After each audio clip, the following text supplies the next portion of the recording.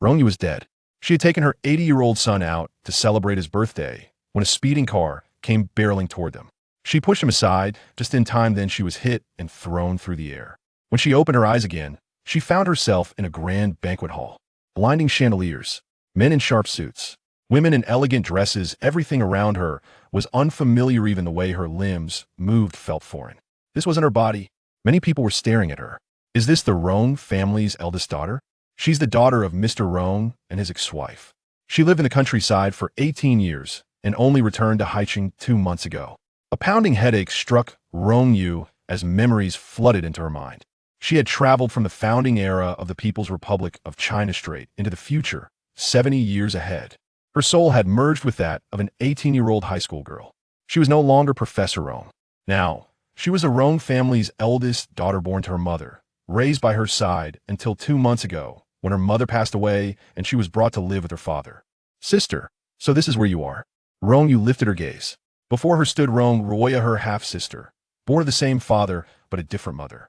Since returning to the Rong household, the original girl had been constantly belittled by Rong Royale behind closed doors. Add to that the cold treatment from her stepmother, her father's neglect, and classmates' mockery, and within just 2 months, the original girl had developed severe depression. Rong Royale stepped forward, her voice sweet and cloying. Sister, I didn't know you liked red wine, but your hand position while holding the glass is wrong. Rong Yu swirled the wine in her glass and smiled faintly. Is that so? That's right, Rong Royale said with feigned concern. The ideal drinking temperature for red wine shouldn't exceed 18 degrees. Touching the bowl affects the taste. Sister, let me show you how. Before she could finish, Rong Yu suddenly lifted her hand and poured the entire contents of the wine glass onto Rong Ruoyo's face. Dark red liquid dripped down Rong Ruoyo's carefully applied makeup, staining her expensive gown. She stared in disbelief. You're insane. Rong Yu placed the empty glass on the table calmly. Now, has the taste changed? Gasps and murmurs rippled through the crowd. Heavens, what bad manners. What terrible upbringing. How could Mr. Rong have such a daughter? Rong Yu swept her gaze across the room, her eyes sharp like knives. You all, with your so-called good manners, hiding in corners whispering about me, criticizing and gossiping behind my back, that's not rude? Everyone fell silent, humiliated beyond words. Rong Royale covered her face and ran off crying. Only then did Rong Yu finally get a moment to gather her thoughts. She reached into her bag, pulled out a phone, and after recalling the memories of the original girl's experience, figured out how to check the news. 70 years had passed in the blink of an eye. The humiliations once suffered by China were now history.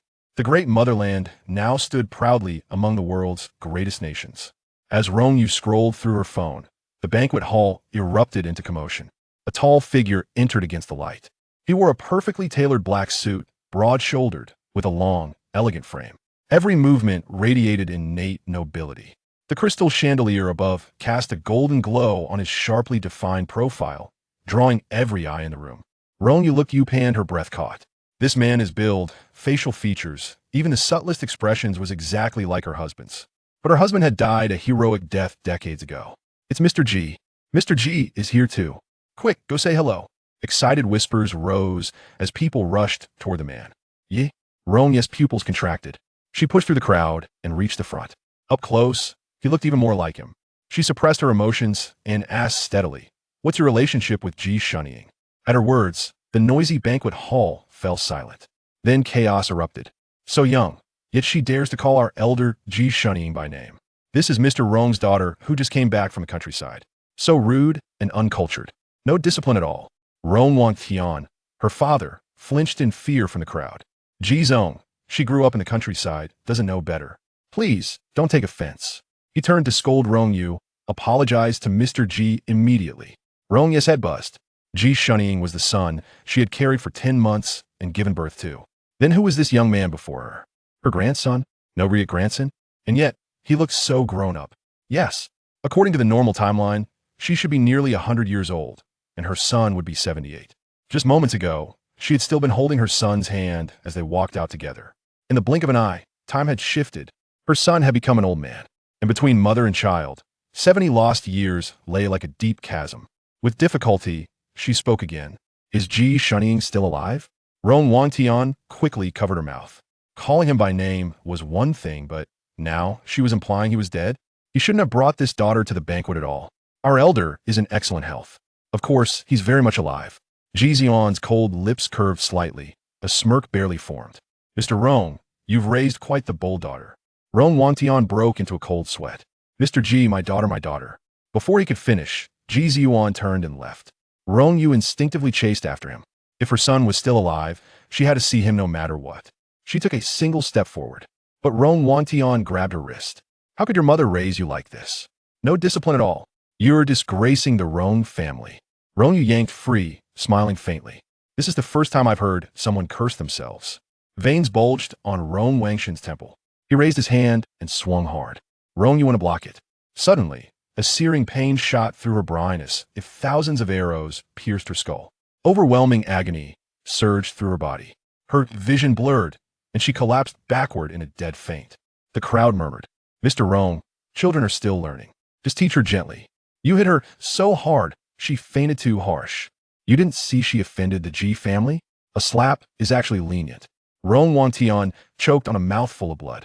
He hadn't even hit her. The girl was clearly faking. Yet looking down, he saw her pale face, utterly drained of color. It didn't seem like an act. Chapter 2. The notorious school bully. When Rong Yu awoke, it was 3 in the morning. Perhaps due to a clash between her body and soul. After a moment of fusion, she finally gained control over her limbs. She took out her phone and typed 3 characters into the search bar. Ji Shunnying. A photograph of an elderly man appeared on the screen. For Rong Yu, her last encounter with Ji Shunnying felt like it had been just yesterday. She found it hard to accept that her once adorable 8-year-old son had, in the blink of an eye, transformed into a wrinkled old man. After reaching 70, Ji Shunnying's health had deteriorated in various ways, leading him to spend many years abroad for recuperation, rarely making an appearance.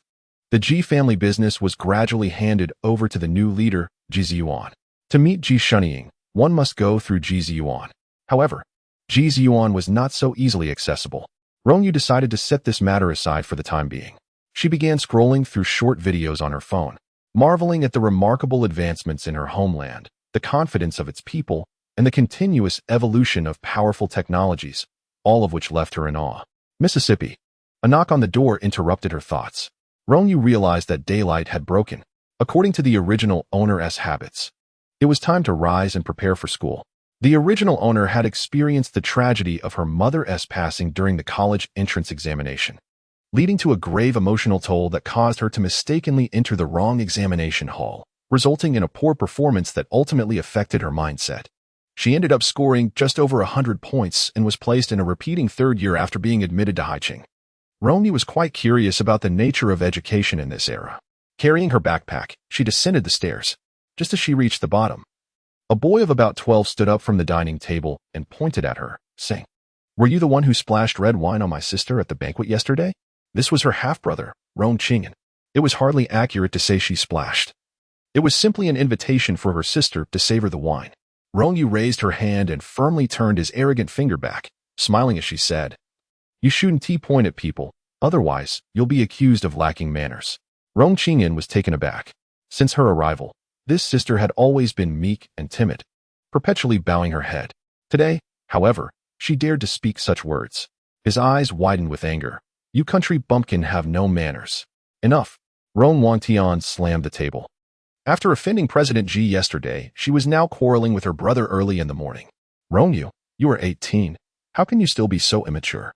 Why stoop to the level of a child?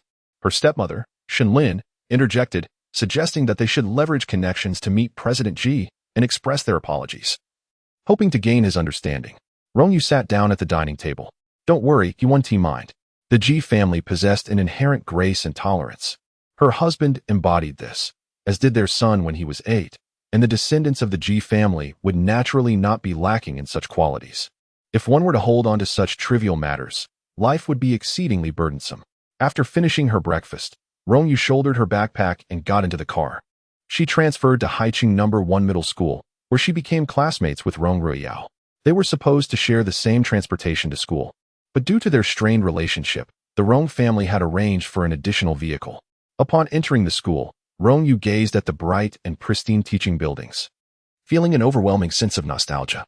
In her own school days, during a time of turmoil, several of her schools had been bombed, and she had endured numerous hardships to complete her high school education, eventually proceeding to university, graduate studies, and studying abroad.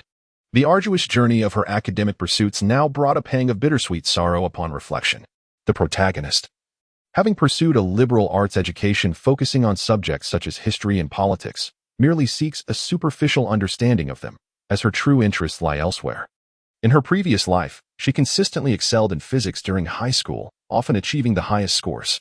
However, her principal believed her mathematical abilities were even more remarkable, which led to her being recommended for admission to the mathematics department at Tokyo University.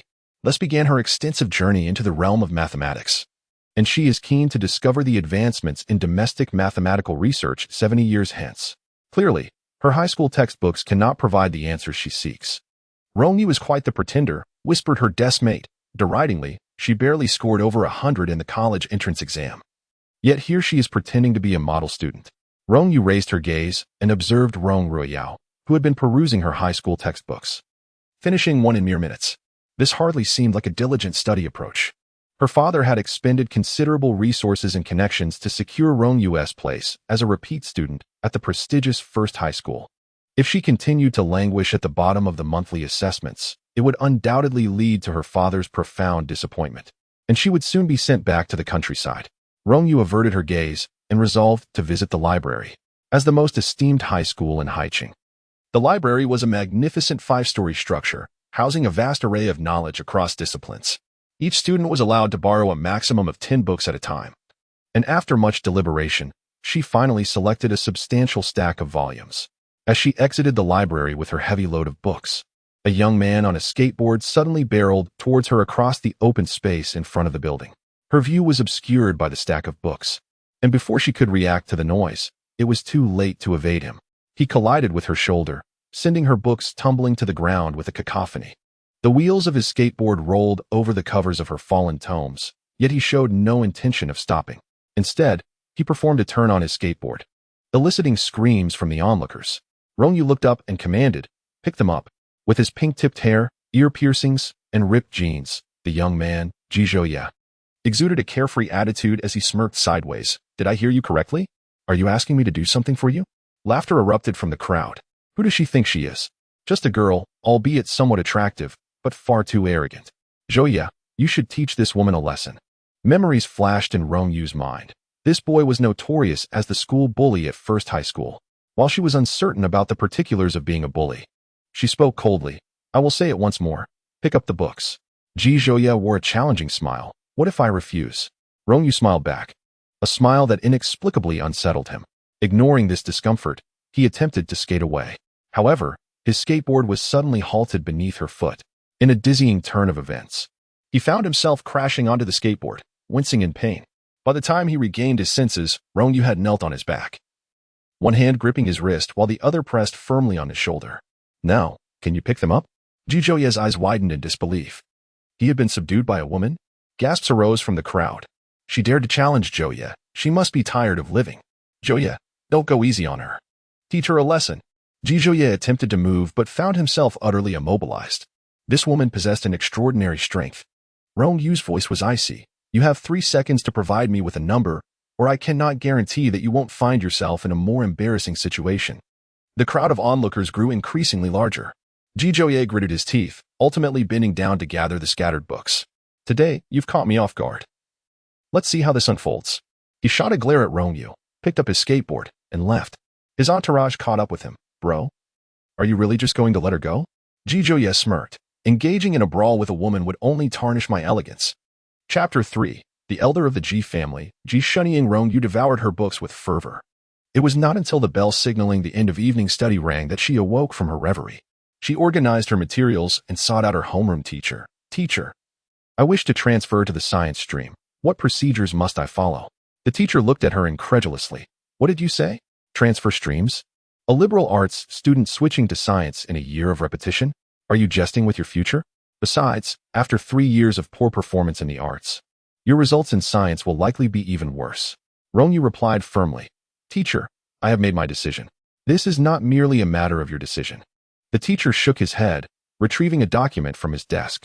"It requires a parent's signature in this section, and I doubt your parents would consent to this." Rong Yu took the document. "Thank you, teacher." As she exited the school, a whistle pierced the air. Looking up, she saw a boy with pink-dyed hair on a skateboard, flanked by several followers, blocking her path in the alley. She coldly smirked. What do you want? The repeat student. We need to settle our score from this morning. Ji Zhouye crossed his arms. However, if you apologize with the right attitude, I might consider letting you off the hook. Rong Yu dropped her backpack and kicked up a stick, wielding it against the group of boys. You spend all day not studying, only knowing how to bully female classmates. With hair dyed in every color and dressed flamboyantly, you hardly resemble students at all. Your parents must be so disappointed. The boys yelped in pain as they were struck. Ji Zhouye clenched his fists. I have no parents. Rong Yu paused, casting him a glance. Your parents are fortunate. Had they lived to this day, they would likely have been driven to despair by you. You. Ji Zhouye's anger flared. Rong Yu bent down to retrieve her backpack. Do not provoke me again. Just as she turned to leave, Ji Zhouye's phone rang. He glanced at the caller ID and reluctantly answered. Big brother, what is it? I'm at your school gate. Come out, and let's head to the airport to pick up the elder. Understood. Ji Zhouye tossed his skateboard to a subordinate and walked out of the alley. Rong Yu sat in the car, trying to awaken her senses by checking her phone. A piece of news caught her attention. The elder of the Ji family, Ji Shunying, will arrive at Haicheng Airport tonight at 11 o'clock. Rong Yu immediately spoke up. Turn around. We're going to the airport. The driver hesitated. Miss, it's nearly 10 o'clock now. A round trip to the airport will take close to 2 hours. Rong Yu nodded. If you're in a hurry to finish your shift, I can take a taxi. The vehicle glided smoothly down the road, arriving at the airport just before 11 o'clock. The airport exit was surrounded by dozens of reporters, each straining to catch a glimpse of the situation inside. Rong Yu stepped forward, heading toward the crowd. At that moment, a familiar voice echoed from the side. No. I said, you must be intentionally following me, right? Ji Zhouye chuckled. How could a woman be so reckless as to provoke me? It turns out she merely seeks my attention. Rong Yu turned her gaze. The young man, donning a baseball cap, had his vibrant pink hair meticulously concealed, with earrings removed and clad in white attire, presenting himself as a refined youth. She spoke up. I have no interest in following you. Glancing at her phone, she noted that Ji Shunying would be landing in just a minute. She merged into the crowd. A message arrived on Ji Zhouye's phone. The old man suddenly fell ill. You must divert the reporters quickly. Lowering the brim of his hat, he pointed into the distance and exclaimed excitedly, Look, Ji Laoi is at that exit. Everyone, hurry over for an interview. Don't let him escape. Upon hearing this, the reporters surged forward like a swarm, each battling to seize the opportunity for an exclusive interview. Rong Yu furrowed her brow, preparing to leave, yet caught a glimpse of the playful smile lingering at the corner of Ji Zhouye's mouth, as if mocking the reporter's foolishness. She halted her steps. In the next moment, a group of individuals emerged hastily from the VIP passage, carrying a stretcher. On it lay an elderly man with a head full of white hair. Rong Yu felt as if struck by lightning. The image she had seen on her phone clearly depicted Ji Shunying in his prime. Yet now, witnessing him firsthand, he appeared frail, his face etched with deep wrinkles. Lips darkened, and he seemed to be in excruciating pain. Ingbao, Rong Yu exclaimed, her voice breaking. What are you shouting about? Ji Zhouye pulled her aside. Don't block the way. Medical personnel and bodyguards cleared the bystanders from the path, swiftly ushering the stretcher into the vehicle, which vanished from the airport entrance in an instant. Ji Shunying's eyelids flickered. Just moments ago, it seemed he had heard someone call his childhood name, Ingbao. It had been years since he last heard that name. Was it a sign that he was nearing death? Had his mother come to take him away? Ji Ziyuan inquired about the situation. An assistant murmured, on the plane, there was a young man in the adjacent seat who was disabled. The old man asked a question and learned it was due to a car accident, and then he suddenly fell ill. Ji Ziyuan pressed his lips together tightly. Years ago, the old man's mother, his great-grandmother, had been struck by a speeding car while trying to protect him. Witnessing her body being thrown and then run over, blood spilling everywhere, had caused the old man to develop severe psychological issues. Even after 70 years, his condition showed no sign of improvement. The mere mention of a car accident would conjure the traumatic memories, triggering rapid episodes, leading to fainting spells that could last for months. By the time Rong Yu returned home, it was already midnight. The living room lights were still on. Sister, are you all right? Rong Royale approached her. The school forum says Ji Zhouye is making things difficult for you. I have some acquaintance with him. I will speak to him tomorrow and tell him not to bully you. Rong Wangtian's face turned pale. Out at night getting into fights and causing trouble. How did I end up with such a reckless child? Rong Yu retrieved the class transfer consent form from her bag and said softly, "Please sign here." "Are you transferring to the science stream?" Rong Yu cast a glance, immediately revealing a look of concern. "Studying liberal arts is already quite challenging for you. Science subjects may prove even more arduous. How about this? I can find time to tutor you, and getting into university shouldn't be too difficult." Shenlin set down her magazine. Xiaoyu previously attended school in the countryside, where the teaching resources were inadequate and she struggled to keep pace. Perhaps we should hire a tutor. Her daughter was the top student in liberal arts. There was no need to waste time on others. "I do not require tutoring," Rong Yu declared, handing a fountain pen to Shenlin. "Auntie, could you assist me?" Shenlin regarded her, sensing that this stepdaughter seemed somehow transformed. Previously, she had always kept her head down, plagued by self-doubt and timidity, fearful of tarnishing the Rong family's reputation. Now, an air of calm and composure enveloped her, suggesting newfound intelligence, yet she continued to engage in foolish antics. "Very well. Annie respects your decision." Shenlin signed the consent form. Chapter 4. Jizi Yuan was utterly perplexed. Early in the morning, Rong Yu handed the consent form to her homeroom teacher, with the guardian's signature. The teacher could no longer dissuade her and was obliged to proceed with the necessary formalities. Her college entrance examination score was a dismal 100+ points, hardly worth mentioning, and she was directly placed into the notorious science class for underachievers, Class 20. The homeroom teacher, Ms. Pei, a middle-aged woman, shook her head upon observing Rong Yu. "If you cannot even grasp liberal arts, how do you expect to succeed in science? This is treating education as a mere joke." The class she was already managing was performing poorly, and now the school had transferred an even less capable student. What a disaster. Rong Yu followed Miss Pei to her new class. "Look, the old class has brought in a pretty girl," a student exclaimed. "Is our class 20 receiving a transfer student?" "No, Yigo. Wake up. It's that girl from yesterday." Zhizhouye had arrived early and was sprawled over his desk, dozing off. Awakened by his classmate Chen Yan, he was ready to explode with irritation until his gaze fell upon the girl standing at the front of the classroom. "Hello everyone, my name is Rong Yu, and I am delighted to be your classmate." Ms. Pei pointed to the only empty seat in the back row. "You may sit there." Rong Yu walked over, raised an eyebrow, and smiled. "What a coincidence." Zhizhouye leaned back in his chair, propping his head up with his hand, a smirk playing on his lips. "First, you caught my attention, then you followed me, and now you've ended up in my class, sitting next to me. So tell me, what are your intentions?" Rong Yu did not spare him a glance, retrieving her textbook and engrossing herself in it. "Yigu, she is ignoring you," Chen Yan whispered. "We need to teach her a lesson." Zhizhouye snatched her book away. "I heard you scored only a little over 100 on your college entrance exam. Even worse than mine. With that, you're repeating the year? You might as well go back and tend to pigs." Chen Yan chimed in enthusiastically. "Ha! Go feed the pigs." Rong Yu shot him a cold glare. "It seems last night as punishment was too lenient. My hands are itching." She stood up, grabbing a chair. It was early self-study period, the homeroom teacher absent, and in this class of underachievers, few were diligently studying. Most were engaged in idle chatter. Upon witnessing her stance, everyone turned to look in unison. The chair hovered just inches above Zhizhouye's head. He inhaled sharply. He believed that this woman truly had the audacity to strike. He had already been bested by her twice. She was certainly no match for him. Look, she was even angry. He scoffed. Was it not merely a jest? Could she not tolerate such light-hearted banter? Rong Yu set down the stool and remarked, "I was merely joking. Are you truly frightened? Who is afraid? You tell me who is afraid." Chen Yan retorted fiercely, Yigu, am not afraid of you. Let us settle this after school." Zhizhouye replied, "Perhaps we should forego the duel. I cannot win.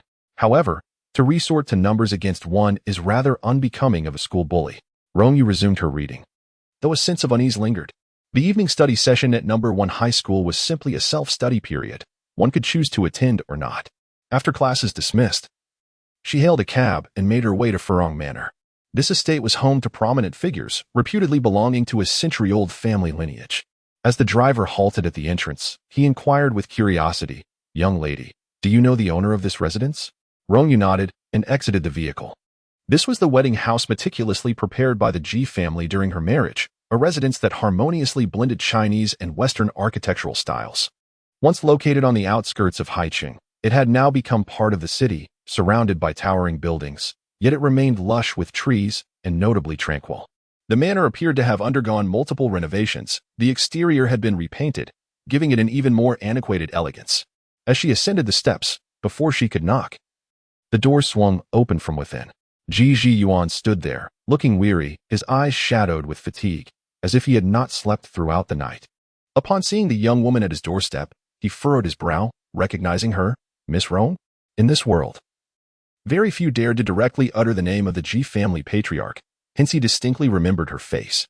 Mr. Ji, Rong Yu addressed him. I have come to inquire about the patriarch's health, having heard of his serious illness. I hope Mr. Ji will permit me to visit. Ji Yuan's gaze darkened. The Ji family had long been besieged by relentless reporters, which had rendered them weary. Thus, their private residence was never disclosed to the public. Aside from close friends and family, hardly anyone knew where the Ji family resided. Who was this young woman? How had she come to seek them out? Mr. Ji. Do not be astonished, Rong Yu smiled. If I am not mistaken, the password to the Ji group's most secure vault should be. She fluidly recited a string of English characters. Ji Yuan, who was typically stoic, exhibited a flicker of surprise in his eyes. The password to the Ji family's core confidential chamber was known only to those at the helm of the Ji family, comprising 26 digits and changing monthly. There was no possibility of a leak. Observing his reaction, Rong Yu understood she had struck a chord. This key sequence was one she had devised years ago, utilized throughout various sectors of the Ji family. At first glance, it appeared to be a string of English characters, yet it corresponded to dates, which could be converted into complex numerals through a fixed offset. Although it changed monthly, as long as she knew the date, she could calculate the current key. Now, may I enter to visit? Ji Yuan regarded her intently. After what felt like a minute, or perhaps longer, he stepped aside. Miss Rong, please. Within the Ji family, only the patriarch and he were privy to the password, and he would never disclose it to outsiders. Thus, it could only have come from the patriarch himself. Why would the elder divulge such significant matters to a young girl? Could it be that Miss Rong shares a profound connection with one of his relatives? Ji Yuan, who prides himself on his intellect, found himself utterly perplexed. He exchanged a glance with the butler. The estate, known as Furong Manor, derived its name from the natural lake adorned with lotus flowers at its entrance. In September, the blossoms had withered, leaving only the leaves. Rong Yu gazed wistfully at the lotus pond, memories flitting by like wisps of smoke, causing her to press her lips together. As she stepped into the house, she was surrounded by an array of medical equipment. The elderly man lying on the bed appeared pale, and the deep creases of his skin pierced Rong Yu's heart like countless needles. She had thought it would be challenging to accept a son of such advanced years. Yet, upon seeing him for the first time, the innate bond of blood overwhelmed her emotions. Ing Bao, she whispered, calling him by his childhood name. Ji Yuan swallowed hard. Had he heard correctly? Ing Bao? Was this how Miss Rong addressed the elder? What was their relationship? Before he could grasp it fully, he saw Rong Yu sit by the bedside, tears brimming in her eyes as she held the elder's hand, placing it against her cheek. Boom. His mind felt as if it might explode. Young master, the butler hurried over, having gathered information. A thin sheet of paper sufficed to summarize Rong Yu's background. The eldest daughter of the Rong family, she had grown up with her mother after her parents' divorce. 2 months ago, her guardian had changed to her father, and she had moved to Haicheng to attend Haicheng No. 1 High School. Ji Yuan spoke softly. Investigate the elders of the Rong family to see if there is any connection to the Ji family. 5 minutes later, the butler returned. The Rong family is not from Haicheng. They moved here in the 1980s and have no business ties with us. Miss Rong's mother's surname is Yu, and their ancestors were rural farmers, with no links to the Ji family. Chapter 5, to her. The elder is Ing Bao. Rong Yu sat quietly in the hospital room for over half an hour. She had brought her backpack and sketched a simple pencil drawing, placing it on the bedside table. Rising, she turned to Ji Yuan, who had been silently watching her from the sofa, and spoke softly. I plan to visit daily at this time. Would that be acceptable to you, Mr. Ji? Ji Yuan remained silent. He was indeed very concerned. Yet, given that she was privy to the Ji family's most confidential matters and seemed to share a closeness with the elder far surpassing that of his own grandson, he found himself absurdly wondering if this young girl might be an illicit lover of the elder. Surely, that was implausible. The age difference was far too vast. Rong Yu took out her phone and opened a QR code. Scan me, let us be friends. Ji Yuan scanned it with WeChat. Rong Yu smiled. Then a yuan. See you tomorrow. Ji Yuan felt an odd discomfort at being addressed so casually by a high school student. However, meeting her clear yet composed gaze, he inexplicably felt that it was entirely appropriate for her to call him that. Indeed, to her, The elder was Ying Bao, and addressing him as a Yuan seemed just as fitting. As Ji Ziyuan escorted Rong Yu out, he instructed the driver to ensure her safe arrival. Once the vehicle departed, his voice turned grave. Arrange for 2 individuals to monitor her closely. Should she engage with any business personnel, immediately restrict her movements. It was already past 7 o'clock, and there was no need for her to return to school for evening study sessions. She directed the driver to take her back to the Rong residence. The young mistress had returned. A servant approached and inquired if the young lady had dined. Rong Yu replied, "Just a bowl of noodles will suffice." She settled onto the sofa, retrieving a book borrowed from the library, immersing herself in it. The tome delved into the study of algebraic differential equations, brimming with a plethora of formulas that appeared remarkably intriguing. Upon encountering particularly captivating sections, she produced paper and pen, diligently narrowing down the solvable regions. "Miss, it's time to eat." "Just a moment." Rong Yu's pen danced across the paper, filling it with various equations. Upon completing her final stroke, a smile graced her face, a long-lost sensation now rediscovered. She moved to the dining table, picked up her chopsticks, but her expression shifted as she brought the noodles to her lips. Looking up, she spotted Rong Qing'an on the staircase, his face twisted in a malicious grin. "Come here," she commanded. Rong Qing'an scoffed. "You think I'll just come because you say so? Who do you think you are?" Rong Yu rose, grasped his collar, and firmly pressed him against the edge of the dining table. "What are you doing? Let me go. You country bumpkin, who gave you the audacity to bully me? Release me." He struggled violently, yet his shoulders felt as if gripped by iron pincers, rendering him immobile. Then, a pair of chopsticks was thrust into his hands. "Eat." Rong Qing'an's eyes widened in disbelief. He had secretly poured half a bottle of salt, half a bottle of vinegar, and, most egregiously, spat into the bowl as the servant placed it on the table. "I won't eat that." Rong Yu showed no leniency. She pinched his mouth and forced a mouthful of noodles into him. In a country where many have only recently known the satisfaction of a full belly, and countless others still suffer from hunger, she could not abide the waste of food. "Let me go. I'm going to tell Mom and Dad." The servant stood in shock. This young lady, usually so demure and reserved, had always endured her brother's taunts and jeers in silence. What had transpired? Was the young mistress actually fighting back? Before they could process the situation, the sound of an approaching car engine heralded the return of Rong Watian and Shenlin. "Dad. Mom." Rong Qing'an wailed. "Rong Yu is bullying me. She's bullying me. What is going on?" Rong Watian entered the dining room, seeing his son in disarray. His gaze shifted to Rong Yu, and he scolded, "What time is it? Shouldn't you be in evening study? Why are you home early, tormenting Qing'an? Just look at you. Do you resemble an elder sister in any way?" "Because I am his sister, I must teach him to cherish food," Rong Yu replied, extending her chopsticks toward him. "If you pity him, why not eat it all for him?" Rong Watian glanced down, quickly realizing that the bowl of noodles was problematic. This was not the first time such an incident had occurred. Rong Yu's voice was soft, and she thought to herself, since the adults are unconcerned, it falls upon me to take action, does it not? Shenlin's expression immediately darkened.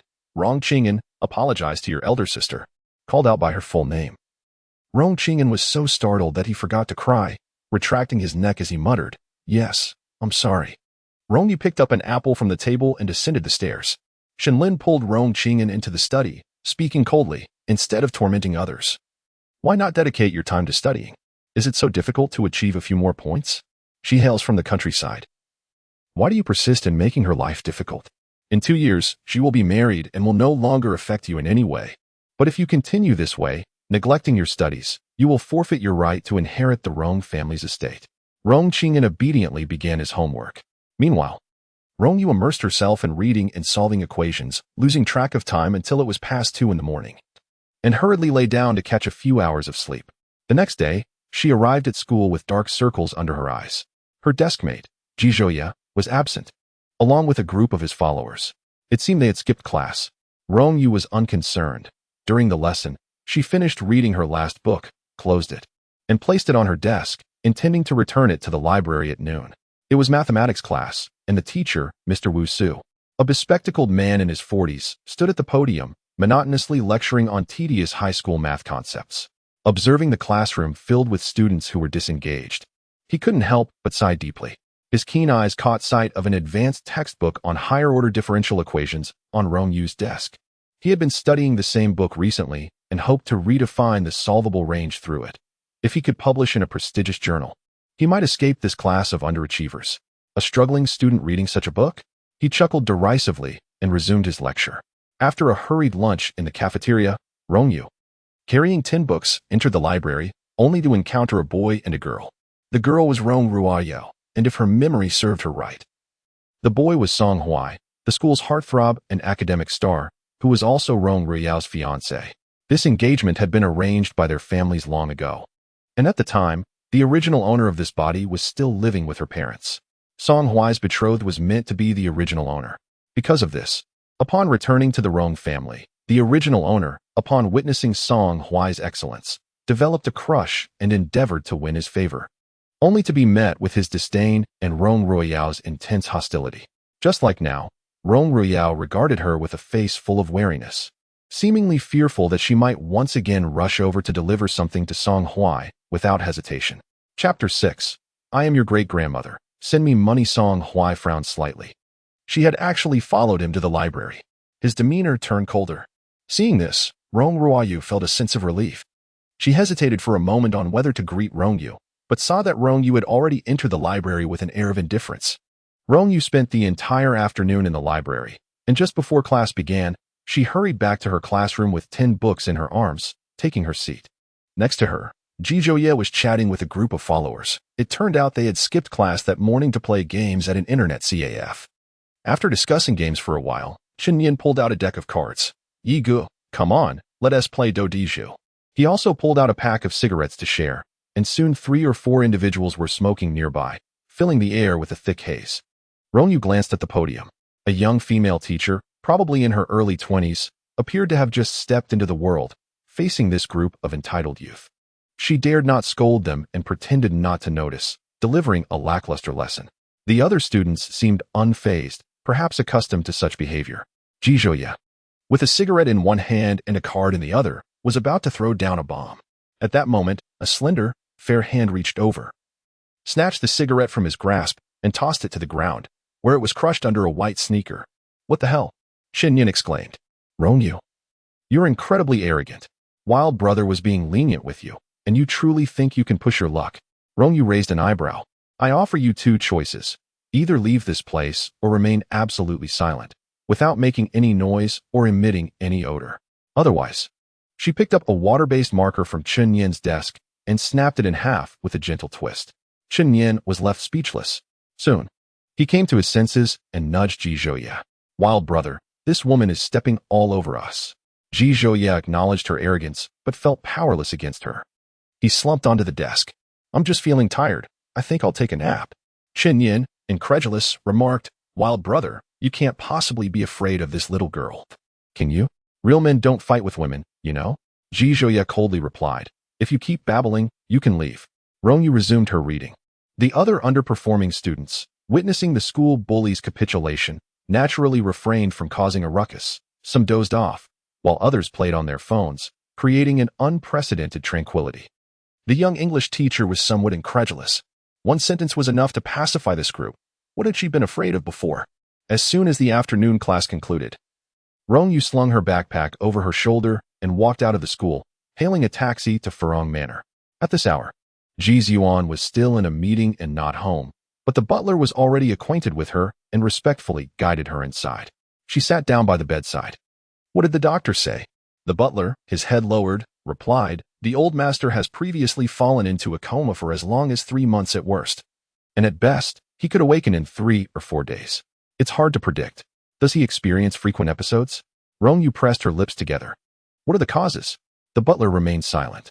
Not wishing to pry further, she changed the subject. Please prepare a dinner for me. If the original owner had a harmonious relationship with her family, she would not mind playing the role of a dutiful daughter. However, it was evident that the Rong family did not require her as their daughter. Thus, she decided to gradually detach herself, starting with mealtime. After dinner, she took out a pencil and, within minutes, sketched a simple drawing, neatly placing it on the bedside table before leaning back in her chair to read. The book was a fairy tale from the 1930s and 1940s, and her gentle voice flowed through the room, soothing and unhurried, providing a sense of comfort. Unbeknownst to her, the butler seemed to notice the old master's finger twitch slightly. After sitting for over half an hour, Rong Yu finally stood up. Ingbao, I must take my leave now. I will return tomorrow. The butler escorted her out. Miss Rong, I will arrange for a car to take you. No need. With a smile, Rong Yu began to speak. As I was coming over, I noticed a bookstore nearby and decided to take a look inside. The books in the school library had been published for several years, and she was eager to discover the latest advancements in the field of mathematics, which would necessitate purchasing relevant journals. She shouldered her backpack and headed towards the bookstore. At that moment, a car pulled up at the entrance of the manor, and the butler hurried to open the door. Young Master 5. Ji Zhouye glanced in the direction of the bookstore. Was that not Rong Yu? Could it be that she was following him? He recalled encountering her at the airport just a couple of days prior. What a remarkable coincidence. A smile played at the corners of his mouth. The butler inquired, "What is making you smile, young Master 5? It's none of your concern," Ji Zhouye replied, striding into the house. "How is the old master today?" The two conversed as they entered. Rong Yu purchased several dozen journals, only to discover at the checkout that she had merely a few hundred yuan in her mobile wallet, barely enough to cover a few books. The Rong family was considered part of the affluent class in Haicheng. Was this all the money they provided for their 18-year-old daughter? She recalled that at the age of 14, she had taken over the family business, leading the Rong family's substantial finances abroad for her studies. She had endured numerous hardships, yet had never known the struggles of poverty. Although the Rong family had met its demise during the turmoil of war, she had already returned to the country, becoming a key protected research personnel and the matriarch of the Ji family, free from financial worries. At that time, the Ji family was not primarily engaged in commerce, but held significant influence in politics, the military, and academia. A portion of the Ji family's original capital stemmed from her efforts. However, she could not possibly tell Ji Ziyuan, "I am your great-grandmother. Kindly send me some money." Who would believe that? He would surely think her delusional. It would be best to wait until her son regained consciousness to discuss this matter. Rong Yu lingered in the bookstore for quite some time, and by the time she returned, it was already past 9 in the evening. The 4 members of the Rong family were seated in the living room. Rong Wangtian was reviewing documents. Rong Riyao was assisting Rong Qingyan with his homework. And Xin Lin walked over from the balcony after making a phone call. Yao Yao, the G group has suddenly announced a major music talent show. The winners will have the opportunity to record a single with popular first-line singers. This is a fantastic opportunity. Rong Yu recalled that Rong Riyao seemed to be involved in the entertainment industry. As a child, she had taken on many roles as a daughter in various television dramas. And as she grew, her exceptional vocal talent had led her to pursue a singing career. Though not yet a household name, she was already quite accomplished for her age. This is the requirement for the auditions. Choose one song from these 3 to record a video to send to the committee of the show, Xin Lin explained. Little Kite, Moonlight, and Small Bridge and Flowing Water are all children's songs. You are young, with a clear and bright voice, giving you a distinct advantage. Please select one. Rong Ruiyao frowned. I've never heard of these children's songs. They are all old tunes from the 1920s and 30s of the Republic era. Xin Lin replied. I've heard from insiders that these are the old ballads that the elder Ji loves to listen to. He insists on hearing them daily. Given that he has fallen ill recently, perhaps Ji intends to fulfill the elder's wish by launching this talent show. Rong Yu was taken aback. Every time Ingbao becomes restless, she would sing these 3 nursery rhymes to lull him to sleep. 70 years have passed, yet he still listens to them daily. Ingbao must surely miss her mother dearly. Chapter 7. In reality, Rong Yu harbors affections for Mi Shenlin is a vocal instructor at the university. She softly sang a few lines from the 3 songs. I find Little Bridge and Flowing Water to be more whimsical, and its melody resonates with the essence of the Republic of China era. Shall we go with this one? Rong Ruiyao nodded in agreement. Let us heed mother's advice. Are there any requirements for signing up for the talent show? Rong Yu's voice suddenly interjected. Rong Ruiyao paused, turning her head. Sister, what did you say? She inquired about the requirements for the talent show. Rong Qingyan put down his pen, casting a disdainful glance. You wouldn't want to sign up for the talent show too, would you? Rong Wantian lifted his gaze. Yao Yao has been singing since childhood and has already released several songs. It is only natural for her to participate in the talent show. Why are you butting in? You should focus more on your studies. Rong Ruiyao chuckled softly. Her sister truly lacked self-awareness. A country bumpkin, reeking of rusticity, her Mandarin was far from standard. Laced with a thick accent, how could she possibly sing? Wait, it seemed she hadn't heard that laughable accent in the past couple of days. However, that did not signify anything substantial. If embarrassment was to ensue, then let there be an opportunity for it. Rong Yu spoke. Sister, I just checked. There are no requirements for signing up. Rong Yu nodded and went straight upstairs. She accessed the official website of the entertainment division under the G Group, glanced at the requirements, and then, taking her phone, began recording a video. She sang Moonlight Shining Bright. Moonlight shining bright upon the windowsill. Grandmother taught me to cut paper flowers. Her voice inevitably drifted downstairs. She truly intended to participate in the talent show. It was laughable. Rong Qing'an wore a look of contempt, thinking she was deliberately making a fool of herself. Shenlin paused. The voice was so clear. Yet it was not the clarity of youth. Rather, it possessed a gentler and more resolute quality. She truly was oblivious to everything. Rong Yu shook her head. Professional song recording should take place in a studio, not with a phone in her room. If the sound quality was poor, it would be overshadowed by various background noises. This does not concern you. Shenlin glanced at her watch. You should refrain from staying up late to study today. Rest your voice well. I will take you to the recording session tomorrow morning. After Rong Yu concluded her recording, she promptly sent it to the committee's email. She opened a newly purchased magazine, engrossed herself in it, and before she knew it, it was 2 a.m. Yawning, she quickly showered and collapsed into bed, falling into a deep slumber. The next morning, she hurriedly stuffed a bun into her mouth and rushed off to school. As she entered the classroom, the bell for morning self-study rang. Good morning. Rong Yu turned and was met with Ji Zhenan's smiling face. Oddly enough, there was something familiar about his smile, and he was quite handsome, though his pink hair was quite distracting. Yet, this boy actually greeted her?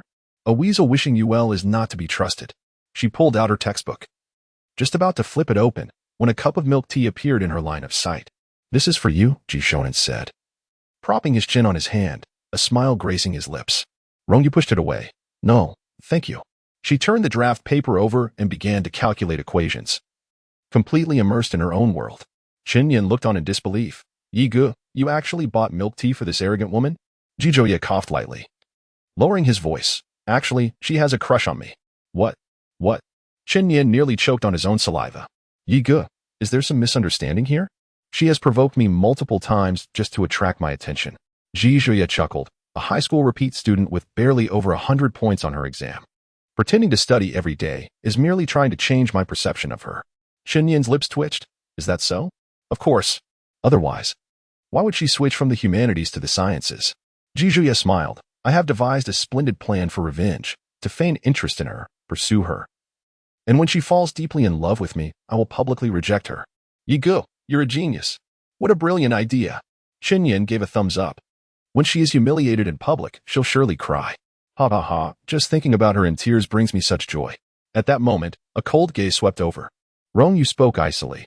What are you two discussing so enthusiastically? No more chatting. Ji Zhouye replied with a cheeky grin. Come on, let's add each other as friends.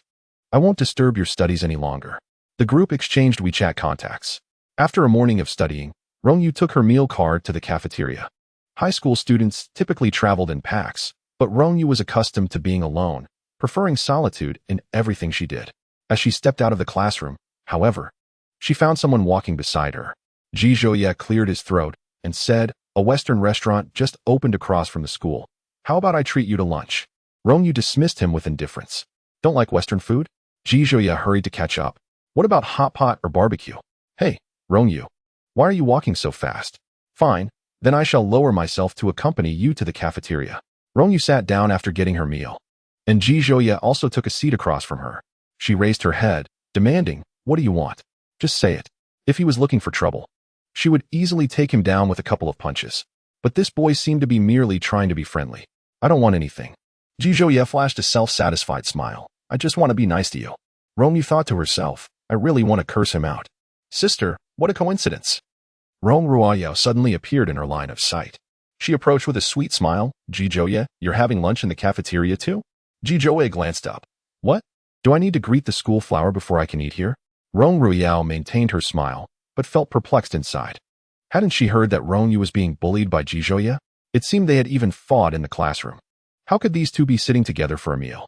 She spoke up. My sister just came from the countryside and doesn't understand many things. Ji Zhouye, could you please look out for my sister a little, just for my sake? When she had just entered her first year of high school, she was elected as the school flower.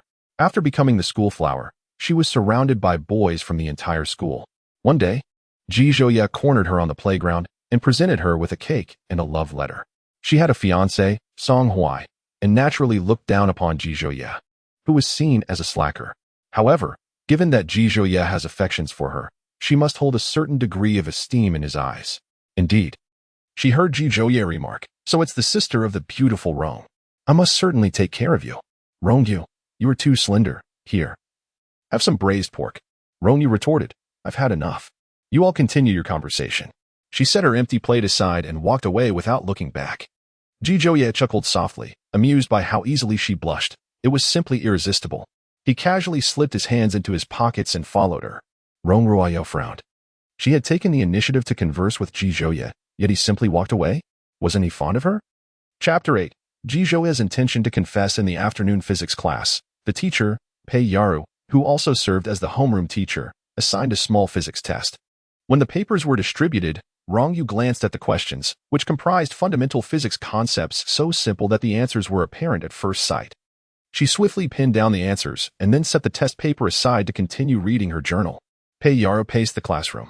Although this class was the weakest in the entire school, there were a few promising students whose potential could lead them to prestigious universities if properly nurtured. She stood behind a few high-achieving students, casting a glance and couldn't help but sigh. The last 3 questions were designed to enhance critical thinking and indeed posed a bit of a challenge. However, if one could adeptly manipulate all the formulas, it was not impossible to arrive at the correct answers, albeit the process was somewhat intricate. Surprisingly, not a single student managed to solve them. She walked a few steps and halted next to Rong Yu, her brow furrowing instantly. To her astonishment, this student was reading an extracurricular book during a physics exam. Pei Yaru chose not to comment. Given the abundance of underperforming students in the class, such as Ji Zhouye dozing off nearby and Chun Yin surreptitiously playing on his phone, it was impossible to manage them all.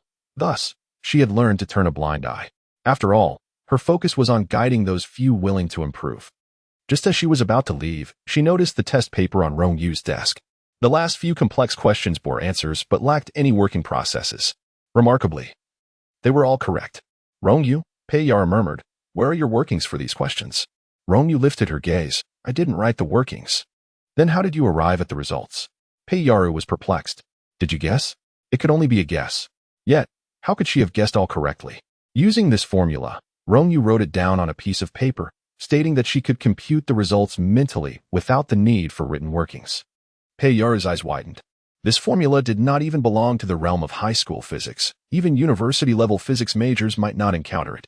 More critically, this formula required the substitution of at least 5 numerical values for multiplication and division, making it virtually impossible to compute the results mentally. "Come to my office," she instructed.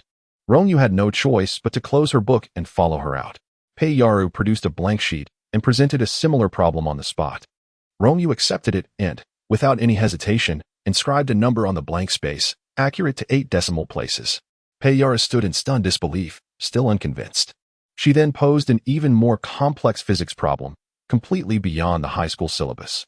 However, Rong Yu hardly needed to contemplate, directly presenting the results. Pei Yaru adjusted her glasses and inquired, "Rong Yu, are you truly a liberal arts student?" At Haicheng High School, the division of subjects occurs in the latter half of the first year, meaning that prior to this, she had only studied physics for half a year. Could one truly master it in such a brief period? It seemed implausible. "I had a penchant for the sciences since middle school and had independently completed all my science courses during the first half of my first year in high school." Rong Yu lowered her gaze, fabricating an excuse that she had chosen liberal arts due to a lack of understanding, which had indeed hindered her progress. Pei Yaru softened her tone and said, "Complete a set of physics competition problems in the office. I wish to ascertain your true level. Remember to detail your process." Rong Yu had no choice but to diligently write down all the formulas. Just then, Pei Yaru received a phone call and stepped out. No sooner had she left than Song Huai entered the office to submit homework for the teacher. Upon seeing Rong Yu, he was incredulous. Had she truly followed him to the teacher's office? Many pursued him, but she was the most audacious. He shook his head and left the assignment before departing. Rong Yu was entirely oblivious to his presence. She swiftly completed the physics competition problems, and finding her homeroom teacher still absent, she began to idly sketch geometric figures. The parabolas were particularly captivating, and she unexpectedly discovered a unique convergence property of the parabola. "You finished that already?" Pei Yaru re-entered after her call, casting a glance at the test paper and swallowing hard. This was indeed a national physics competition question last year. Song Hui from the top class represented their school in the competition and made a minor error, yet still secured a national gold award. And here was Rong Yu, scoring perfectly. I will find you a set of international advanced physics competition problems to tackle, Pei Yaru stated. You may return to the classroom to study for now. Rong Yu felt a headache coming on. These papers were exceedingly simple. Merely writing the answers felt like a waste of time. And yet she was compelled to detail the processes. However, she was merely an ordinary high school student and could not defy her teacher's directives. She stood up and exited the office. As she did, a sheet of draft paper slipped from the desk, landing at the feet of a teacher across the room. This teacher, Wu Su, the mathematics instructor for class 20, was engrossed in writing a research paper. Upon lowering his gaze, he noticed the draft paper filled with parabolas, accompanied by written calculations. Initially thinking it was his own, he picked it up only to realize the scrawled handwriting was not his. Just as he was about to return it, he froze. The equations on the paper were precisely those he was currently deriving, having been worked out to the final step. An exhilarating rush surged through him. Wu Su hesitated for a moment before lifting his head to ask, "Pei teacher, do you still need this scrap of paper?" Having declared it waste, Pei Yaru naturally declined. Upon returning to the classroom, all chatter ceased instantly. It was evident they were discussing her. For being summoned to the teacher's office was seldom a favorable sign for students. However, she remained indifferent and continued her reading. After the afternoon classes concluded, she packed her textbooks, preparing to head to Furong Manor. Ji Zhouye followed closely behind, inquiring, "I heard you haven't attended evening study sessions these past few days. Where have you been? Take me along." Rong Yu continued walking ahead, responding curtly, "I have things to attend to. What matters?" Ji Zhouye pressed on. "Where are you headed? I can give you a ride. Stop following me. It's quite bothersome." Rong Yu shot him a cold glance before opening the taxi door and hastily instructing the driver to depart. Chen Nian rubbed his chin thoughtfully. "Bro, why do I feel like Rong Yu doesn't seem to have a crush on you? Have you ever been in love?" "You know nothing," Ji Zhouye scoffed. "Can't you see? She's just shy, unsure of how to respond to my affections.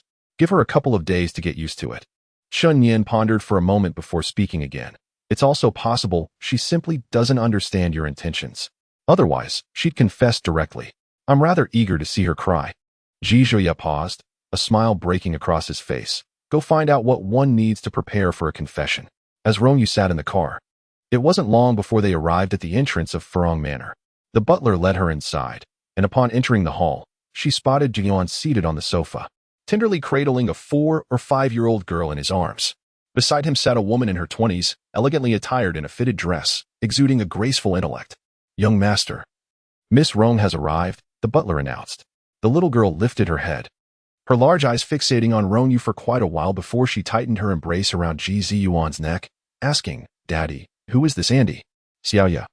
Don't call out randomly," the woman in the fitted dress hurriedly interjected. "Come sit with mommy, dear. Uncle Ji has a guest." The girl, defiantly lifting her chin, replied, "I'm not calling out randomly. This is my daddy. Xiaoya can call out however she likes. It's no trouble." Ji Ziyuan introduced warmly. "This is Aunt Rong. She is an 18-year-old high school student, so addressing her as sister would be more appropriate." Yet, the gravitas emanating from Rong Yu made it instinctively easy for others to overlook her status as a student. Calling her aunt seemed more fitting. "Hello, Miss Rong." The woman beside her extended her hand. "I am Lan Roshua, secretary to Mr. Ji. Today, I brought my daughter to visit old Master Ji. The child can be a bit unruly. I hope she hasn't caused you any embarrassment." Rong Yu nodded. "Secretary Lan." She offered a brief handshake before stepping into the inner room, not forgetting to instruct, "Please have the butler prepare dinner for me." The butler nodded promptly to fulfill her request. Lan Roshua paused momentarily, surprised at how confidently this Miss Rong ordered the Ji family's butler around. Given her familiar tone, it didn't seem like it was her first visit here. Furong Manor was the ancestral estate of the Ji family, a residence carefully concealed from the outside world, known only to a select few acquaintances. She gently inquired, "Ziyuan, who is this Miss Rong?" Ji Ziyuan's brows furrowed. He had previously enlisted professionals to investigate Rong Yu's background, but she remained an ordinary high school student, and nothing further could be uncovered. He was equally perplexed about her true identity. With a shake of his head, he remained silent. Lan Roshua bit her lip lightly. The origins of Miss Rong must be quite significant if even she was left in the dark. She was not just Ji Ziyuan's secretary, but also his childhood friend, having grown up together. She met Ji Ziyuan abroad, and from the tender ages of 12 to 18, they shared the most beautiful years together. Subsequently, she hastily married, only to discover her husband's infidelity during her pregnancy. Without hesitation, she divorced and returned home, just in time to attend Ji Ziyuan's wedding. Tragically, Ji Ziyuan's wife passed away during childbirth, and she seized every opportunity to gradually reinsert herself into his life. Now, Ji Ziyuan shows no discontent when Xiaoya calls him daddy. She had assumed that marrying into the Ji family would be a natural progression. However, the unexpected emergence of Miss Rong altered her expectations. Lan Rushue smiled and said, "Xiaoya, please fetch a glass of water for Miss Rong." Lan Yu pouted. "Isn't there a servant for that?" "Xiaoya, be a good girl." Lan Rushue gently caressed her face. "You are the most obedient and understanding little one, aren't you?" Lan Yu climbed down from Ji Ziyuan's lap and poured a glass of water, walking toward the inner room. Rong Yu was painting, depicting Yingbao and a dog, an animal Yingbao had rescued from a drainage ditch on her way home from school, near death. Under Yingbao's careful attention, the dog had survived. But within 6 months, it had been stolen away. "Miss Rong, here is your water." Rong Yu turned to accept it. "Thank you." However, just as she reached out, Lan Yu suddenly let go of the glass. Fortunately, Rong Yu reacted swiftly, grasping the cup to prevent it from spilling on the artwork or scalding her hand. "I'm so sorry, Aunt Rong. Are you all right?" The little girl apologized profusely, but Rong Yu clearly noticed a flicker of regret in her eyes. "It's all right." Rong Yu smiled gently. "This time, I won't hold it against you. However, if you continue to be so careless, it may reflect a lack of discipline. I might just pour this water on your mother's face." Lan Yu was taken aback and then burst into tears. "What is wrong, Xiaoya?" Lan Rushue rushed into the room, quickly scooping her daughter into her arms. "Miss Rong is so scary. Why, I want daddy." Lan Yu cried, gasping for breath. Ji Ziyuan took the child into his embrace, his gaze cool as he turned towards Rong Yu. "Miss Rong, don't you think an explanation is in order?" Rong Yu lifted her eyelids slightly. "I initially thought you were an astute individual, suitable for assuming the responsibilities of the family. However, it seems you still lack a bit of maturity." She shook her head and diverted her gaze. For the first time, Ji Ziyuan felt scrutinized in such a manner, as if she deemed him a fool. He was the eldest grandson of the Ji family, graduated from university at 12, a coveted prospect among top institutions, and took over the Ji group at 16, poised to be the next head of the family. What qualifications did a mere high school student have to judge the affairs of the Ji family? Ji Ziyuan's breath became slightly unsteady. Rong Yu's voice broke the silence. "Patients require rest. Everyone, please leave." Ji Ziyuan turned to exit. Just as he took a step, he realized that as the president of the Ji group, he had inexplicably acquiesced to the instructions of a high school student. "Miss Rong, dinner is served," the butler entered, breaking the peculiar tension in the room. "Thank you, butler." Rong Yu glanced at the others. "Do you wish for me to escort you out personally?" Ji Ziyuan inhaled deeply and stepped outside. N.R.U. Su followed closely. "Zhun, who exactly is Miss Ring? She is far too familiar with this place. After all, it is Grandfather Jay's bedroom. How could she remain here alone? What if she were to do something to Grandfather Jay?" Zhun quietly uttered 3 words, although he was unaware of Ying's true nature. For some inexplicable reason, he firmly believed from the depths of his heart that she would never act in a manner that would harm the old gentleman. "Dad, I feel that Aunt Ring really dislikes me," Ellen Yu said, wiping away her tears. "I think I should leave. Mom, let us go home." Zhun pinched the bridge of his nose. "We agreed to go to the revolving restaurant tonight. Once Miss Ring departs, we shall go, as customary." Ring stayed for half an hour before taking her leave. The butler arranged a vehicle to escort her back to the Ring residence. It was Friday, and with no school for the next 2 days, Ring confined herself to her room to read and work on formulas. Early Saturday morning, her phone rang. "Is this Ring? We are the staff of the Star Dream Project audition program. We are delighted to inform you that you have passed the preliminary selection and are invited to the initial auditions tomorrow at 9 o'clock at J Entertainment Building." Ring immediately sat up. Okay. She was uncertain about what the initial audition entailed, and since they did not specify any preparations, she decided to forego any further planning and continued her reading. The following morning, she slung her backpack over her shoulder and descended the stairs. Down below, she spotted Ring Ruyo in a delicate pink sequin princess dress, adorned with exquisite makeup, resembling a charming porcelain doll. SHNLN was styling her hair. Today is just the preliminary audition, not even the official recording, so there is no need to be nervous. Just perform normally. Ring Ruyo nodded obediently.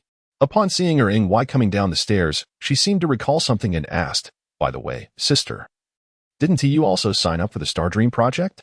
Have you received an invitation from the program?"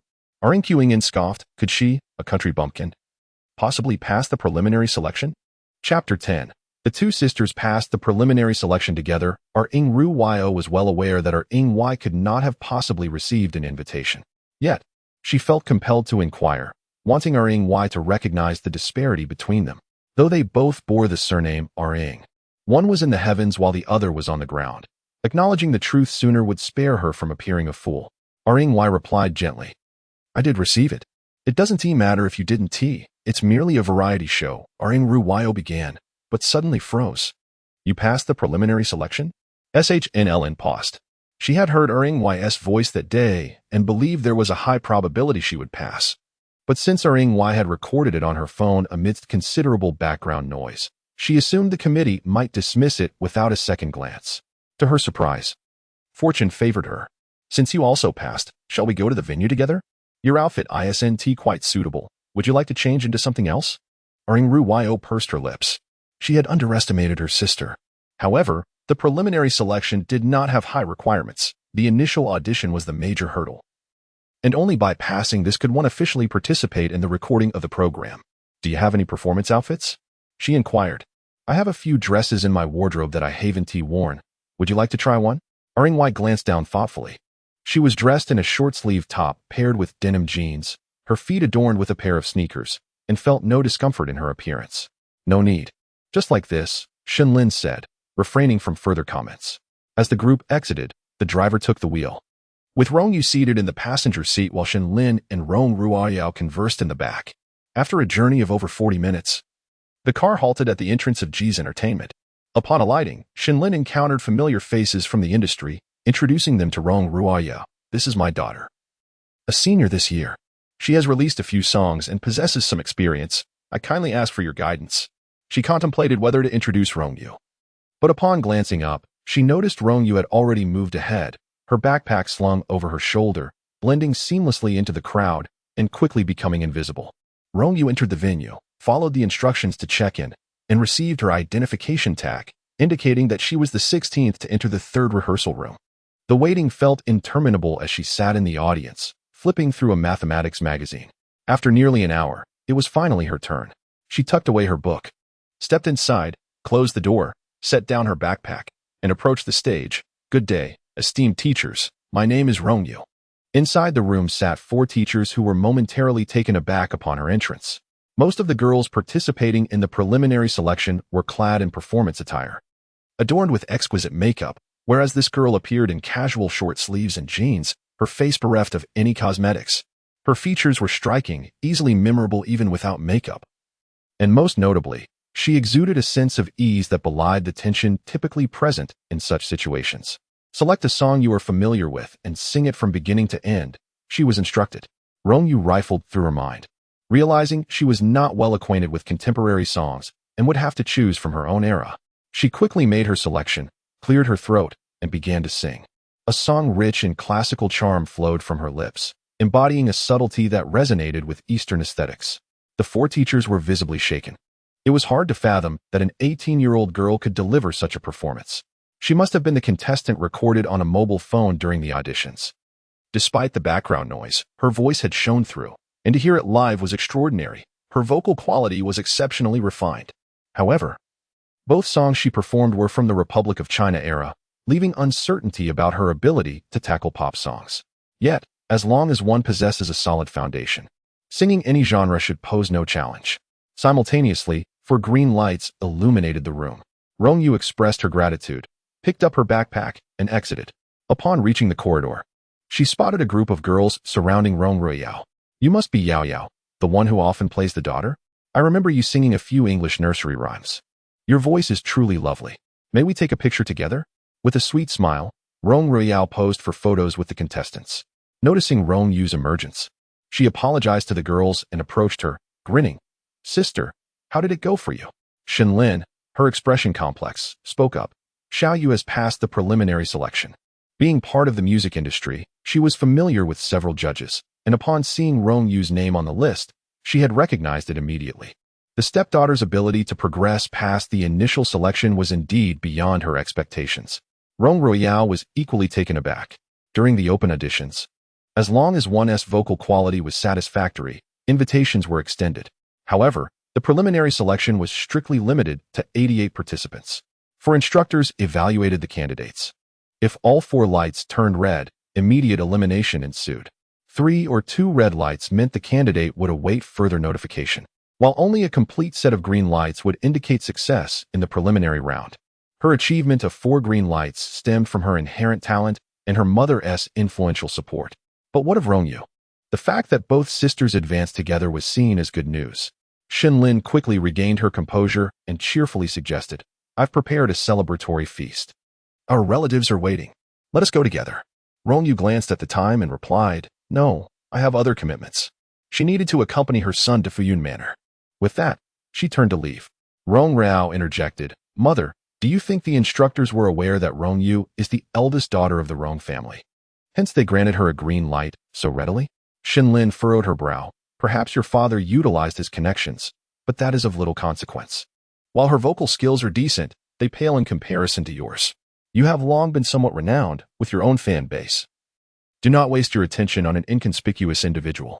Rong Ruaya nodded in understanding. The weekend passed swiftly. Early on Monday morning, as she approached the school gate, Rong Yu encountered a throng of students gathered around Rong Ruaya. She was indeed impressive. It was rumored she had successfully navigated the preliminary selection of a talent show supported by the Ji Family Entertainment. If she persevered until the end, she would debut as part of a group. With commendable grades and striking beauty, she was on the cusp of stardom, an enviable position. Furthermore, she was engaged to the handsome Song Huai, a top scholar in the arts, while she herself excelled in the sciences, a couple of academic prodigies. The Rong and Song families were both exceptionally wealthy. The comparison was disheartening. Despite the flattery from the crowd, Rong Ruyao maintained a sweet smile. Rong Yu frowned as she passed by, her mind racing with calculations that seemed slightly amiss. Just as she reached her desk, a cup of milk tea was placed before her. "Princess, enjoy your milk tea," Ji Zhonan proclaimed, embodying a gentlemanly demeanor as he gestured for her to partake.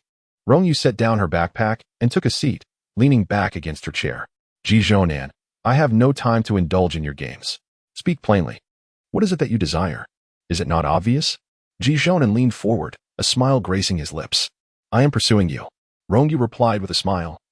"If you are unwell, please seek medical attention promptly. Do not feign ignorance." Ji Zhonan chuckled softly. "I am aware that you have secretly harbored feelings for me for quite some time. There is no need to feel embarrassed." In response, Rong Yu seized a hefty book and struck him on the forehead. Ji Zhonan winced in pain. "Why did you do that?" With a cold smile, Rong Yu retorted, "Can you not see? I am merely helping you clear your head. Do not start your day with such nonsense." "Brother Yi," Chun Yin murmured. "I can't shake the feeling that Rong Yu doesn't seem to be the type to harbor secret affections for you. Perhaps there has been some misunderstanding?" Ji Zhonan clutched her forehead. "She is merely shy. There is a term for it. Anger from embarrassment. It signifies that excessive shyness can lead to anger. Yes, she is indeed experiencing anger from embarrassment." Chun Yin remarked, "Women are truly prone to anger." Rong Yu cast a cold glance, and the two finally fell silent. After perusing a book for a while, her phone suddenly vibrated in her pocket. The original owner had few contacts, and her phone usually remained quiet. Upon checking, she discovered a message from Ji Ziyuan, a newly added friend. "Miss Rong, did you participate in the Ji family's entertainment talent show?" Rong Yu replied, "Yes." While awaiting a response, she casually opened her moments, the first post being an update from Ji Zhonan, a photo of her reading, captioned, "A new day begins with diligent study." Just as she was about to scroll past, she noticed Ji Ziyuan had commented beneath Ji Zhonan's post, "Not bad, you've made progress." Ji Zhonan replied, "Big brother," followed by a playful emoticon. Rong Yu's fingers paused. She lifted her gaze, her eyes landing on Ji Zhonan's face. Chun Yin whispered, "Zhou Gu. She is looking at you. Turns out she truly has a crush on you. Indeed, you are quite perceptive." Ji Zhonan immediately straightened his posture, slightly lifting his chin to reveal a pronounced jawline. He swept his hair back with a hand, showcasing what he believed to be an attractive profile, then smiled broadly. Rong Yu interjected, "Don't move just yet." That profile mirrored Ying Bao's from childhood, strikingly similar. No wonder she had found Ji Zhonin somewhat familiar. However, given the Ji family's scholarly lineage, it seemed implausible that he could truly be a descendant of the Ji clan. Taking a deep breath, she raised her phone and snapped a picture. Ji Zhonin chuckled softly. "Are you planning to use my handsome visage as your screensaver?" TSK. A woman of contradictory words and feelings. Rong Yu sent the photo to Ji Ziyuan. "What is your relationship with him?" Ji Ziyuan replied, "Miss Rong, you even know the Ji family's core secrets. How could you not know the nature of our relationship?" Rong Yu. "So, he is also part of the Ji family?" Ji Ziyuan, biological brothers. Rong Yu's emotions became complex. She set down her phone, unable to resist glancing at Ji Zhonin once more. With his pink highlighted hair, ear studs, necklace, skull-printed shirt, ripped jeans, and a desk filled with cigarettes, playing cards, snacks, and a gaming console, having such a big grandson truly felt like a blessing from her past life. "Still looking? Have you seen enough?" Ji Zhonin leaned in closer. Rong Yu raised a hand to push his face away. "Stay back. Your eyes are painful to behold." She opened her mathematics book, focusing on her studies. After the morning classes concluded, Rong Yu's emotions finally stabilized somewhat. Having read the news, she recalled that the Ji family's patriarch's son and daughter-in-law had passed away over a decade ago, meaning this young man had grown up without parental guidance, which somewhat explained his waywardness. Standing up, she said, "Let's go. We should head to the cafeteria. It's a good opportunity to discuss the Ji family's matters over the years." Chen Yin winked. "Zhou, we're going to prepare." Ji Zhonin nodded. He walked alongside Rong Yu as they made their way to the cafeteria together. The cafeteria was bustling with people, leaving little room to find a seat. However, Ji Zhouye, the notorious school bully, stood at the edge of a table and lightly tapped on it. The group at the table quickly gathered their trays and departed. Ji Zhouye snapped his fingers in the distance, calling out, "Rong Yu, over here." Just as Rong Yu approached to take a seat, a sudden boom echoed through the hall. A firework exploded, and Chun Yin presented a large bouquet of fresh flowers, thrusting it into Ji Zhouye's embrace. Ji Zhouye raised the roses high, declaring loudly, "Rong Yu, I like you." The cafeteria fell silent, as if struck dumb. Then, a wave of chatter erupted. "Wow, the school bully is confessing to a girl? I thought he had a crush on the campus beauty, Rong Ruiyao. What changed?" At a window-side table sat Rong Ruiyao and Song Huai. She glanced at Rong Yu in the center, a smile tugging at her lips. Both she and Rong Yu had inherited the striking features of the Rong family: large eyes, high noses, and nearly identical faces. Ji Zhouye's confession to Rong Yu was likely influenced by her resemblance to Rong Ruiyao. Was it possible that after Rong Ruiyao had asked Ji Zhouye to look after Rong Yu, he concocted such an idea? It was rather amusing. "My father expects my sister to repeat a year to get into university. If she were to be with Ji Zhouye, she would undoubtedly be led astray." Rong Ruiyao bit her lip, saying, "Song Huai, my sister always listens to you. Otherwise, your involvement wouldn't matter." Song Huai set down his chopsticks and returned to the classroom. Rong Ruiyao secretly smiled. She knew that Song Huai had no patience for Rong Yu. A country girl like Rong Yu should marry a delinquent like Ji Zhouye, graduate, start a family, and live out her life, likely in that manner. She stood up and followed him. Under the watchful eyes of all, Ji Zhouye pulled a crystal necklace from his pocket and said, "Rong Yu, this is a special gift I chose for you. Will you be my girlfriend?" His lips curled into a smile. Public confession, a bouquet of roses, a crystal necklace. He was convinced Rong Yu would accept.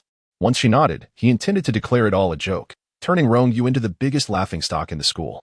"Say yes." Chun Yin and his gang of followers egged her on. "Rong Yu, hurry and accept him." Rong Yu raised her hand to accept the flowers. Then, she plucked 4 or 5 roses, crumpled them into a ball, and stuffed them into Ji Zhouye's mouth to prevent him from uttering anything more shocking. "How dare you defy the heavens? How dare you be unfilial?" She lifted the massive bouquet and brought it crashing down onto Ji Zhouye's head. He stumbled and fell to the ground, his knees landing painfully on the fallen crystal necklace, contorting his face in agony. Chapter 12. Rong Yu actually rejected Ji Zhouye's confession. The entire room was in shock. Did I see that correctly? Rong Yu actually rejected Ji Zhouye's confession? Ji Zhouye had been turned down when he confessed to the campus beauty in his freshman year. Now, with such a grand gesture, he had faced rejection once more. To be honest, Ji Zhouye was rather handsome. Why did he keep getting rejected by girls? Poor grades, a bad temper, poor fashion sense. and it was rumored he was an orphan, relying on government assistance for food. Who would look at him? Indeed, I would never seek a boyfriend of that sort. My ears were filled with a cacophony of buzzing sounds. Jijoye rose from the ground, his voice laced with fury. Silence. All of you, be quiet. It was utterly infuriating to realize that he had become the laughingstock of the entire school. He was on the brink of exploding with rage. Casting a glance at the crystal necklace he had picked up, he flung it outward, landing it precisely at Rong Yu's feet. Her gaze paused. This necklace seemed familiar. Was it not the latest release from an international luxury brand that had just debuted last month, priced at nearly $1 million?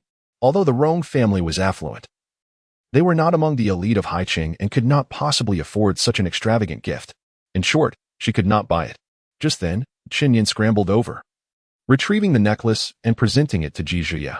Brother Yi, no matter how angry you are, you shouldn't take it out on the necklace. Rong Yu smiled, realizing it was merely a counterfeit. After all, who would be so extravagant as to discard $1 million necklace on the ground? Furthermore, if anyone at school could afford such a crystal necklace, their family background would surely surpass that of the Rong family. She would have recognized them. Song Hui turned to her and asked, "Do you like it?" Rong Yu sweetly replied, not exactly liking it. I just found the counterfeit quite convincing and took a closer look. As they conversed, the two drifted away. Rong Yu left the cafeteria without glancing back. Her feelings were indeed quite complex, but there were some things that could not be openly expressed at that moment. She wondered when Ning Bao would awaken. Throughout the afternoon, Jijoye skipped class, leaving the back row empty and the atmosphere much quieter. As school neared its end, the homeroom teacher, Pei Yaru, approached her. I have obtained a set of the latest international high school physics competition questions. Please come to my office during evening study to complete them. Rong Yu nodded. She hurried to Furong Manor for a quick dinner, stayed for about 20 minutes, and then rushed back to school, heading directly to the teacher's office. Pei Yaru instructed her to take a seat. I will observe you as you work. Be sure to articulate your process clearly wherever possible. Rong Yu diligently tackled the problems. To be honest, even the most challenging international competition questions merely required foundational physics knowledge. With some contemporary innovations integrated, they posed no difficulty for her, particularly since her knowledge base far exceeded high school standards. While a high school student might require 5 or 6 formulas to arrive at the correct answer, she could solve it with a single advanced formula. Moreover, where others needed computational assistance, she required no rough draft. Her mental calculations were remarkably swift. Pei Yaru was astonished time and again. After sipping some water to steady herself, the office suddenly grew noisy. Looking up, she noticed that their math teacher, Wu Su, was surrounded by a group of educators engaged in conversation. Wu Su, you truly are one who makes a remarkable impact when you choose to speak. Your opinion piece has been shared by the prominent Professor Min in the mathematics community and is trending online. Who would have thought that our school harbored such hidden talents? Wu Su wore a modest smile. Oh, not at all. Everyone is too kind. It was merely a humble opinion shared on Weibo. I never imagined it would catch Professor Min's attention. As long as it doesn't bring shame to our school, that is all that matters. His gaze swept across the faces of his colleagues, who all offered genuine congratulations. The crumpled draft paper on the ground should belong to no one present. He glanced at Pei Yaru, who approached to congratulate him. His gaze settled on Rong Yu, sitting in Pei Yaru's place. Recalling that she had also been there for quite a while when he found the paper. Could it possibly be Rong Yu's draft? The moment this thought crossed his mind, Wu Su dismissed it. A high school student, even the most exceptional one in Haiqing, could never engage with the convergence and solvability of parabolic equations. He shook his head, suppressing the notion. In just half an hour, Rong Yu completed an entire set of competition questions. Pei Yaru observed her and remarked, I now understand what is meant by talent in physics. Rong Yu, come with me to my home. I will provide you with some more specialized physics problems. I live in the faculty dormitory just behind the school. It's not far. Let us go? Rong Yu was keen to decline, as she had no desire to tackle such rudimentary physics problems. However, she acquiesced. After all, she was merely an 18-year-old student. She picked up her backpack and obediently followed Pei Yaru to her home. Pei Yaru's husband was away on business, and her child was attending university, leaving her to live alone in a clean and tidy space. The study was filled with books, an entire wall crammed with various scientific journals and magazines. Rong Yu's eyes sparkled at the sight. Mathematics, in essence, is merely a tool to aid the exploration of various sciences. Her interest in physics was profoundly deep. Pei Yaru poured a glass of water and approached, only to find the girl she had brought back had taken out dozens of books. Sitting on the floor against the wall, with the books resting on her lap, engrossed in her reading, it seemed as though an invisible barrier had formed around her, isolating her from everyone else. Pei Yaru dared not disturb her, even hesitating to suggest she sit in a chair, fearing it might disrupt her train of thought. Rong Yu was utterly absorbed. It wasn't until past 11 o'clock that Pei Yaru reluctantly called out, "Rong Yu, it's time to head home. Do you need me to call a ride for you?" Startled, Rong Yu glanced at her phone, noticing several missed calls from the family driver. She quickly stood up. "I'll have the driver come pick me up. Can I borrow these books, teacher?" Pei Yaru nodded and escorted her outside to the car. It was nearly midnight. As Rong Yu finished her homework and stepped out, she noticed the door to the adjacent room was open. Peering downstairs, she paused. "Dad, is my sister not home yet?" Chang Wantian had been engrossed in paperwork and only then realized his eldest daughter had not yet returned. Rong Yu hesitated before adding, "This morning, someone confessed their feelings to my sister at school. I wonder if she went out with that boy." "What?" Chang Wantian sprang to his feet, incredulous. At such a young age, going out with boys and not returning home at night. How could I have such a reckless daughter? Just as he finished speaking, the sound of a car engine echoed from the courtyard. Rong Yu stepped out of the vehicle and walked into the house. Upon entering, she was immediately met with her father's ire. "Returning at this hour? Why not just spend the night out? Your poor grades are of little concern to me. But if at such a tender age you were to find yourself with child, bringing shame upon the Rong family, I would not hesitate to break your legs." Rong Yu cast a fleeting glance at Rong Yu, who stood by the railing on the second floor. For reasons unknown, that single glance filled Rong Yu with an inexplicable sense of dread. She bit her lip and spoke, "Father, please don't be angry. My sister must have urgent matters to attend to." Chapter 13. She is a gifted student. Rong Yu changed her shoes and entered the house. In a soft tone, she said, "I indeed had matters to attend to. I was studying at the home of our homeroom teacher." "Studying at this hour?" Rong Wantian chuckled. "Do you take me for a fool, as if I were a mere 3-year-old? It was indeed rather late." Rong Yu pondered. With the intense studies of the final year in high school, the daily commute was a waste of time. "How about this? Starting tomorrow, I will reside at the school." The daily chaos at the Rong household left her with neither the time nor the energy to deal with such trivialities. Rong Wantian's face turned pale. Residing at school would certainly facilitate her nocturnal escapades, wouldn't it? Should she truly find herself in a predicament, unwed and pregnant? The Rong family's reputation in Haicheng would be utterly tarnished.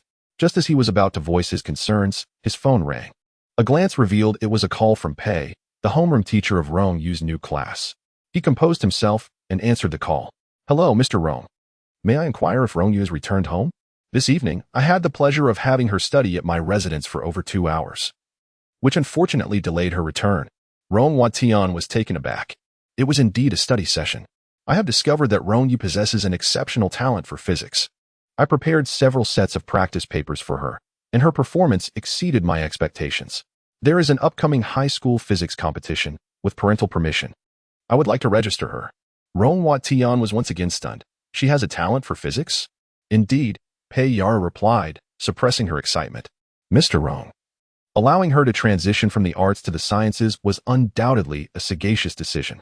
After hanging up, Rong Wantian's expression was a complex blend of emotions. Rong Yu raised her gaze. "May I begin residing at the school tomorrow?"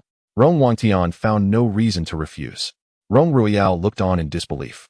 Her sister was actually going to participate in a physics competition? She had heard Song Hui mention it. There was only one slot available for each science class at Yizhong. And here was Rong Yu, a recent transfer to the sciences, somehow qualifying for the competition. It was utterly absurd. Rong Yu tidied up a bit in her room. Having moved in just over 2 months ago, she had scarcely acquired any belongings. Her clothes and books fit neatly into a single suitcase. Early the next morning, she went directly to the homeroom teacher's office. "Could you please arrange a dormitory for me? I will likely be spending most nights there." Pei Yaru nodded. "I have registered you for the physics competition, which is next week. In the meantime, focus on solidifying your foundational knowledge in physics and practice more problems." Rong Yu smiled. "Do you believe it is necessary for me to practice further?" Pei Yaru was momentarily at a loss for words. Indeed, with her rapid problem-solving speed and a perfect accuracy rate, additional practice seemed unwarranted. She could only advise, "Then do take care to relax. Do not place excessive pressure upon yourself." Rong Yu exited the office and made her way to the classroom. As soon as she left, The mathematics teacher, Wu Su, approached with curiosity. Teacher Pei, did I hear correctly? You have recommended Rong Yu to participate in the physics competition, and the school has approved this? Pei Yara smiled and replied, the school stipulates that each class may nominate one student for the preliminary round. The physics teachers and homeroom teachers can decide among themselves without needing school approval. Wu Su responded, well, since both the physics teacher and the homeroom teacher are you, it is indeed within your purview to decide. He paused and inquired, Rong Yu just transferred from the liberal arts class. Is her performance in physics truly that remarkable? Pei Yara nodded, lavishly praising her. She is a gifted student. Once the competition results are released, you will see that I have not misjudged her. Before Wu Su could say anything further, a notification chimed on his phone. It was none other than the esteemed Professor Min from the mathematics community, adding him on WeChat. His hands trembled as he accepted the friend request. Professor Min messaged, hello, Teacher Wu. I have read your paper published on the platform. The convergence region of the parabolic curve you calculated was quite enlightening. However, there is one equation I, an old man, simply cannot comprehend. From step 15 to step 16. Did you perhaps omit some steps in between? Wu Su stiffened. He had painstakingly derived that process at least 100 times, but had never grasped it fully. If one were to work backward from the final result, the entire derivation holds true. Therefore, while the process may lack detail, the result is undoubtedly sound. In recent days, his paper had caused quite a stir within the mathematics community, leading the principal to discuss his potential promotion, likely to the position of head of the mathematics department. If he could connect with Professor Min and receive his endorsement, perhaps he could secure a teaching position in a university mathematics department. Wu Su stared at the chat window for a long time before finally typing. I apologize, Professor Min, I am currently in class and will respond later. Afternoon classes involved mathematics. Regardless of the subject, Rong Yu was engrossed in books borrowed from the library. Suddenly, a book on the stability and branching theory of parabolas that she had placed on the desk was lifted by a hand. Do you understand it? Wu Su's voice resonated. Rong Yu turned and nodded. It's manageable. Wu Su's expression remained neutral, but internally, he was in turmoil. He had noticed that since Rong Yu's arrival, she had been consistently studying these texts. Initially, he dismissed it, thinking she was merely pretending to be a diligent student. Yet, her assertion of manageable intrigued him. What did that mean? Merely comprehensible. Could a high school student truly grasp such concepts? Unbelievable. Wu Su picked up her draft paper and scanned it closely, stunned by the wild and hasty handwriting, which mirrored that of the original text. Teacher, what's wrong? She asked. Nothing, Wu Su forced a smile. It's evident that your mathematical foundation is quite solid. Teacher Pei mentioned your talent in physics, so I suspect your math skills are equally proficient. Allow me to present you with a problem. Let us see how you tackle it. Rong Yu was reluctant to solve these rudimentary problems, deeming them a waste of time. However, Wu Su had already written a set of equations on the paper, urging her to continue the derivation. She glanced at it, finally realizing it was no longer high school mathematics. In recent days, I have diligently immersed myself in the study of modern mathematics, gradually keeping pace with its evolving landscape. This particular equation appears to be a pivotal breakthrough within the realm of mathematics. She had previously derived it. Initially, she intended to simply present the result. But recalling how Pei Yaru consistently urged her to document the process, she reluctantly took her time to elucidate each step meticulously. As the progression became apparent on the draft paper, Wu Su's eyes sparkled with an astonishing brightness. Unable to contain his excitement, he exclaimed, "Wonderful." He picked up the draft, inhaled deeply, and inquired, "Would you be interested in serving as my research assistant, classmate Rong Yu?" Rong Yu replied, "I'm sorry, Professor, but my schedule is quite constrained." With the nation's rapid development over the past 70 years, she needed to dedicate considerable time to bridging the gaps of those decades. Wu Su composed himself and said, "Please continue your studies." He hurried back to his office, restructured the process, and sent it to Professor Min. Chapter 14. Old Master Ji finally awakens. Rong Yu made her customary visit to the Furong Manor. In the hall, Lan Roshue and Lan Yu were also present. Upon her entrance, Lan Yu, as if confronted by a great calamity, dashed into Ji Ziyuan's embrace, tucking her chin in and murmuring, "Daddy, I'm scared." Lan Roshue remarked, "Xiao Yu has a timid disposition. Please excuse her, Miss Rong." She had specifically researched this Miss Rong. At 18, she was the eldest daughter of the Rong family, though the family was governed by a stepmother, which likely rendered her life quite challenging. Remarkably, she had participated in a talent show investment by the Ji family, advancing through the preliminary rounds. It was evident that Ji Ziyuan had taken a keen interest in promoting her. The thought of a mere girl usurping the position of Madame Ji stirred a sense of discontent. The steward, Lan Roshue, took the initiative, instructing the staff to prepare dinner for Miss Rong, adopting a demeanor befitting a hostess. The steward nodded and proceeded with the arrangements. Rong Yu entered the inner chamber and sat by the bedside, returning to her drawing and reading. Today, she was engrossed in The Moon and Sixpence. 8 years ago, Ing Bao, at just 8 years old, had adored this book, often requesting her to read it repeatedly. The desire for others' approval is a deeply ingrained instinct of civilized humanity. Upon reading this line, Rong Yu paused, her gaze sweeping the room, and suddenly sprang to her feet, exclaiming, "Doctor, the patient has moved."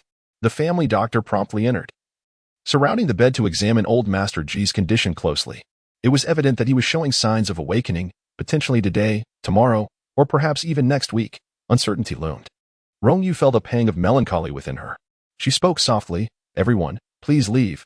I wish to sit here a while longer."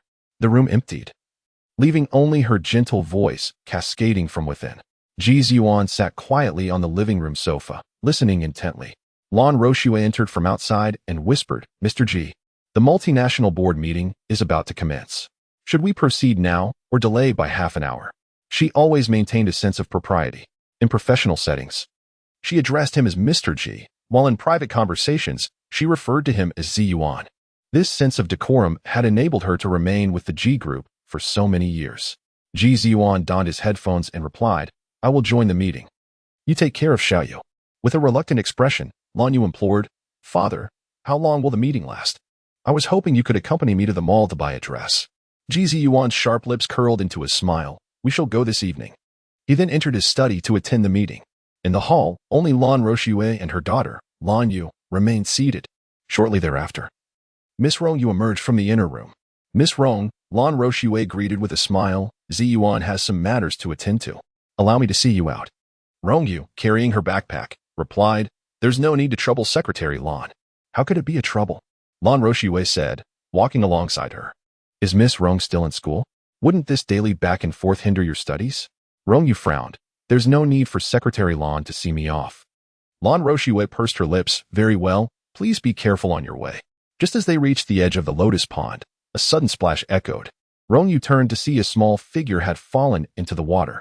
She dashed forward, but someone was faster. Ji Ziyuan leaped into the pond, reaching out to rescue the drenched Lan Yu. "Daddy," Lan Yu sputtered, "I almost drowned. I thought I would never see you and Mommy again." She cried out, suddenly pointing at Rong Yu. "It was Aunt Rong who pushed me. She wanted to drown me." Ji Ziyuan's demeanor darkened. "Miss Rong, wasn't it just the other day that little you accidentally splashed water on you? How could you harbor such animosity towards a child? Even going so far as to push her into the water?" Lan Roshue's voice trembled. "Little you is merely a child. Whatever fault there is lies with me as her mother. I apologize on her behalf." Rong Yu smiled, glancing at Ji Ziyuan. "Ah Yuan, what do you think?" Lan Roshue bit her lip. "Ah Yuan? How intimate of her. Perhaps Miss Rong believes there is something between me and Ziyuan, which is why she exhibits hostility towards us." She continued, "Ziyuan only shows care for little you due to her lack of a father. Why must Miss Rong target a child?" Ji Ziyuan's lips tightened. "Miss Rong, it would be best if you refrained from visiting the Ji household in the future." He was exasperated, allowing someone with ulterior motives to frequent his family home. Rong Yu chuckled. "With such limited intellect, you aspire to be the heir of the Ji family? If you cannot comprehend this matter, it would be prudent to relinquish your position as president." She paused, contemplating. "Relinquish it to that Ji Zhouye? He seems even less reliable." With that, she turned to leave. Ji Ziyuan, amused yet angry, thought to himself that it was quite absurd for a young girl to presume authority over the Ji family matters. Allowing her into their home for several consecutive days had indeed been a lapse in his judgment, a mistake he would rectify. Lan Roshue glanced at Ji Ziyuan, relieved to see he was unfazed by Rong Yu's departure. She hurriedly asked, "Little you, are you all right?" Before the words could fully escape her lips, the butler rushed in from another room. "Young master, the old master has opened his eyes." Quickly, young master, to the old master's room. Ji Ziyuan pressed the drenched Lan Yu into Lan Roshue's arms. "Please change her clothes." With long strides, he crossed the hall and entered the old master's chamber. The elder lay with his eyes open, undergoing a medical examination. Once the doctor confirmed that there were no significant health issues, he finally took his leave. At last, "You have awakened," Ji Ziyuan said as he helped the elderly gentleman sit up, offering him a bowl of congee to gently nurture his stomach. The elder turned his head to sip the congee, but his gaze fell upon the bedside table, where it paused momentarily before he focused intently and picked up several simple sketches that lay there. "Whose drawings are these?" His hands trembled, and his voice came out hoarse. It was the first time Ji Ziyuan had witnessed his grandfather in such a state of disarray. Before he could respond, the elder exclaimed loudly, "Old Yu, who left these drawings for me?" The butler, Mr. Yu, entered with his head bowed and replied, "They belong to Miss Rong." The elder's voice quivered. "Which Miss Rong? Where is she? Bring her to me immediately. I must see her." Ji Ziyuan interjected, "Grandfather, Miss Rong has just left. It would not be too late to invite her again tomorrow." Observing the elder's demeanor, it appeared he did not recognize Miss Rong. How could she possibly know the secrets of the Ji family? "I demand to see her now," the elder insisted, throwing off the covers. "If she cannot come, then I shall go to her. Old Yu, assist me." Meanwhile, Rong Yu had just arrived at school. As she approached the dormitory building, the Ji family's butler suddenly appeared before her. "Miss Rong, our elder has awakened and wishes to see you. Due to his fragile health, we humbly request that you visit him." Chapter 15. He only knew that his mother had returned. As dusk deepened, the lights of Furong Manor illuminated one by one. Rong Yu stepped out of the car, crossed through the entrance, and made her way inside. The elder sat at the head of the bed, clutching a pencil sketch. His aged eyes reddened and occasionally glancing towards the doorway. Finally, a figure entered. This figure was astonishingly youthful, not yet 20. The elder's eyes clouded with profound disappointment, and he chuckled bitterly to himself. His mother had passed away 70 years ago. What was he fantasizing about? In life, all must eventually return to dust. At 78, his days were numbered, and soon his mother would come to escort him home. Rong Yu smiled gently. She had thought it would be difficult to accept her son transformed into an old man. Yet, amidst the reality of the moment, the natural bond of maternal blood stirred intense emotions within her. All those emotions coalesced into a tender smile. "Ingbao," she spoke softly. The elder trembled at the sound. He straightened abruptly, suppressing his emotions. You called me what?" That was his childhood name, since his mother's tragic passing. No one had uttered it in all these years. "Ingbao." Rong Yu took a step closer to the bedside. "I am your mother." Ji Ziyuan's eyes widened in disbelief. What had he just heard? Mother? Whose mother? An 18-year-old high school student could not possibly be anyone's mother. His mind was a whirl of questions. Rong Yu approached the bed and sat down, picking up one of the sketches. "Ingbao, do you remember what this dog was called?" The elder, snapping back from his astonishment, struggled to shift his gaze towards the charming little dog depicted on the paper. Memories surged back to over 70 years ago, when he had his first dog, after which he never kept another puppy. "Forgotten?" Rong Yu spoke softly. "Its name was Pinecone. When we first brought it home, it was covered in mud. You personally boiled water to bathe it, and just as it was cleaned, it vanished. We searched endlessly until we found it beneath a pine tree, and thus you named it Pinecone. Do you remember how long Pinecone stayed with us?" 5 months. Less than half a year. The old man's voice was hoarse. "It was stolen." Rong Yu picked up the next sheet of paper. "You may have forgotten this scene. It was your grandfather's birthday. Many children came, and they snatched the shell your father had left for you. You bravely confronted 4 of them alone, but you lost. Sitting on the ground, wailing, asking me, 'Why didn't you have more siblings, Mama? If I had brothers and sisters, someone would help me in a fight.'" Tears streamed down her face suddenly. She reached out to touch the aged visage. "If I had known I would leave you alone in this world, I would have had more children, Ingbao. Mother left so early. You must have endured so much alone." The old man's tears flowed uncontrollably. He did not wish to inquire why, nor ponder the absurdity of it all. He simply knew that his mother had returned. "Mother." The old man threw himself into Rong Yu's embrace, unable to stop the flood of tears. She opened her arms to hold him, gently patting his back. "It's Mother. She's back and will never leave you alone again." The old man cried out. Like a child, Ji Ziyuan rubbed his eyes, and upon reopening them, the scene remained unchanged. His grandfather, the venerable Ji family patriarch, a titan of commerce whose very stamp could send tremors through Haiching, was now weeping loudly in the arms of an 18-year-old high school student, calling for his mother. It was simply unfathomable. He abruptly turned and slammed the door shut. This bewildering scene was one he preferred to witness alone. He pinched his temples, drinking water incessantly. pacing the room back and forth, yet neither Rong Yu nor the old man seemed to notice him. The old man wept for over 20 minutes before Ji Ziyuan finally asked, "Mother, what is happening?" The word mother made Ji Ziyuan cover his face. He simply could not comprehend the sight of an elderly man, nearing 80, calling a high school student mother, and doing so naturally. Rong Yu spoke gently. That day, there was a car accident. The moment the words car accident escaped her lips, Ji Ziyuan interrupted sharply, "Miss Rong. The old man is sensitive to the term car accident. Please choose your words carefully. What are you doing here?" The old man turned, brow furrowed. "Don't disrupt our reunion. Leave." Ji Ziyuan wished to understand the situation, yet fell silent. "After that car accident, I thought I had died. But when I opened my eyes, I found myself 70 years in the future, transformed into another person." Rong Yu's voice was calm, fortunately. "We can see each other again in this life." Ji Ziyuan spoke softly. "Are you saying that a car accident transformed you from the matriarch of the Ji family into Miss Rong?" Rong Yu nodded. "In simple terms, that is the situation. Does Miss Rong not find this deception utterly ludicrous?" Ji Ziyuan rose, emanating an air of authority, setting aside the violation of scientific principles. "Can a mere few paintings truly substantiate your claim as the matriarch of the Ji family?" Bang! The elder Mr. Ji slammed his hand against the bedside table. His expression instantly turned icy, his aura intensifying, overwhelming Ji Ziyuan. "This is your great-grandmother. How dare you speak to an elder in such a manner?" Ji Ziyuan pressed his lips together. "She is incapable of presenting any evidence." Absurd. The elder Mr. Ji was genuinely infuriated, laughing in disbelief. "My mother is my mother. What further proof is necessary?" When angered, his lips curled downward, forming a rigid, cold arc. Ji Ziyuan took a deep breath. "Who is truly being absurd?" "Ing Bao. What is there to be angry about?" Rong Yu said with a smile.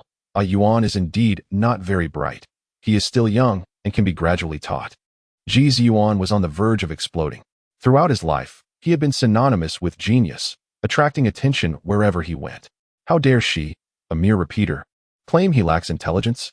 He had always excelled at controlling his emotions, yet now he felt as if he might overturn the table in frustration. However, he heard his grandfather, who had always taken pride in him, say, "It does seem he is a bit lacking in intelligence. Mother, how do you suggest we teach him?" Rong Yu turned to him. "Call her great-grandmother." Ji Ziyuan pressed his lips tightly together. He believed in science and resolutely rejected the notion that such an outrageous event could occur. "So stubborn, just like you were as a child." Rong Yu shook her head. "Perhaps those lacking in intelligence are incapable of steering the Ji family's grand vessel." "Ing Bao, do you truly believe he is fit to be the president of the Ji family?" Being deceived by Secretary Lan and her daughter left him feeling rather dim-witted. The elder Mr. Ji spoke. "There are 5 grandsons in this generation of the Ji family. When the time comes, I will summon those little rascals back. Mother, you shall personally choose the heir." Chapter 16. This is your great-grandmother. Kneel before her. Ji Ziyuan felt he might lose his mind. Just because of a high school student's remark, the elder was considering replacing the Ji family heir? It seemed utterly trivial. He wanted to say something more. But upon raising his gaze, he was met with an unprecedented smile on his grandfather's face. In his memory, the elder rarely smiled. Having lost his father before birth, his mother in childhood, his wife in middle age, and then his son, it appeared he had spent a lifetime bidding farewell to those dear to him. In this world, nothing seemed capable of bringing the elder even a fleeting moment of joy. Acknowledging the great-grandmother did not seem such a terrible thing after all. Ji Ziyuan bit his lip and spoke. "Great-grandmother." Rong Yu smiled. "Now that's more like it. Ing Bao needs to rest. Please take me back to my room." The elder Mr. Ji had just awakened, his emotions having swung from high to low, and he was indeed weary. After taking his medicine, he retired to sleep. Ji Ziyuan led her to the guest room. Rong Yu softly stated, "Return me to my own room." Ji Ziyuan hesitated for a moment. He ascended to the second floor, where the largest master bedroom had remained vacant. The furnishings and decor had been updated, yet they retained the style of 70 years prior. Every day, servants entered to clean, and the windows were bright, untouched by dust, as if they had been awaiting the return of their master. Rong Yu stepped inside, her hand gliding over the table, where lay a black hairpin she once used in her youth. Beside the mirror stood a framed photograph of her wedding, the passage of time having left its mark. The youthful faces within the picture were now tinged with a faint yellow. She entered the cloakroom, one half filled with the various elegant gowns and accessories she once donned for social gatherings, the other half containing the lightweight work attire she wore to the research institute. Everything remained as it was. It seemed as though she had never truly departed. Pushing open the door to the adjacent study, she found everything unchanged. As she flipped through the aged books, a cloud of dust billowed forth, revealing some pages still holding her past inscriptions. She spoke, Yuan, I will send you a reading list tomorrow morning. Please procure the items swiftly. Yuan nodded, his expression a tapestry of emotions. Initially doubtful of her identity, he now stood before her, envisioning scenes of her diligently working at this very desk. Could she truly be his great-grandmother? The butler arranged for fresh clothing and various necessities to be brought in. I shall take my rest now. Just as Rong Yu was about to close the door, she hesitated. Where is Yi? Is he not returning home tonight? She had 5 great-grandsons. The eldest, Yuan, presided over the Ji family's affairs as the president. The second and third were engrossed in their careers. The fourth was in university, and the youngest, Zhouyath, a high school student, ought to be home for the night. Yuan replied, Yi is in his senior year of high school, fearing it would impede his studies. I purchased a villa near his school for him to reside in during the week, returning only on weekends. Rong Yu chuckled softly. Impeded studies? She shook her head and closed the door. Setting aside her thoughts, she sprawled across her own bed, surrendering to sleep as soon as her head met the pillow. Throughout the night, she dreamt countless dreams, all chaotic, and upon awakening, she had forgotten them entirely. After freshening up, she pulled open the door, only to stumble upon someone entering unsteadily. She exclaimed in bemusement, Bao, what are you doing at my door? The elderly Ji patriarch scratched his head. I thought yesterday was merely a dream. I feared that pushing open this door would reveal nothing. It is not a dream. Mother has truly returned. Rong Yu helped him to his feet, handing him his cane. I have taken a leave today. I shall remain by your side all day. The elderly gentleman gazed down at her hand, clasping his. He sighed. Once, it was Mother who held my hand. Now, it is still Mother who must guide me. My body truly betrays me. Rong Yu smiled. Being aware of your frailty is a good start. Take care of yourself and strive to live to 100. The mother and son conversed as they descended the stairs. In the foyer, Butler Yu stood respectfully with his head bowed. Good morning, Elder, Miss Rong. The elder's voice resonated with authority. From now on, treat Miss Rong with the same respect you afford me. Butler Yu had observed the warmth between them the previous day, yet he could not fathom the nature of their relationship. He briefly entertained the notion of her being a mistress, but quickly dismissed it, having served the elder for over 40 years. He knew the elder had remained a bachelor all this time, showing no interest in women whatsoever. Could it be that he wished to acknowledge a granddaughter? The voice of the venerable Mr. Ji resonated once more, emphasizing, if my orders contradict those of Miss Rong, her commands shall take precedence. Steward Yu's mind buzzed, convinced he had misheard. Turning around, he was astonished to see his master personally drawing out a chair for Miss Rong, who sat down effortlessly, exhibiting no signs of surprise or flattery. Furthermore, the elder gentleman poured her a glass of milk with his own hands. Yuan emerged from the study, joining them at the table, where he added a sprinkle of sugar to the tofu pudding before serving it to Rong Yu. She smiled and expressed her gratitude. Thank you. Yuan. Steward Yu lowered his head in silence, deciding that some things were best left unpondered, and focused on performing his duties. As they were enjoying breakfast, the rumble of an automobile engine echoed from outside. Steward Yu glanced out and cheerfully remarked, the 5th young master has returned. He stepped out to greet him. Zhouyath, having endured a disheartening day after a failed confession, had spent the night gaming with his friends at an internet CAF. It was only in the early morning that he checked his phone and discovered a message from his elder brother, informing him that their grandfather had awoken. Skipping school, he drove straight back to the Furong Manor. Grandfather, I'm back. Zhouyath dashed into the hall, just as he was about to rush to his grandfather's side. He cast a glance around, abruptly halting in disbelief. He stared incredulously at the person seated at the table and burst into laughter. Wait a moment, Rong Yu. I confessed my feelings to you, and you publicly rejected me, leaving me humiliated. What brings you to my home now? He leaned over the table, adopting an imposing stance. Curiosity piqued by how she knew where he lived. Had she been stalking him all along? To have such feelings yet still refuse his advances, was she perhaps regretting her decision now? He chuckled, if you're having second thoughts, there's still time. However, his words were abruptly cut short as a sharp slap landed on the back of his head. The elder Mr. Ji yanked him away from the dining table, fuming. Old you, take everyone downstairs. The servants bowed their heads and withdrew. Zhouyath held his head in protest. Grandfather, why are you hitting me? You insolent fool. Mr. G was exasperated. He had always taken pride in being the eldest, yet this grandson lacked the wisdom to match. He had intended to boast about the fifth young master's potential to his wife, but upon this boy's entrance, he had spoken recklessly, utterly defying decorum. This is your great-grandmother, Neil. Ji Zhouye thought his ears were deceiving him and turned to ask, what great-grandmother? I don't understand. You seem rather dim-witted, Mr. Ji said. Feeling a pang of embarrassment, he gently guided, your father's mother is called grandmother. What is your grandfather's mother called? Ji Zhouye replied, she isn't a 3-year-old child. Mr. Ji kicked him in the rear, demanding, I'm asking you, what is your grandfather's mother called? Ji Zhouye finally responded, great-grandmother. Ah, Rong Yu smiled, now you're being obedient. You. Ji Zhouye's eyes widened in indignation. Who do you think you are? Silence. Ji Ziyuan interjected calmly, reflecting on whether he too had been as bewildered yesterday. Indeed, it had been rather impolite. Elder brother. Ji Zhouye widened his eyes and called out for his great-grandmother, exclaiming in disbelief, how could she respond? This is an affront to the spirit of our revered matriarch. Moreover, who permitted her entry? Though she is my classmate, I share no connection with her. Butler Yu. Expel her at once. Slap. The old master Ji delivered a sharp blow to the back of his head. Ji Zhouye felt utterly wronged.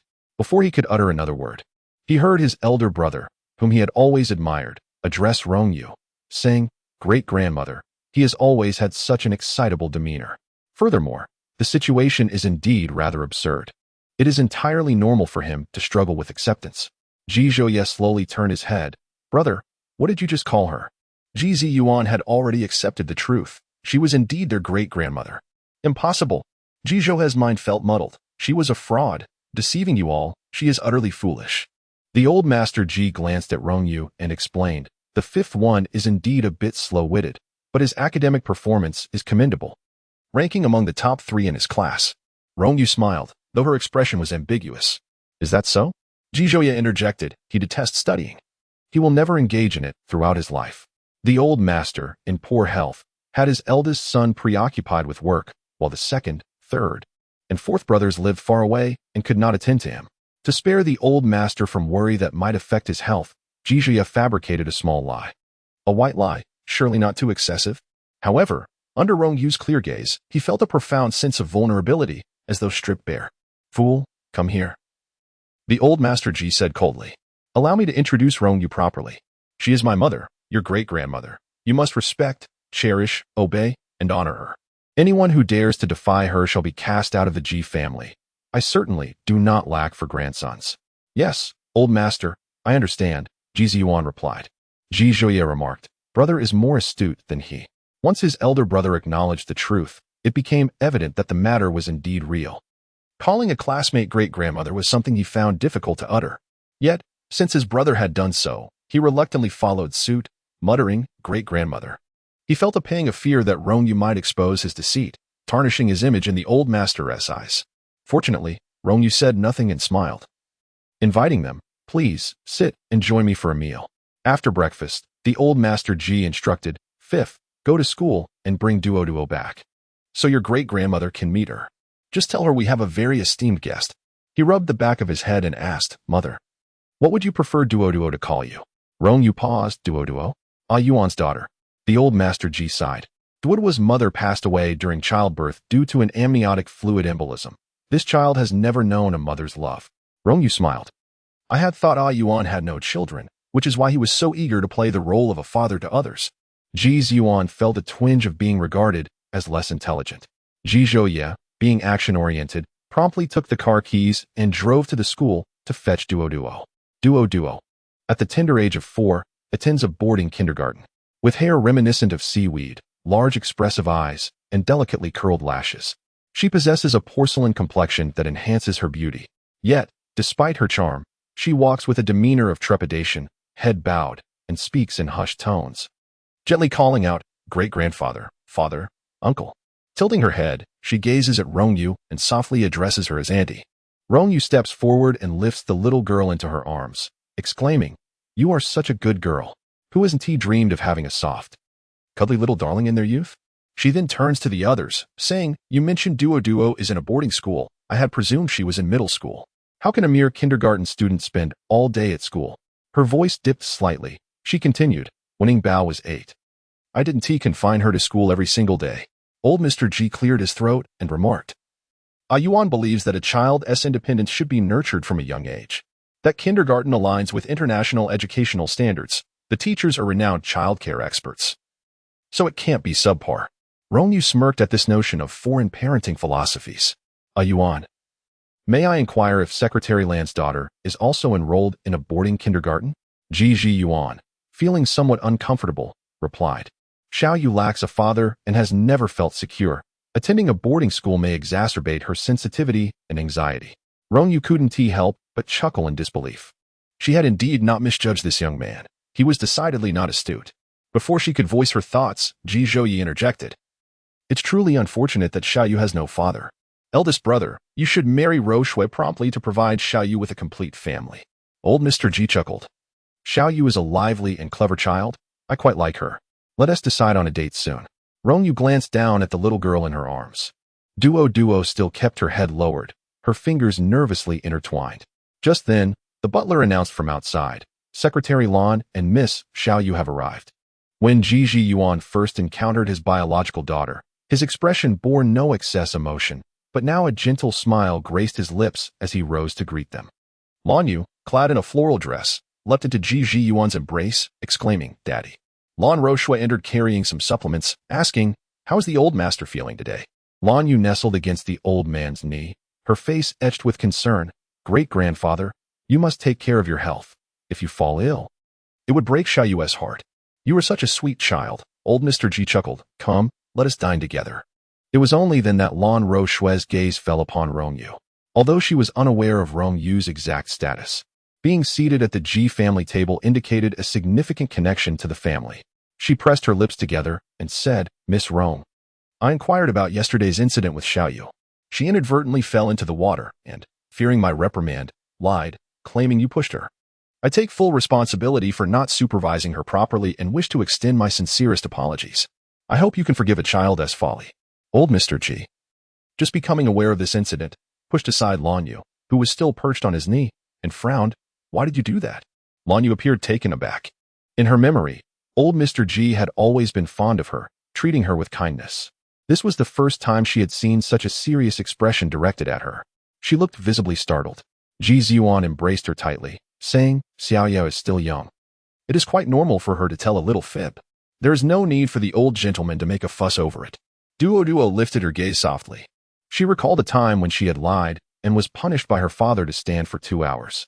Why was it that Lan Yue could lie without consequence? Being held affectionately by their father? After all, she was the one who was truly his daughter. Chapter 18. I will personally escort Miss Rong. The butler, accompanied by the servants, began to serve the dishes. The Ji family's dining table was the traditional square 8 immortals table of Huaxia. The old gentleman of the Ji family sat at one end, Rong Yu at another, while Ji Zhouye and Duo occupied one side. And Ji Yuan cradled Lan Yue on the opposite side. Lan Roshua fluttered her eyelashes, asking, Miss Rong, do you mind if I sit beside you? The secretary could sit beside Ji Yuan, just not encroaching upon my mother or Miss Rong. The old gentleman of the Ji family served a piece of fish belly to Rong Yu, saying, I remember this is your favorite. Do indulge. Lan Roshua was taken aback. For someone of the old gentleman's stature to personally serve a dish to a younger generation indicated just how much he cherished her. Yet Rong Yu accepted it so easily, without even a word of thanks. If she were indeed trying to curry favor with the old gentleman, why did she appear so relaxed, as if she were in her own home? How many times had Rong Yu visited the Ji family? Confusion filled Lan Roshue as she took her seat. Daddy, I want to eat meatballs, Lan would chime from Ji Yuan's embrace, her voice sweet and bright. And I do like some fish, but I'm afraid of the bones. Can you help me pick them out, Daddy? Of course, Ji Yuan replied. Duo pursed her lips, summoning her courage to speak. Daddy, I also want to eat fish. It had been over a month since she last saw her father. She longed for his embrace and the taste of the dishes he served, yet it seemed as if he could not see her at all. She had to speak up herself. However, Ji Yuan merely cast a fleeting glance her way, saying, Duo has grown up. She should learn to pick the fish bones herself and not always rely on others. Lan Roshue smiled.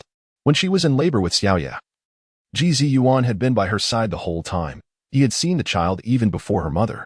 Yet, he had no feelings for Duoduo's biological mother. Why would he care for a child born of a woman he did not favor? Duoduo lowered her head, feeling the weight of the situation. Clearly, Lan Wei was a few months older than her. Duoduo, you are quite grown up now, Jijoye interjected. When your uncle was your age, he managed everything on his own. Rong Yu shot him a glare and pulled Duoduo to her side. You want fish, right?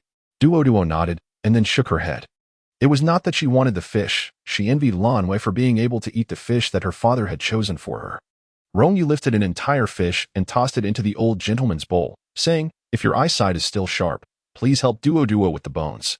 The Ji family's bloodline was so blatantly overlooked within their own home.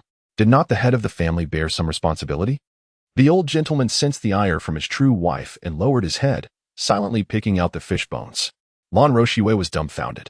Miss Rong actually dared to instruct the old gentleman to pick out fish bones? If she had not misheard, it seemed she even alluded to his failing eyesight. Her audacity was remarkable. In the past, the esteemed Mr. Ji established the Ji family business, enduring the vicissitudes of the commercial world for half a century. Standing tall at the pinnacle of Haicheng's commerce, even prominent figures from the political and military spheres showed him due respect. Yet, astonishingly, a mere high school girl dared to instruct him to take action. She glanced at Ji Ziyuan, who displayed no reaction. Ji Zhouye remained composed, continuing his meal. Was it possible she had misheard? As the meal concluded, the elder Mr. Ji, eager to please his beloved daughter-in-law, said, Yuan, you should cancel all your afternoon engagements and accompany Miss Rong for some shopping. Lan Roshua tightened her fingers, a vague understanding dawning upon her. It was highly likely that this Miss Rong had been selected by the elder Mr. Ji as a prospective spouse for Ji Ziyuan. Otherwise, why would he request Ji Ziyuan to abandon his work to accompany her? Gently, she nudged her daughter. Lan Yu immediately interjected, but Daddy, you promised to take me to the movies. Can we go this afternoon? The elder Mr. Ji frowned. Usually, Xiaoyu was quite well behaved. Why was she being so inconsiderate now? What business did a child have interrupting adult arrangements? He cast a glance at Ji Ziyuan, who hesitated. After all, she was his great-grandmother, newly arrived in this era and unfamiliar with everything. Shouldn't he, as her great-grandson, be the one to attend to her needs? Yet he was neglecting his elder for a girl with no blood relation. Very well, Yuan, you take Xiaoyu to the movies. And I shall personally escort Miss Rong, declared the elder Mr. Ji, rising with his cane. Old 5, you are adept in all matters of leisure. You will lead the way. Rong Yu picked up Duo, saying, you should come along too.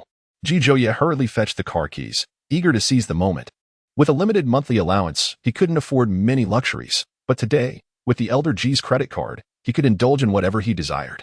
First, they would head to the dealership to buy a car for Rong Yu, and he would slyly pick out a sports car to charge to the card, confident that the elder would remain oblivious. As the car approached, Rong Yu, cradling Duo, climbed in, followed closely by the elder Mr. Ji. Ji Zhouye pressed the accelerator, and the vehicle swiftly vanished through the gates of the estate. Ji Ziyuan bit his lip, inexplicably feeling a sense of abandonment wash over him. Daddy, let's go to the movies, Lan Yu sweetly suggested. All my classmates say that film is fantastic, and there's a limited edition doll associated with it. Priced at over 50,000. That's more than Mommy earns in a month. She says we can't afford it, but I really want one. Ji Ziyuan returned to the present. After the movie, I'll buy you one. You're the best, Daddy, Lan Yu exclaimed, jumping with joy.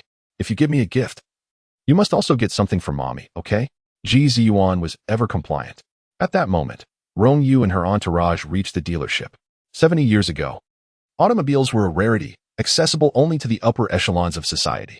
The Ji family had managed to acquire one, and she was capable of driving it, making travel significantly more convenient. She selected a discreet black vehicle. The elder Mr. Ji produced a bag filled with black cards, as Ji Zhouye reached out to take one. It was Rong Yu who intercepted it, handing it to Duo. Little Duo, would you like to make the payment?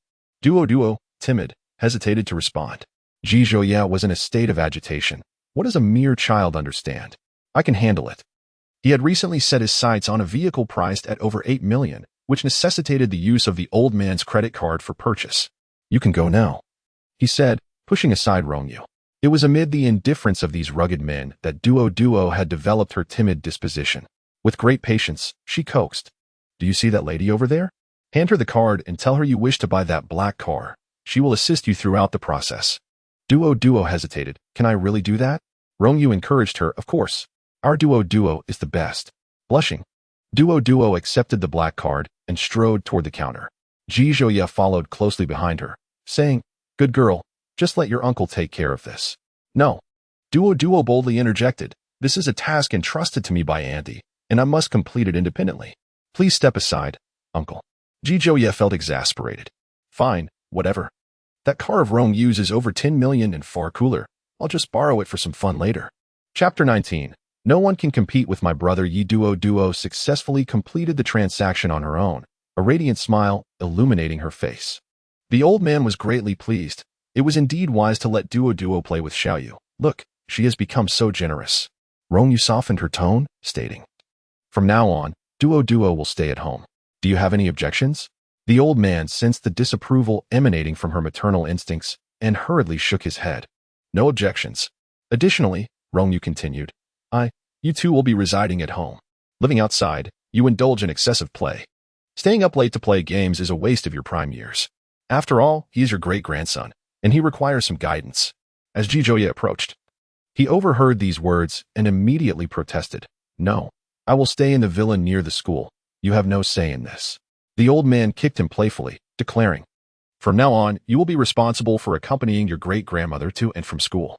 Also, since she has just arrived in this era and is somewhat out of touch, you should help her with her studies when you can. Ji Zhouye felt a wave of embarrassment wash over him. His academic performance was abysmal, barely scraping a passing mark in the last monthly exam. However, considering that Rong Yu was an antiquity from 70 years ago, her academic performance might be even worse. This thought lightened his spirits considerably. Next, the shopping continued. The old man purchased an array of luxury clothing, shoes, bags, necklaces, and jewelry for Rong Yu. While Rong Yu indulged Duo, the enchanting princess dresses and sparkling crystal shoes for young girls were simply too beautiful. She felt as if she could buy out the entire mall. After their shopping spree, the old man handed over a wallet full of black cards, saying, Here, mother. Take these. It will be convenient for you to buy whatever you desire in the future. Just as Rong Yu was about to decline, Ji Zhouye approached with a cheeky grin. With so many black cards, I want one. Is that too much to ask? Go away. The old man swatted him on the back of the head. You receive a monthly allowance of 100,000. Is that insufficient? Ji Zhouye replied, 100,000 is usually enough, but a few days ago, in an attempt to confess his feelings to Rong Yu, he impulsively purchased a necklace that astonishingly cost nearly 1 million.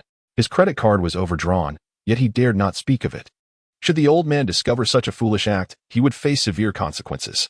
Thus, he decided to keep it to himself.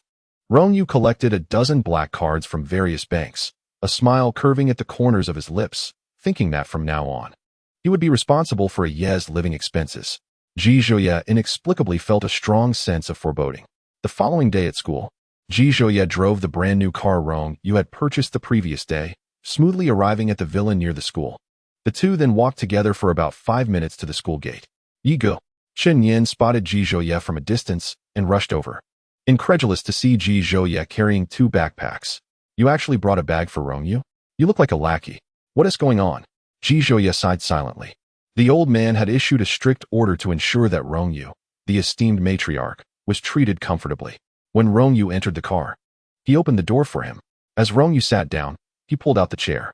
While Rong Yu shopped, he carried the bags, and when Rong Yu dined, he was responsible for serving the dishes. What a miserable fate he endured. Noticing Ji Zhouye's silence, Chen Yan raised his eyebrows. Yi go, you're incredible.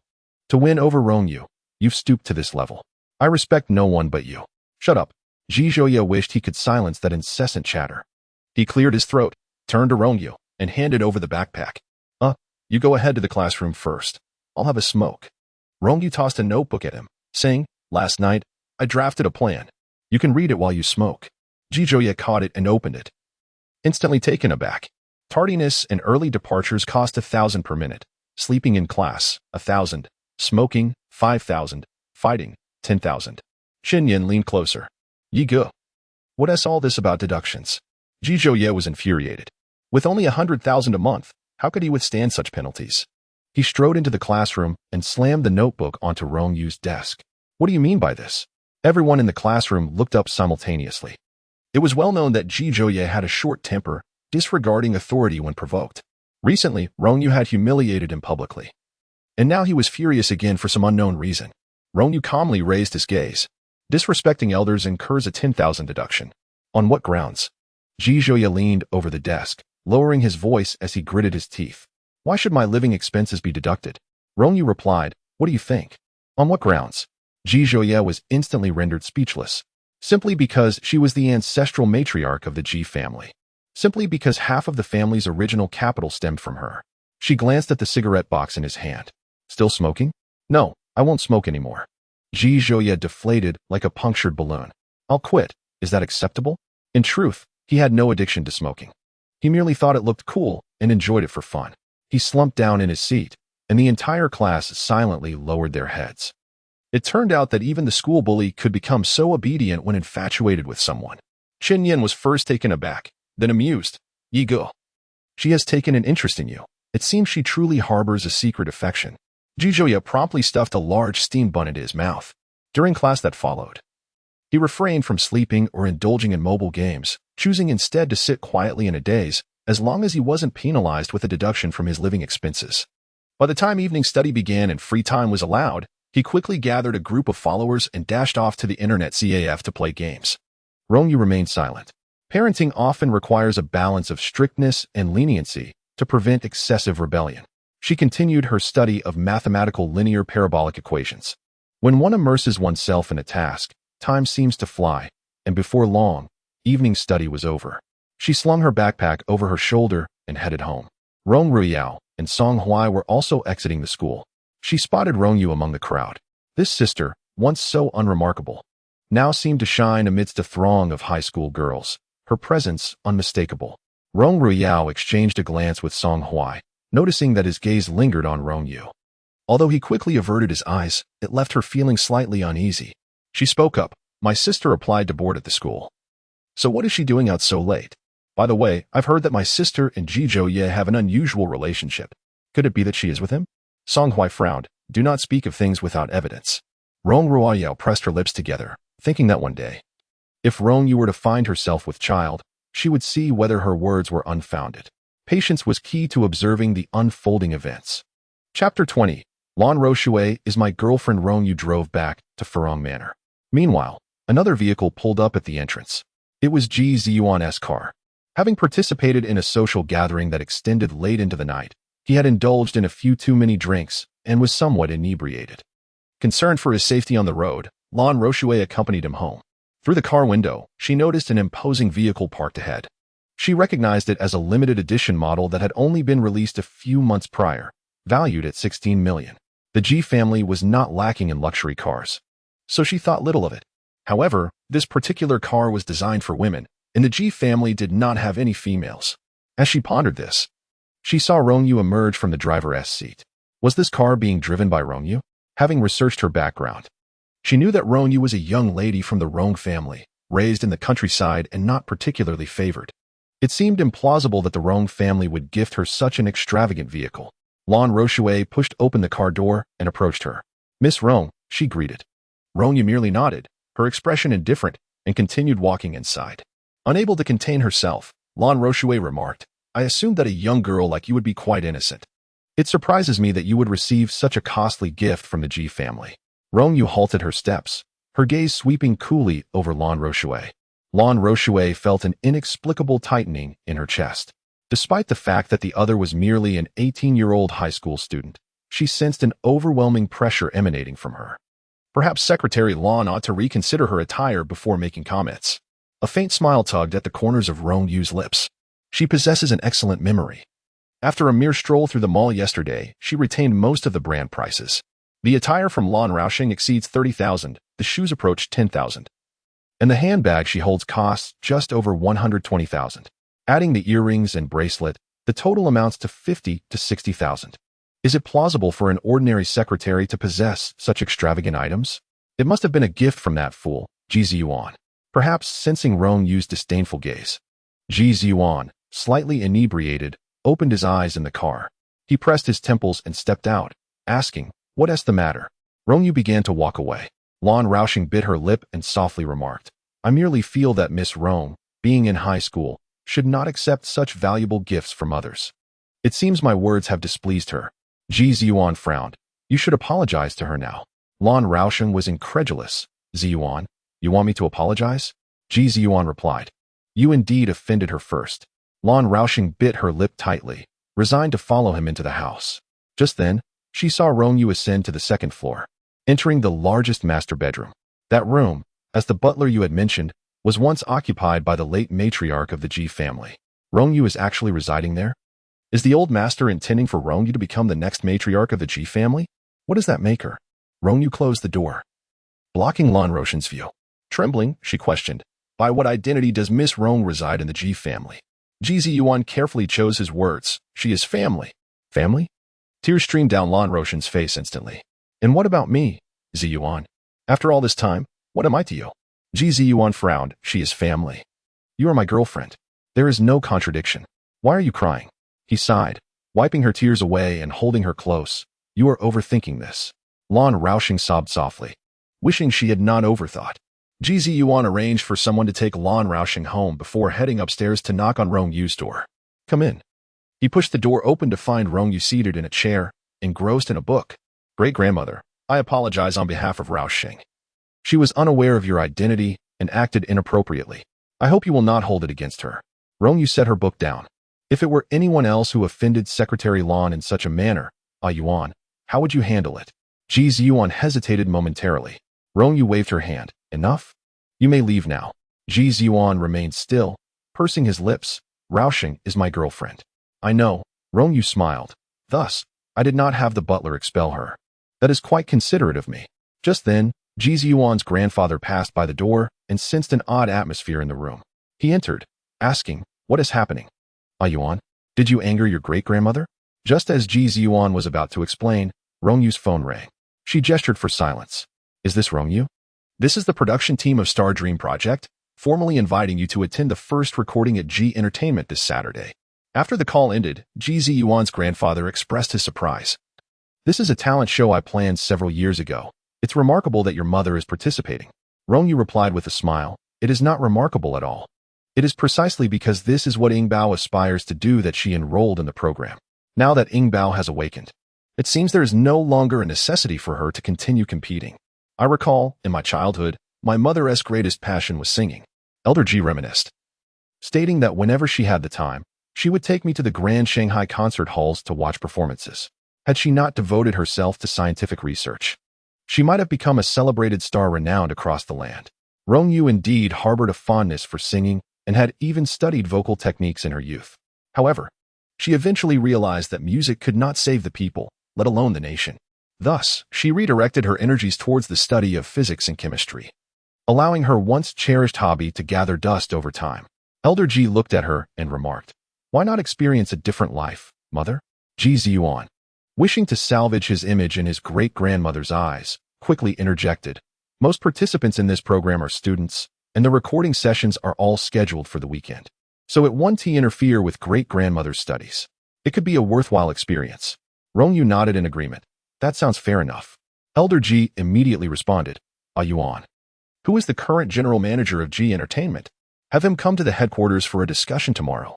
We must ensure your great-grandmother receives the best resources, including Yingbao. Rong Yu interrupted him, stating that relying on G's name to participate in the program would not constitute a genuine experience of life, and it would certainly be unfair to others. Mother is right, Elder Ji conceded, nodding in agreement. Then I shall accompany Mother to the recording tomorrow. The Star Dream Project is a flagship variety show launched by G Entertainment, which has selected 88 young girls through auditions, employing a live broadcast format. As Elder Ji escorted Rong Yu to the entrance of G Entertainment's building, he noticed countless cameras. Reluctantly, he said, Mother, I can only take you this far. But rest assured, I will remain in the G building and monitor the recording closely. Rong Yu pushed open the car door and stepped out.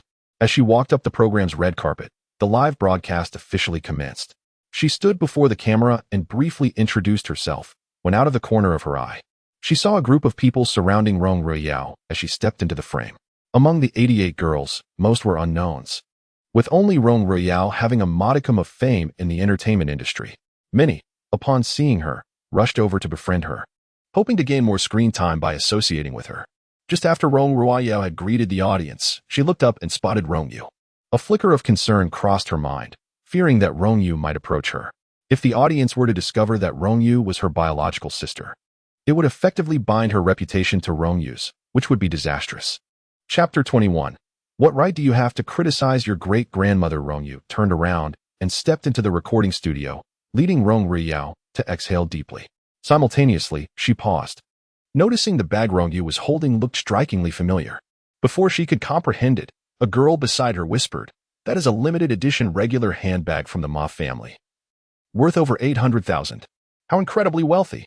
Rong Yu couldn't help but chuckle. If it were a moderately priced bag worth 20 or 30,000, Rong Yu might have been able to afford it. But over 800,000? Is that even possible? To flaunt a high imitation under such a multitude of cameras? One could only conclude that Rong Yu was rather foolish. It is truly a disgrace for the Rong family to have established a recording studio, where over 20 individuals have already gathered, exchanging pleasantries and engaging in superficial conversation. Upon entering, Rong Yu was immediately surrounded by enthusiastic admirers, with dozens of young women desperately vying for her attention. Maintaining a sweet smile, she graciously welcomed each person who approached her. The live stream erupted with excitement. Yao is so beautiful, adorable in her youth, stunning as she has grown. Can you comprehend how rare it is for a child star to maintain such beauty? One vote from you, one vote from me. Yao will debut tonight. Fans of Yao, rally together. Once everyone had arrived, the host stepped forward. Welcome to the Star Dream Project, where dreams take flight and youth blossoms. We are about to commence the first performance. The stage is yours. Rankings will be determined by judges' scores combined with live audience votes. The 8 contestants who rank at the bottom will regrettably be eliminated. The mention of elimination instantly ignited a sense of tension among the crowd. The songs to be performed were determined by a draw. 8 contestants would sing simultaneously, forming both a collaborative and competitive bond. Rong Yu drew a popular song, although she had studied vocal music. Her lessons from over 70 years ago were entirely different from the present, and she had never even heard the style of contemporary singing. Fortunately, the production team arranged for an instructor to teach her phrase by phrase, and she earnestly began to learn. Noticing Rong Yu casually toss her handbag onto the floor, Rong Yu smirked. Clearly it was a fake. Otherwise, how could she bear to place it on the ground? Meanwhile, upstairs, old Master G sat in his office, legs crossed, watching the live stream on the big screen. Yuan, look quickly. Your great-grandmother is studying so diligently. Among all the contestants, she is undoubtedly the most beautiful. Wait, why are some viewers being rude? Old Master G jolted upright in his chair. In the live stream, a comment floated by, that girl named Rong Yu seems so pretentious. The bag she carries is so fake. It's laughable that she uses a replica for the show. Instantly enraged, old Master G exclaimed, Yuan, hurry and create an account for me. I need to retaliate. Pretentious, indeed. What a load of nonsense. Their entire family is the true imitation. Ji Yuan commented. The old master hasn't been to G Corporation for 7 or 8 years due to health issues. Yet now his voice is strong, and he is so animated while venting his anger. I believe he still has a few more years of work in him. After a few clicks on the computer, he said, I've silenced the offending party. Old Master G felt relieved and continued to watch the live stream. The contestants rehearsed for a full 4 hours, with a break for lunch in between. Just as Rong Yu was about to head to the cafeteria with the other girls in her group, a staff member called her aside respectfully, saying, Miss Rong, the chairman requests your presence for a meal on the top floor. Rong Yu replied, I thought we agreed not to treat me differently. This old man, despite his age, still clings to his rebellious ways. With a sigh, she said, Please tell him I'll pass. As the staff member left, a girl from her group named Su Tian approached, asking, Rong Yu, what did the production team want with you? Rong Yu shook her head. Nothing much. Let us go eat. The cafeteria buzzed with lively chatter as the girls conversed softly amongst themselves. In one corner, Rong Yu sat with her group, which included Lisa, who frequently performed abroad. They were a chosen ensemble, a cut above the rest, truly unmatched. The first round would only eliminate 8 participants, so as long as they surpassed those 8, there was no need for excessive concern. In the midst of their conversation, a sudden stir swept through the cafeteria. The program's director entered, accompanied by a woman in her 20s, Secretary Lan. Su Tian exclaimed with excitement, recognizing her as the personal secretary to the president of the G Group. Her presence here signified the company's significant investment in the show. Standing amidst the crowd, Lan Roshua's warm smile radiated. There are no cameras here. If anyone has any feedback for the production team, feel free to share it with me, and I will ensure improvements are made. Rong Yu felt a jolt of surprise. To think she could meet Secretary Lan while participating in this program. For months, her father had been trying to arrange a meeting with her. But Secretary Lan was perpetually busy, leaving her father exasperated. Yet she had encountered her so effortlessly. It was true that one had to step onto a grand stage to meet individuals of such stature. Suppressing her excitement, she stood and approached. I have long heard my father speak of Secretary Lan. It is inspiring to see someone so young already serving as the secretary to the president of the G Group. You are a role model for me. Lan Roshue raised an eyebrow. Your father? Rong Yu quickly responded. My father is Rong Tian of the Rong Group. Oh, the Rong Group, Lan Roshue remarked, as if recalling something. In truth, she was not familiar with Rong Tian, but she knew that Rong Yu was the heiress of the Rong Group. Thus, this girl before her must be the second daughter of the Rong family, a relationship fraught with inherent rivalry. Perhaps she could glean some useful information. Just as Lan Roshue was about to speak, her gaze drifted to a familiar figure seated by the window. Was that Rong Yu? To her astonishment, Rong Yu was also participating in the program. Could it be that the G Group had initiated this talent show to elevate Rong Yu's career? Noticing her contemplative expression, Rong Yu felt a flicker of anxiety. Secretary Lan? Lan Roshue snapped back to reality. You stand out remarkably among this batch of contestants. If you exert yourself, you are sure to ascend to prominence. With that, she turned and exited the cafeteria, instructing her staff to retrieve all of Rong Yu's competition materials. After lunch, the time for performances drew near. Rong Yu's group was scheduled to be the sixth to take the stage. Preparations for makeup and costume changes were underway. Each group had been assigned a single makeup artist, leading to the 8 girls taking turns. The first girl had just finished her foundation when the makeup artist received a phone call and with a troubled expression, announced, I apologize, ladies, but the director has an urgent matter that requires my assistance.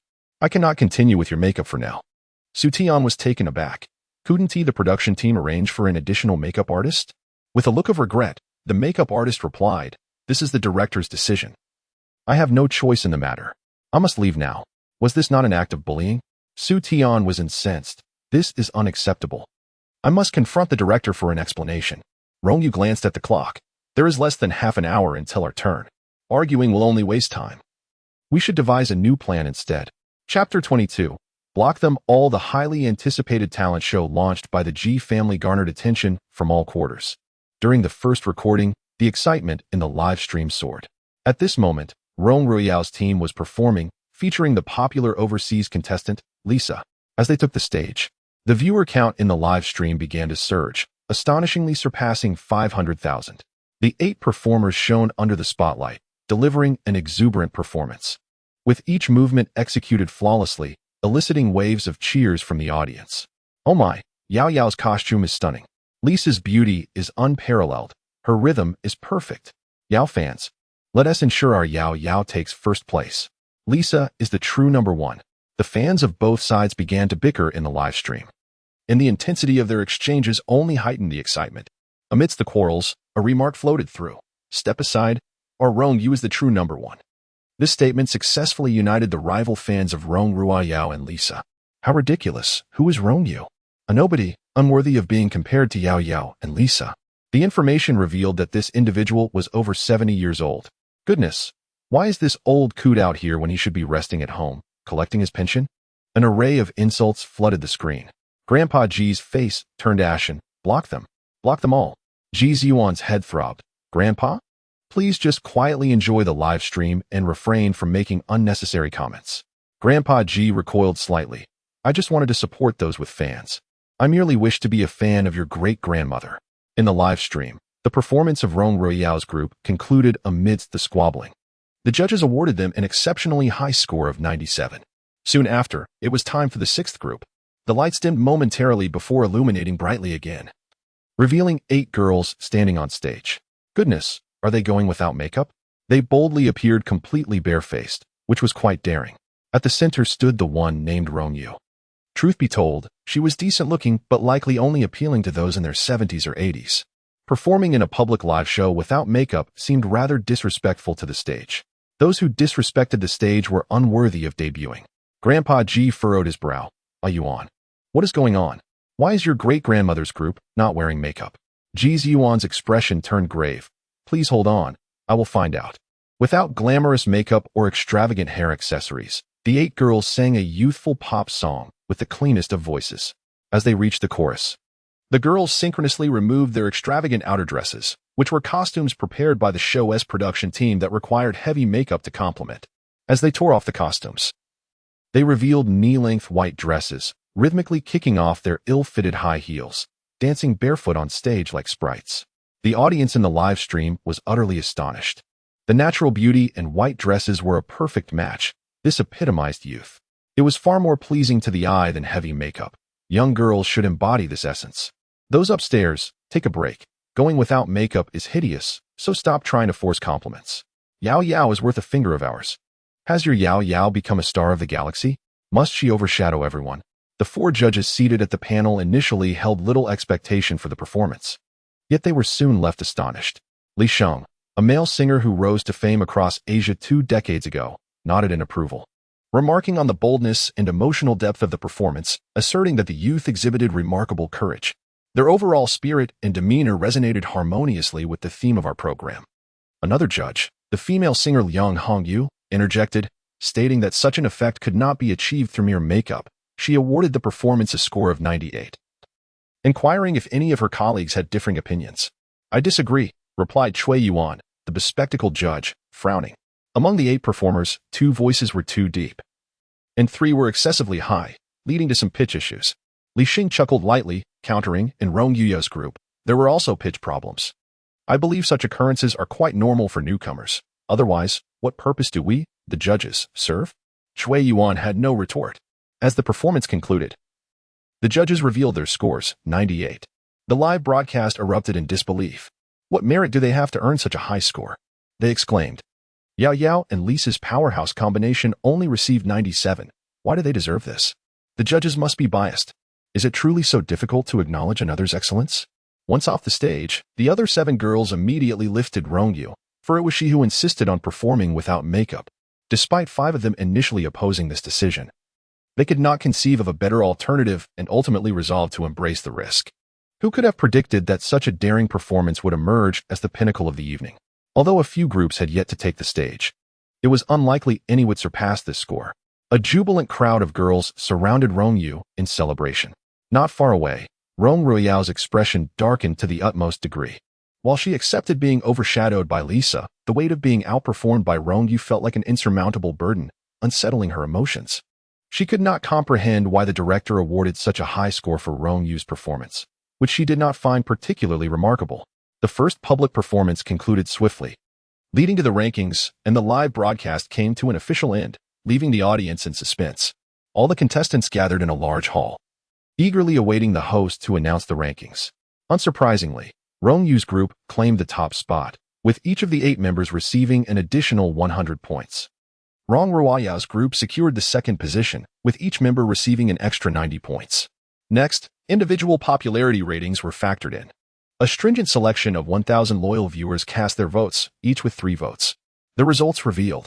First place went to Rong Ruiyao, with 830 votes for individual popularity, totaling 920 points when combined with team results. Lisa followed in second with 795 votes, culminating in 885 points. In a disheartening 73rd position was Rong Yu, who garnered only 51 votes, leading to a total of 151 points. Although the live broadcast had concluded, Elder Ji could still view the internal recordings. He slammed his hand upon the table, furrowing his brow. What is going on? Why is your grandmother's popularity so low? What is it about her that fails to endear her to the audience? Ji Yuan silently sipped his tea. It was due to your influence in the live broadcast that incited the ire of the fans of both Rong Ruiyao and Lisa, causing voters to intentionally overlook Rong Yu. Had it not been for Rong Yu's team securing first place, her overall ranking would have been at the bottom. As he was about to speak, a message from his assistant arrived. President, Miss Rong's group had originally arranged for a makeup artist. I inquired with the director and learned that it was because Secretary Lan had removed her makeup in the director's room and needed to be touched up, which is why she was temporarily reassigned. Ji Yuan paused momentarily. Chapter 23. The dismissal of Lan Roushing around 9 o'clock in the evening. The recording finally concluded. Rong Yu, carrying her bag, stepped outside and unexpectedly encountered Lan Roushing. Lan Roushing's gaze fell upon the bag.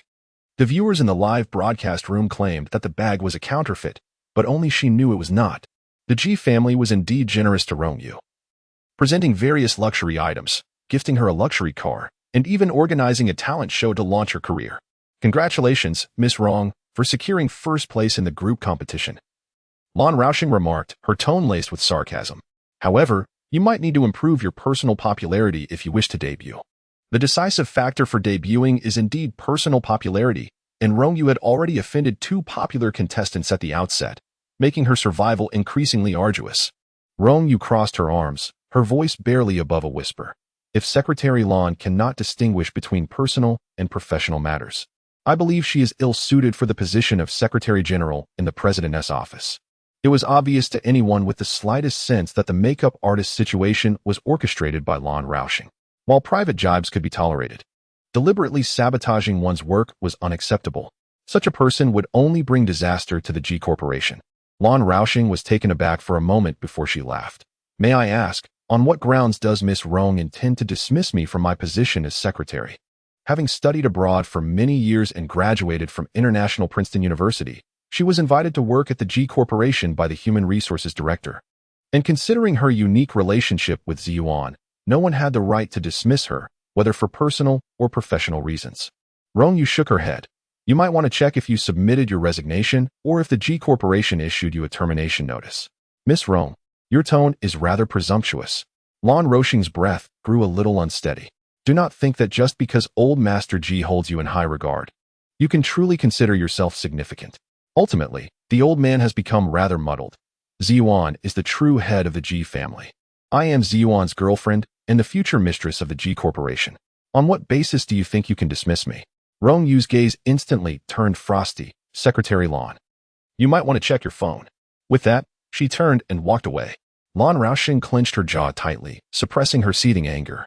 Just as she was about to call Ji Ziyuan, a text message arrived on her phone. Ms. Lan Roushing, due to your violation of work regulations, and after careful consideration by the corporation, please complete your resignation procedures within 3 days. The corporation will provide the appropriate economic compensation in accordance with labor laws. Rong Yu had intended to speak with Lan Roushing about the collaboration with the Rong Corporation. From a distance, she saw Rong Yu conversing with Lan Roushing and initially thought Rong Yu was networking. However, she then noticed Rong Yu walking away without a backward glance. While Lan Roushing stood there, furious, stamping her feet and smashing her phone in frustration. Not daring to approach and provoke trouble, she hurriedly left. Upon stepping outside, Shenlin personally welcomed her with a joyful expression. So, how did it go? Did you secure the top spot in the overall rankings? Rong Yu nodded. I just witnessed Rong Yu and Secretary Lan engaged in a heated argument. I am uncertain about what she said, but it provoked Secretary Lan to the point of throwing her phone.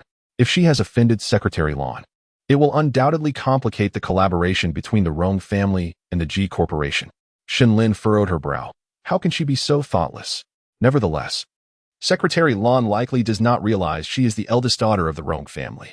She intended to wait for Rong Yu to leave together. Rong Yu softly remarked. If fans see that I am related to her as a sister, it could have a negative impact. Thus, the mother and daughter departed in their vehicle. Rong Yu was escorted to the top floor of the Ji Corporation. The elder Mr. Ji had already arranged a lavish spread of late-night snacks. Mother's performance today was spectacular. You must be exhausted. Please, have something to eat first, he said. Rong Yu was indeed famished. After eating until she was nearly satisfied, she finally noticed Ji Ziyuan seated on the adjacent sofa, wearing a hesitant expression. Was he about to discuss the matter regarding Secretary Lan? She set down her chopsticks and confessed, I infiltrated the internal systems of the Ji Corporation and sent a dismissal notice to Secretary Lan. Over the past few days, she had been delving into software engineering and found it quite intriguing. It was an opportune moment to practice her skills on the Ji Corporation system. To her surprise, she breached their firewall in under a minute. What happened to Secretary Lan? Elder Mr. Ji asked in confusion. Why did you send her a dismissal notice? Rong Yu leaned back on the sofa. Ziyuan, you explain. Ji Ziyuan painstakingly recounted the events, then clarified, Great-grandmother, Wan Shui did not intend to target you. As a woman who values beauty, she was preoccupied with perfecting her makeup and momentarily overlooked the contestants. This lapse in judgment is indeed her fault. but it hardly warrants dismissal. Since when has Secretary Lan been so oblivious to the bigger picture? Elder Mr. G exclaimed incredulously. The contestants are awaiting their turn to perform, and she selfishly reassigned the makeup artist for her own needs.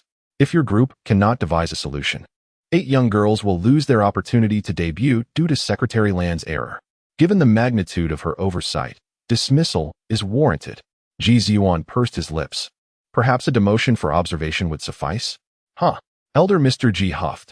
Lan Wanshue is unfit to hold the position of Secretary General, and similarly, you are ill-equipped to bear the responsibilities of the G Corporation's president.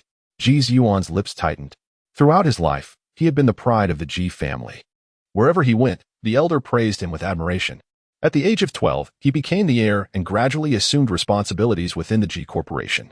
The elder often declared that no one was more suitable than he to be president. Yet now, a trivial matter seemed to undermine his entire being. Everyone makes mistakes.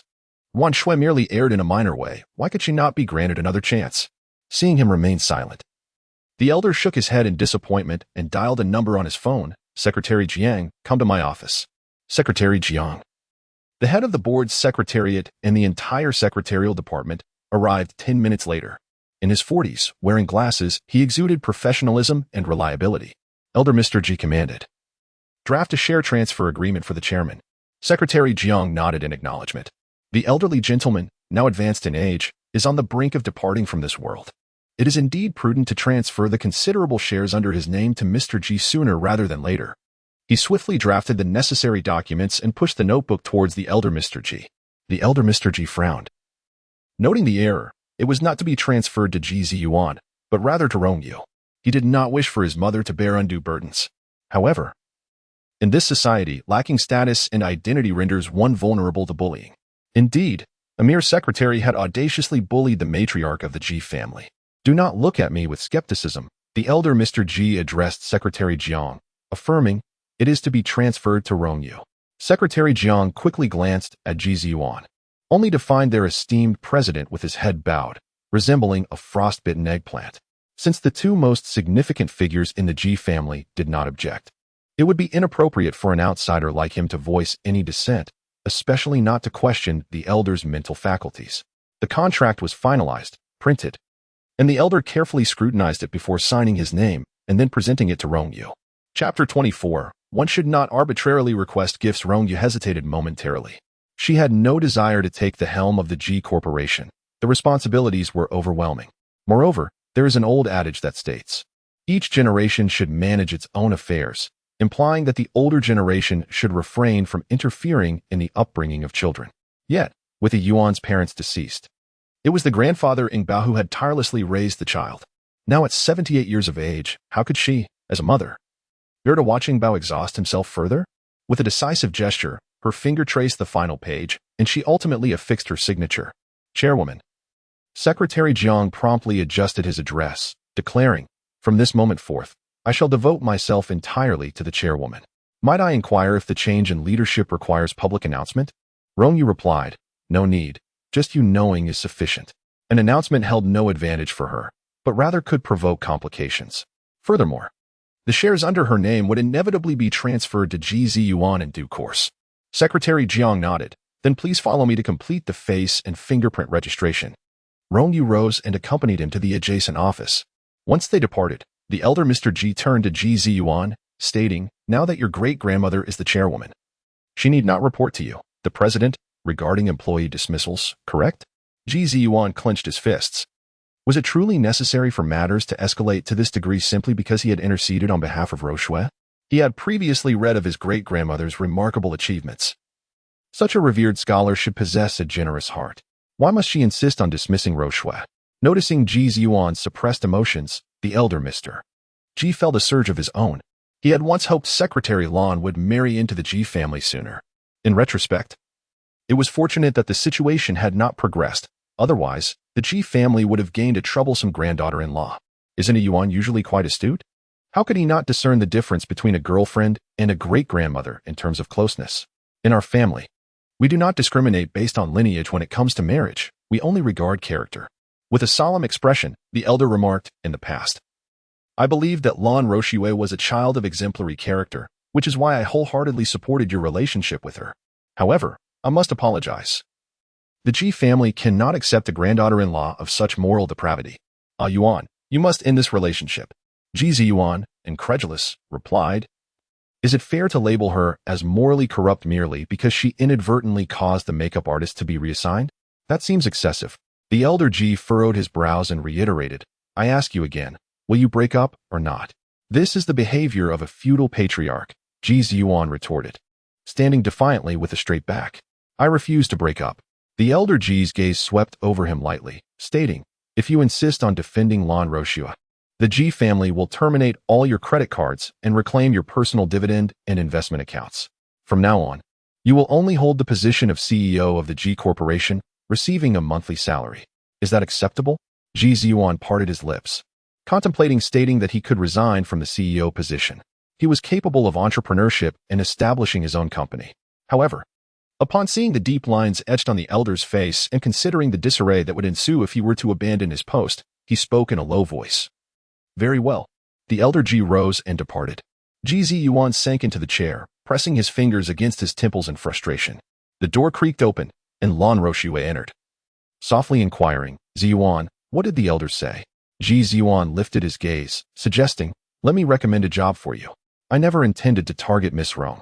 Who could have known things would turn out this way? Lan Roshua's eyes glistened with tears as she implored, Ziyuan, do you believe me? Ji Ziyuan, of course, believed her. Otherwise, he would not have clashed so vehemently with the elder. Suddenly, his phone buzzed, revealing a video call from Rong Yu. Upon answering, Rong Yu's sweet voice chimed, Daddy, are you still at work? A gentle smile graced Ji Ziyuan's face as he replied, it's past 10. Why hasn't Xiaoyu gone to bed yet? She responded, I'm waiting for Mommy to come home before I sleep. Daddy, could you buy me a princess dress?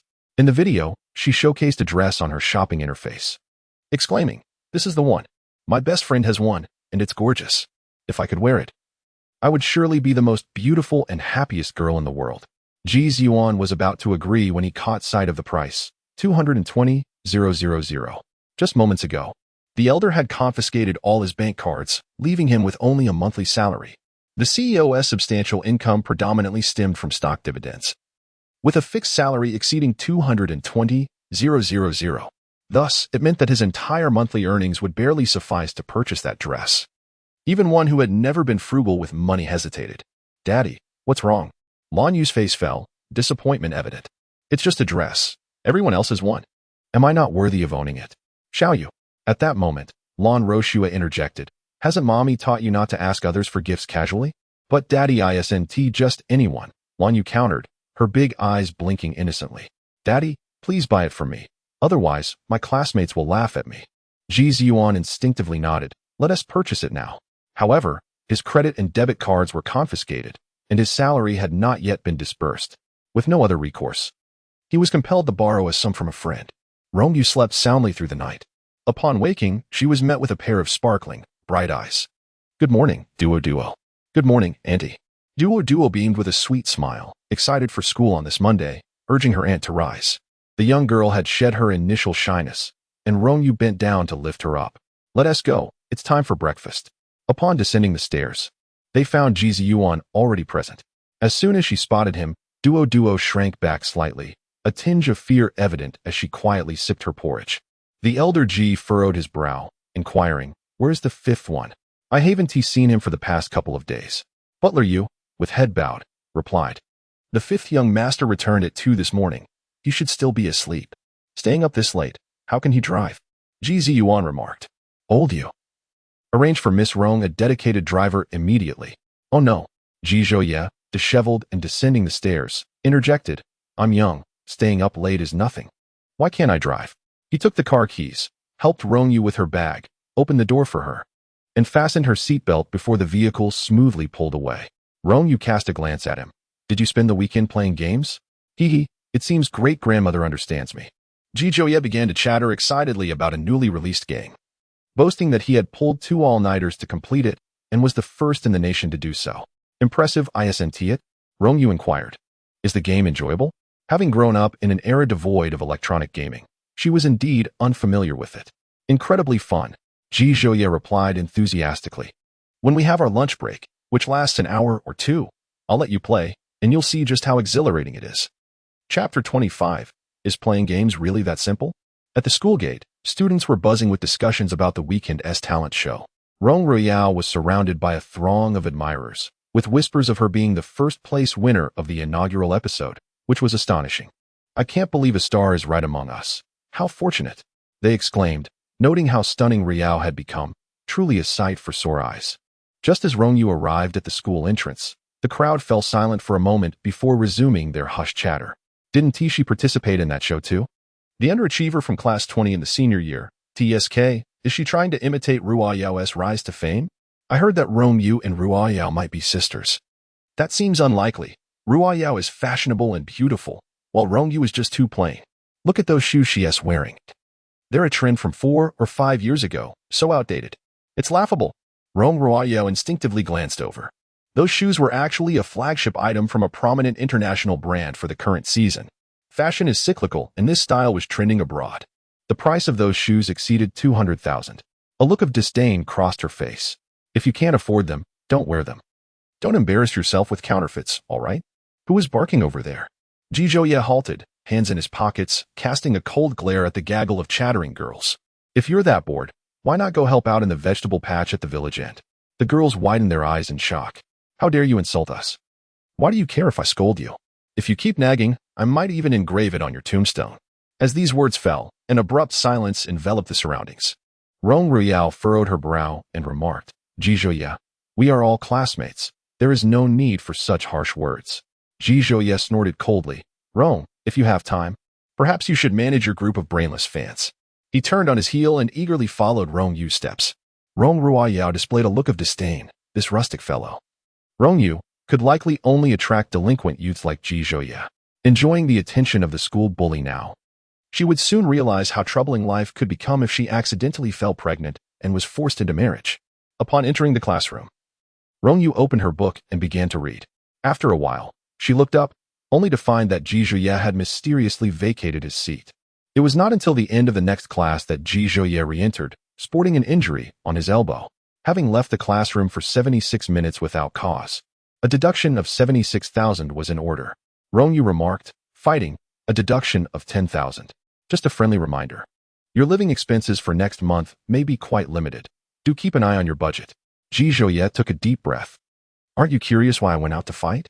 Rong Yu retorted, you truly lack awareness. It was because a few boys next door were spreading rumors online about you, claiming you relied on your body to gain notoriety. Ji happened to be smoking nearby, overheard, and, incensed, ended up fighting them. Smoking? That's a 5,000 deduction. Rong Yu added swiftly before Ji Zhouye could erupt. However, your willingness to defend me in front of others demonstrates that you are a good child. I shall reward you 10,000.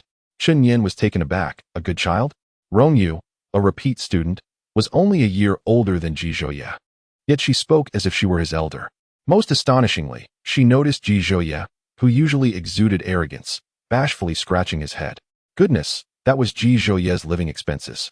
Rong Yu could deduct or reward at will, and he seemingly had no objections. Wasn't it said that he would set a trap for Rong Yu and then abandon her? Why did it feel like Ji Zhouye was ensnared instead? However, Rong Yu emphasized, this is merely the first recording of the program. Once the first episode officially airs and gains popularity, the number of people discussing me will only increase. How do you intend to deal with each one? Ji Zhouye protested. Should we simply allow them to maliciously slander? If you read more, you wouldn't resort to violence to resolve issues, Rong Yu smiled. Once information slandering others is shared over 500 times, it will be filed for legal action. Let them experience prison life, and they will soon learn to behave. Chen Yin remarked, that tactic is indeed clever and sufficiently ruthless. Ji Zhouye conceded, I acted impulsively. He settled down. Rong Yu retrieved a band-aid from her backpack and applied it to his elbow injury. Regardless of the profession you pursue in the future, you must focus on your studies now and not squander your youth. Ji Zhouye nodded vigorously. Understood, Granny. He was now behaving quite obediently. Yet, come noon, he pulled out his phone and began gaming with Chen Yin and others, surrounded by a throng of slackers from the class who watched eagerly. Rong Yu cast a glance in their direction. Ji Zhouye seemed to sense the pressure of bloodline, quickly standing up. I almost forgot. I promised to take you to play a game this morning. Rong Yu was eager to embrace new experiences. She took out her phone, downloaded the trending game, and registered an account. After Ji Zhouye taught her the controls, he invited her into a team of 5, preparing to assault the enemy's stronghold. No, Rong Yu. What are you charging in alone for? Do you understand the essence of teamwork? Chen Yin exclaimed as he saw her rushing towards the enemy base, frantic with worry. Come back. Wait for everyone. But Rong Yu was relentless, eliminating one opponent after another. First blood, double kill, triple kill. 4 out of 5 enemies lay defeated, with only one frantically fleeing. It was as if she had entered a realm untouched by others, swiftly reaching the crystal tower, and within 5 minutes, the game concluded. This game is far too simplistic, Rong Yu frowned. Is this truly worth you all clinging to your phones daily? Ji Zhouye and Chen Yin replied. You must have played before. Chen Yin accused. You're deliberately pretending to be a novice to deceive us. Ji Zhouye was acutely aware that prior to this moment, Rong Yu had never engaged with video games. A newcomer to gaming, yet she annihilated the competition.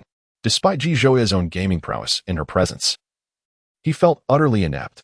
What a humiliation. Focus on your studies, children, Rong Yu advised. If you master mathematics, you can calculate the opponent's trajectory, such as their movement speed, skills, and the positioning of troops. By inputting fixed data models, you can deduce outcomes. Her classmates, absorbed in her explanation, were left astounded. Mathematical models in gaming? Is this madness? Even if one understands the math, is there truly time to calculate while playing? This is utterly absurd. Before Rong Yu could elaborate further, their homeroom teacher, Peiyaru, entered the classroom. Rong Yu, prepare yourself. We will soon head to Haiqing University for the physics competition. She recalled that indeed, the competition was upon them. Given the back and forth and the time taken for the examination, the entire afternoon seemed destined to be consumed. Chapter 26. I submit my paper early. Haiqing University. At 2 in the afternoon, students participating in the competition began to arrive in waves. Madame Song personally accompanied Song Hui to the event, advising him. If you can secure a place in the top 3 of the national physics competition, you will qualify for guaranteed admission to Peking University or Tsinghua University. Be meticulous in your problem solving and double-check your work. At that moment, she paused. The girl in white attire, was that not Rong Yu? Song Hui looked up and indeed confirmed it was she. How amusing. She had the audacity to chase after the competition. Madame Song was both angered and amused, thinking, she should take a look in the mirror. How could she ever be worthy of our Song family's threshold? With that, she slammed the car door and, in her high heels, confronted Rong Yu. Rong Yu was immersed in calculating a set of equations when a shadow fell upon her.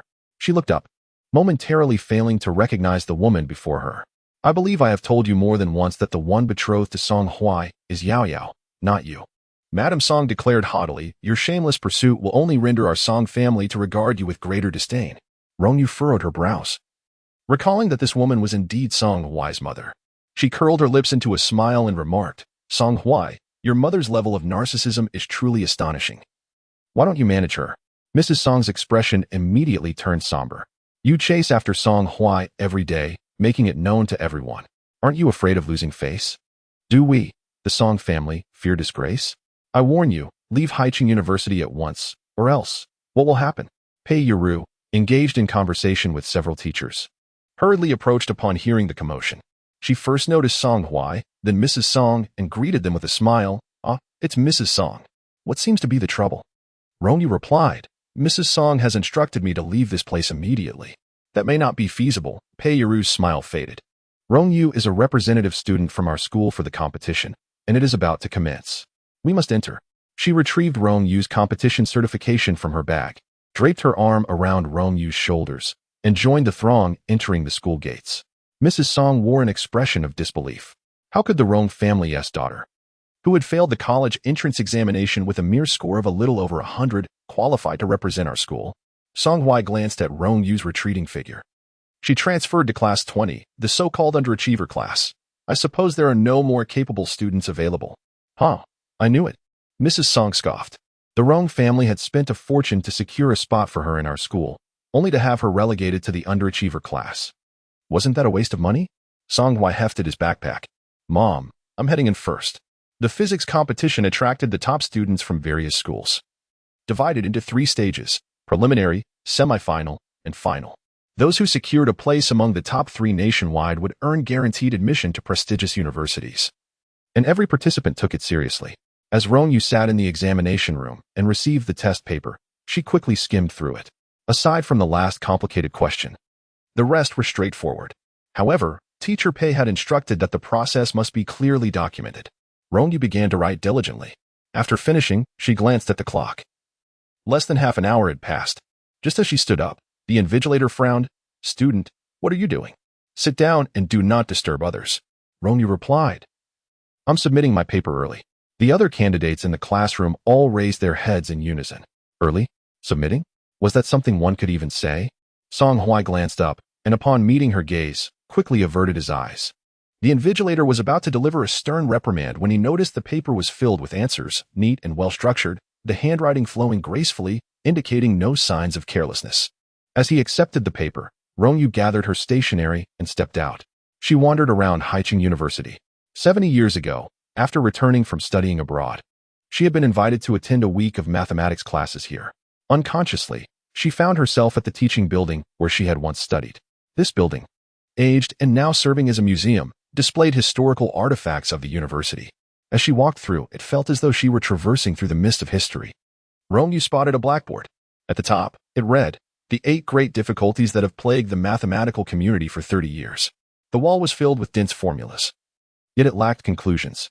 The first major problem, the stability of planetary orbits and chaos theory. She once heard a saying that mathematics is the most beautiful language, describing the laws of the entire universe. In the past, Huaxiao endeavored to explore the cosmos, yet technological advancement was constrained, leaving them at a loss for 70 years. However, in the realm of aviation, Huaxia has made tremendous strides. This conundrum posed a significant challenge for her as well. Yet, the greater the difficulty, the more enticing the challenge becomes.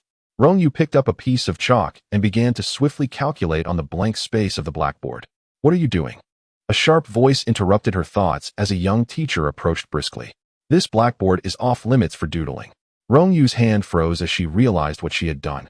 The derivation process she had just inscribed filled all the empty spaces beneath those unresolved puzzles. "I'm sorry, I will erase it right now." She reached for the eraser. "Wait," a voice called from behind. Turning around, Rong Yu saw a lady in her 60s striding towards the blackboard. The young teacher hurried to greet her, Professor Yin. Professor Yin gestured for silence, her eyes fixated on the formulas on the blackboard. She then took a pen and began to follow along with the calculations nestled within the formulas. Indeed, a result can be derived. It appears this is the direction. She suddenly turned to Rong Yu. "Did you calculate this?" Rong Yu nodded. "I believe this result is incorrect. There seems to be a mistake in the middle. If we reverse the derivation here," she circled a point, "we would arrive at least 3 different values, which must be correlated with the specific characteristics of the planets." Professor Yin nodded. "Your approach is somewhat conservative. It would have been viable 40 or 50 years ago, but now I suggest you take a bolder stance." The two stood before the blackboard, earnestly discussing until the bell signaling the end of the physics competition rang. It was only then that Rong Yu realized nearly 2 hours had passed. Despite grappling with a mathematical enigma that had troubled the field for 30 years, they had not derived a specific result in such a short time, but the direction was now exceedingly clear. Professor Yin regarded Rong Yu with admiration. "Who is your teacher?" Rong Yu replied, "I am a student of Teacher Pei." Professor Yin frowned. "Is there a Professor Pei in the mathematics community?" Rong Yu continued. "Teacher Pei is the physics teacher at Haicheng No. 1 High School. I am in my final year there." "A high school student?" Professor Yun's calm demeanor was replaced with astonishment. To be delving into such world-class problems at such a young age. "A mathematical prodigy like you has only just emerged? You surely lack a mentor. How about I become your teacher?" Chapter 27. Becoming a student of Professor Yin. Let me introduce myself. My name is Yin Xiaoyuan, a professor at Tsinghua University, invited to serve as the vice president of Haicheng University. I am also an academician in the mathematics department of the Central Research Institute and the deputy director of the National Mathematical Research Institute. Yun Xiaoyuan's self-introduction left the young teacher beside her in stunned silence. It felt as though the professor was promoting herself. This was none other than the esteemed Professor Yun, a luminary in the domestic mathematics community whose countless brilliant students had sought to study under her, only to be unceremoniously turned away. Now, however, he has taken the initiative to invite a female high school student to become his disciple. If this news spreads, it would surely send shockwaves through the mathematics community. After a conversation with Professor Yun, Rong Yu felt immensely pleased. Having such a mentor guiding her is indeed a fortunate circumstance. She pondered momentarily and inquired, What is required of me as Professor Yun's student? Yun Xiaoyuan let out a quiet sigh of relief, smiling as she responded, simply follow my teachings. There's no need for anything extra. The future of mathematics requires young talents like you to create new brilliance. Rong Yu candidly expressed, I have school every day, so I may not be able to spend much time with Professor Yun. For the time being, do not worry about following me, Yun Xiaoyuan remarked. Your thinking appears rather conservative, giving me the impression that you are still rooted in the last century. This must be a drawback of exam-oriented education. Allow your senior brother to broaden your horizons. As she spoke, she made a phone call. Lin rang, come to the exhibition hall. I have accepted a student, and she will be your direct junior sister. Please bring a small gift for her and buy me a cup of coffee. In about 5 minutes, Rong Yu encountered Lin Rang, who turned out to be a disabled man in a wheelchair, appearing to be nearly 30 years old. He held a cup of coffee in one hand, cradled a pot of flowers in his arms, and struggled to control the wheelchair with the other hand. Yet, there was no hint of embarrassment on Lin Rang's face. His eyes sparkled as he looked at Rong Yu. Only heaven knows how many years I have awaited a junior brother or sister. The teacher has finally accepted a student. And I finally have someone to share the burdens with. Here, take the flower pot. Yun Xiaoyuan playfully slapped the back of his hand. That is your junior sister. You must protect and cherish her. Who gave you the right to command her? This is a gift for your junior sister. Shouldn't she hold it herself? Lin Rang handed it to Rong Yu, explaining, I hurriedly bought this flower pot on the way here. I will get you an additional gift later. Rong Yu smiled as she accepted it, saying, this is just fine. Thank you, senior brother. I have to leave for a bit. Yun Xiaoyuan took a sip of her coffee, adding, you two should get acquainted. We can have a meal together when we have time. She quickly departed with the young teacher. Just as she left, Pei Yaru approached. Rong Yu, I found you. You scared me. I almost thought you were missing. How did the exam go? Are you confident? Mid-sentence, she abruptly halted, her gaze falling upon the man in the wheelchair beside her, her face morphing into one of disbelief. Lin, Professor Lin? Lin Rang, the mathematics professor hired at great expense by Haicheng University. It is said that he exhibited remarkable mathematical talent at the age of 12, was admitted to Tsinghua University, and later studied abroad. However, fate dealt a cruel hand when he became disabled in a car accident at the age of 20. Had it not been for this misfortune, his achievements would have been even more remarkable. On the way here, Lin Rang had already researched information about Rong Yu. He spoke calmly, Professor Pei, Rong Yu has been recognized as an internal student by Professor Yun and is my junior sister. She may frequently need to leave school for experiments, so I wanted to inform you in advance. Pei Yara was left utterly bewildered, her mind swirling with confusion. After a brief pause, she stammered, she is in her senior year of high school. Frequently leaving school might not be feasible. Lin Rang chuckled softly. Her mathematical talent is extraordinary. Once she produces research results, Professor Yin will write a recommendation letter for Peking University and Tsinghua University, effectively securing her admission. Pei Yaru swayed slightly. Peking University? Admission by recommendation? Goodness, am I hallucinating? Is it really possible to gain admission with just a recommendation letter? Wait. She swallowed hard and asked, Professor Yun, is it Professor Yun Xiaoyuan? Lin Rang nodded. Pei Yaru was astonished. He was a renowned luminary in the field of mathematics, the kind that could grace textbooks. She stammered, Rong Yu only has some aptitude in physics. Mathematics might be. Lin Rang interjected, in fact, her brilliance in mathematics makes studying physics effortless. She is still young, the perfect time for nurturing talent. By the way, he raised his gaze. Professor Yun's research involves national secrets. To prevent Rong Yu from being exploited by unknown forces, there is no need to disclose this matter to anyone unrelated. Aside from a few necessary individuals. Teacher Pei, you should head back. I wish to have a word with my junior sister. Pei Yaru nodded hurriedly. Just when Professor Lin had left her in awe, and the idea of Professor Yun was far beyond her imagination. With Rong Yu becoming Professor Yun's student, she would likely achieve remarkable success in no time. Once Pei Yaru departed, Lin Rang meticulously discussed several ongoing research projects with Rong Yu. And they engaged in delightful conversation until Ji Ziyuan called, saying he was there to take her home. Only then did she bid farewell to Lin Rang. He accompanied her to the school gate, stating, then it's settled. I'll invite you to visit the research lab in a few days. Upon reaching the gate, she spotted Ji Ziyuan, who looked momentarily taken aback. Mr. Ji? Professor Lin. Ji Ziyuan approached, Miss Rong and Professor Lin, what is this about? The Ji family has recently developed an artificial intelligence machine that requires mathematical models for advancement, and thus, They are collaborating with Professor Lin. We are on the same side. Rong Yu smiled, introducing, "This is my senior brother, Lin Rang, and this is my family, Ji Ziyuan." Lin Rang was momentarily stunned. Family? Boyfriend? My junior sister is so young yet already has a boyfriend? Wealthy individuals, especially handsome ones, are often the most fickle. Could my junior sister be deceived? Ji Ziyuan was slightly startled. So, senior brother Lin is your great-grandmother's senior? This meant that her great-grandmother had become Professor Yun Xiao Yuan's student. However, reflecting on it, her great-grandmother was a nationally protected research personnel, having played a part in establishing the National Mathematical Research Institute of China. If only her great-grandmother had lived a few more years, her accomplishments might have surpassed those of Professor Yun Xiao Yuan. He extended his hand. From now on, I hope you will take great care of Miss Rong, Professor Lin. Lin Rang smiled, of course. Referring to her as Miss Rong within the family was rather trendy. Ji Ziyuan opened the car door, holding his hand atop the roof in a respectful gesture, inviting Rong Yu to enter. Song Hui had just exited the university gate when he spotted Rong Yu getting into a luxury car, one that likely cost around 40 to 50 million. His brow furrowed slightly. Wasn't Rong Yu in a relationship with Ji Zhouya? Who was this man? Never mind, her choice of companion was none of his concern. The car had just begun to move. Ji Ziyuan received a call from his assistant. "President, the chairman of High Corporation has unexpectedly arrived. Do you wish to return to the company?"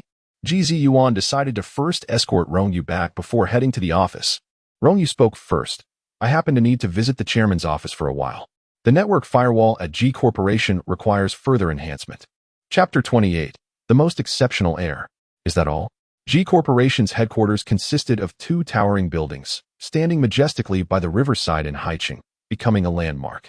The car stopped at the entrance, and the assistant personally welcomed him, opening the door for the president, only to see him walk around to the back seat to open the door for another person. He initially thought it was some distinguished figure, but out stepped an exceedingly young woman, or rather, a girl, who emerged from the vehicle with a backpack, resembling a student. The two walked side by side towards the exclusive elevator for G Corporation executives, ascending directly to the top floor.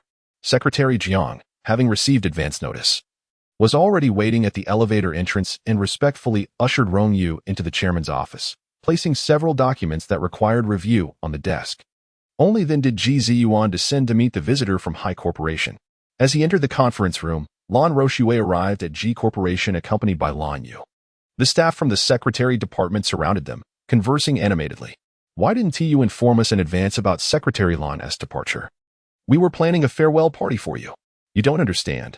It must be President Ji who has asked Secretary Lan to be a full-time housewife, soon to be Mrs. Ji, leaving others envious," they remarked. "When a wedding is held, remember to invite us old colleagues." Lan Roshue replied with a restrained smile, "It's still too early to say. Focus on your work for now. I'll be going in." She took Lan Yu into the president's office. A friendly female secretary entered with a cup of coffee, whispering. Just now, when President Ji came to the company, he was accompanied by a girl who looked to be no more than 20.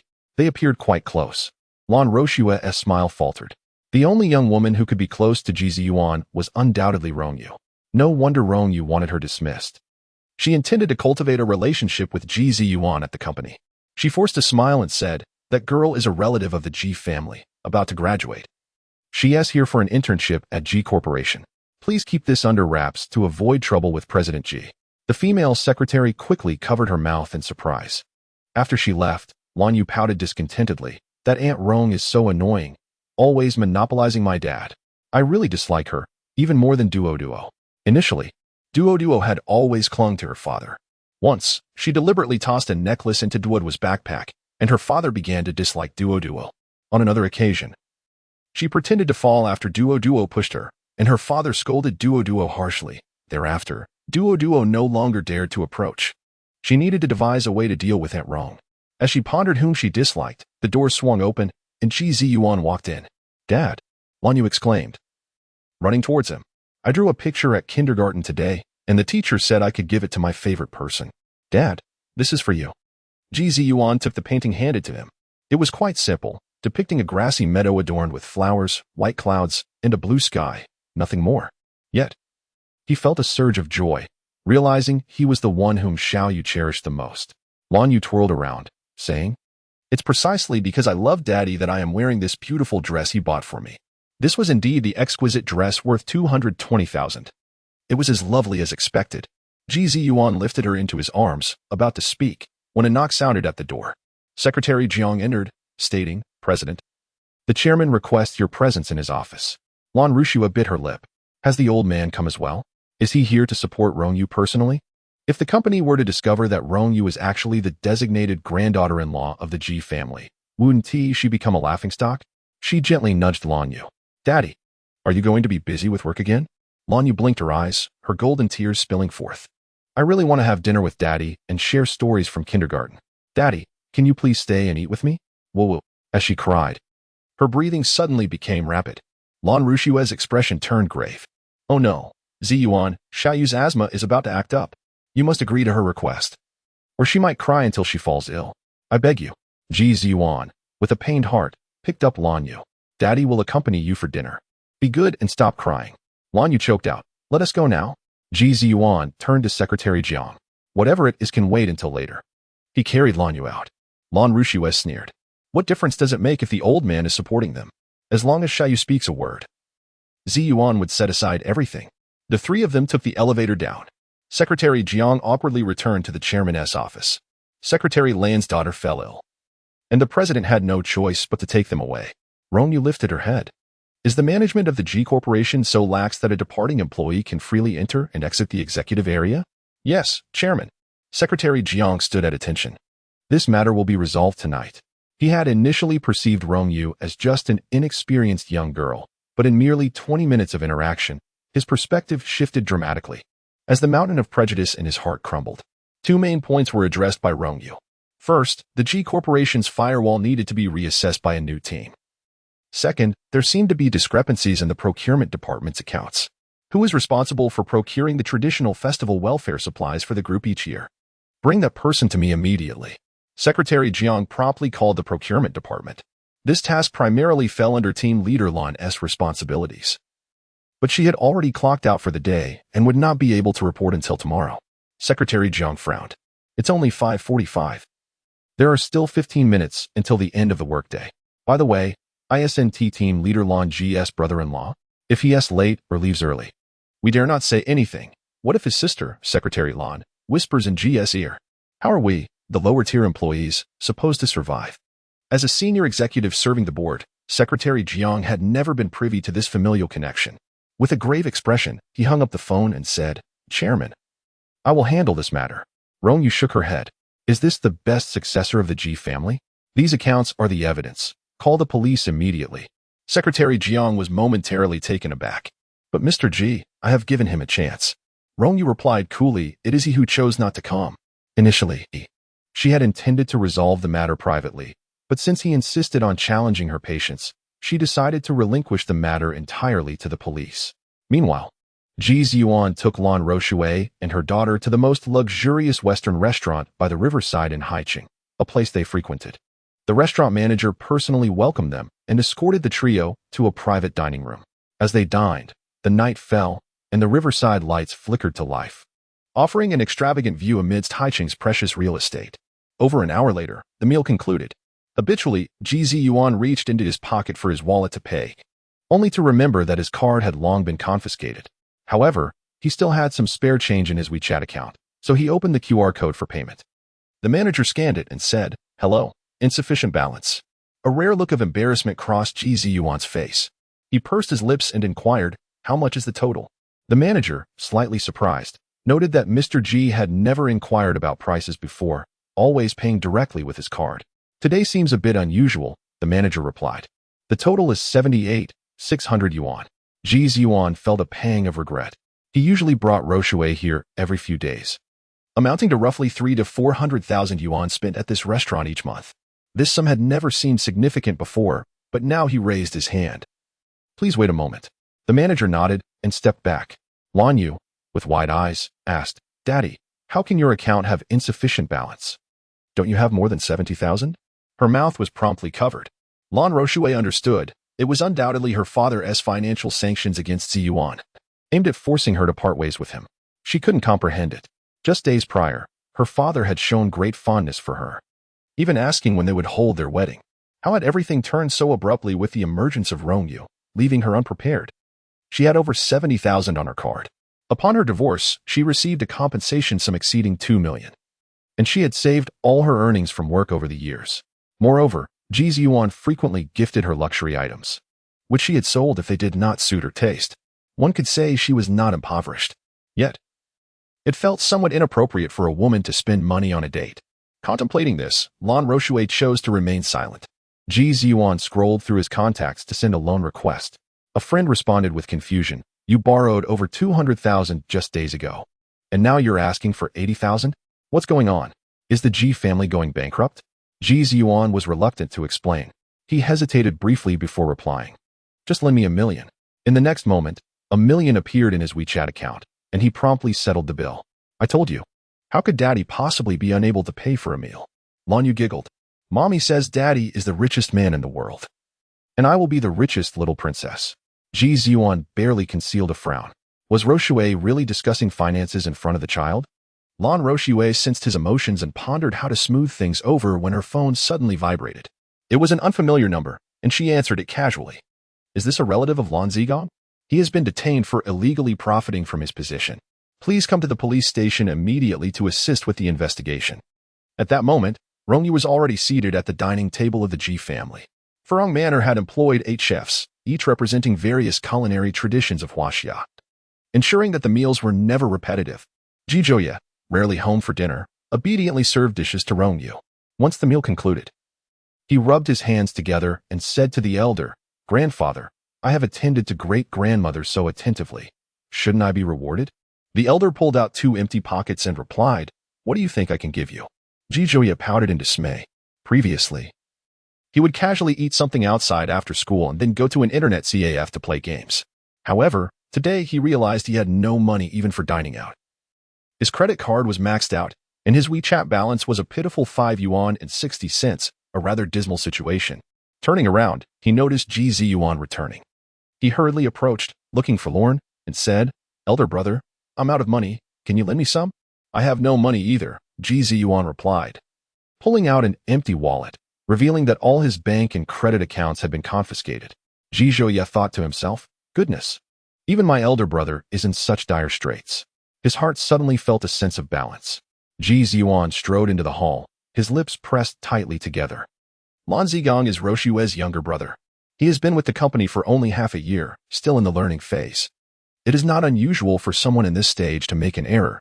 I believe there is no need to escalate this to the police. Rong Yu spread her hands. Unable to locate you or Lan Zigong, we have no choice but to let the police handle it. She smiled slightly. The accounts show that he has embezzled 480,000 yuan from the Ji family in this half year. If it were you, how would you handle it? Ji Ziyuan's lips tightened. 480,000 was not a significant amount to him. His monthly dining expenses far exceeded that. If the individual were an ordinary employee, he would certainly follow the standard procedure. However, Roshue had lost both parents and had only this one relative left. Lan Zigong is quite a good person, Ji Zhouye interjected. Last month, he even brought me and a group of friends out for drinks. He is very loyal. I also believe there is no need to involve the police over just a little over 40,000. The Ji family can cover it. You fool. The elder struck Ji Zhouye on the forehead with his cane. I see you have been living too comfortably if you disregard over 40,000 so lightly. And you. The elder glared at Ji Ziyuan. How could I have raised such a dim-witted air? Lan Zigong, this pest, is visibly undermining the foundation of the Ji family. And you dare to plead for him? You infuriate me. Rong Yu handed him a glass of water. It's just a minor issue. Why get so worked up? She turned to Ji Ziyuan. If Lan Zigong can pay tenfold compensation within 3 days, the Ji family will withdraw the police report. Ji Ziyuan paused. Tenfold? That amounts to 4,800,000. He had no choice but to urgently sell his sports car to prevent you from using the Ji family's assets to fill the Lan family's abyss. Regrettably, all properties, vehicles, collectibles, gold, and luxury items under your name will be reclaimed by the Ji family. Rong Yu raised her voice. You, please take care of all the young master's assets. You have 2 hours. The fate of the Lan family members in prison was of no concern to her. She merely wished for Ji Ziyuan to recognize the true nature of the Lan family. After all, they were blood relatives, and she could not turn a blind eye. Ji Zhouye was taken aback. His elder brother was the future heir of the Ji family, a figure of authority within the household. Previously, for any significant matters, The grandfather would consult his elder brother for advice. Now, upon the return of the great-grandmother, his brother was in a worse predicament than he was. It was time to light a candle for him. If the old man were to be ruthless and continue to blur the lines between public and private matters, he would have no choice but to send him to a branch company for further training for a few more years. Ji Ziyuan stood in the hall for a long time. He could not blame the great-grandmother or the old man, for it was indeed Lan Zigong who had erred. It was entirely his fault for indulging Lan Zigong and allowing such a grave mistake to occur. He first called his second brother, a yin. Ji Yanding interrupted him. I do not know what transpired between you and the old man, but he explicitly instructed me not to lend you a single penny. Third and fourth brothers have likely been warned by him as well. I apologize, brother. Ji Ziyuan's eyes darkened. He could only call a friend. What on earth is happening? Your father called me late at night, forbidding any financial assistance, or he would cease collaboration with my company. Just after Ji Ziyuan hung up, he received a call from Lan Roshue, her voice hoarse from crying. Ziyuan, what's the situation? Is the old man willing to withdraw the report? Chapter 30. He once pursued the school bell. Wrong. Ji Ziyuan stepped onto the balcony. Roshue, Lan Zigong has indeed broken the law. The Ji family has a strict zero-tolerance policy. His tone was gentle. If you can pay 10 times the compensation within 3 days, the Ji family will withdraw the report. 10 times? Lan Roshue exclaimed in shock. My brother doesn't have that much money. This is a matter of life and death. Ziyuan, you will help us, right? Ji Ziyuan reassured her.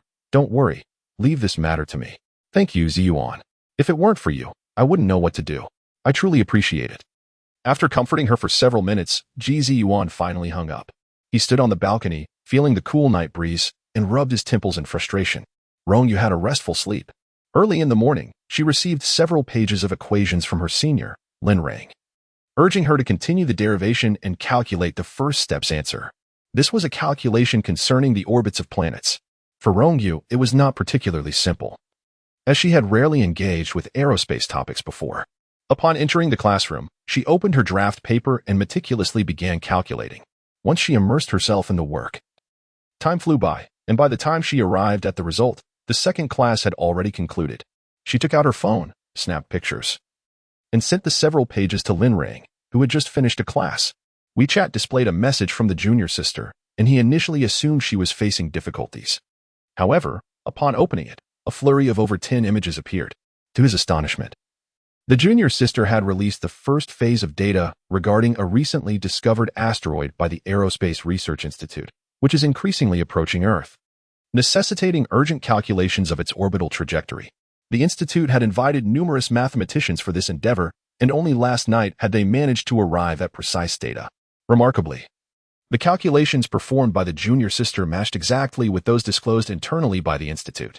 Lin was utterly taken aback. It is worth noting that the space agency possesses the most advanced computer-assisted simulation technology, while the junior sister relied solely on a simple pen. No wonder the teacher was so eager to recruit her. He must have feared she would be snatched away. Junior sister, I shall provide you with another set of data. Please calculate the second phase of the planet's trajectory, Lin suggested. Upon receiving the message, Rong Yu immediately commenced a new round of calculations. This lesson was physics. And Pei Yaro entered the classroom with a beaming expression, announcing, Students, I have some wonderful news. Class 20 was notoriously known for its underperforming students. And since Pei Yaro had taken on the role of class advisor, she appeared to have aged at least a decade. This was the first time the students had witnessed her radiant demeanor. Our classmate, Rong Yu, has passed the preliminary round of the national physics competition with a perfect score. Pei Yaro exclaimed, her smile radiant as she encouraged everyone to congratulate Rong Yu, leading the applause. The students, initially bewildered, joined in the applause, which soon erupted into a cacophony of discussions. A perfect score in physics? How is that possible? They murmured. Wasn't she a liberal arts student? I heard she only scored a little over 100 in the last college entrance examination. With her poor performance, how could she possibly achieve a perfect score in such a challenging subject?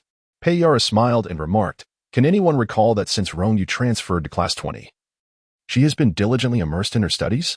The class representative paused for a moment, realizing that it was indeed true. Due to Rong Yu's beauty, he had inevitably paid more attention to her. Every time he glanced her way, she was engrossed in solving math problems on her draft paper. It was merely a miscalculation that led to Rong Yu's score of just over 100 in the last college entrance examination. It was not a reflection of her capabilities. Peiyaru explained with a smile. Class leader, study committee member, and youth league secretary, you three are the top students in our class. I'm curious to see who among you will be outperformed by Rong Yu in the upcoming monthly exam. Instantly, the class leader felt the weight of pressure descend upon him. The study committee member pondered silently. If Rong Yu truly excelled, why would she have been transferred to class 20? The youth league secretary pursed her lips, thinking that Rong Yu spent her time mingling with the underachievers like Ji Zhouye. And her performance couldn't be that impressive. Each of the three harbored their own thoughts. However, as soon as the bell rang, the youth league secretary approached Rong Yu first, asking, "Could you explain this physics problem to me?" The class leader and the study committee member exchanged glances and quietly moved closer to observe. Rong Yu glanced at the problem and swiftly scribbled down an answer. Suddenly recalling Peiyaru's instructions, she crossed it out and began to elaborate carefully. This question tests the most fundamental knowledge points. The youth league secretary was left utterly astonished. How could Rong Yu, faced with such a complex physics problem, arrive at the solution using the simplest of reasoning? It was evident that she possessed genuine skill. The class leader, unwilling to back down, inquired about the problem. However, Rong Yu, displaying no signs of impatience, earnestly explained it once more. The academic committee member seemed poised to ask another question, but Ji Zhouye slammed his palm on the table. It has already been 5 minutes. If we delay any longer, the cafeteria will have run out of soup. The crowd, jolted from their stupor, hurried towards the cafeteria, although there were no seats available by then. As soon as Ji Zhouye knocked on a table he fancied, the occupants promptly vacated it. Rong Yu cast him a fleeting glance.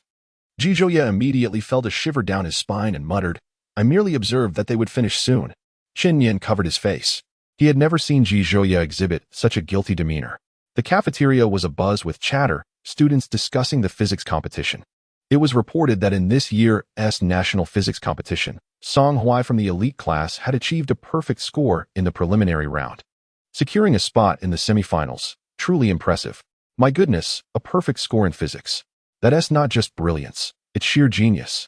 If he were to win a national award, he would be directly admitted to prestigious universities like Beida or Tsinghua. The competition among individuals is simply incomparable. Ji Zhouye scoffed. So what if someone scored full marks in physics? It's hardly a monumental feat deserving of such fanfare. Look, someone is getting anxious, he remarked. Recalling how he had once pursued the school beauty, Rong Yu, and considered Song Hui his rival. Yet, wasn't he currently in a romantic entanglement with Rong Yu? Could she possibly compare to the school beauty? Ji Zhouye's irritation grew. His previous pursuit of Rong Yu stemmed from the desire to experience the thrill of conquest. It was an event from years past, yet it was still being brought up. What was the point? What did it mean that he was anxious? Did a perfect score in physics merit such anxiety? He scoffed. Our class 20 also produced a student with a perfect score. I fail to comprehend the basis for all this boasting. Exactly. Qin Yin chimed in. Our classmate Rong Yu also achieved a perfect score to secure a spot in the semifinals. Has she ever flaunted it? Huh. As soon as these words were uttered, the entire room fell silent. Who was Rong Yu? She was the one who participated in the selection alongside the school beauty, rumored to be a repeat student with notoriously poor grades. The fact that she could score full marks and advance to the semifinals was utterly outrageous. I suspect she merely sat next to Song Hui and copied his answers, they mused. Ji Zhouye abruptly tossed down his chopsticks and sprang to his feet. Who are you accusing of cheating? Say it again if you dare. His grandmother had been a university student 70 years ago, a graduate student, a professor, and a researcher in high school physics. What could possibly be said about cheating? Although he had previously questioned whether his grandmother's potential disconnect from contemporary education could lead to poor performance, it seemed he had underestimated her. Exceptional individuals excel regardless of the circumstances. Chapter 31. Provide a clear answer regarding the repayment. The cafeteria buzzed with life. Rong Yu and Song Hui occupied a table by the window. She looked up and asked, "Did you sit next to Rong Yu during the exam?" "Far from it," Song Hui replied after a brief pause. She submitted her paper half an hour into the exam, while the average student hadn't even completed half of it. There's no way she could have copied from anyone. Rong Yu found this hard to believe. How is that even possible? A student transitioning from the humanities to the sciences for just half a month, participating in a national competition, and yet achieving full marks to enter the semifinals? It's utterly unfathomable. Did she pause for a moment, having obtained the answers to the competition in advance? Song Hui furrowed his brows, contemplating the possibility. The others were also engaged in various speculations. However, due to Ji Zhuye's menacing demeanor, no one dared to voice their thoughts loudly, and the murmurs gradually subsided. Rong Yu quietly continued his meal. Chen Yin complained, "Brother Yi, since the day before yesterday, you've been swiping my meal card. You've made me pay for breakfast items like yogurt and snacks, totaling 83 yuan. When will you repay me?" Ji Zhuye's expression darkened. "Is it really worth your while to mention a mere 80-odd yuan? After all, I am quite impoverished." Chen Yin shrank back. "The living allowance I receive comes from my grandmother collecting recyclables. I can't possibly spend half of it on you." Ji Zhuye, aware of Chen Yin's difficult circumstances, his father had passed away and his mother had remarried, leaving him to be raised by his grandmother, had previously contemplated offering some clandestine assistance. However, Chen Yin's pride was immense, and Ji Zhuye had refrained from taking advantage of him, finding it awkward to continue doing so now. Chen Yin weakly asked, "Brother Yi, could you give me a definite answer on when you'll repay me?" Ji Zhuye could only turn to Rong Yu for support. Rong Yu set down his chopsticks. "Chen Yin, your grandmother has worked hard to support your education. If you neglect your studies at school, do you truly believe you are honoring her efforts?" Chen Yin remarked. "Your tone sounds strikingly similar to that of a disciplinary officer." He hung his head. "My cousins, regardless of their academic performance, all left for work after high school. I, too, am no exception." The fragmented conversation reached Rong Ruoyao's ears. She was aware of Ji Zhuye's financial struggles, but never imagined they were dire enough to require borrowing money just to eat.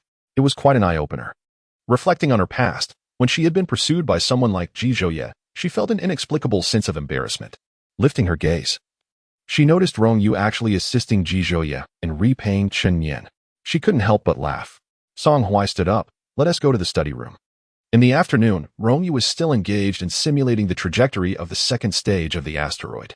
However, upon realizing a mistake in one of the steps, she had to start anew. Suddenly, the classroom buzzed with chatter. She snapped back to reality, raising her head to see their mathematics teacher, Wu Su, being called out by the disciplinary officer. It was rumored that Wu had published a viewpoint online, causing a stir within the mathematics community, prompting a professor to visit their school for a discussion. "Look, the principal himself is meeting with that professor." I searched for more information and discovered that the esteemed Professor Min, a national academician and deputy director of the Mathematics Research Institute, was indeed a significant figure. Goodness. An academician is personally visiting our school. In the school conference room, the principal, vice principal, and secretary, along with other high-ranking officials, gathered to welcome Professor Min, whose full name was Min Xinyuan. In his 60s, he was impeccably dressed in a suit. After exchanging pleasantries with the school leaders, he privately invited Wu Su to discuss a particular topic. The article Wu Su had publicly released online contained only the first stage of the argument, and Professor Min was eager to learn about the progression of the second stage. Having traveled to Haicheng on business, he took the opportunity to visit Haicheng No, one high school, to converse with Wu Su and stimulate new ideas. Wu Su was so excited that his hands trembled. This is an esteemed academician, a titan of the industry, a personage once only seen in the news, yet here he is, humbling himself to meet him in person. This overwhelming sense of vanity sent Wu Su's heart racing uncontrollably. However, when Professor Min posed a particularly challenging question, the blood coursing through Wu Su's veins turned suddenly cold, leaving her frozen from head to toe. "What is the matter, Professor Wu?" Min Shinin inquired, sipping his tea. "Do you lack direction for the second phase of the simulation?" Wu Su quickly nodded. "I've been quite busy lately and have yet to commence the simulation. The process of the first phase originates from Rong Yu. I must fully absorb and adeptly apply it before embarking on the second phase." Who could have predicted that Professor Min would take the initiative to seek her out? She offered an awkward smile. Min Shinin narrowed his eyes slightly, pointing to a step in the first phase, from this point to this point. There should be a second possibility. His inquiries were too specialized. Wu Su's expertise had not reached such heights. She was flustered, perspiring profusely, while incessantly polishing her glasses to calm her nerves. Min Shinin spoke softly. "Does Professor Wu have an assistant specifically responsible for this segment of the calculations? With this lifeline?" Wu Su exhaled in relief. "Yes, Professor. I have enlisted the assistance of a classmate to aid with the simulation. She has completed this portion independently. Would you like her to elaborate?" Min Shinin nodded. Rong Yu, still engrossed in her equations, was summoned to the conference room, looking bewildered. Wu Su introduced her. "Professor, this is Rong Yu." Min Shinin did not underestimate her youth, reiterating the initial question. Rong Yu sketched a parabola on paper, A parabola is a curve with an infinite opening. Its properties are distinctly different from those of an ellipse or hyperbola. If we introduce a convergent factor, allowing each parabola's opening to gradually diminish, Min Shanin paused. Are you suggesting that the focal distance of the parabola decreases in a specific manner? If the nth parabola is one-third of the previous one, then the entire system will form a self-similar linear pattern. Rong Yu's pencil flowed forth, producing one figure after another as she spoke confidently. Min Shanin's interest was piqued, and he too picked up a pen, following your reasoning. The convergence issue of the parabola could evolve into a geometric problem. Fascinating, indeed. The two engaged in a lively exchange, leaving Wusu unable to interject a single word. After what felt like over an hour, Min Shanin suddenly burst into laughter. We have inadvertently derived the results for the second phase. Young lady, with such remarkable mathematical talent. Why have I never heard your name before? Rong Yu felt exhilarated, responding with a smile. It's never too late to know now. You speak quite amusingly. Min Shanin said earnestly. Might you be interested in taking me as your mentor? Wu Su's eyes widened in shock. Professor Min, are you accepting students? In the realm of mathematics, scholars reaching the heights of Professor Min are few and far between. It is said he has taken in dozens of students, accepting only one per year, all of whom are graduates from Ivy League institutions. For a high school student like Rong Yu to catch Professor Min's eye is indeed a stroke of extraordinary luck. Chapter 32. You missed a golden opportunity. One apologize. Professor Min, but I already have a mentor. Rong Yu's words caught Min Shanin off guard, but he soon burst into laughter. You may not fully comprehend, he patiently elucidated. The teacher you refer to is merely the one who instructs you in foundational courses. Once I become your mentor, I shall guide you in research, assisting you in scaling the heights of mathematical achievement. This implies you will have the chance to engage with cutting-edge mathematical research and participate in national-level confidential projects. Do you understand? Wusu felt his blood surge. What mathematician would not yearn to delve into the forefront of research? Who would not desire to partake in national projects? This was the dream he had fervently pursued. Yet now, it seemed to effortlessly land in the hands of a mere high school student, Rong Yu. Rong Yu nodded. I understand, but I truly have a teacher who is guiding me in mathematical research. Can the teacher you know possibly compare to Professor Min? Wusu whispered to her. Professor Min is an academician, one of the foremost mathematicians in the country. If you could become his student, you could forego the Gaokao altogether. A single recommendation letter from him could secure your admission to Peking University or Tsinghua University. Do you truly comprehend? He could not fathom why such an eminent figure would take a high school student under his wing. Nevertheless, he realized that when opportunity knocks, one must seize it with all one's might. Yet, Rong Yu shook her head again. Professor Min, I truly regret to say that I have no intention of changing mentors. Min Shanin had over 30 students, and it was the first time he encountered such a stubborn child. However, being young and innocent, she likely did not fully grasp the magnitude of this opportunity.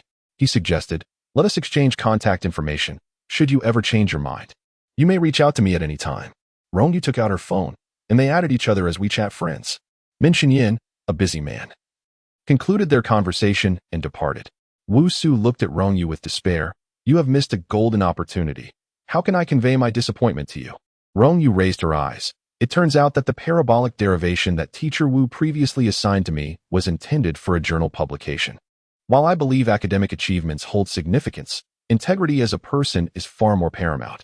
You misunderstand. Wu Su felt a cold sweat break out. He could not fathom why he felt intimidated by a student.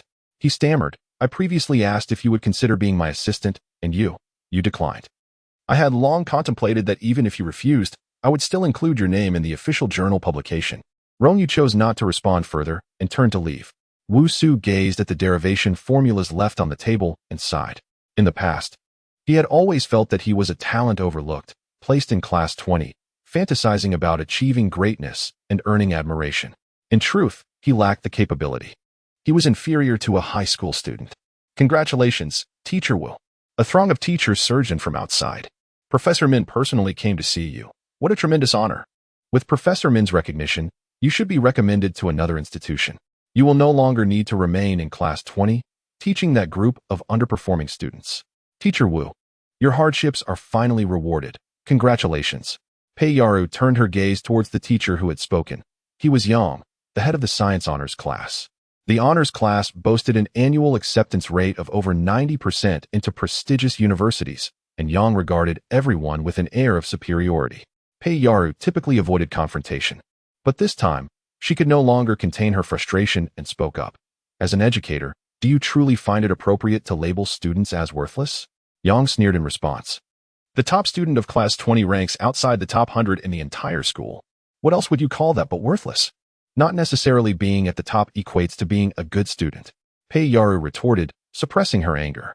The purpose of education is to aid students in their growth, not to define them by degrading labels.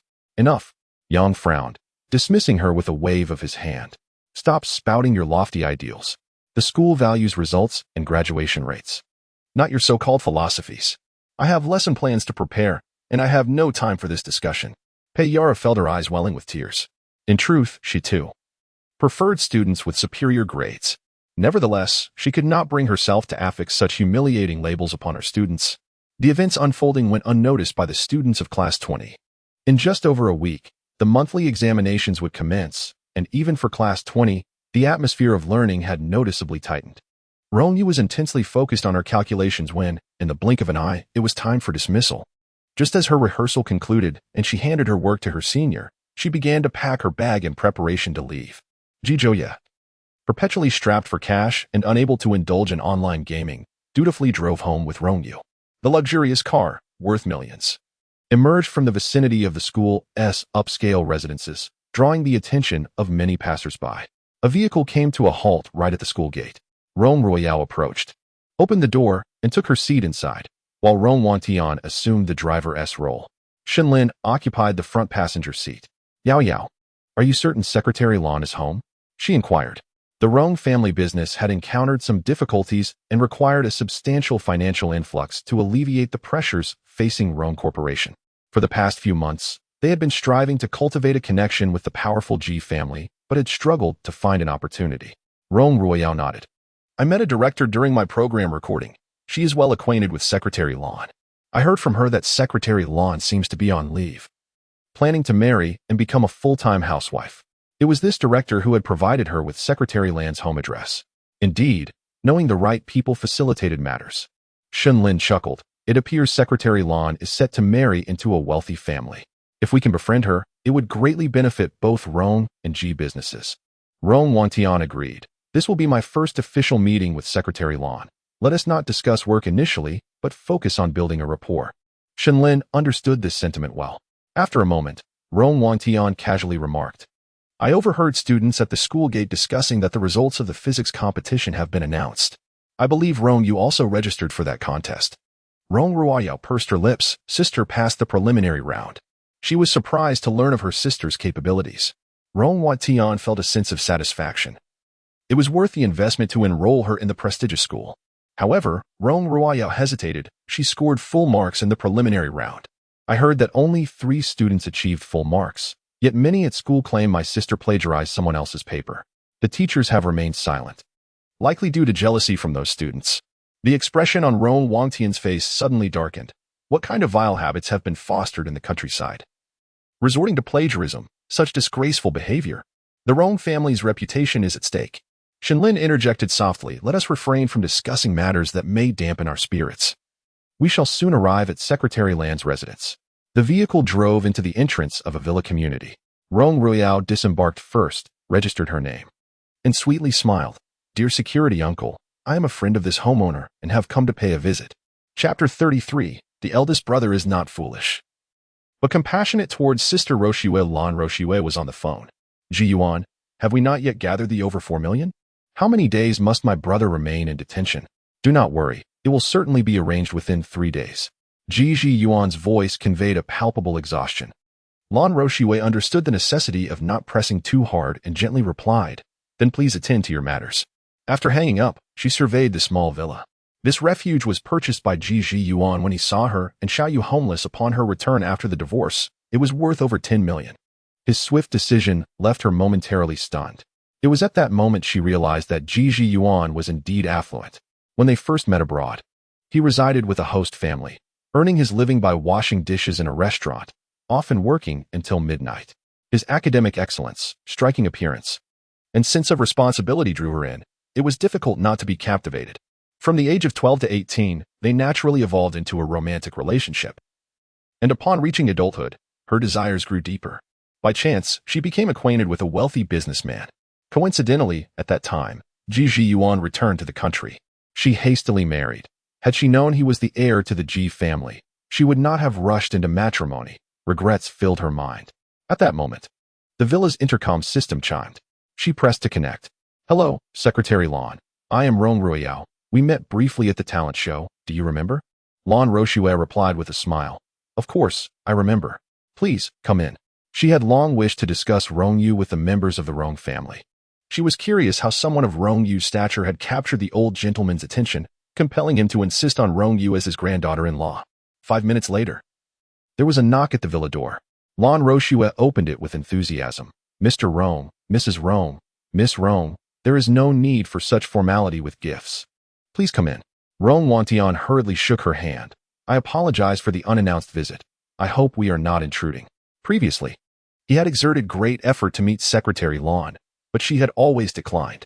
Now, due to Ruayao's presence, Secretary Lan welcomed them so warmly. If the Rong family could thus collaborate with the Ji family, Ruayao would be instrumental. Lan Roshue brought in several cups of tea, exchanged pleasantries, and then inquired with a smile, "Mr. Rong, do you not have an elder daughter?" "Indeed," Rong Wantian replied, somewhat awkwardly. "She is my daughter from my previous marriage, raised in the countryside, and only recently brought to live with me." Lan Roshue smirked with a hint of derision. "No wonder. It is no surprise that the Rong and Ji families have not yet solidified their marriage arrangements. Rong Yu was too eager to move into the Ji household, lacking proper upbringing and indeed not fitting for the occasion. However, it was clear that the Rong family sought to leverage her presence to forge a partnership with the Ji family. Is it not simpler to find Rong Yu? There is only one possibility. The elders of the Rong family are entirely unaware of the relationship between Rong Yu and the Ji family. Why has Rong Yu not informed her parents about such a significant matter? Suddenly, Lan Roshue sprang to her feet. She was mistaken. Rong Yu had not merely attached herself to Ji Ziyuan, rather, she had entangled herself with the elder Ji. At last, she comprehended why. When she had inquired multiple times about Rong Yu's identity, Ji Ziyuan had remained so reticent, refusing to utter a single word more. She finally understood why the elder unconditionally supported Rong Yu, because she was the elder's cherished mistress. At merely 18 years of age, engaging with a 78-year-old man was a scandalous affair, one that could not possibly be made public. "Secretary Lan, what has happened?" Shenlin, startled, hastily rose to inquire. Lan Roshue dared not speak recklessly. If the elder Ji's scandal were to be leaked through her, she feared she would no longer be able to remain in Haicheng. Her ambition was to marry into the Ji family, not to be at odds with them. As dusk descended, the Ji family's dining table was laden with an array of dishes. "Dad says he want to eat," Duo exclaimed as she rushed in from the study, urging them to start without him. The elder Ji frowned. "Even the busiest of us must partake in a meal." Butler Yu quietly remarked, "This afternoon, the eldest young master's assistant visited. It seems he has taken on a case in his personal capacity and is burning the midnight oil." In his personal capacity? The elder Ji paused. The Ji group had a multitude of matters awaiting his attention. How could he be taking on private work? What was going on? Rong Yu smiled. "He is merely filling someone else's void." The elder G's expression darkened instantly. "That brat from the Lan family has absconded with 400,000 from the Ji family. And now we must fill the pit ourselves. A Yuan has always been exceptionally intelligent. Why does he now seem increasingly foolish?" Ji Zhouye took a mouthful of rice. "Brother is not foolish. He is merely concerned for Sister Roshue." Rong Yu scoffed. "Concern is all well and good, but it must be weighed against whether the other party is worthy of such sentiment." Meeting Lan Roshue for the first time, she had already resorted to underhanded tactics, scheming and plotting. Such a woman is truly unsuitable to enter the Ji family. This young man must be made to stumble significantly. Otherwise, he would never grow into the pillar of the Ji family. After the meal, Duo requested the butler to serve a bowl of rice and some vegetables and carried it to the study. As she pushed open the door, Ji Ziyuan's voice rang out. "Didn't I say I was working? Do not interrupt me without cause." "Dad, the young girl," her voice faltering from fright, gazed at him with tearful eyes. "You work too hard. If you don't eat, you will go hungry." Ji Ziyuan's demeanor remained indifferent. "Leave." Duo bit her lip, mustering her courage to approach the desk. The closer she drew, the colder Ji Ziyuan's expression became. The young girl took out a card from her pocket, carefully placing it on the desk. I heard from great-grandfather that you have been short on funds lately. This is my savings card for my New Year's money. Butler said it contains over 20 million. Please take it for now, Dad. Ji Ziyuan suddenly froze. He gazed at his biological daughter. His acquaintance with Duoduo's mother began at a lavish soiree, where both had indulged excessively, leading them to share a bed and subsequently marry. His affections did not lie with that woman. Thus, he harbored little sentiment for the child she bore. He was aware that the Ji family would provide Duoduo with the finest of everything, and he felt no need to invest his emotions into the newborn, who had unknowingly grown up and now expressed concern for him as a father. An inexplicable softness enveloped Ji Ziyuan's heart. He returned the bank card, stating, "Father does not lack for money. Take care of it yourself." Duo, with wide eyes, asked, "Really?" Ji Ziyuan gently patted her head, replying, "Of course, now go on. Father must work." Duo, resembling a timid kitten, slightly shrank her neck, feeling both apprehensive and fond of his gesture, clutching the bank card. She had just stepped out of the study when a figure in the corridor intercepted her. "Good Duo, so you are quite wealthy, far wealthier than your uncle. How about lending a bit to your uncle?" Chapter 34. He was an unwanted child. Ji Zhouye had just attempted to extort Duo when he was seized by Rong Yu by the scruff of his neck. To solicit money from a child. You truly have ambition. Ji Zhouye recoiled slightly, unwilling to provoke this formidable elder, not wishing to meet a fate akin to his older brothers. Though his own circumstances were already dire, Rong Yu released him. There's a lucrative opportunity. Do you wish to partake? Ji Zhouye nodded vigorously. Draft a plan for me. She pondered for a moment before speaking. I intend to establish a scholarship for underprivileged yet outstanding students at Haiqing No. 1 High School under the G name. Utilize your intellect to devise the specific terms. I require a preliminary draft by tomorrow morning. Ji Zhouye, with a forlorn expression, protested, but I cannot. If you cannot, then learn. Would you rather languish at home? Rong Yu retorted before turning on her heel and departing. Ji Zhouye silently rebutted her in his mind. There was no choice. Tasks assigned by the elder must be fulfilled, no matter how arduous. He opened his computer and began self-studying how to write a proposal, researching the concept of scholarships. At the break of dawn the next day, he eagerly presented a draft proposal to Rong Yu. Having spent the night awake, his energy heightened by excitement. Great-grandmother, quickly look. Is my proposal impressive? Rong Yu perused the document, deeming it passable. For a first-time proposal writer, it was certainly satisfactory. She raised her gaze and remarked, "You're quite clever. Why not apply this energy to your studies?" Ha ha ha. Grandfather, did you hear that? Great-grandmother praised my intelligence. Ji Zhouye leapt with glee, remembering that great-grandmother constantly berated his older brother for his folly while commending him. What did this signify? It indicated he was indeed more capable than his brother. Rong Yu shot him a glance before turning to Ji Ziyuan. Yuan, arrange for someone to refine this draft. It would be best to finalize it today. Understood, great-grandmother. Ji Ziyuan replied. Ji Zhouye rubbed his hands together. What about my reward, great-grandmother? Where's my reward? Did you not clearly state in the proposal that the top 3 students from impoverished backgrounds would receive rewards ranging from 30 to 50,000? While those ranked in the top 3 in individual subjects would be granted 1 to 3,000? Additionally, there are progress awards for each rank gained. 1,000 yuan is awarded. Rong Yu gently patted his shoulder, saying, You are an orphan, having lost both your parents, belonging to one of the 8 categories of poverty. Since you meet the criteria for assistance, dedicate yourself to your studies. You could earn over 100,000 in a single month. Keep it up, child. Ji Zhouye pondered. So, has he dug a pit for himself by staying up all night? On the way to school, Rong Yu calmly remarked, as family, I will give you a little leeway. Memorize a word and receive 10 yuan, master a formula in mathematics and earn 100. Recite a poem in Chinese for 500, and 1,000 for classical Chinese. With no ceiling on the rewards based on your exam scores, just add 2 zeros to your score for your reward. Ji Zhouye felt no excitement, only a sense of despair. Wanting to cry. In the past, a mere gesture would prompt his grandfather to send him money, and his 4 elder brothers would instantly transfer funds whenever he showed off. Now, he must memorize poems to earn a meager allowance. Upon entering the classroom, Ji Zhouye took out his English book and began fervently memorizing vocabulary. Due to his grandfather's poor health, he had spent months in foreign nursing homes, and during those times, he would accompany him. Consequently, his English had improved under the influence of an all-English environment. No way, Yigu, are you actually studying? Chen Nian exclaimed in disbelief. Ji Zhouye shot him a glance, saying, "You'll soon be like me." When he drafted that proposal, the person who occupied his thoughts the most was Chen Yin. Currently, Chen Yin ranked last in the class. If he could advance just one position, he would receive 1,000 yuan, and if he moved up 10 spots, that would amount to 10,000, enough for his grandmother to collect garbage for an entire year. The Ji family worked quickly. By the second period, they had finalized the proposal with the school and posted the funding documents on the bulletin board. The entire school buzzed with excitement.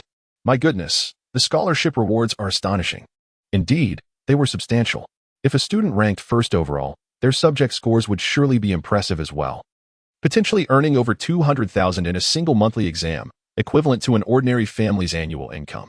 Song Hui from the elite class would undoubtedly rake in the rewards.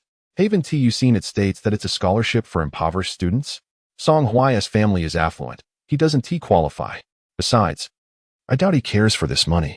Wealthier students merely observed the commotion and soon dispersed. However, the children from impoverished families seemed to glimpse hope, eagerly seeking their respective homeroom teachers to obtain application forms and fill them out. Chen Yin remained silent for a long while. After completing his final year of high school, he planned to work at a construction site. For him, studying seemed futile, and thus he had been reckless. Yet, if education could lead to earnings, it might be worth the effort. He ranked last, but the potential for improvement was vast. With a bit of effort, he might earn a few thousand yuan. Chen Yin glanced at Ji Zhouye, who was fervently memorizing words, and quietly took out his English book, attempting to read, though his pronunciation was far from accurate due to his long absence from studying. Repeat after me. The voice of Rong Yu resonated, speaking of abandonment and forsaking. Chen Yin's eyes instantly filled with a crimson hue. After his father's passing, his mother had cast him aside to remarry, and the neighbors whispered that he was a child forsaken by his mother. He was a child unwanted by anyone. Being abandoned by kin does not absolve one from the responsibility of self-worth. Rong Yu gazed at him and said, "Your value does not hinge upon the choices of others, but rather upon how you confront life's challenges. Do you not yearn to witness her regret over her past decision?" Her intention was to encourage Chen Yin to release the burdens of the past and look ahead. Yet, no adolescent is truly capable of being indifferent to everything. It would be better to establish a goal for him, thus enabling him to move forward with courage and determination. In a few years, once you graduate from university and secure a position in a top-tier company, earning a substantial salary, buying a car and a home, Rong Yu continued, she will have aged, left alone without anyone to care for her. How much remorse will she feel for having abandoned you? Exactly. Ji Zhouye interjected, as long as you graduate, I can facilitate your entry into the G group, leading you to promotions and salary increases, ultimately reaching the pinnacle of your life. How exhilarating. Chen Yin, previously despondent, chuckled at this. You speak of the G group as if it were your family business. Do you really think they would want me? Rong Yu patted his shoulder. As long as you begin to exert effort from this moment on, nothing is impossible. Chen Yin leaned closer to Ji Zhouye and whispered, Brother Yi, I finally understand why you've become so infatuated with romance. It is because Rong Yu is truly worthy. Shut your foul mouth. Ji Zhouye shot him a glare. Do not use your sordid mind to define the relationship between Rong Yu and me. Chapter 35. A transformation in Class 20. Class 20 earned its reputation as the class of underachievers due to the abundance of students struggling academically.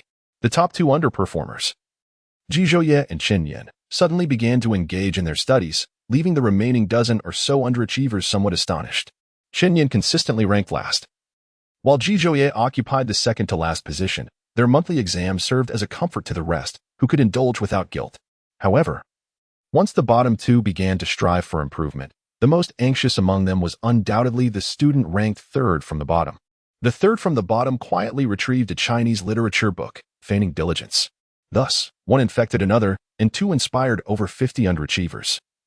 Although not all were wholly committed to studying, at the very least, they refrained from frivolous chatter and gaming, as it would feel out of place. After a morning of study, Ji Zhouye's mind was still awash with English vocabulary. He pinned down 56 words and rewarded himself with 560 yuan. Finally grasping the meaning of a term, hard-earned money. It was indeed quite arduous. The three of them headed to the cafeteria together. Rong Yu swiped her meal card and treated Ji Zhouye to a dish of chopped chili fish head to nourish his mind. After their meal, she intended to peruse the library when she was intercepted by Rong Yu. Sister, which dormitory do you reside in? I have yet to visit your dorm, she said. a hint of malice lurking in her smile. She knew full well that Rong Yu did not live in the school dormitory, but rather rented a place off campus with Ji Zhouye. Living with her boyfriend while still in high school was indeed a disgrace to the Rong family. However, she planned to withhold this information from their father until the situation spiraled out of control. Rong Yu replied, "If you have something to say, please do so directly. Today is grandfather's birthday. Does sister not remember?" Rong Ruoyao said sweetly, "This evening father will come to take us to the hotel to celebrate grandfather's birthday, sister. Please do not leave alone." Rong Yu pursed her lips. She is not only a member of the Ji family but also of the Rong family. Having occupied this body, there are indeed some matters she cannot evade. She nodded. All right. In the afternoon, during physics class, after Pei Yaru finished her lecture, she called Rong Yu to the office and handed her several newly released journals for the month. As Rong Yu took the books and stepped out of the office, Teacher Yang from the top class scoffed. "Only you, Teacher Pei, would show such kindness to a repeat student. When the results of this month's exam come out, you will realize that such students will never repay your efforts and grades." Pei Yaru replied coldly.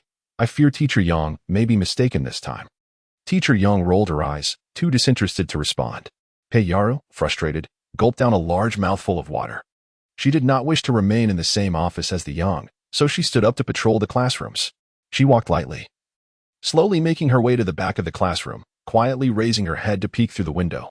To her astonishment, the last row of underperforming students, who used to gather to play cards or games during class, were now quietly reading. The few students by the window, who loved to sleep on their desks, were now doing their homework. Even the girls at the very back, who during class would either paint their nails or read novels, were now quietly memorizing vocabulary. Pei Yaru thought she might be hallucinating and rubbed her eyes. She was not mistaken. This group of children had suddenly become diligent. When the school bell rang in the afternoon, the group of underachievers in class 20 tossed their books aside. Gosh, pretending to study hard is exhausting. Surprisingly, after staring at a poem all afternoon, I can actually recite it. It might not even be on the exam. Memorizing it would be pointless. If you don't memorize it, then I want to either.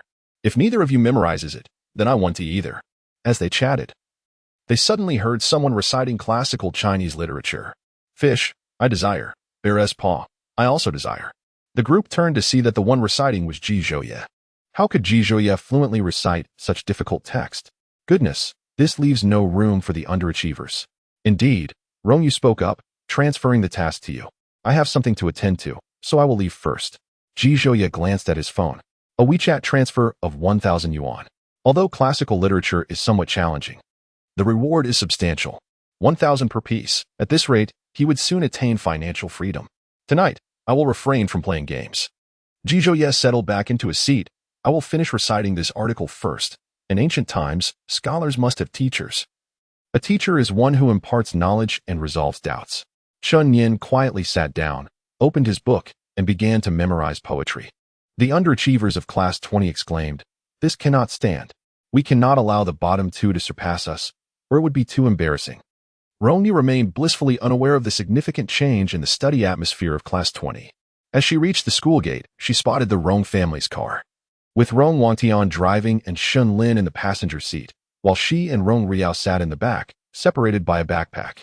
As Rong Wantian reflected, it seemed that nearly half a month had passed without seeing his daughter. After a few days apart, he sensed a change in her demeanor. She no longer appeared so timid. Her gaze was clear, and she finally exhibited a semblance of the esteemed young lady of the Rong family.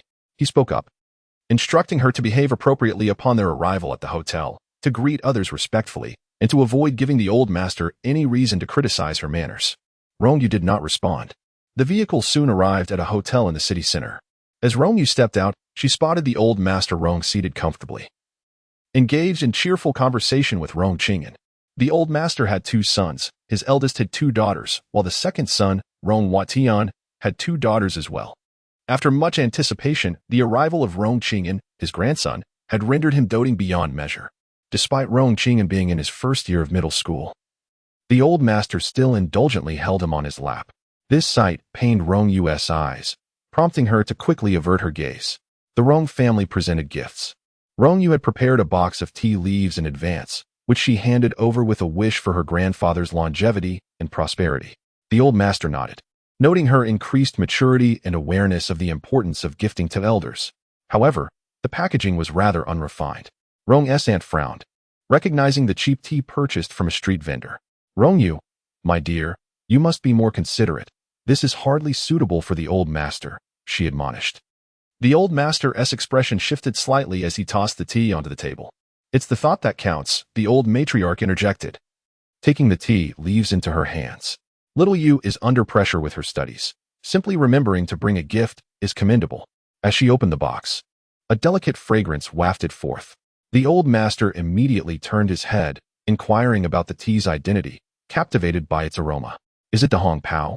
Rong Wantian, with an eye for quality, leaned in to examine and sniff the leaves, recognizing them as the esteemed tea from Wui Mountain, known as the king of teas. The value of this small box was certainly high. Little Yu, where did you procure this? He asked, astonished. The king of teas is valuable not just in price, but also in rarity, often difficult to obtain. Rong Yu shrugged, genuinely unaware of where it had come from. Their home possessed a large box of this tea, which she found delightful, so she had simply set aside a smaller box in her backpack. With her grandfather's birthday approaching and no other gifts prepared, she had decided to use this as a substitute. You are indeed fortunate, the old master exclaimed, cradling the tea with delight. Such a fine treasure. And you stumbled upon it. He promptly handed it to Rong Wantian, saying, I have heard that the Rong family is set to collaborate with the Ji family. Save this tea to entertain the senior executives from Ji. Do not neglect them. Chapter 36. The Unfamiliar Wolf upon mention of the Ji family. Rong Ruiyao could not escape the praises from her relatives. If it weren't for Yao Yao participating in the Ji family's program, she would never have met Secretary Lan. And the Rong family Wu and Ti have had the chance to connect with the Ji family. You children should learn from Yao Yao. They spoke of Secretary Lan preparing to take a leave for marriage, soon to become the mistress of the Ji family, and how fostering a good relationship with her would facilitate future collaborations with Ji. Yao Yao, keep in touch with Secretary Lan. It would be splendid if you could secure an invitation to her wedding with Mr. Ji. You might even have the chance to meet the old Master Ji. A group of voices continued to converse animatedly. Yet, Rong Yu could not help but emit an untimely chuckle. Rong Wantian furrowed his brow, inquiring, what is it that amuses you? With a subtle smile, Rong Yu replied, did I laugh? She had not, but found the antics of those around her rather fanciful. Setting down her chopsticks, she was about to suggest her departure when the door to the private room swung open, revealing a server pushing a small cart adorned with a birthday cake and 2 bottles of red wine. As she gazed at the server, Rong Yu felt an inexplicable sense of familiarity. Before she could delve into her memories, the matriarch of the Rong family spoke up. Oh, is that not Aunt Yu from the Yu family? What brings you to work as a server in a hotel? Rong Yu suddenly recalled that her original self's mother bore the surname Yu. This was indeed her maternal aunt. Her mother had divorced during pregnancy, relying heavily on her uncle and aunt for support, which allowed her to give birth successfully. It was through their assistance that she had managed to raise her child as a single mother. Rong Yu felt compelled to remember this gratitude. Just as she was about to rise and call out, Aunt Yu suddenly lost her balance while lighting the candles, crashing into the cake and sending the 2 bottles of wine smashing to the floor. How utterly disgraceful, exclaimed the matriarch of the Rong family. We are here to celebrate the old gentleman's birthday, and now you've ruined the mood entirely. Your Yu family truly knows how to disgust people. Aunt Yu, in a fluster, began to protest. I did not. It was not me. Enough. There is nothing more to discuss, Rong Wantian coldly interjected. These 2 bottles of wine are not inexpensive. How do you intend to compensate for them? Aunt Yu, named Wan Jing, was well aware of the wine's price, at 38,000 a bottle, a sum she could never afford. In her panic, a strong pair of hands grasped her arm, pulling her into the midst of the chaos. Aunt, wipe your face first.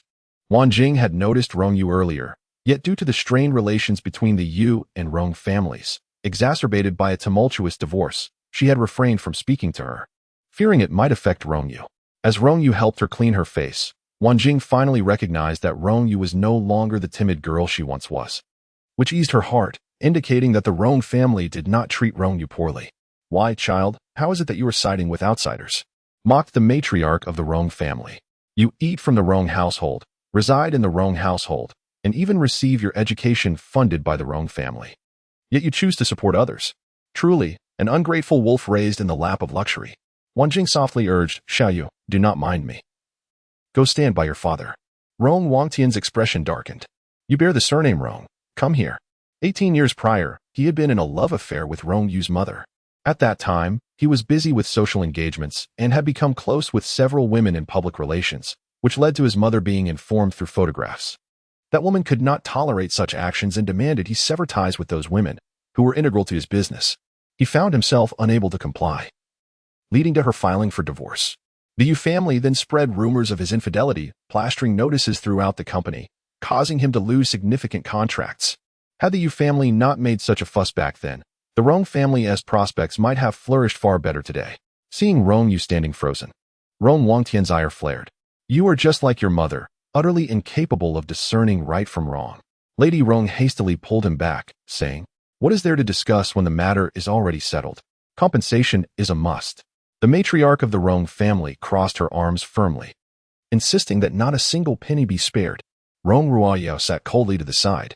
Were it not for the Yu family, the Rong family would surely have ascended to the ranks of the elite by now. The Yu family must pay for their transgressions, understanding who should be trifled with and who should not. Compensation, compensation. Rong Qingyan made a face. Over 60,000 yuan. Hurry and bring it out. Shenlin yanked her son closer, admonishing, adults are speaking. Do not interject. Regarding matters concerning her husband's ex-wife and her stepdaughter Rong Yu, she generally refrained from speaking up or interfering. It was best left as it was. Wan Jing tightly squeezed her hands. 2 bottles of red wine, totaling over 60,000 yuan. How could she possibly produce such an amount? Compensation was one thing, but Rong Yu raised her eyelids slightly, insisting that before anything else, they review the surveillance footage to ascertain who was truly at fault. Rong Wangtian's face darkened. Xiao Yu, I can understand your loyalty to your aunt, but it is unreasonable to twist the truth. Let's check the footage, Lady Rong spoke. Whether it is black or white, we must have evidence. The matriarch promptly summoned the manager, who quickly procured the surveillance footage.